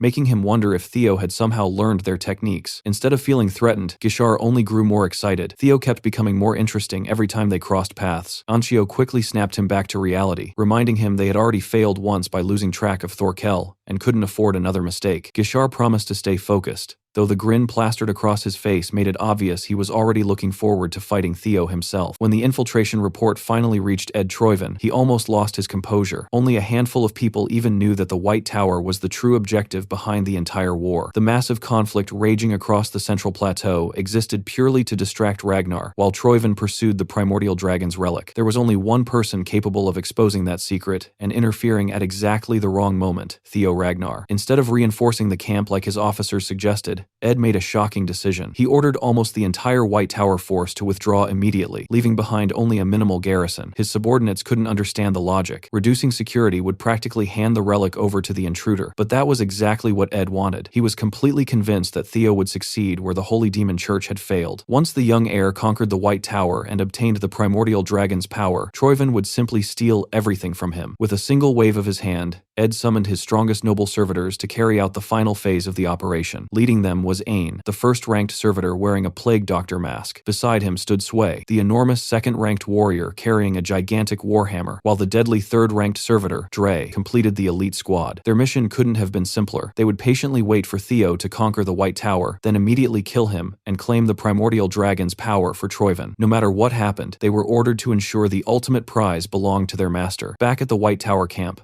the remaining Troyven soldiers were still frantically searching for the mysterious intruder with torches in hand. Since most of the army had mysteriously withdrawn after Ed's orders, the captain divided the remaining troops into two search parties. One group would sweep around the White Tower itself, while the other searched the southern perimeter. Exactly as Theo had hoped, he quietly blended into the squad assigned to the tower. None of the soldiers questioned the fact that he wore a mask, making the infiltration almost suspiciously easy. Instead of feeling relieved, Theo grew increasingly uneasy. These disciplined soldiers never bothered using passwords or signals to distinguish allies from enemies, and the reinforcements he expected never arrived. Compared to what he observed during his earlier reconnaissance, the White Tower's defenses had become drastically weaker. Everything felt staged, almost as if someone wanted him to reach the relic without resistance. As soon as Theo arrived before the towering white structure, the system immediately alerted him to the presence of another primordial dragon relic. The ancient walls resonated with the dragon blood flowing through his veins the moment he laid a hand upon them. Even if the entire situation screamed trap, Theo couldn't afford to back away now. If Ed Troyven was after the tower's power,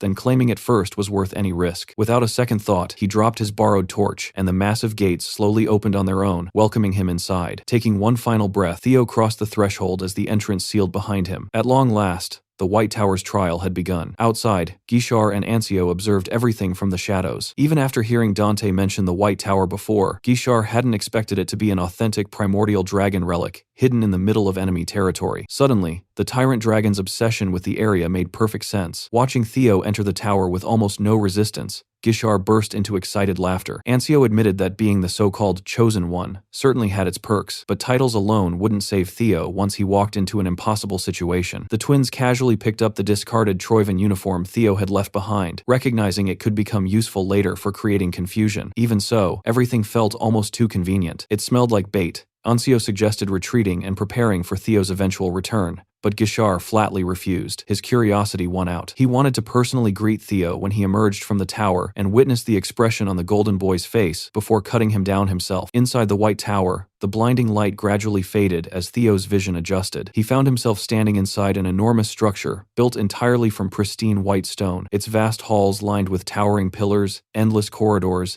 and mysterious chambers stretching far into the distance. Fully aware that the strongest relic guardian should reside here, Theo immediately drew the white moonlight blade and heightened his senses. Given that this guardian supposedly inherited the largest fragment of the primordial dragon's power, he expected an overwhelming monster. Moments later, a pair of glowing crimson eyes appeared from one of the countless doorways. Theo tightened his grip, preparing for an all-out battle. Instead, a tiny dragon no taller than a child waddled into view with adorable beady eyes and an exhausted expression. The little guardian immediately burst into tears while complaining that a bunch of weird people had been trying to invade his home and infect him with shadow demon toxin. Holding them back had been incredibly annoying. Theo stood there completely speechless, wondering if he'd somehow entered the wrong relic by mistake. Surely this tiny, emotional lizard couldn't be the guardian everyone feared. To make sure he wasn't hallucinating, he summoned his other guardians for confirmation. Fairy Dragon quickly scolded him for judging appearances, reminding him that strength had nothing to do with size. Griffin piled on, teasing Theo for calling someone else unimpressive when he himself looked more like a handsome noble than a legendary hero. The fact that Theo's own guardians visibly respected and even feared the little dragon immediately convinced him this strange creature was the real deal. After calming himself down, the miniature guardian politely introduced himself. His name was Keratosuchus Karato, for short, the most loyal servant of the primordial dragon, and the guardian who inherited the greatest portion of his master's power. Since ancient times, Karato had protected the gate of the Pantheon. Theo had never heard of such a place before, prompting the little guardian to casually explain that it was the gateway connecting the mortal world to the realm where the gods reside. The primordial dragon's relics scattered throughout the world were merely fragments of the master's immense authority. Long ago, the primordial dragon carried countless responsibilities, and protecting the gate of the Pantheon was among the most important. After his master's fall, that sacred duty had been passed down to Karato, who had faithfully guarded it ever since. Theo struggled to process everything he had just heard. According to ancient texts, the gods were little more than myths, yet Karato spoke of them as undeniable fact. Hungry for answers, Theo immediately asked more questions, but the tiny guardian suddenly froze with a goofy smile before absent-mindedly repeating his own full name again, almost as if his brain had temporarily rebooted. Theo sighed before repeating, Keratosuchus, which somehow snapped the little dragon back to reality. Every guardian he encountered somehow managed to be incredibly powerful, while also being unbelievably eccentric. Deciding to ask the biggest question on his mind, Theo bluntly wondered whether gods truly existed. Karato cheerfully nodded without hesitation. In fact, he explained that Theo had been communicating with them all along. Every system notification, every completed quest, every breakthrough, every reward, and every message that only Theo could see had never been random. They were all direct messages sent by the gods themselves. Up in the Central Highlands, the highest-ranking officers of House Ragnar gathered inside the command tent for a crucial strategy meeting. Robert Ragnar, the Black Dragon, immediately took charge and skipped all formalities. With 7 of the 9 dragons present, everyone already understood why they had been summoned. The war against the Troyven family had dragged on much longer than expected, especially after the appearance of the 9 noble servitors, whose overwhelming strength had completely completely change the battlefield. Because of this growing threat, the 9 dragons themselves were now taking an active role in the war. Robert intended to brief everyone on the current state of the campaign before opening the floor for questions and suggestions. However, before he could begin, the tyrant dragon interrupted, claiming he had an urgent matter more important than the briefing. At his signal, Ansio Ragnar calmly entered the tent carrying a white-armored dragon cavalry uniform. She respectfully apologized for the interruption before revealing the reason for her visit. According to Ansio, she had personally witnessed Theo Ragnar betraying House Ragnar, and the uniform in her hands served as undeniable proof. The Elder Dragon immediately seized the opportunity to condemn Theo, arguing that abandoning an official Ragnar uniform was nothing short of treason. Unlike him, the other dragons were far more cautious. Julius Ragnar, the demon dragon, refused to jump to conclusions. Instead, he quietly wondered what Theo could possibly have been planning when he discarded his uniform. While Ragnar's highest officials debated his loyalty, Theo himself was experiencing an even greater revelation inside the White Tower. He still couldn't fully process what Karato had just told him. If the tiny guardian was telling the truth, then every blue system notification, every quest, every reward, and every mysterious message that had guided him throughout his journey had actually come directly from the gods. Karato happily confirmed that Theo's understanding was correct. Curious, Theo immediately asked whether every chosen one received the same divine messages. Karato confidently replied that Theo was actually a special case among all chosen ones. However, the moment he tried explaining why, Theo suddenly heard an unbearable screeching sound that echoed through his mind. The painful noise nearly knocked him off his feet and completely drowned out Karato's explanation. Scratching his head awkwardly, the little guardian admitted that Theo apparently wasn't supposed to hear that information yet. The higher powers themselves had automatically filtered his words before they could reach Theo's ears. No matter how much Theo pressed for more details, Karato simply smiled awkwardly, unable to bypass whatever restriction had been placed upon him. Seeing Theo's frustration, Karato decided that the only way forward was through action rather than explanation. With a wave of his tiny hand, an enormous stone door rose from the ground before them. The Guardian explained that one of his oldest responsibilities was administering the Trial of the Pantheon, a sacred challenge reserved exclusively for the Chosen One. Theo admitted he had absolutely no idea what this trial even was. Karato patiently explained that the trial would force Theo to descend into the deepest layers of his own subconscious. There, he would confront his true self and uncover memories that stretched far beyond his current lifetime, allowing him to witness fragments of his previous incarnations. However, the subconscious wasn't simply a place, it was another world entirely. If Theo failed the trial, or became consumed by his own subconscious, his consciousness would never return to reality. He would remain trapped there forever, unable to awaken. On the other hand, anyone who successfully conquered the Pantheon would finally become worthy of learning the hidden truth behind the world itself and earn the right to stand before the gods. Karato's playful personality completely disappeared as he spoke. His expression became unexpectedly serious as he revealed one final detail. The Pantheon consisted of 12 separate tiers. Beyond that, Theo would receive no further guidance. The decision to continue rested entirely in his hands. Theo silently stared at the massive doorway while countless questions flooded his mind. Ever since his regression, he had been chasing answers. Would the Great War still unfold exactly as it had in his previous life? Why had he alone been chosen by the mysterious system? Who were the gods truly watching over him? Every answer he sought seemed to lie beyond the door Karato had summoned. Moments later, the familiar blue message window appeared before him, asking whether he wished to begin the first trial of the Pantheon. Theo didn't hesitate for even a second. Tightening his grip on his sword, he accepted the challenge and stepped through the ancient doorway. Brilliant white light instantly engulfed his body before transporting him somewhere completely unfamiliar. When his vision finally returned, he found himself standing inside a massive ruined Colosseum, suspended within an endless sea of darkness.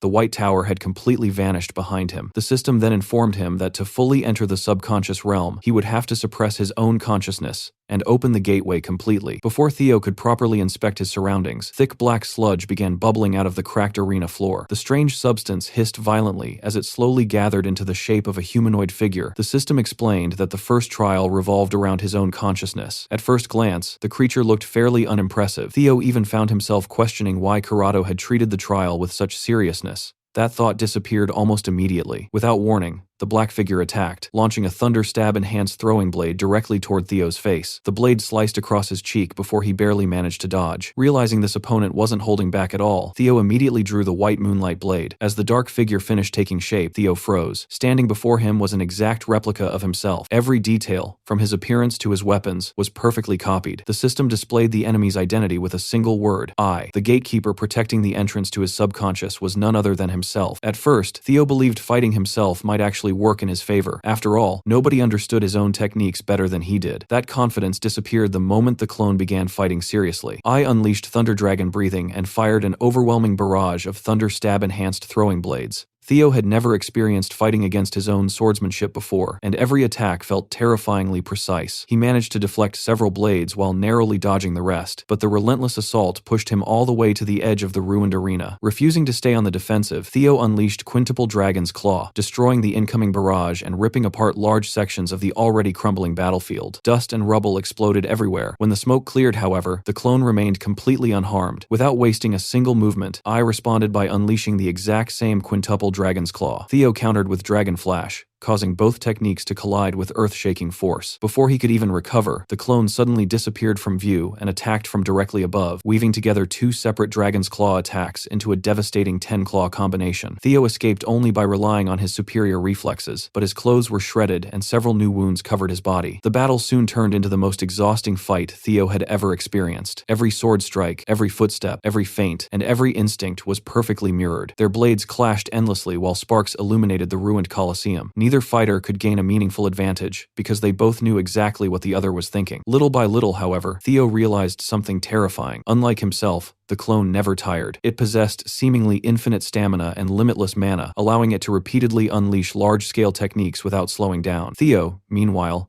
was steadily exhausting himself. If the fight continued normally, he would eventually lose through sheer attrition. While desperately avoiding yet another barrage of thunder-infused attacks, Theo finally reached an important conclusion. Since the clone perfectly understood every logical decision he would make, the only way to beat himself was to do something completely irrational. Suddenly, Theo threw away the white moonlight blade. The bizarre decision caught the clone off guard for the briefest moment. Although it successfully knocked the sword aside, that split second of hesitation was all Theo needed. Taking full advantage of the opening, Theo instantly drew Balmung, the dragon-slaying sword. Nobody, especially not a perfect copy of himself, would ever expect him to abandon one legendary weapon only to attack with another. Before the clone could recover from its momentary confusion, Theo drove Balmung straight through its chest. The black copy froze before its body rapidly dissolved back into the sludge from which it had been born. The system immediately announced the successful completion of the first trial of the Pantheon. As the last traces of black sludge disappeared, another gigantic stone door slowly emerged from the arena floor. A new system notification appeared, offering Theo the chance to begin the second trial. Smiling confidently after overcoming the greatest opponent possible himself, Theo accepted without hesitation. He had already decided that if the truth of the world lay beyond the Pantheon's 12 trials, then he would conquer every single one of them. Back in the Central Highlands, the War Council had turned into a heated debate.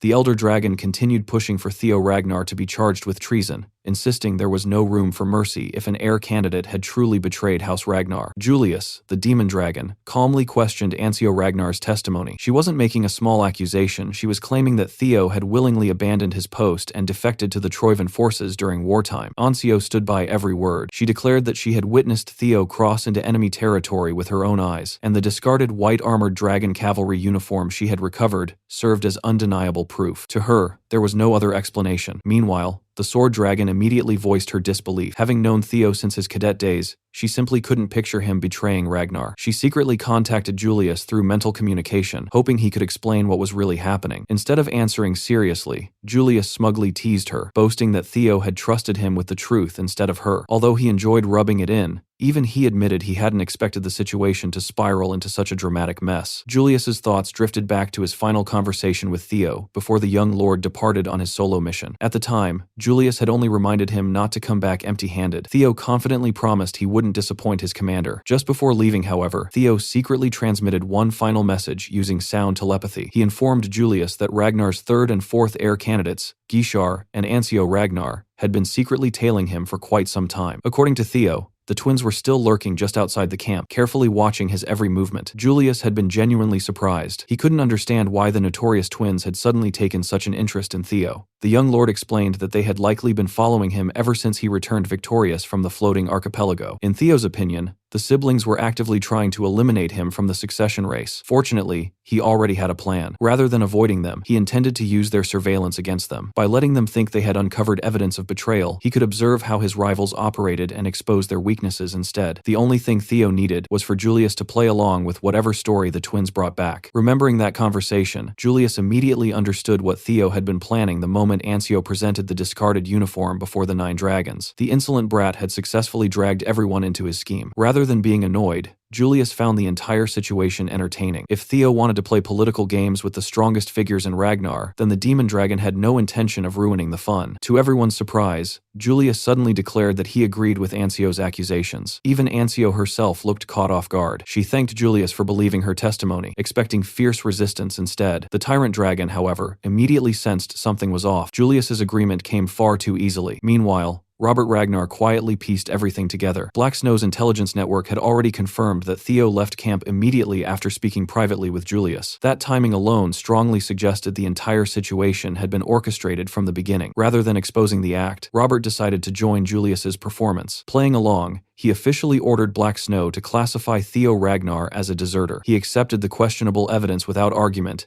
and immediately proposed forming an elite pursuit unit to hunt the supposed traitor down. In reality, both Robert and Julius understood they were now dancing to Theo's tune, and neither of them minded seeing how far the young heir intended to push his elaborate scheme. While Ragnar's leadership unknowingly played the roles Theo had assigned them, the young lord himself was completely removed from reality, continuing the impossible trials inside the Pantheon. Upon entering the second tier, Theo had no idea what awaited him. Instead of another strange battlefield, he found himself standing inside the Burning Rose Palace, the very place where his previous life had come to its tragic end. Just like the first trial, the second tier forced him to descend deeper into his subconscious by recreating fragments of his past. The moment he heard a familiar mocking voice echo through the palace halls, Theo instantly recognized it. Standing before him were the very people responsible for his death in his previous life. Sneering with the same contempt he remembered, they mocked him as the imbecile of Ragnar. At the same time, the system revealed the objective of the second trial: overcome the trauma that had haunted his heart for the longest time. Surprisingly, Theo didn't react with fear, grief, or anger. Instead, he quietly chuckled. Whoever had designed this trial had misunderstood something important. These people no longer represented trauma to him. The only emotion they awakened now was an overwhelming desire to kill. Far from breaking his spirit, the trial felt almost laughable. Years ago, their betrayal had haunted his nightmares. After everything he had experienced since regressing, however,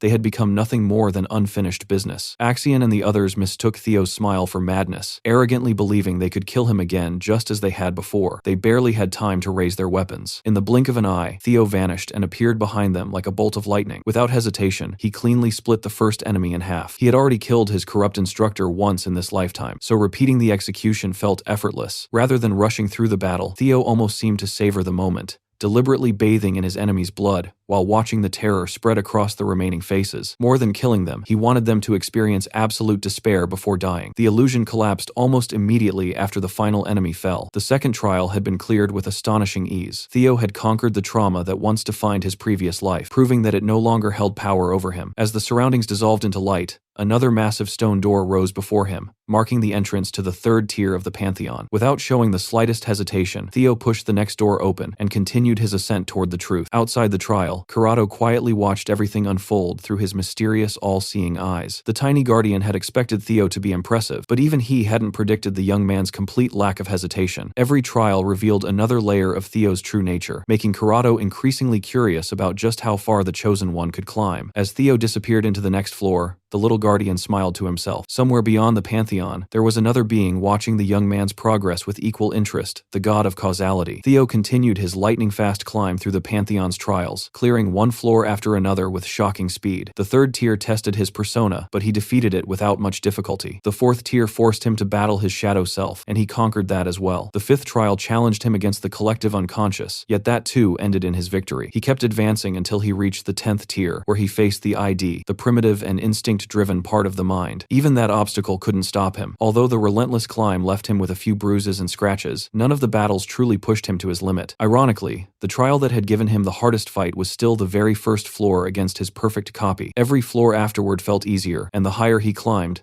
the faster he cleared each challenge. Standing before the entrance to the 11th tier, Theo confidently taunted Keratosicus, telling the little guardian to finally give him a real challenge. Hearing the provocation, Corrado smiled and calmly replied that the true trial was only beginning. The 11th tier transported Theo into the mysterious Cave of Origin, a cavern designed to recreate the very process of birth. Unlike the previous trials, there were no monsters waiting to attack him. Instead, the challenge was simply to travel through the cave itself. The atmosphere felt completely different from every trial before it. The system explained that anyone wishing to reach the source of existence had to return to the void before birth. As one retraced that path, every sense gained through life would gradually disappear. Before long, Theo lost his sense of smell. The damp cave and shallow water around him instantly became scentless. A few more steps robbed him of his hearing, plunging the world into complete silence. As he continued deeper, his sense of touch disappeared as well, leaving 4 of his 5 senses useless. Finally, even his sight vanished, surrounding him with absolute darkness. Just when he thought things couldn't get worse, his connection to mana was completely severed.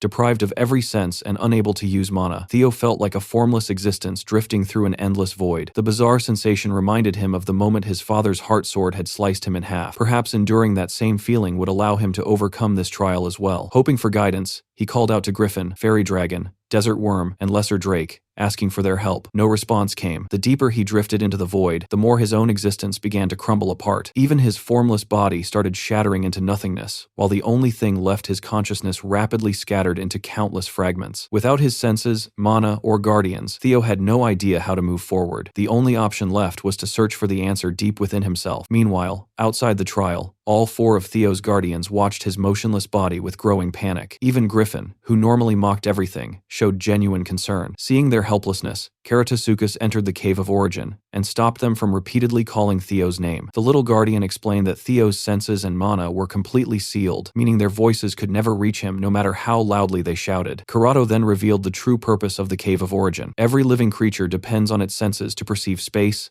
time, and reality itself. Once every sense is stripped away, only one thing remains: the primal fear of being abandoned by the world one belongs to. For humans entering this trial, the self and the world are inseparable. If Theo continued sinking into the void, his very sense of self would disappear, leaving him in a state no different from death. Karato sighed in disappointment. After watching Theo rise all the way to the 11th floor so quickly, he genuinely believed this chosen one might be different. Instead, he thought Theo would end up like everyone else. Just as Karato prepared to leave Theo's lifeless body behind, the boy's lips suddenly began moving. Over and over, Theo muttered a single word: kill. A sinister power seized control of his empty body. An overwhelming, bloodthirsty aura exploded outward as Theo rose from the ground on all 4s like a wild beast. His posture looked completely inhuman while he demanded everyone's blood. Fairy Dragon immediately realized what had happened. The dormant ego of the Mad Dragon Emperor, secretly planted inside Theo by the Ragnar Patriarch, had awakened and taken control. Given the Cave of Origin's nature, this outcome had been almost inevitable. Rather than fear the situation, Karato became fascinated. Theo had instinctively gathered together his rapidly dissolving consciousness by relying on pure madness. Inside the endless void, the fragments of Theo's sanity were being lured by the Mad Dragon Emperor himself. The ancient monster extended his hand and tempted Theo with an easy escape. If Theo accepted his offer, then all he had to do was steal, violate, and destroy everything in the Emperor's name. In return, the Emperor would help him overcome the trial. It was the simplest path to survival. Theo refused. Instead of surrendering, his willpower completely crushed the Emperor's influence. He rejected the easy solution and forcibly tore the old monster's lingering ego from his own consciousness. The Mad Dragon Emperor furiously protested, insisting that Theo could only survive because of the power he had already planted inside him. Theo didn't care. He gathered every last fragment of the Emperor's energy, returned it to its original owner, and then crushed it all over again. Smirking confidently, Theo even joked that the little assistance he had received earlier should simply be considered an act of kindness from a grandfather to his grandson. The Mad Dragon Emperor burst into maniacal laughter at his grandson's defiance, but warned Theo that he would never forget this betrayal. By rejecting the Emperor's temptation, Theo finally conquered the void. His senses returned one after another, his mana began flowing once again, and his awareness of himself underwent a qualitative evolution. The 11th tier of the Pantheon was officially cleared. Although Theo couldn't help wondering whether offending the Mad Dragon Emperor would create problems in the future, he quickly pushed the thought aside. The worried cries of his guardians immediately snapped him back to reality. Griffin, Fairy Dragon, Desert Worm, and Lesser Drake all rushed toward him at once, tackling him to the ground. The Desert Worm and Lesser Drake openly showed how relieved they were, while Griffin and Fairy Dragon stubbornly pretended they hadn't been worried at all. As Theo struggled to peel the tiny guardians off his body, another glowing door materialized behind him. All that remained was to finish walking through the Cave of Origin by following the brilliant light ahead. Feeling refreshed after surviving such a terrifying ordeal, Theo sat beneath the warm light for a brief moment before finally stepping forward into the 12th tier. The final trial immediately caught him off guard. Theo awoke inside the body of a complete stranger. creature. Sliding out of a soft bed, his bare feet touched a cold wooden floor. Looking around the room, he noticed several stuffed dolls that strangely resembled each of his relic guardians. Although he had never seen this place before, an inexplicable sense of familiarity washed over him. Searching for answers, Theo walked over to a nearby mirror. Looking back at him was the exact same man who had repeatedly appeared in his mysterious dreams. Before he could process what any of it meant, an unbearable headache assaulted his mind. Moments later, the pain abruptly vanished as the system announced that the 12th trial had been cleared. Immediately afterward, another notification appeared. The primordial dragon's relic, the White Tower, had been successfully conquered. As a reward, Theo was granted access to the hidden 13th and final floor, the Pantheon itself. The strange bedroom disappeared in an instant. Theo suddenly found himself standing beneath an endless sky filled with countless drifting stars. Guided by instinct, he slowly climbed an invisible staircase, stretching through space toward a gigantic, ornate gate. Beyond those enormous doors awaited the Pantheon of gods. Thanks to conquering the White Tower, his mind gate had finally grown strong enough to enter the realm beyond. Just as Theo was about to approach the mysterious gate of the Pantheon, a flirtatious voice echoed across the endless void and stopped him in his tracks. It was Lodbrok. She greeted him warmly, teasing that she had been waiting for her significant other under oath. Looking as beautiful as ever, she joked that even her twins were doing well. Confused, Theo asked how she managed to appear in a place beyond normal space when she was supposedly confined to her nest. Lodbrok explained that her true body had never left. The woman standing before him was merely a manifestation of her lingering thoughts. Now that Theo's mind gate had expanded, she could project those residual thoughts through him, using him as a conduit. The upgrade to his mind gate had also deepened their connection, allowing the two of them to communicate anytime and anywhere. She admitted she expected Theo to grow stronger, but never imagined he would reach the summit of the Pantheon this quickly. After all, she knew better than anyone how much effort he had poured into reaching this point. Theo humbly brushed off the praise, insisting he had only done his duty as her sworn partner. His shameless confidence made Lodbrok laugh, remarking that he could still sweet-talk her without hesitation, just like when they first met. Her expression soon turned complicated as she gently placed a hand on the massive Pantheon gate. She was certain that Sigurd was waiting on the other side, but instead of opening peacefully, the gate suddenly trembled violently. Black sludge, the same substance Theo had encountered during the very first Pantheon trial, began seeping through tiny cracks in the enormous doors. Lodbrok immediately retreated while erecting a protective barrier around them, urgently ordering Theo to stay close no matter what happened. Within seconds, the sludge gathered together into an incomprehensible monstrosity, covered with countless all-seeing eyes. The horrifying being known as the Nameless Sovereign had appeared. The eldritch creature screamed about injustice, claiming it never deserved endless torment before swearing to destroy everything in existence. Theo's instincts immediately sounded every alarm. Something felt terribly wrong. Lodbrok hurriedly explained that the creature before them was one of the terrifying outer gods, but there wasn't enough time to explain their history. Right now, surviving was far more important than lore. They had to escape immediately. Before either of them could move, an overwhelming pillar of light burst from the Pantheon gate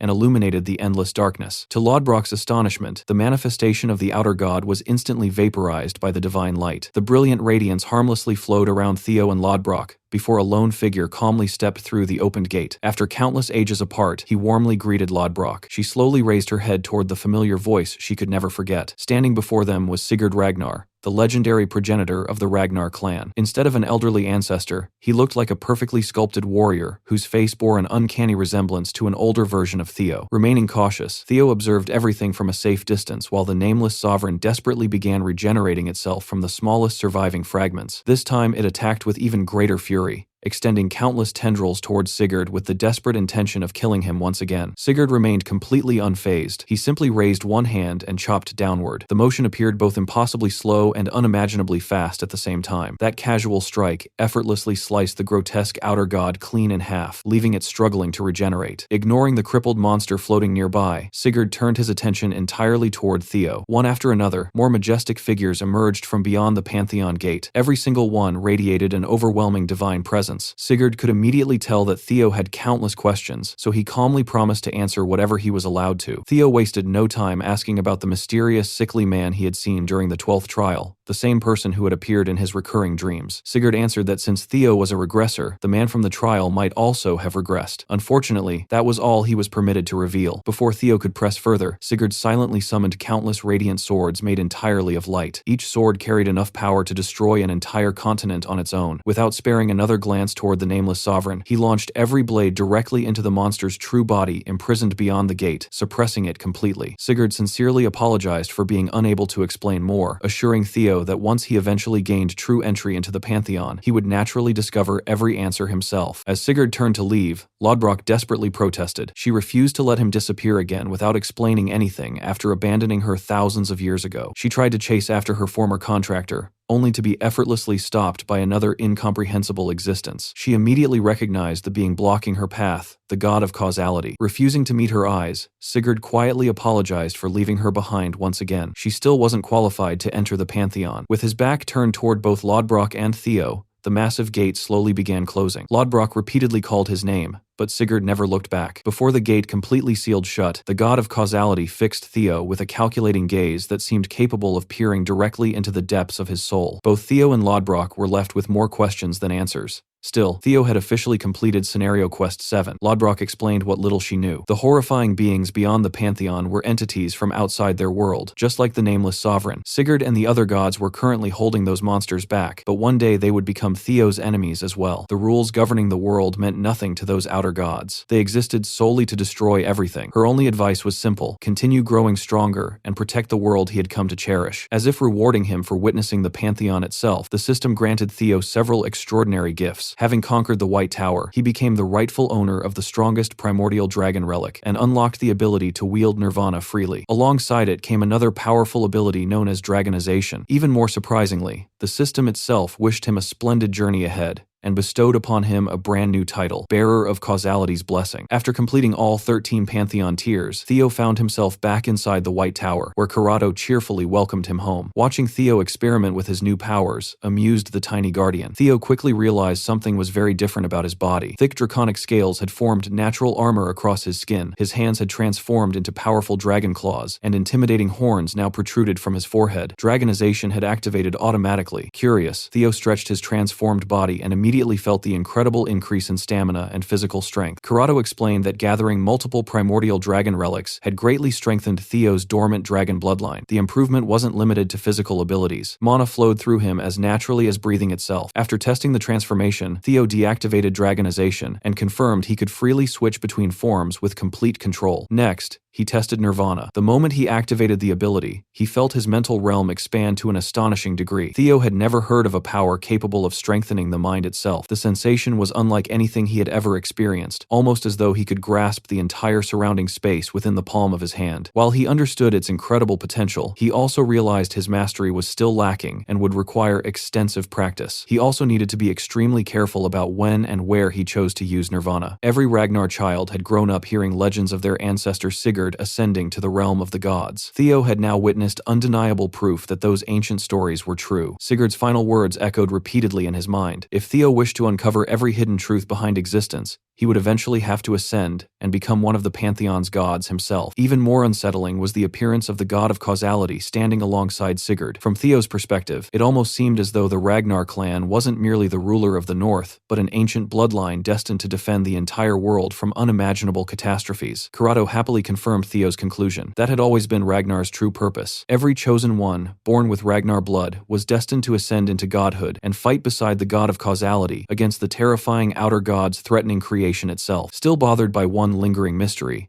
Theo asked Corrado whether all of this somehow connected to the mysterious modern world and the strange man he encountered during the 12th trial. Corrado admitted he found that trial fascinating as well, but genuinely had no idea what it meant. That mystery was something Theo would have to solve on his own. Despite everything he had witnessed inside the Pantheon, Theo couldn't stop thinking about that unfamiliar world. Seeing there was nothing more to explain, Corrado hurriedly pushed him toward the tower's exit. Before sending Theo back, the little guardian casually warned him that an uninvited guest had been patiently waiting outside the White Tower. Hearing that, Theo simply smiled. His bait had worked exactly as planned. After all, it wouldn't be polite to keep a guest waiting. Theo cracked his knuckles, and a moment later, the Pantheon sent him back to the material world. One of the White Tower's entrances burst open with a pillar of blinding light before he reappeared at the base of the tower. Heavy snow immediately began falling onto his bare skin, but the freezing cold didn't bother him in the slightest anymore. He didn't even have to look around for the visitor Corrado had warned him about. Standing out in the open snowfield was Gishar Ragnar, who eagerly walked toward him with an excited grin plastered across his face. The battle maniac casually carried an oddly shaped double-headed scythe in each hand, as he complained that little brothers should never make their older brothers wait for so long. In Gishar's version of a fair world, Theo should have been the one waiting outside for him. His aggressive posture and the way he gripped his weapons made his intentions painfully obvious. He repeatedly emphasized calling Theo little bro, convinced the nickname would get under the chosen one's skin and provoke a reaction. Instead, Theo calmly lowered his head and apologized for unintentionally acting disrespectfully toward big brother Gishar. The unexpected politeness only made Gishar continue his edgy tough guy act, as he arrogantly declared that there were only a handful of people alive worthy of matching his name to his face. Theo admitted that he would have never recognized Gishar if he hadn't crossed paths with him once during his previous life. Back then, Theo had been working undercover as a spy when he briefly witnessed Gishar at a friendly sparring arena where influential heir candidates gathered to compete. Every spectator had their eyes glued to the main stage because word had spread that a promising new heir candidate was rapidly climbing through the ranks. Excited to test the newcomer himself, Gishar stepped into the arena to spar with Axion Ragnar. What happened next stunned everyone watching. Gishar didn't even bother drawing a sword. He completely humiliated his own little brother using nothing but his bare hands, proving that not all heir candidates were built the same. Defeating Axion Ragnar without ever unsheathing a weapon was an unbelievable feat back then, and the sight permanently burned itself into Theo's memory. But this wasn't that same timeline anymore. History had already taken a completely different path. Keeping his usual happy-go-lucky smile, Theo casually chatted with Gishar before unexpectedly thanking him for traveling all the way to such a remote place just to save him. Those seemingly innocent words completely caught Gishar off guard. For a brief moment, he simply stared at Theo before bursting into hysterical laughter. Unlike that damn Thorkel, this rookie clearly didn't understand how the real world worked yet. Once the laughter finally died down, Gishar disappeared in a flash. His acceleration was terrifying, and his control over the twin scythes was unbelievably sharp. In the blink of an eye, one of the blades was already closing in on Theo's neck, making it crystal clear that Gishar had come here to eliminate another rival in the succession race. Theo casually lifted the white moonlight sword and intercepted the incoming scythe before it could reach his throat. At the same time, he completely dropped the innocent act. Looking straight at Gishar, Theo calmly asked whether he and the twins had really fallen for the clues he intentionally left behind for them to discover. According to Theo's calculations, the Troivan forces should be storming the White Tower any second now. Those dogs would be foaming at the mouth to capture the person who conquered the White Tower. Theo had already realized that escaping such a situation by himself would have bordered on impossible. Because of that, he deliberately left his white armored dragon cavalry uniform behind, fully expecting the twins to find it. He knew they'd immediately report him, believing he had betrayed Ragnar, which would naturally force the clan to assemble a pursuit squad. In other words, Theo had manipulated the twins into bringing reinforcements exactly where he wanted them. Gishar admitted he'd found the conveniently abandoned uniform suspicious from the very beginning. Although his sister had completely fallen for the trick, he'd never been entirely convinced himself, and Theo's explanation only confirmed his suspicions. Even while talking, neither of them stopped attacking. Sparks flew through the snowy battlefield as Theo blocked and parried every strike Gishar unleashed with his twin scythes. Growing increasingly irritated that none of his attacks were landing cleanly, Gishar poured even more power into his next swing,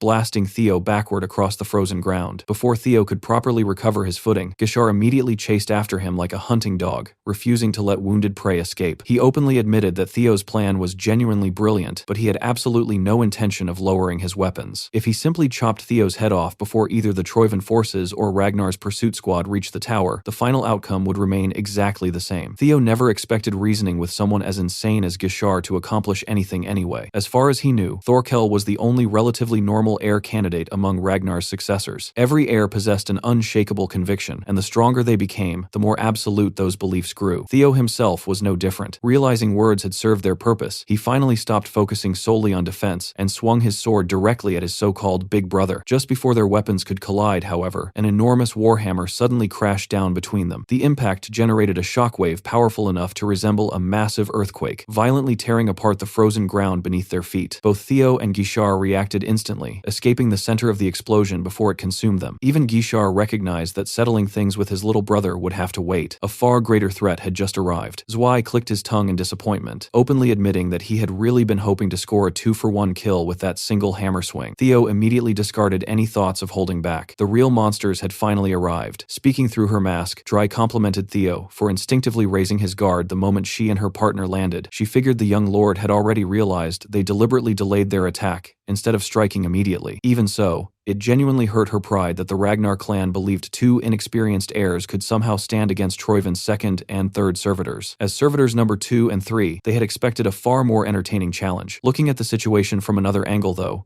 the mission had turned into pure luck. 2 air candidates had practically dropped into their laps for free. On paper, Theo and Gishar were at a massive disadvantage against warriors specifically trained to battle the 9 dragons. During the conversation, Dry casually mentioned turning the 2 heirs into sacrifices, immediately earning an angry glare from Zwei. He sharply rebuked his talkative partner, warning her to watch what she revealed in front of the boys. Dry couldn't care less. They were planning to kill both of them anyway, so she saw no reason to keep secrets. She even fired back that if the giant idiot had landed his surprise attack properly, the mission would have already been over and she wouldn't have had the chance to talk at all. The 2 servitors openly argued and insulted each other, as though Theo and Gishar barely deserved their attention. Watching their exchange, Theo reluctantly admitted that the magical pressure radiating from both servitors was overwhelming. Fortunately, despite their terrifying strength, their teamwork looked almost non-existent. As he searched for an opening, Dry suddenly vanished. In the blink of an eye, she was already in front of Theo, with her claws extended. Her speed was absolutely monstrous. Within only a few seconds, she carved across Theo's body over and over again as though slicing fresh meat. Theo barely managed to react in time, limiting every wound to shallow cuts instead of fatal injuries. Even so, he mentally counted 30 separate attacks during that unbelievably short exchange. What unsettled him even more was the final slash, which came dangerously close to cutting straight through his neck with noticeably more power than the others. Dre smiled with genuine admiration that he had survived her opening assault, because she had honestly intended to decapitate him with that last strike. Only then did she remember exactly who Theo was. He was the young Ragnar who had defeated Noil on the floating archipelago. Clicking her tongue in annoyance, she grumbled that such a failure never should have been assigned to such an important mission in the first place. Had she received the assignment instead, everything would have played out very differently. Hearing someone casually dismiss Noil as a complete failure bruised Theo's pride more than he expected. After all, Noil had been the first opponent in a long time who genuinely forced him into a difficult fight. Sensing that tiny emotional reaction, Dry couldn't help teasing him further. She admitted she found the young lord incredibly handsome and enjoyed watching him become flustered. She even playfully promised to leave his face untouched because it would be a shame to ruin something that attractive. Rather than shrinking back or becoming more defensive, Theo answered her aggression with his own, stepping forward instead of retreating. Not far away, Gishar decided to interfere. Shadows spread around him before several identical copies emerged from the darkness. Without hesitation, the real Gishar and every one of his shadow clones charged together. As soon as they reached striking distance, they unleashed a perfectly synchronized assault, filling every possible angle with flying shadow sword strikes. It was a spectacular attack that would have cornered almost anyone else. But Dre simply leaped out of the kill zone without breaking a sweat. While avoiding the attack, she deliberately tried to provoke Gishar by suggesting he should attack his own little brother instead. No matter how much the brothers fought, they still shared the same blood. Surely Gishar treasured Theo at least a tiny bit. The battle maniac immediately shot her a murderous glare and coldly warned the annoying wench to shut her mouth and stop stealing his prey. Dry ignored the threat completely. She wasn't interested in some awkward love triangle between brothers. All she wanted was a little private time with her handsome Theo. She couldn't care less about another brat trying to make him scream before she did. Finishing her teasing, she instantly blurred toward Theo again. Her movements were so unnaturally fast that even Gishar struggled to properly follow her with his eyes. Before Gishar could fully react, Zwei finally entered the fight. Swinging his massive warhammer from behind, he tried to crush Gishar in one devastating blow. The attack was so reckless that Dry herself almost became collateral damage, but she effortlessly flew clear of the hammer's path at the last second. The moment she landed, she completely switched her attention. In an unbelievable display of friendly fire, she climbed straight onto Zwei's shoulder and slowly traced her razor-sharp claws across his neck while warning him to stop fooling around unless he wanted to die before the mission even ended. Zwei remained surprisingly calm. He simply explained that he was trying to complete the job as efficiently as possible. Whoever secured the kill first deserved the prize. Hearing that only irritated Dry further. Unable to do much else,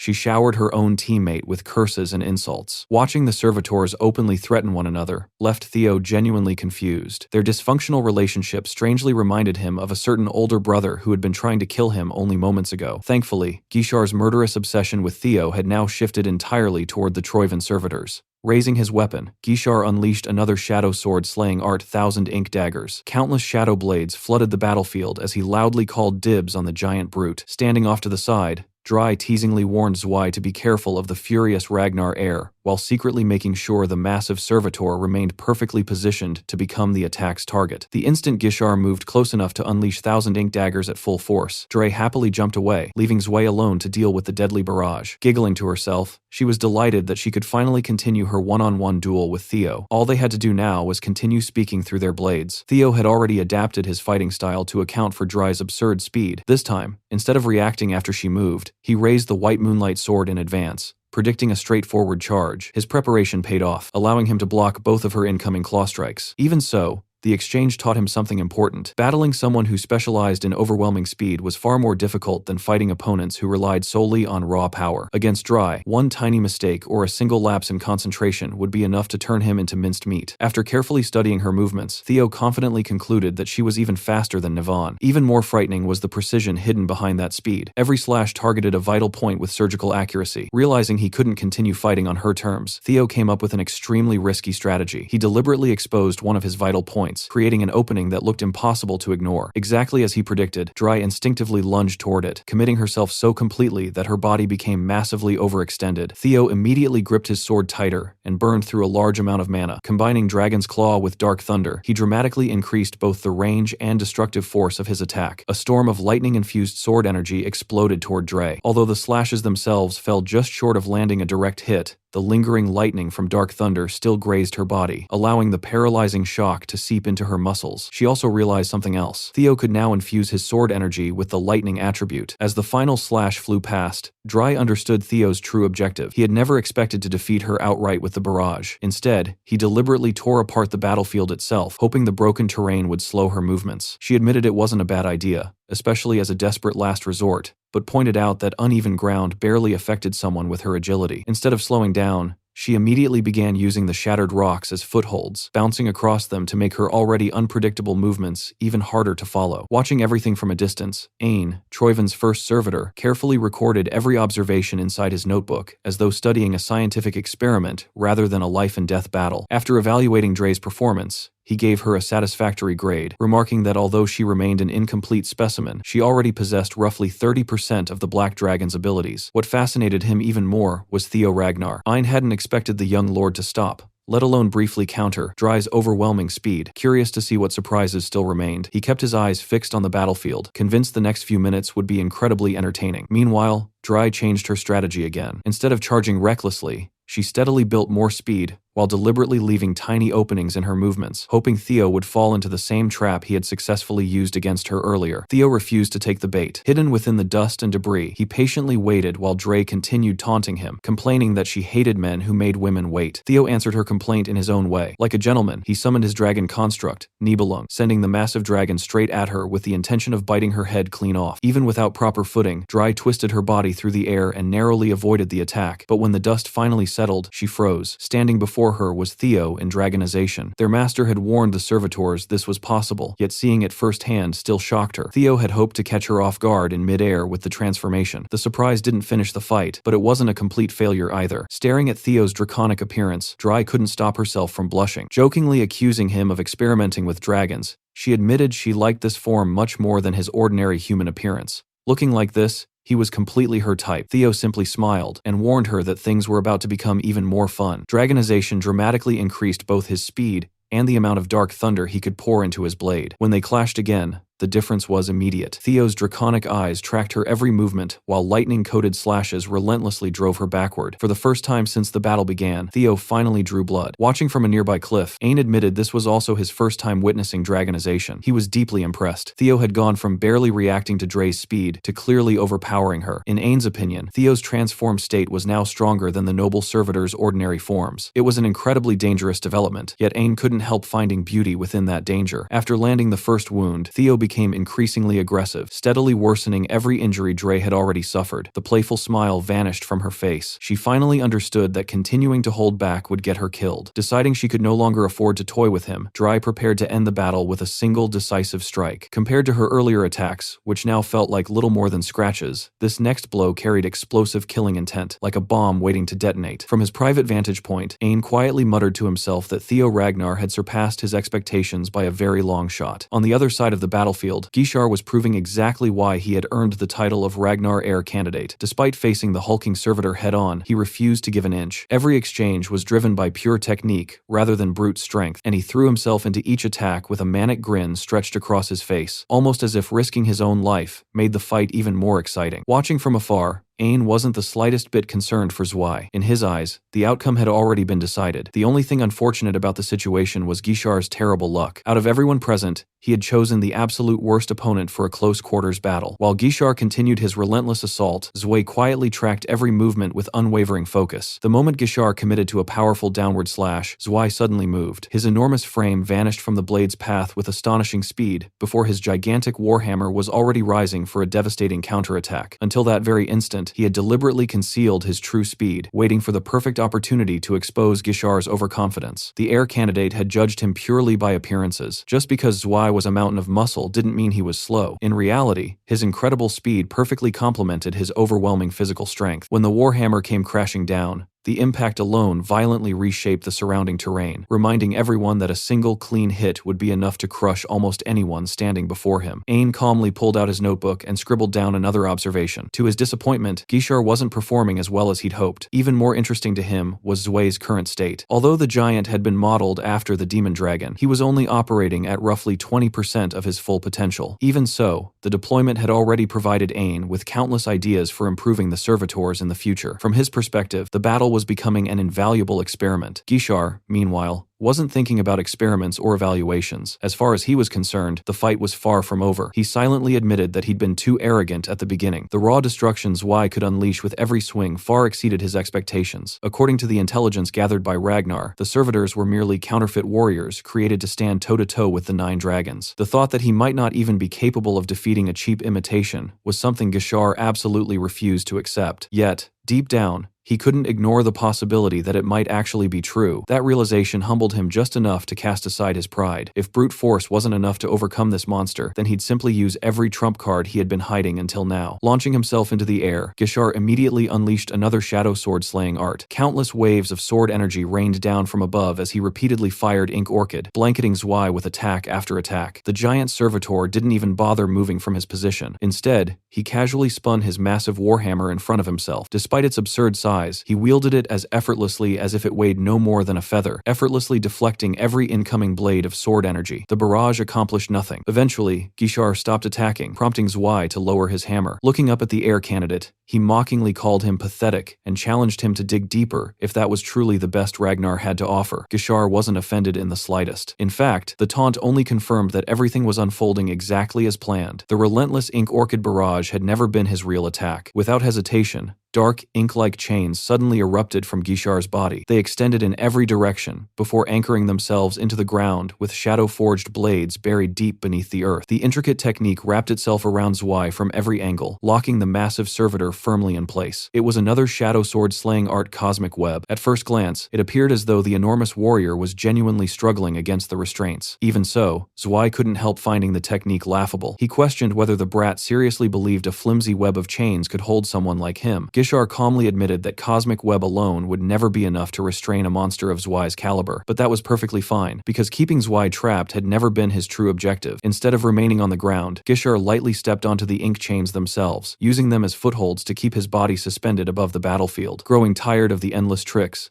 Zwei flexed his overwhelming strength and effortlessly shattered the entire cosmic web in a single burst of power, exactly as Gishar intended. The instant every chain snapped apart, the second stage of the technique activated. The shattered restraints triggered a violent chain reaction, erupting into a massive explosion that buried Zwei beneath an enormous avalanche of broken rock and rubble. Meanwhile, Theo's battle had progressed just as dramatically. Ever since activating Dragonization, he had become noticeably more comfortable fighting in his transformed state. With his enhanced speed and strength now completely under control, he steadily overwhelmed Dre until the speedy servitor could no longer keep up. One decisive exchange left both of her arms crippled, robbing her of the greatest weapon she possessed. With her unable to resist effectively, Theo restrained her by binding her to the surrounding debris scattered across the battlefield. Despite having every opportunity to finish her off, he deliberately chose not to. Instead, he decided to keep her alive. He had already promised his commander that he would return from this mission with his hands full, and delivering a living servitor as a prisoner would make an excellent gift for the demon dragon. Hearing those words, something unexpected happened inside Dry. Her black heart skipped a beat. Completely misunderstanding Theo's intentions, she found herself captivated by what she interpreted as both his overwhelming overwhelming strength and his kindness, even though, in reality, Theo wasn't trying to be sweet at all. After securing Dry, Theo finally shifted his attention to the other side of the battlefield. He couldn't help wondering how his so-called big brother was holding up against Servitor number 2. Before he could gather his thoughts for long, the answer revealed itself. Zwei had already clawed his way out from beneath the mountain of rubble created by Gishar's trap. The elaborate explosion had buried him, but it clearly hadn't been enough to keep the monstrous servitor down for long. Dust and shattered stone rolled off his massive frame, as though nothing significant had happened. At that exact moment, Gishar struck again. Appearing seemingly out of nowhere, he descended from above at the perfect angle, aiming to catch Zwei before he could fully recover. The giant's instincts immediately screamed at him. Without hesitating, Zwei raised his warhammer to intercept the surprise assault. The moment their weapons collided, Gishar refused to give him even a second to breathe. He relentlessly chained one attack into another, forcing Zwei into an intense, close-quarters exchange. Shadow techniques flowed one after another as Gishar pressed forward with frightening aggression, his twin scythes dancing through the air with deadly precision. This time, unlike before, his attacks actually began breaking through. Deep wounds slowly accumulated across Zwei's enormous body, proving that even the servitor's monstrous durability had its limits. Still,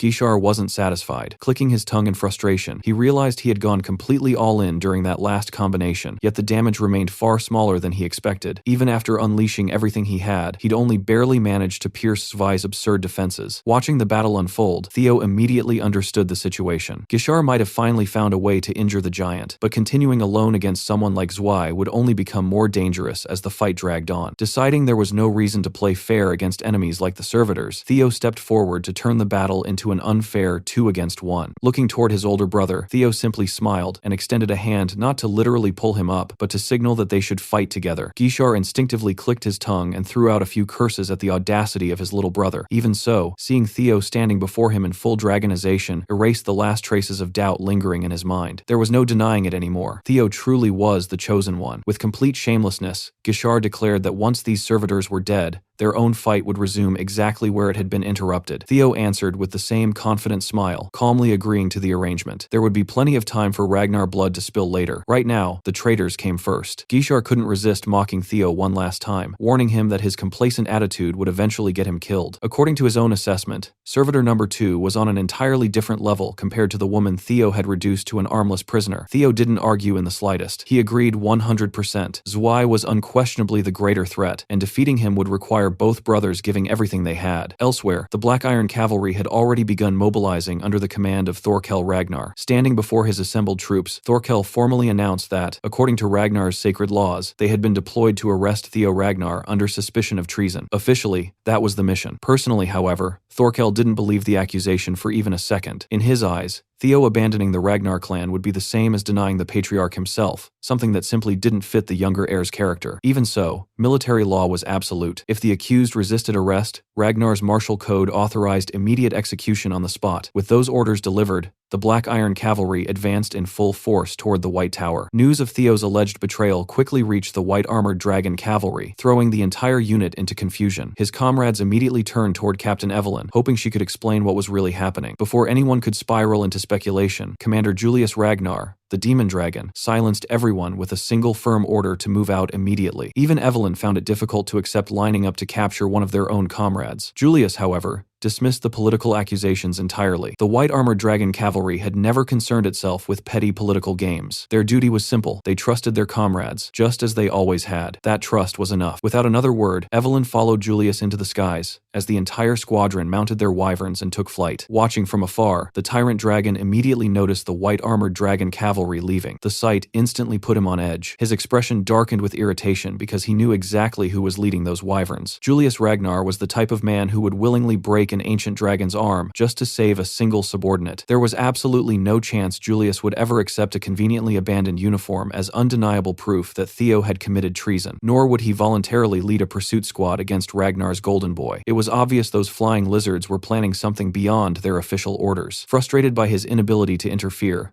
the tyrant dragon crushed part of a nearby cliff with nothing but his grip, desperately resisting the urge to dive straight into the chaos himself. Back at the battlefield, Theo and Gishar found themselves with no choice but to continue fighting side by side. Gishar reminded his little brother not to underestimate Servitor number 2. Compared to Dre, Zwei existed on an entirely different level. Theo quickly suggested a strategy to coordinate their attacks, But Gishar rejected the idea immediately. He hated being told what to do, especially by his younger brother. If anything, he'd rather defeat the noble servitor by himself first and then go back to killing Theo afterward. Understanding that arguing would only waste time, Theo backed off. Succession candidates possess too much pride to be ordered around. Gishar gathered his strength before disappearing from sight once again. When he reappeared, he unleashed another devastating assassination technique. Countless dark heavenly daggers surrounded Zwei from every direction, cornering the giant before detonating simultaneously upon impact. Even under that relentless bombardment, Zwei barely moved. Standing his ground, he smashed every incoming dagger apart with his warhammer until the barrage finally ended. The moment the explosion stopped, Zwei immediately switched to the offensive. Despite carrying an impossibly massive body and an even larger weapon, he accelerated with terrifying speed that completely defied common sense. Every swing of the warhammer carried enough force to instantly kill anyone foolish enough to block it head-on. Gishar realized that simply defending forever would accomplish nothing. He patiently continued parrying and evading, waiting for the smallest break in Zwei's stance that might create a counterattack opportunity. To make matters even more irritating, Zwei mocked Gishar throughout the fight, ridiculing the so-called Gale Dragon and daring the heir candidate to prove he deserved the title. Since Gishar insisted on fighting alone, Theo remained on the sidelines instead of interfering. As the duel dragged on longer than expected, he decided to use the downtime to question his captive. Before he could begin, another figure quietly appeared beside the restrained Dry. It was Ain, the first servitor. Speaking in a calm, almost scholarly tone, Ain admired Theo's ingenious use of his chain and dagger mechanism during the earlier battle. The moment Theo sensed Ain's presence, however, every instinct in his body screamed danger. The mana radiating from the first servitor felt overwhelmingly ominous and completely alien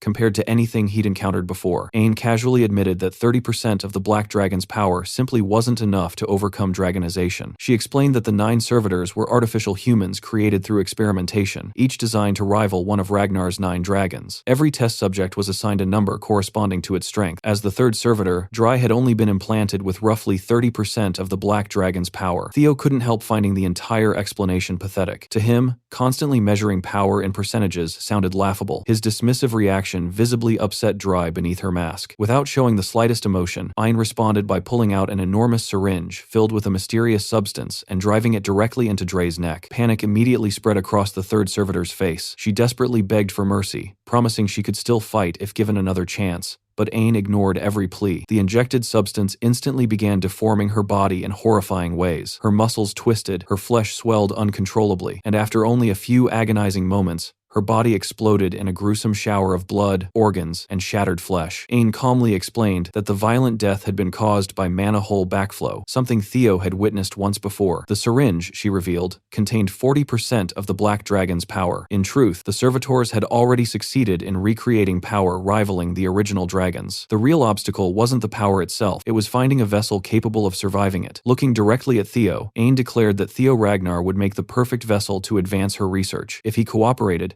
she promised she could make him even stronger than the Patriarch himself. Their conversation was abruptly interrupted by the sounds of battle. Against all expectations, Gishar had steadily worn Zwei down until the hulking servitor's body was visibly damaged and stripped apart. The insane heir candidate couldn't hide his excitement as confidence surged through him. Seeing enough data had finally been gathered, Ain casually stepped in. With nothing more than a flick of a finger, she ordered Zwei to stand back up and finish the battle. Despite the punishment he had endured, the second servitor rose to his feet like a mindless zombie. At that exact moment, Gishar's attention shifted for only an instant. It was all Zwei needed. His aura suddenly condensed into a deadly spike that shot forward and impaled Gishar before the heir candidate could react. Originally, Ain's mission had been to kill Theo and seize the ancient dragon's power residing within him. With the situation changing rapidly, however, she decided she would gladly settle for capturing another succession candidate instead. Before Theo could even process what had happened, Ain melted into the surrounding darkness, while reminding him that her earlier offer still remained open. Almost simultaneously, a new presence arrived on the battlefield.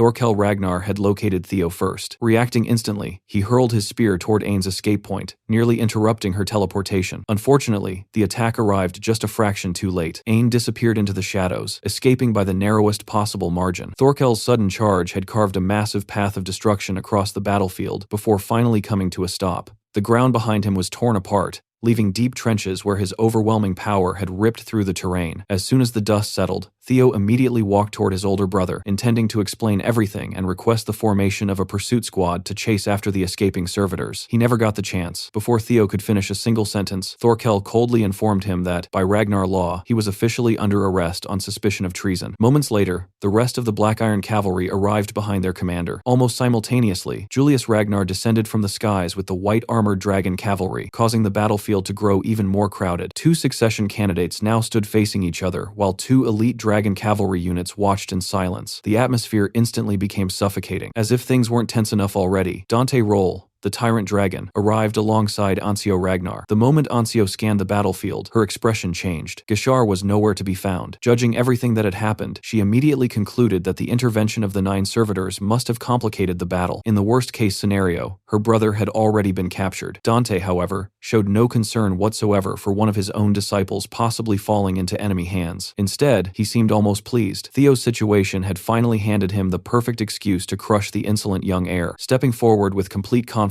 the Tyrant Dragon declared that during wartime, treason deserved only one punishment: immediate execution. Theo wanted to explain what had truly happened, but rescuing Gishar was far more urgent than defending himself. Dante wasn't interested in listening anyway. He stepped forward, clearly intending to lay hands on Theo himself. Before Dante could touch him, Julius Ragnar calmly moved between them. The Demon Dragon flatly refused to let anyone bully his subordinate based on such laughably weak evidence. Not only had Theo survived the White Tower, but there was also the bloody corpse of a noble servitor lying nearby, a feat accomplished by Theo himself. Julius wasn't about to ignore facts in favor of political accusations. Dante stubbornly continued pressing the issue like an angry child throwing a tantrum. Finally, Julius planted his foot firmly into the ground and warned everyone present that anyone who insisted on pushing this nonsense any further would be dealt with the ancient dragon style. The challenge immediately excited Dante. Fighting Julius was something he never objected to. Just as the 2 9 dragons stood on the verge of exchanging catastrophic blows, Theo stepped forward and interrupted them. Raising his voice, Theo revealed that Gishar Ragnar had been defeated and abducted by the Troivan servitors. If they acted immediately, there was still a chance to catch up and rescue him. The moment the surrounding soldiers heard that an official succession candidate had been kidnapped, the mood shifted noticeably in Theo's favor. Theo calmly promised that he would answer every accusation of treason during a proper trial once the current crisis had been resolved. Right now,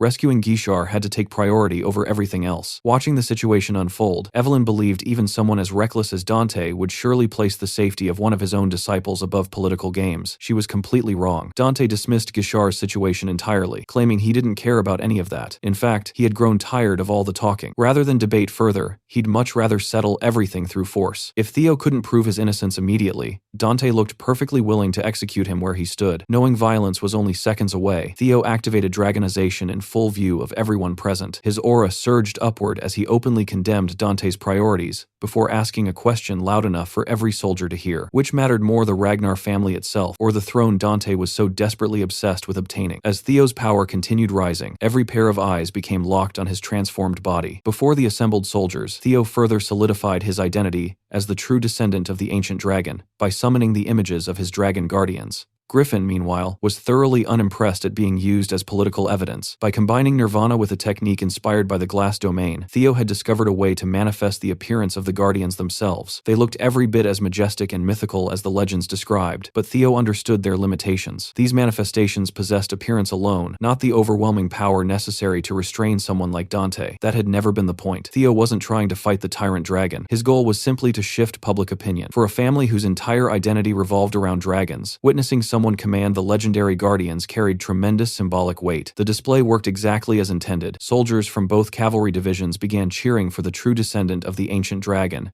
and rallied behind Theo's proposal to rescue a fellow Ragnar first. Just as Theo succeeded in swinging the momentum toward himself, Dante stepped forward with a look of complete contempt. Seeing through the illusion immediately, he threw a single punch. The attack shattered Theo's imitation glass domain into countless fragments. One by one, the majestic dragon guardians dissolved alongside the broken illusion. Dante loudly mocked both Theo and the visions, making sure every soldier heard his words. He launched into an angry rant, calling the clan pathetic for believing childish fairy tales, and allowing themselves to be fooled by cheap parlor tricks. Only after the words left his mouth did he realize what he'd actually said. By dismissing the Guardians as nothing more than fake lizards, he'd also insulted the very legends the Ragnar clan had built its identity around. Worse still, he had practically called the gathered soldiers gullible fools. Complete silence spread across the battlefield. Every pair of eyes slowly turned toward Dante, as though he had just humiliated himself beyond repair. Even the conservative elder dragon looked visibly offended after hearing dragons referred to as mere lizards. Theo wisely remained silent,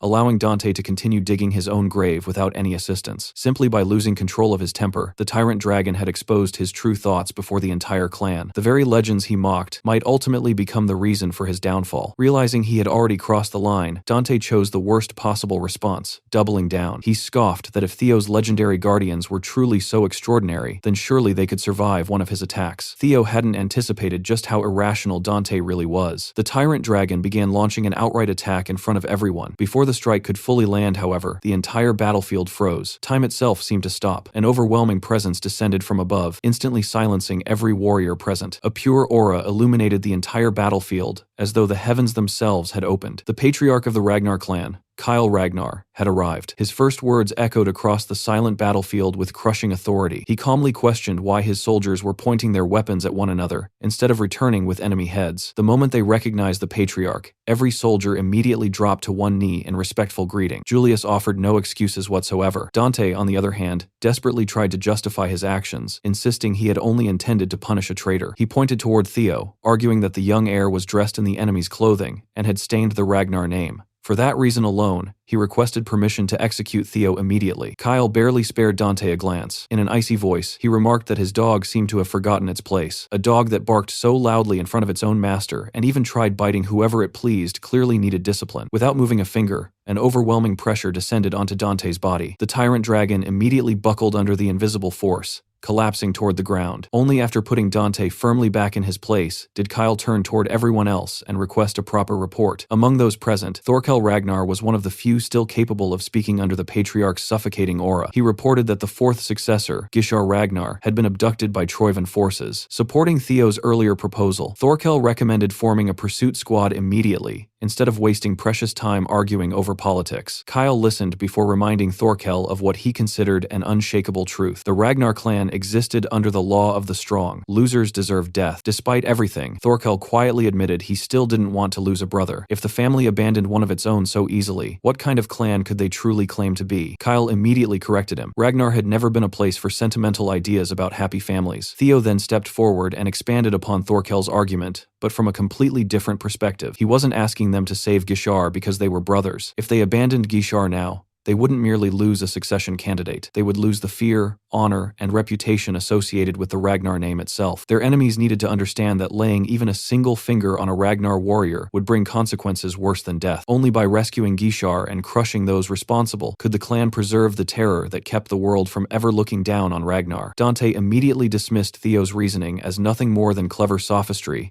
and once again tried dragging the discussion back toward accusations of treason. This time, Kyle's patience finally snapped. Without lifting a hand, he increased the crushing pressure once more, forcing Dante face first into the dirt. Calmly looking back at Theo, Kyle admitted he was impressed. Theo spoke about Ragnar honor almost as though he were already the clan's future patriarch. It was an interesting excuse to achieve his objective, and one Kyle found worthy of entertaining. Accepting Theo's proposal, the patriarch immediately organized everyone present into multiple rescue squads and ordered them to recover Gishar without delay. As the soldiers hurried to carry out their new orders, Kyle quietly called for Theo to remain behind. There were matters the old man wished to discuss privately with his son. Watching their father openly favor Theo once again, Thorkel couldn't hide the complicated emotions crossing his face. Even so, he suppressed them, turned away, and rejoined his unit as the rescue operation officially began. Meanwhile, deep within Troivan territory, the atmosphere was anything but calm. Aine, the first servitor, found herself being violently held by the neck as Ed Troivan vented his fury. With complete disregard for her status, he swung her around like a rag doll, enraged that she had returned empty-handed. Neither Theo Ragnar nor the ancient dragon's relic had been brought back, yet she still dared to stand before him alive, carrying nothing but a consolation prize. Aine calmly accepted the abuse without resisting. She explained that the sudden arrival of Ragnar's main force had completely disrupted the mission, making success impossible. In reality, however,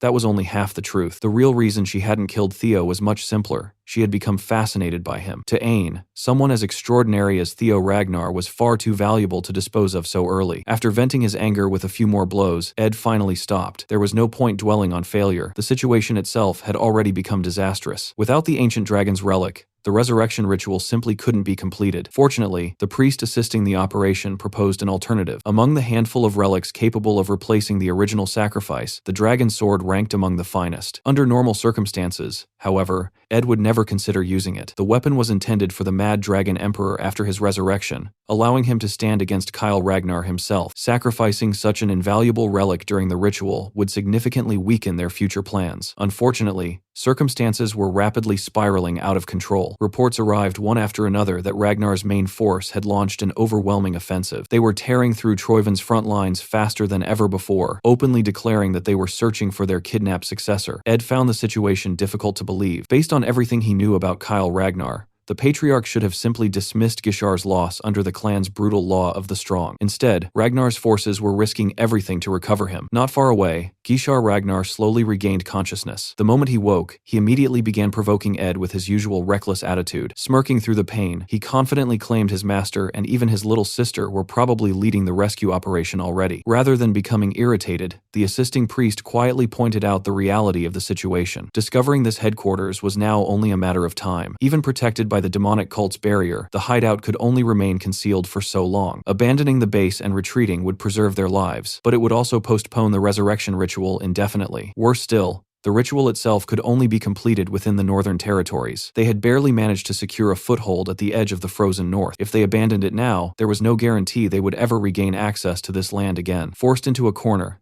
Ed made the difficult decision. If they no longer possessed the ancient dragon's relic, then they would substitute it by sacrificing Gishar Ragnar alongside the dragon sword. It was a far inferior alternative, but with Ragnar's army closing in, they no longer had the luxury of choosing a perfect solution. Realizing exactly what fate awaited him, Gishar immediately began struggling and shouting, but his cries were quickly silenced. The demonic cult had no intention of delaying any longer. The resurrection had to be completed before the furious Ragnars broke through the defenses. The ritual itself was unimaginably brutal. Bound upon a grotesque altar, Gishar's body became a living sacrifice. Thick fleshy tendrils erupted from the altar itself, piercing and tearing into him from every direction. Massive lacerations spread across his body as blood poured endlessly beneath the crimson sky. Piece by piece, his flesh was offered to the dead. Combining Ragnar blood with the dragon sword as the catalyst, Ed Troivin forcefully initiated the resurrection ritual of the Mad Dragon Emperor, pushing history onto a path completely different from the one Theo remembered. While those events unfolded elsewhere, Theo experienced an entirely different kind of trial. Kyle Ragnar's idea of father-son bonding was anything but ordinary. With a single slash of his sword, the Patriarch literally tore open the fabric of space and time itself. Leading Theo through the opening, Kyle stepped into the void beyond, choosing this isolated dimension as the perfect place for a private conversation where no one could interrupt them. The instant Theo entered the gap between time and space, Lodbrok's soul instinctively appeared beside him. Feeling the abnormal environment, she immediately emerged to observe what was happening. Even she couldn't hide her astonishment. The things Kyle accomplished with his sword had long surpassed anything that could reasonably be called swordsmanship. According to Lodbrok, the current Patriarch no longer resembled a human being at all. Kyle, however, had no interest in allowing an ancient ghost to eavesdrop on a family discussion. Barely glancing toward Lodbrok, he made his displeasure obvious. This space had been created specifically so he could speak privately with his son. It was no place for a remnant from a forgotten age. Simply through the force of his gaze, Kyle forcibly shut Lodbrok's Thundergate, severing her temporary connection to Theo's consciousness. The sudden interruption injured Lodbrok, while Theo himself winced from the resulting headache. Once again, he realized he had never truly understood the extent of his father's strength. Just how far ahead could the Patriarch actually see? To Theo's surprise, Kyle asked a question that carried none of his usual authority. Calmly, almost solemnly, he asked whether Theo had ever resented him for the years of neglect, for allowing brothers to slaughter one another, and for ruling the Ragnar clan through absolute ruthlessness. The question caught Theo completely off guard. After a brief silence, he decided to answer honestly. He nodded. Rather than becoming angry, Kyle actually seemed pleased. He appreciated that Theo possessed enough backbone to answer truthfully, instead of panicking and feeding him comforting lies. Extending one finger, Kyle casually demonstrated a fraction of the overwhelming strength required to support the very world itself. Throughout his entire life, he had accepted sacrificing the few for the sake of preserving the many. Ruthlessness wasn't a choice born from cruelty, it was the price of maintaining stability. Theo had heard stories describing Kyle as a relentless hunter of regressors. According to Kyle, That reputation was only half true. He hadn't hunted regressors simply because they regressed. He hunted those who threatened to plunge the world into chaos. It just so happened that most regressors became exactly that. The greatest source of chaos in history had been none other than Kyle's own father, the Mad Dragon Emperor. To preserve the clan and the world, Kyle had personally killed his own father. His hands were stained with the blood of family so countless others could survive. As Theo quietly listened, he suddenly noticed something extraordinary behind his father's back. A magnificent halo floated there, eerily similar to the ones Theo had previously witnessed inside the Pantheon. At the same time, chains wrapped around parts of Kyle's body, binding him like invisible restraints. Kyle finally revealed the truth. The moment his strength surpassed the limits of humanity, he received a calling from beyond this world. Somewhere on a battlefield, existing on a far grander scale, he had been summoned. Yet he refused to leave Ragnar behind. To resist that calling, Kyle deliberately sealed much of his own strength. Every time he revealed more of his true power, the chains of fate tightened further around him. That was precisely why he governed through fear. By instilling absolute terror throughout the clan, he rarely needed to draw his sword. Fear alone maintained order. At this point, Kyle Ragnar was no longer merely human. He had become something far closer to a god or perhaps a monster. Everything he had shown Theo today was simply meant to reveal the unbearable burden carried by the head of the Ragnar clan. Whether Theo could someday break those shackles and surpass destiny itself would depend entirely on him. Theo silently reflected on everything he'd learned. The truth was, he still didn't know whether the path he currently walked was truly the correct one. Activating Nirvana, he temporarily expanded his mental realm, sharpening his thoughts to their absolute peak. As the surrounding space itself trembled, Theo looked directly at his father and confidently declared that one day, the clan, the calling, and even the realm itself would all become his responsibility. After all, he wasn't aiming merely to inherit the position of family head. He intended to surpass Kyle Ragnar himself. Hearing those words, Kyle slowly smiled. The confidence was unbelievably arrogant, but that arrogance was exactly what he wanted to hear. Theo truly was his son. If that was the ambition he intended to pursue, then Kyle found one more reason to continue resisting the calling a little longer. From this day onward, he would watch Theo's every step. It would be up to his son to prove whether that overwhelming confidence was empty, bravado,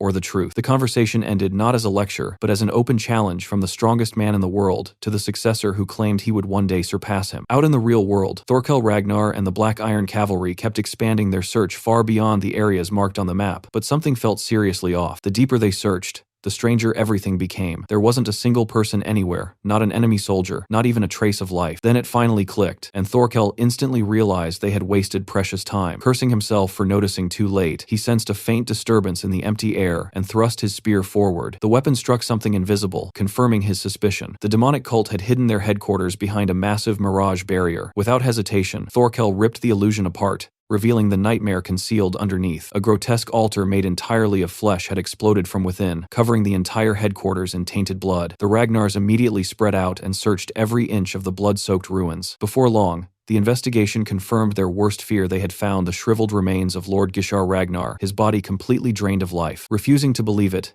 Ansio Ragnar forced her way toward the shattered altar, threatening to kill anyone who tried to stop her. Even the Black Snow investigators quietly stepped aside, giving her room to grieve. Gishar hadn't been dead for very long, making the loss hurt even more. Thorkel couldn't stop blaming himself, wondering if they could have saved his brother had he uncovered the barrier just a little sooner. Thankfully, Julius Ragnar stayed beside him. After examining the scene, Julius noted that the area was overflowing with traces of demonic cult rituals. The sacrificed body of a Ragnar successor, combined with the faint, lingering aura of a relic, painted a horrifyingly obvious picture. While Ansio struggled through the crushing grief of losing her reckless brother, her own master, the tyrant dragon, couldn't have looked less concerned. Instead of checking whether his remaining disciple was all right, he openly admired the bold move Ed Troyven had pulled. Ansio silently burned that moment into her memory, knowing she'd never forget how little her master cared. By then, Kyle Ragnar and Theo had already returned from the isolated rift between space and time. The instant they stepped back into the real world, both of them sensed a familiar, unsettling stench lingering in the air. Kyle casually joked that it looked like he'd have to cut off his father's head one more time, because something in the world had clearly changed. Turning to Theo, the patriarch reminded him to stand on business, because life's greatest trials always arrived much sooner than anyone expected. There was no longer any room for doubt. The Mad Dragon Emperor had truly been resurrected. From the very beginning,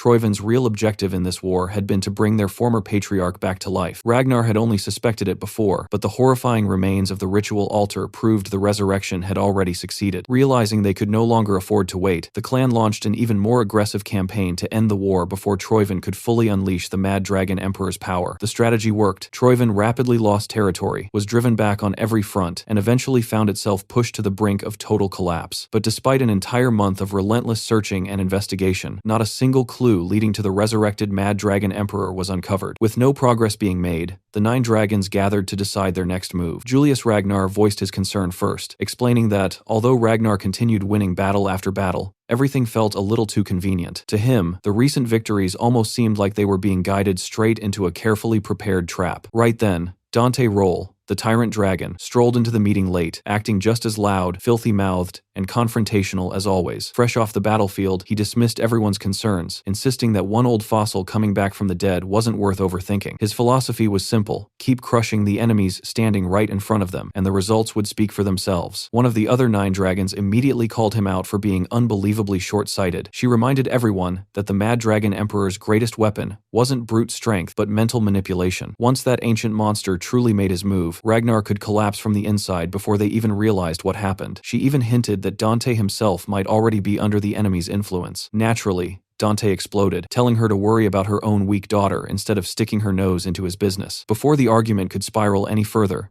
the Black Dragon shut both of them down. Regardless of the hidden threats, Ragnar still held the momentum. If they captured the Troivin capital, the war would effectively be over. Seizing on those words, Dante immediately pushed his own agenda once again, demanding permission to launch a full assault and personally flatten the Troivin capital. 3 days before the final assault on the Troivin capital, the white-armored dragon cavalry was busy making their final preparations. With victory seemingly within reach, everyone was eager to end the war and finally return home. The atmosphere was surprisingly light, despite everything they'd been through. Selford couldn't resist teasing Aaron, joking that she should wear the weird dress her mother made for the upcoming victory ceremony. Aaron immediately shut that idea down because making fun of his mother's handmade dress was crossing the line. While the others laughed and enjoyed the brief moment of peace, Theo couldn't shake the uneasy feeling growing in the back of his mind. Something wasn't right. In his previous life, this war wasn't supposed to happen for another 5 years. By changing so many events, he had likely forced Troivin into making their move long before they were fully prepared. Every action he'd taken had pushed history further away from the future he once knew, and whenever things started going too smoothly, unpredictable variables always found a way to appear. Even so, there was still one person Theo believed could help him make sense of everything. As he remained lost in thought, Thorkel Ragnar unexpectedly dropped by to check on his little brother. The two brothers talked openly about everything that had happened, with Thorkel joking that Theo was worrying about the enemy so much he almost sounded like a traitor before laughing it off himself. The joke reminded Theo that he'd never truly thanked his older brother for everything he'd done. Even though Gishar had met a tragic end, Thorkel remained confident that Ragnar would continue standing at the top. To him, the clan's greatest strength wasn't just individual power, it was the bonds they shared. Growing more serious, Thorkel asked Theo a simple but meaningful question. What kind of Ragnar did he want to create? Theo answered honestly. The Ragnar he envisioned wouldn't be built upon the law of the strong. It might sound idealistic, but he wanted a clan where trust replaced fear as the foundation holding everyone together. Hearing that answer brought a genuine smile to Thorkel's face. Clearly pleased, he returned to his unit after telling Theo to use the remaining 3 days to get some proper rest before the final battle. Watching his brother leave, Theo couldn't help comparing him to the Thorkel from his previous life. In the end, he realized Thorkel hadn't changed at all. Their views on the world were remarkably similar, and although they were destined to compete for the position of family head, Theo couldn't think of anyone he'd rather have fighting by his side. During the brief downtime, Hulkus excitedly invited Theo to have one more sparring match for old time's sake, but Theo had somewhere important to be. Summoning Umbra, he mounted his partner and set off alone, hoping to find answers about the uncertain future before the final battle began. Meanwhile, Thorkel found himself alone, quietly reflecting on Theo's words.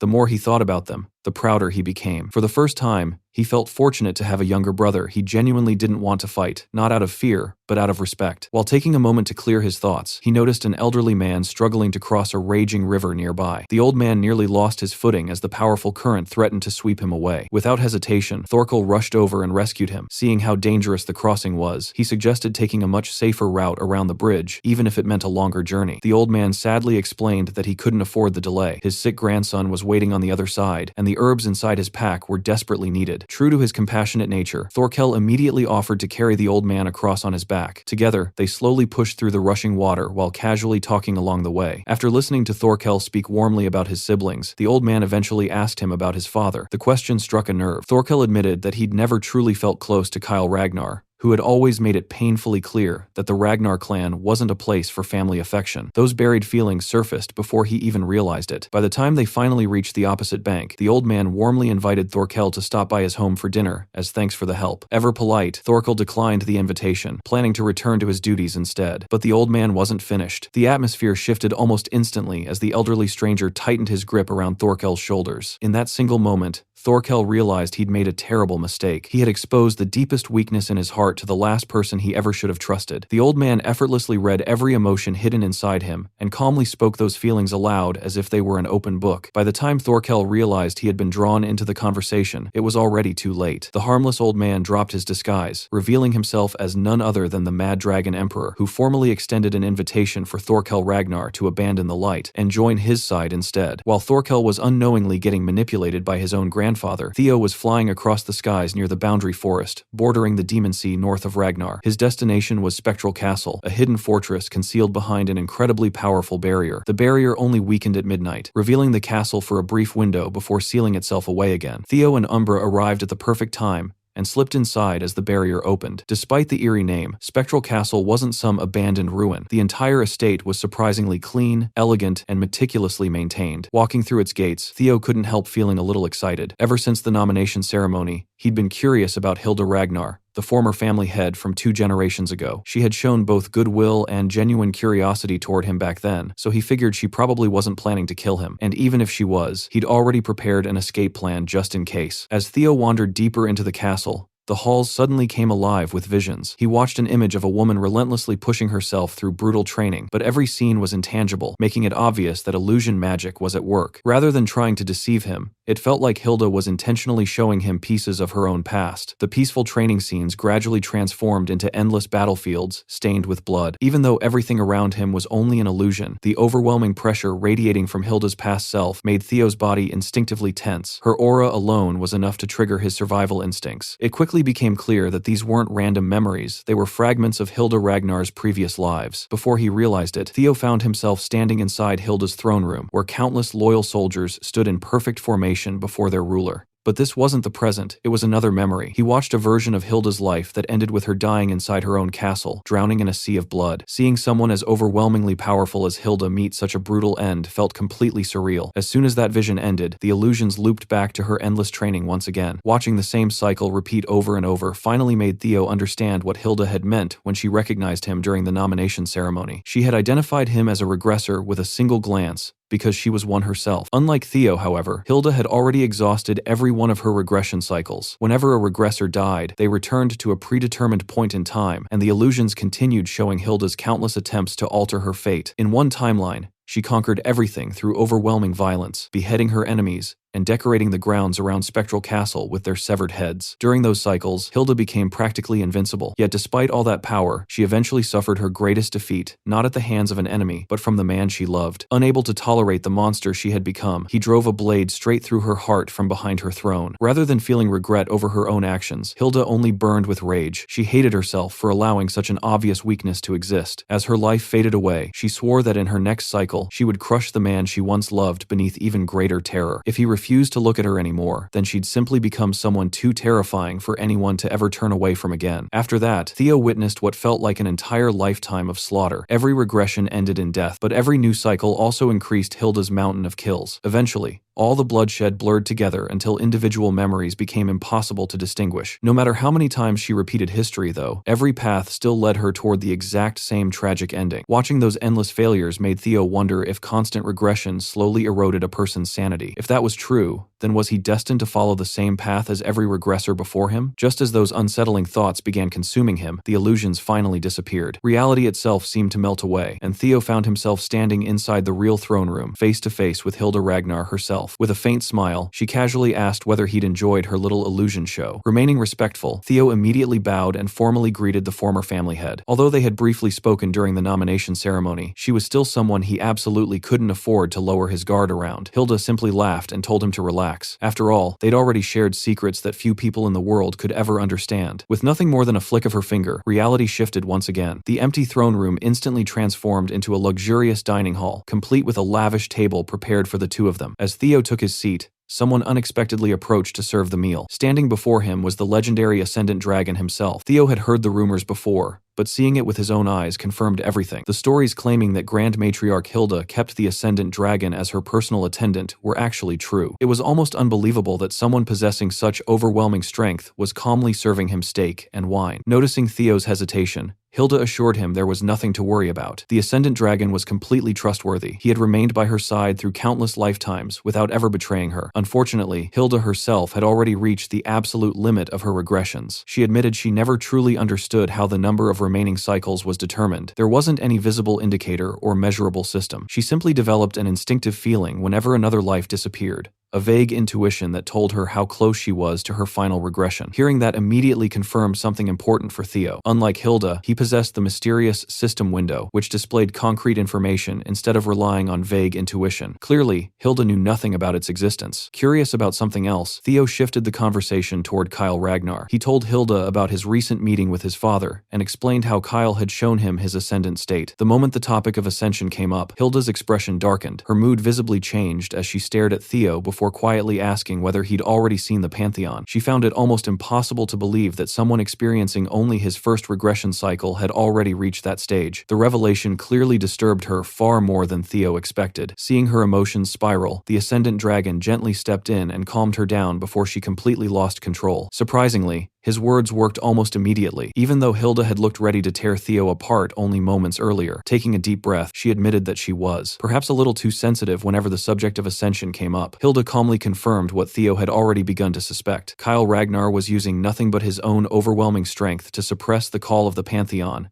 and remain in the mortal world. He wasn't going to ascend immediately, but every time he interfered with worldly affairs, the chains of fate wrapped around him even tighter. Eventually, the Pantheon's call would become impossible to resist. According to Hilda, that was exactly why the Patriarch spent so much time sitting on the sidelines while his own children fought and killed one another. She didn't bother sugarcoating her opinion either, openly mocking Kyle for acting like an idiot and practically daring him to come kill his own grandmother before finally leaving the mortal plane. Theo appreciated the confirmation because it perfectly explained something that had always puzzled him. In his previous life, Kyle had secluded himself before the Great War, and now Theo finally understood why. Even so, that wasn't the reason he'd traveled all the way to Spectral Castle. He wasn't interested in information he already knew. The appetizer was over. He wanted the real prize. Since Hilda already knew he was a fellow regressor, she immediately understood what he had come for. Back during his time in Black Snow, Theo had gathered information about her legendary parchment's prophetic records, capable of revealing the future to anyone willing to pay the required price through wealth or loyalty. To outsiders, they were nothing less than divine scrolls of foresight. But after seeing Hilda's countless regressions, Theo finally understood the truth. The parchments weren't magic. They were knowledge gathered across an unimaginable number of lifetimes. With the Mad Dragon Emperor's resurrection threatening the clan, Theo desperately needed one of those prophetic records. Hilda explained that every parchment she possessed had been written by burning away pieces of her own lives. As an example, she mentioned records concerning Cassandra, the woman destined to become the future magical empress.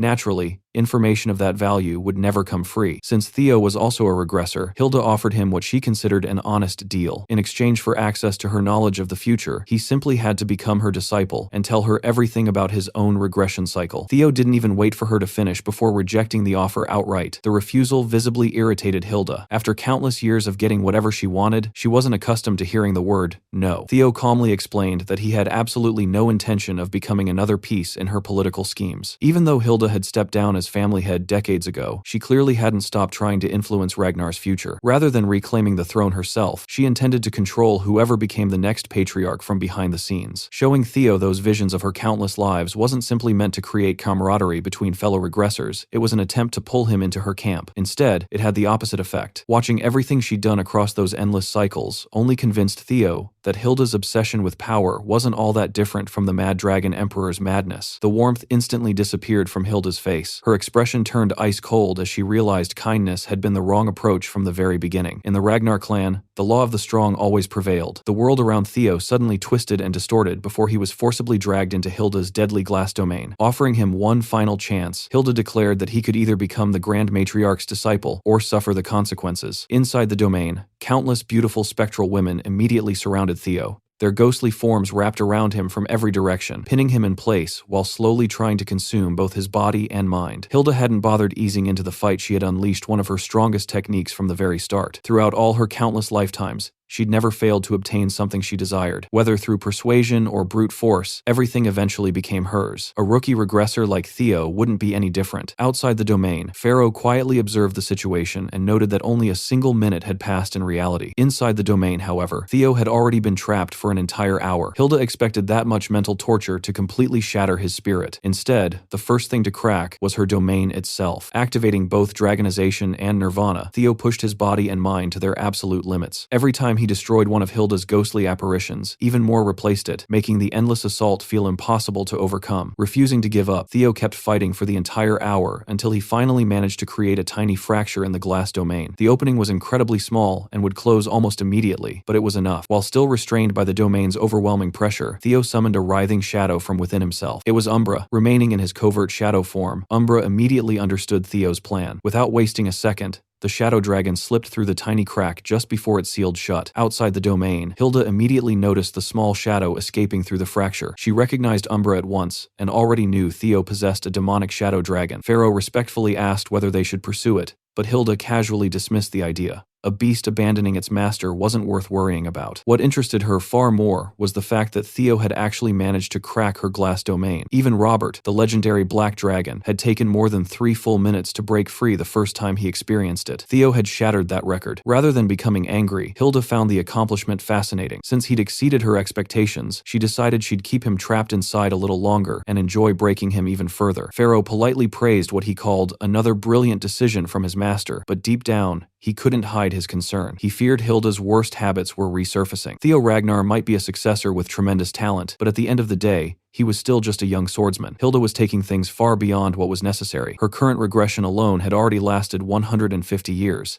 and when all her previous lifetimes were added together, no one could even begin to estimate how old she truly was. Pharaoh hated the thought of watching such a promising young talent slowly wither away under her obsession, but despite his worries, his loyalty to the Grand Matriarch remained absolute. Just as Hilda was preparing to continue breaking Theo's spirit, she suddenly sensed another presence entering Spectral Castle. Instead of reacting with hostility, she calmly told Pharaoh to step aside, already expecting a rather dramatic entrance. Sure enough, the next moment, the ceiling exploded apart as someone forced their way straight into the castle from above. The newcomer was none other than Robert Ragnar, the Black Dragon himself. Looking at Hilda's glass domain, Robert couldn't help remembering the miserable days when he had personally been trapped and tortured inside that very technique during his younger years. Without any hesitation, he simply reached out and lightly touched the domain from the outside. The supposedly unbreakable prison instantly shattered into countless pieces. Robert had never been a fan of pointless games, especially when Theo Ragnar's life was on the line. Moments after the domain collapsed, Theo was violently thrown back into reality. He coughed up a disgusting black substance before finally regaining consciousness. Seeing Umbra nearby, Theo immediately understood what had happened. The little shadow dragon had successfully escaped the domain, found Robert, and brought back exactly the help Theo needed. None of this came as a complete surprise, though. Theo had already realized Robert had been quietly following him ever since his conversation with the Patriarch. The black dragon had dropped enough subtle hints over the past few days that it was almost impossible not to notice. Although Kyle had probably assigned Robert to keep an eye on him, Theo had always felt that Robert acted far more like a guardian than a spy. Even when Theo tried pretending he hadn't noticed, Robert wasn't fooled for a second. He knew exactly how sharp the young heir really was. After thanking Robert for saving him, Theo was told that from this point onward, escaping would be his own responsibility. Of course, Hilda Ragnar had absolutely no intention of letting either of them leave peacefully. Smiling from a distance, she unleashed attack after attack while casually complaining that all she'd wanted was to enjoy a pleasant meal with her great-grandson. Since Theo had already come all the way to Spectral Castle, perhaps Robert had decided to join the family dinner as well. Robert ignored every bit of her mockery without giving her the satisfaction of a response. Instead, he quietly coordinated an escape plan with Theo, while Umbra prepared for one final task. As Hilda continued unleashing reality-warping attacks throughout the castle, Robert suddenly gave Theo the signal. The instant he did, Theo sprinted forward with everything he had. Running side by side, Robert matched his speed perfectly while personally intercepting every devastating attack Hilda launched from behind. The moment Hilda realized they were trying to escape instead of fighting, she abandoned her long-range assaults and instantly closed the distance herself. Robert had already anticipated that move. Reading her intentions like an open book, he stepped directly into her path and cleanly blocked her advance before she could reach Theo. Despite having exhausted all of her regression cycles, Hilda's greed remained exactly the same. Like many regressors who had lived through countless timelines, she had gradually begun viewing the entire world as nothing more than something to control and possess, regardless of the cost. She refused to let Theo leave, but Robert held her off long enough to create the opening they needed. Wasting no time, Theo immediately took advantage of it by diving straight through one of Spectral Castle's massive windows. The leap sent him plummeting from an incredible height, but just before he could hit the ground, Umbra swooped in and caught him perfectly in midair. Mounting his partner without missing a beat, Theo finally escaped the grasp of his terrifying great-grandmother. The moment he disappeared into the distance, Hilda lowered her blade and stopped pursuing Robert altogether. Calmly leaving the destroyed castle behind for Faro to clean up, she casually announced that she'd be taking a nap instead. Robert found her sudden lack of interest strange and asked why she wasn't chasing after Theo anymore. Hilda simply admitted that watching the boy throw himself out of the highest window in her castle just to get away from her had completely ruined her appetite. As she glanced over her collection of prophetic parchments, however, she suddenly burst into laughter. Amid all the chaos, that shameless little brat had somehow managed to steal one of her priceless prophetic records without her ever noticing. After pulling off his daring heist and escaping Spectral Castle, Theo immediately headed for the Priamos East slums in the Ida Empire without even changing his clothes. He flew non-stop, following the directions written inside the prophetic parchment he had stolen from Hilda. Meanwhile, inside a small, run-down house in the slums, a little girl woke her mother after suffering another terrifying nightmare. Her mother gently comforted her, insisting it had only been a dream. But when the little girl quietly explained that the bad people had killed her mommy in that dream, the woman's expression immediately changed. Trying to stay calm, she softly asked whether the bad people had hurt Cassandra as well. Cassandra shook her head. They hadn't touched her. Instead, they tied her up and forced her to watch her mother's murder. Fighting back her own fear, the woman hugged her daughter and reassured her that everything would be okay. As she tucked Cassandra back into bed, she told her one thing she wanted her to always remember. Even if those dreams ever came true, none of it would ever be Cassandra's fault. No matter what happened, they would always stay by each other's side as mother and daughter. Tragically, that very night, the nightmare became reality. Following Hilda's parchment, Theo finally reached the slums. It was hard to believe that Cassandra Ida, the legitimate heir to the Empire and the girl who would one day become the legendary Magic Empress, had spent her childhood hidden away in such a miserable place. The Ragnar clan served under the Ida Empire, the greatest nation on the continent. Long ago, the Imperial Ida clan united the entire continent through their hereditary gift of future foresight. But over countless generations, fewer and fewer descendants inherited that ability. It was almost as if they had been punished for relying on it too heavily. By the present day, the imperial family was only a shadow of its former glory. At this moment in history, Cassandra was the only person within the empire still born with true foresight. If Theo could rescue and protect her now, years before the imperial family even discovered her existence, she would undoubtedly become one of his greatest allies in the future. As he approached the house marked on Hilda's parchment, however, his nose caught the unmistakable scent of fresh blood. Instantly becoming alert, Theo slipped quietly inside. Strangely, no one guarded the entrance. Instead, voices drifted down from upstairs. Climbing silently to the second floor, he peeked into the room and found several hooded criminals casually playing cards as though nothing unusual had happened. In the corner, tied up inside a sack, was young Cassandra Ida. Lying only a short distance away was her mother, collapsed in a pool of blood with no signs of life. For a brief moment, Theo wondered if the imperial family itself had orchestrated the attack, but there wasn't enough information yet to reach a conclusion. First, he needed answers from the scar-faced man leading the criminals. Hidden behind the doorway, Theo quietly prepared an electrified attack. Only the scarred leader noticed the danger approaching. He immediately shouted for his men to prepare for battle, but they never got the chance. Theo wiped them out almost instantly. The scarred man charged straight at him, only to be slammed back down by a barrage of electrified daggers. Trying to intimidate Theo, he pulled the classic, "Do you know who I am?" routine, which ended up giving Theo exactly the information he wanted. The man instantly recognized Theo as the young Ragnar Lord who was supposed to be fighting on the front lines. The fact that he knew so much about Theo and Ragnar's current war effort made one thing obvious: he was working for Troyven. The scarred man then revealed his true identity as Acht, the 8th servitor. Although confused about why Theo had suddenly appeared there, Acht saw the situation as the perfect chance to claim the young heir's head. He desperately threw himself into the fight,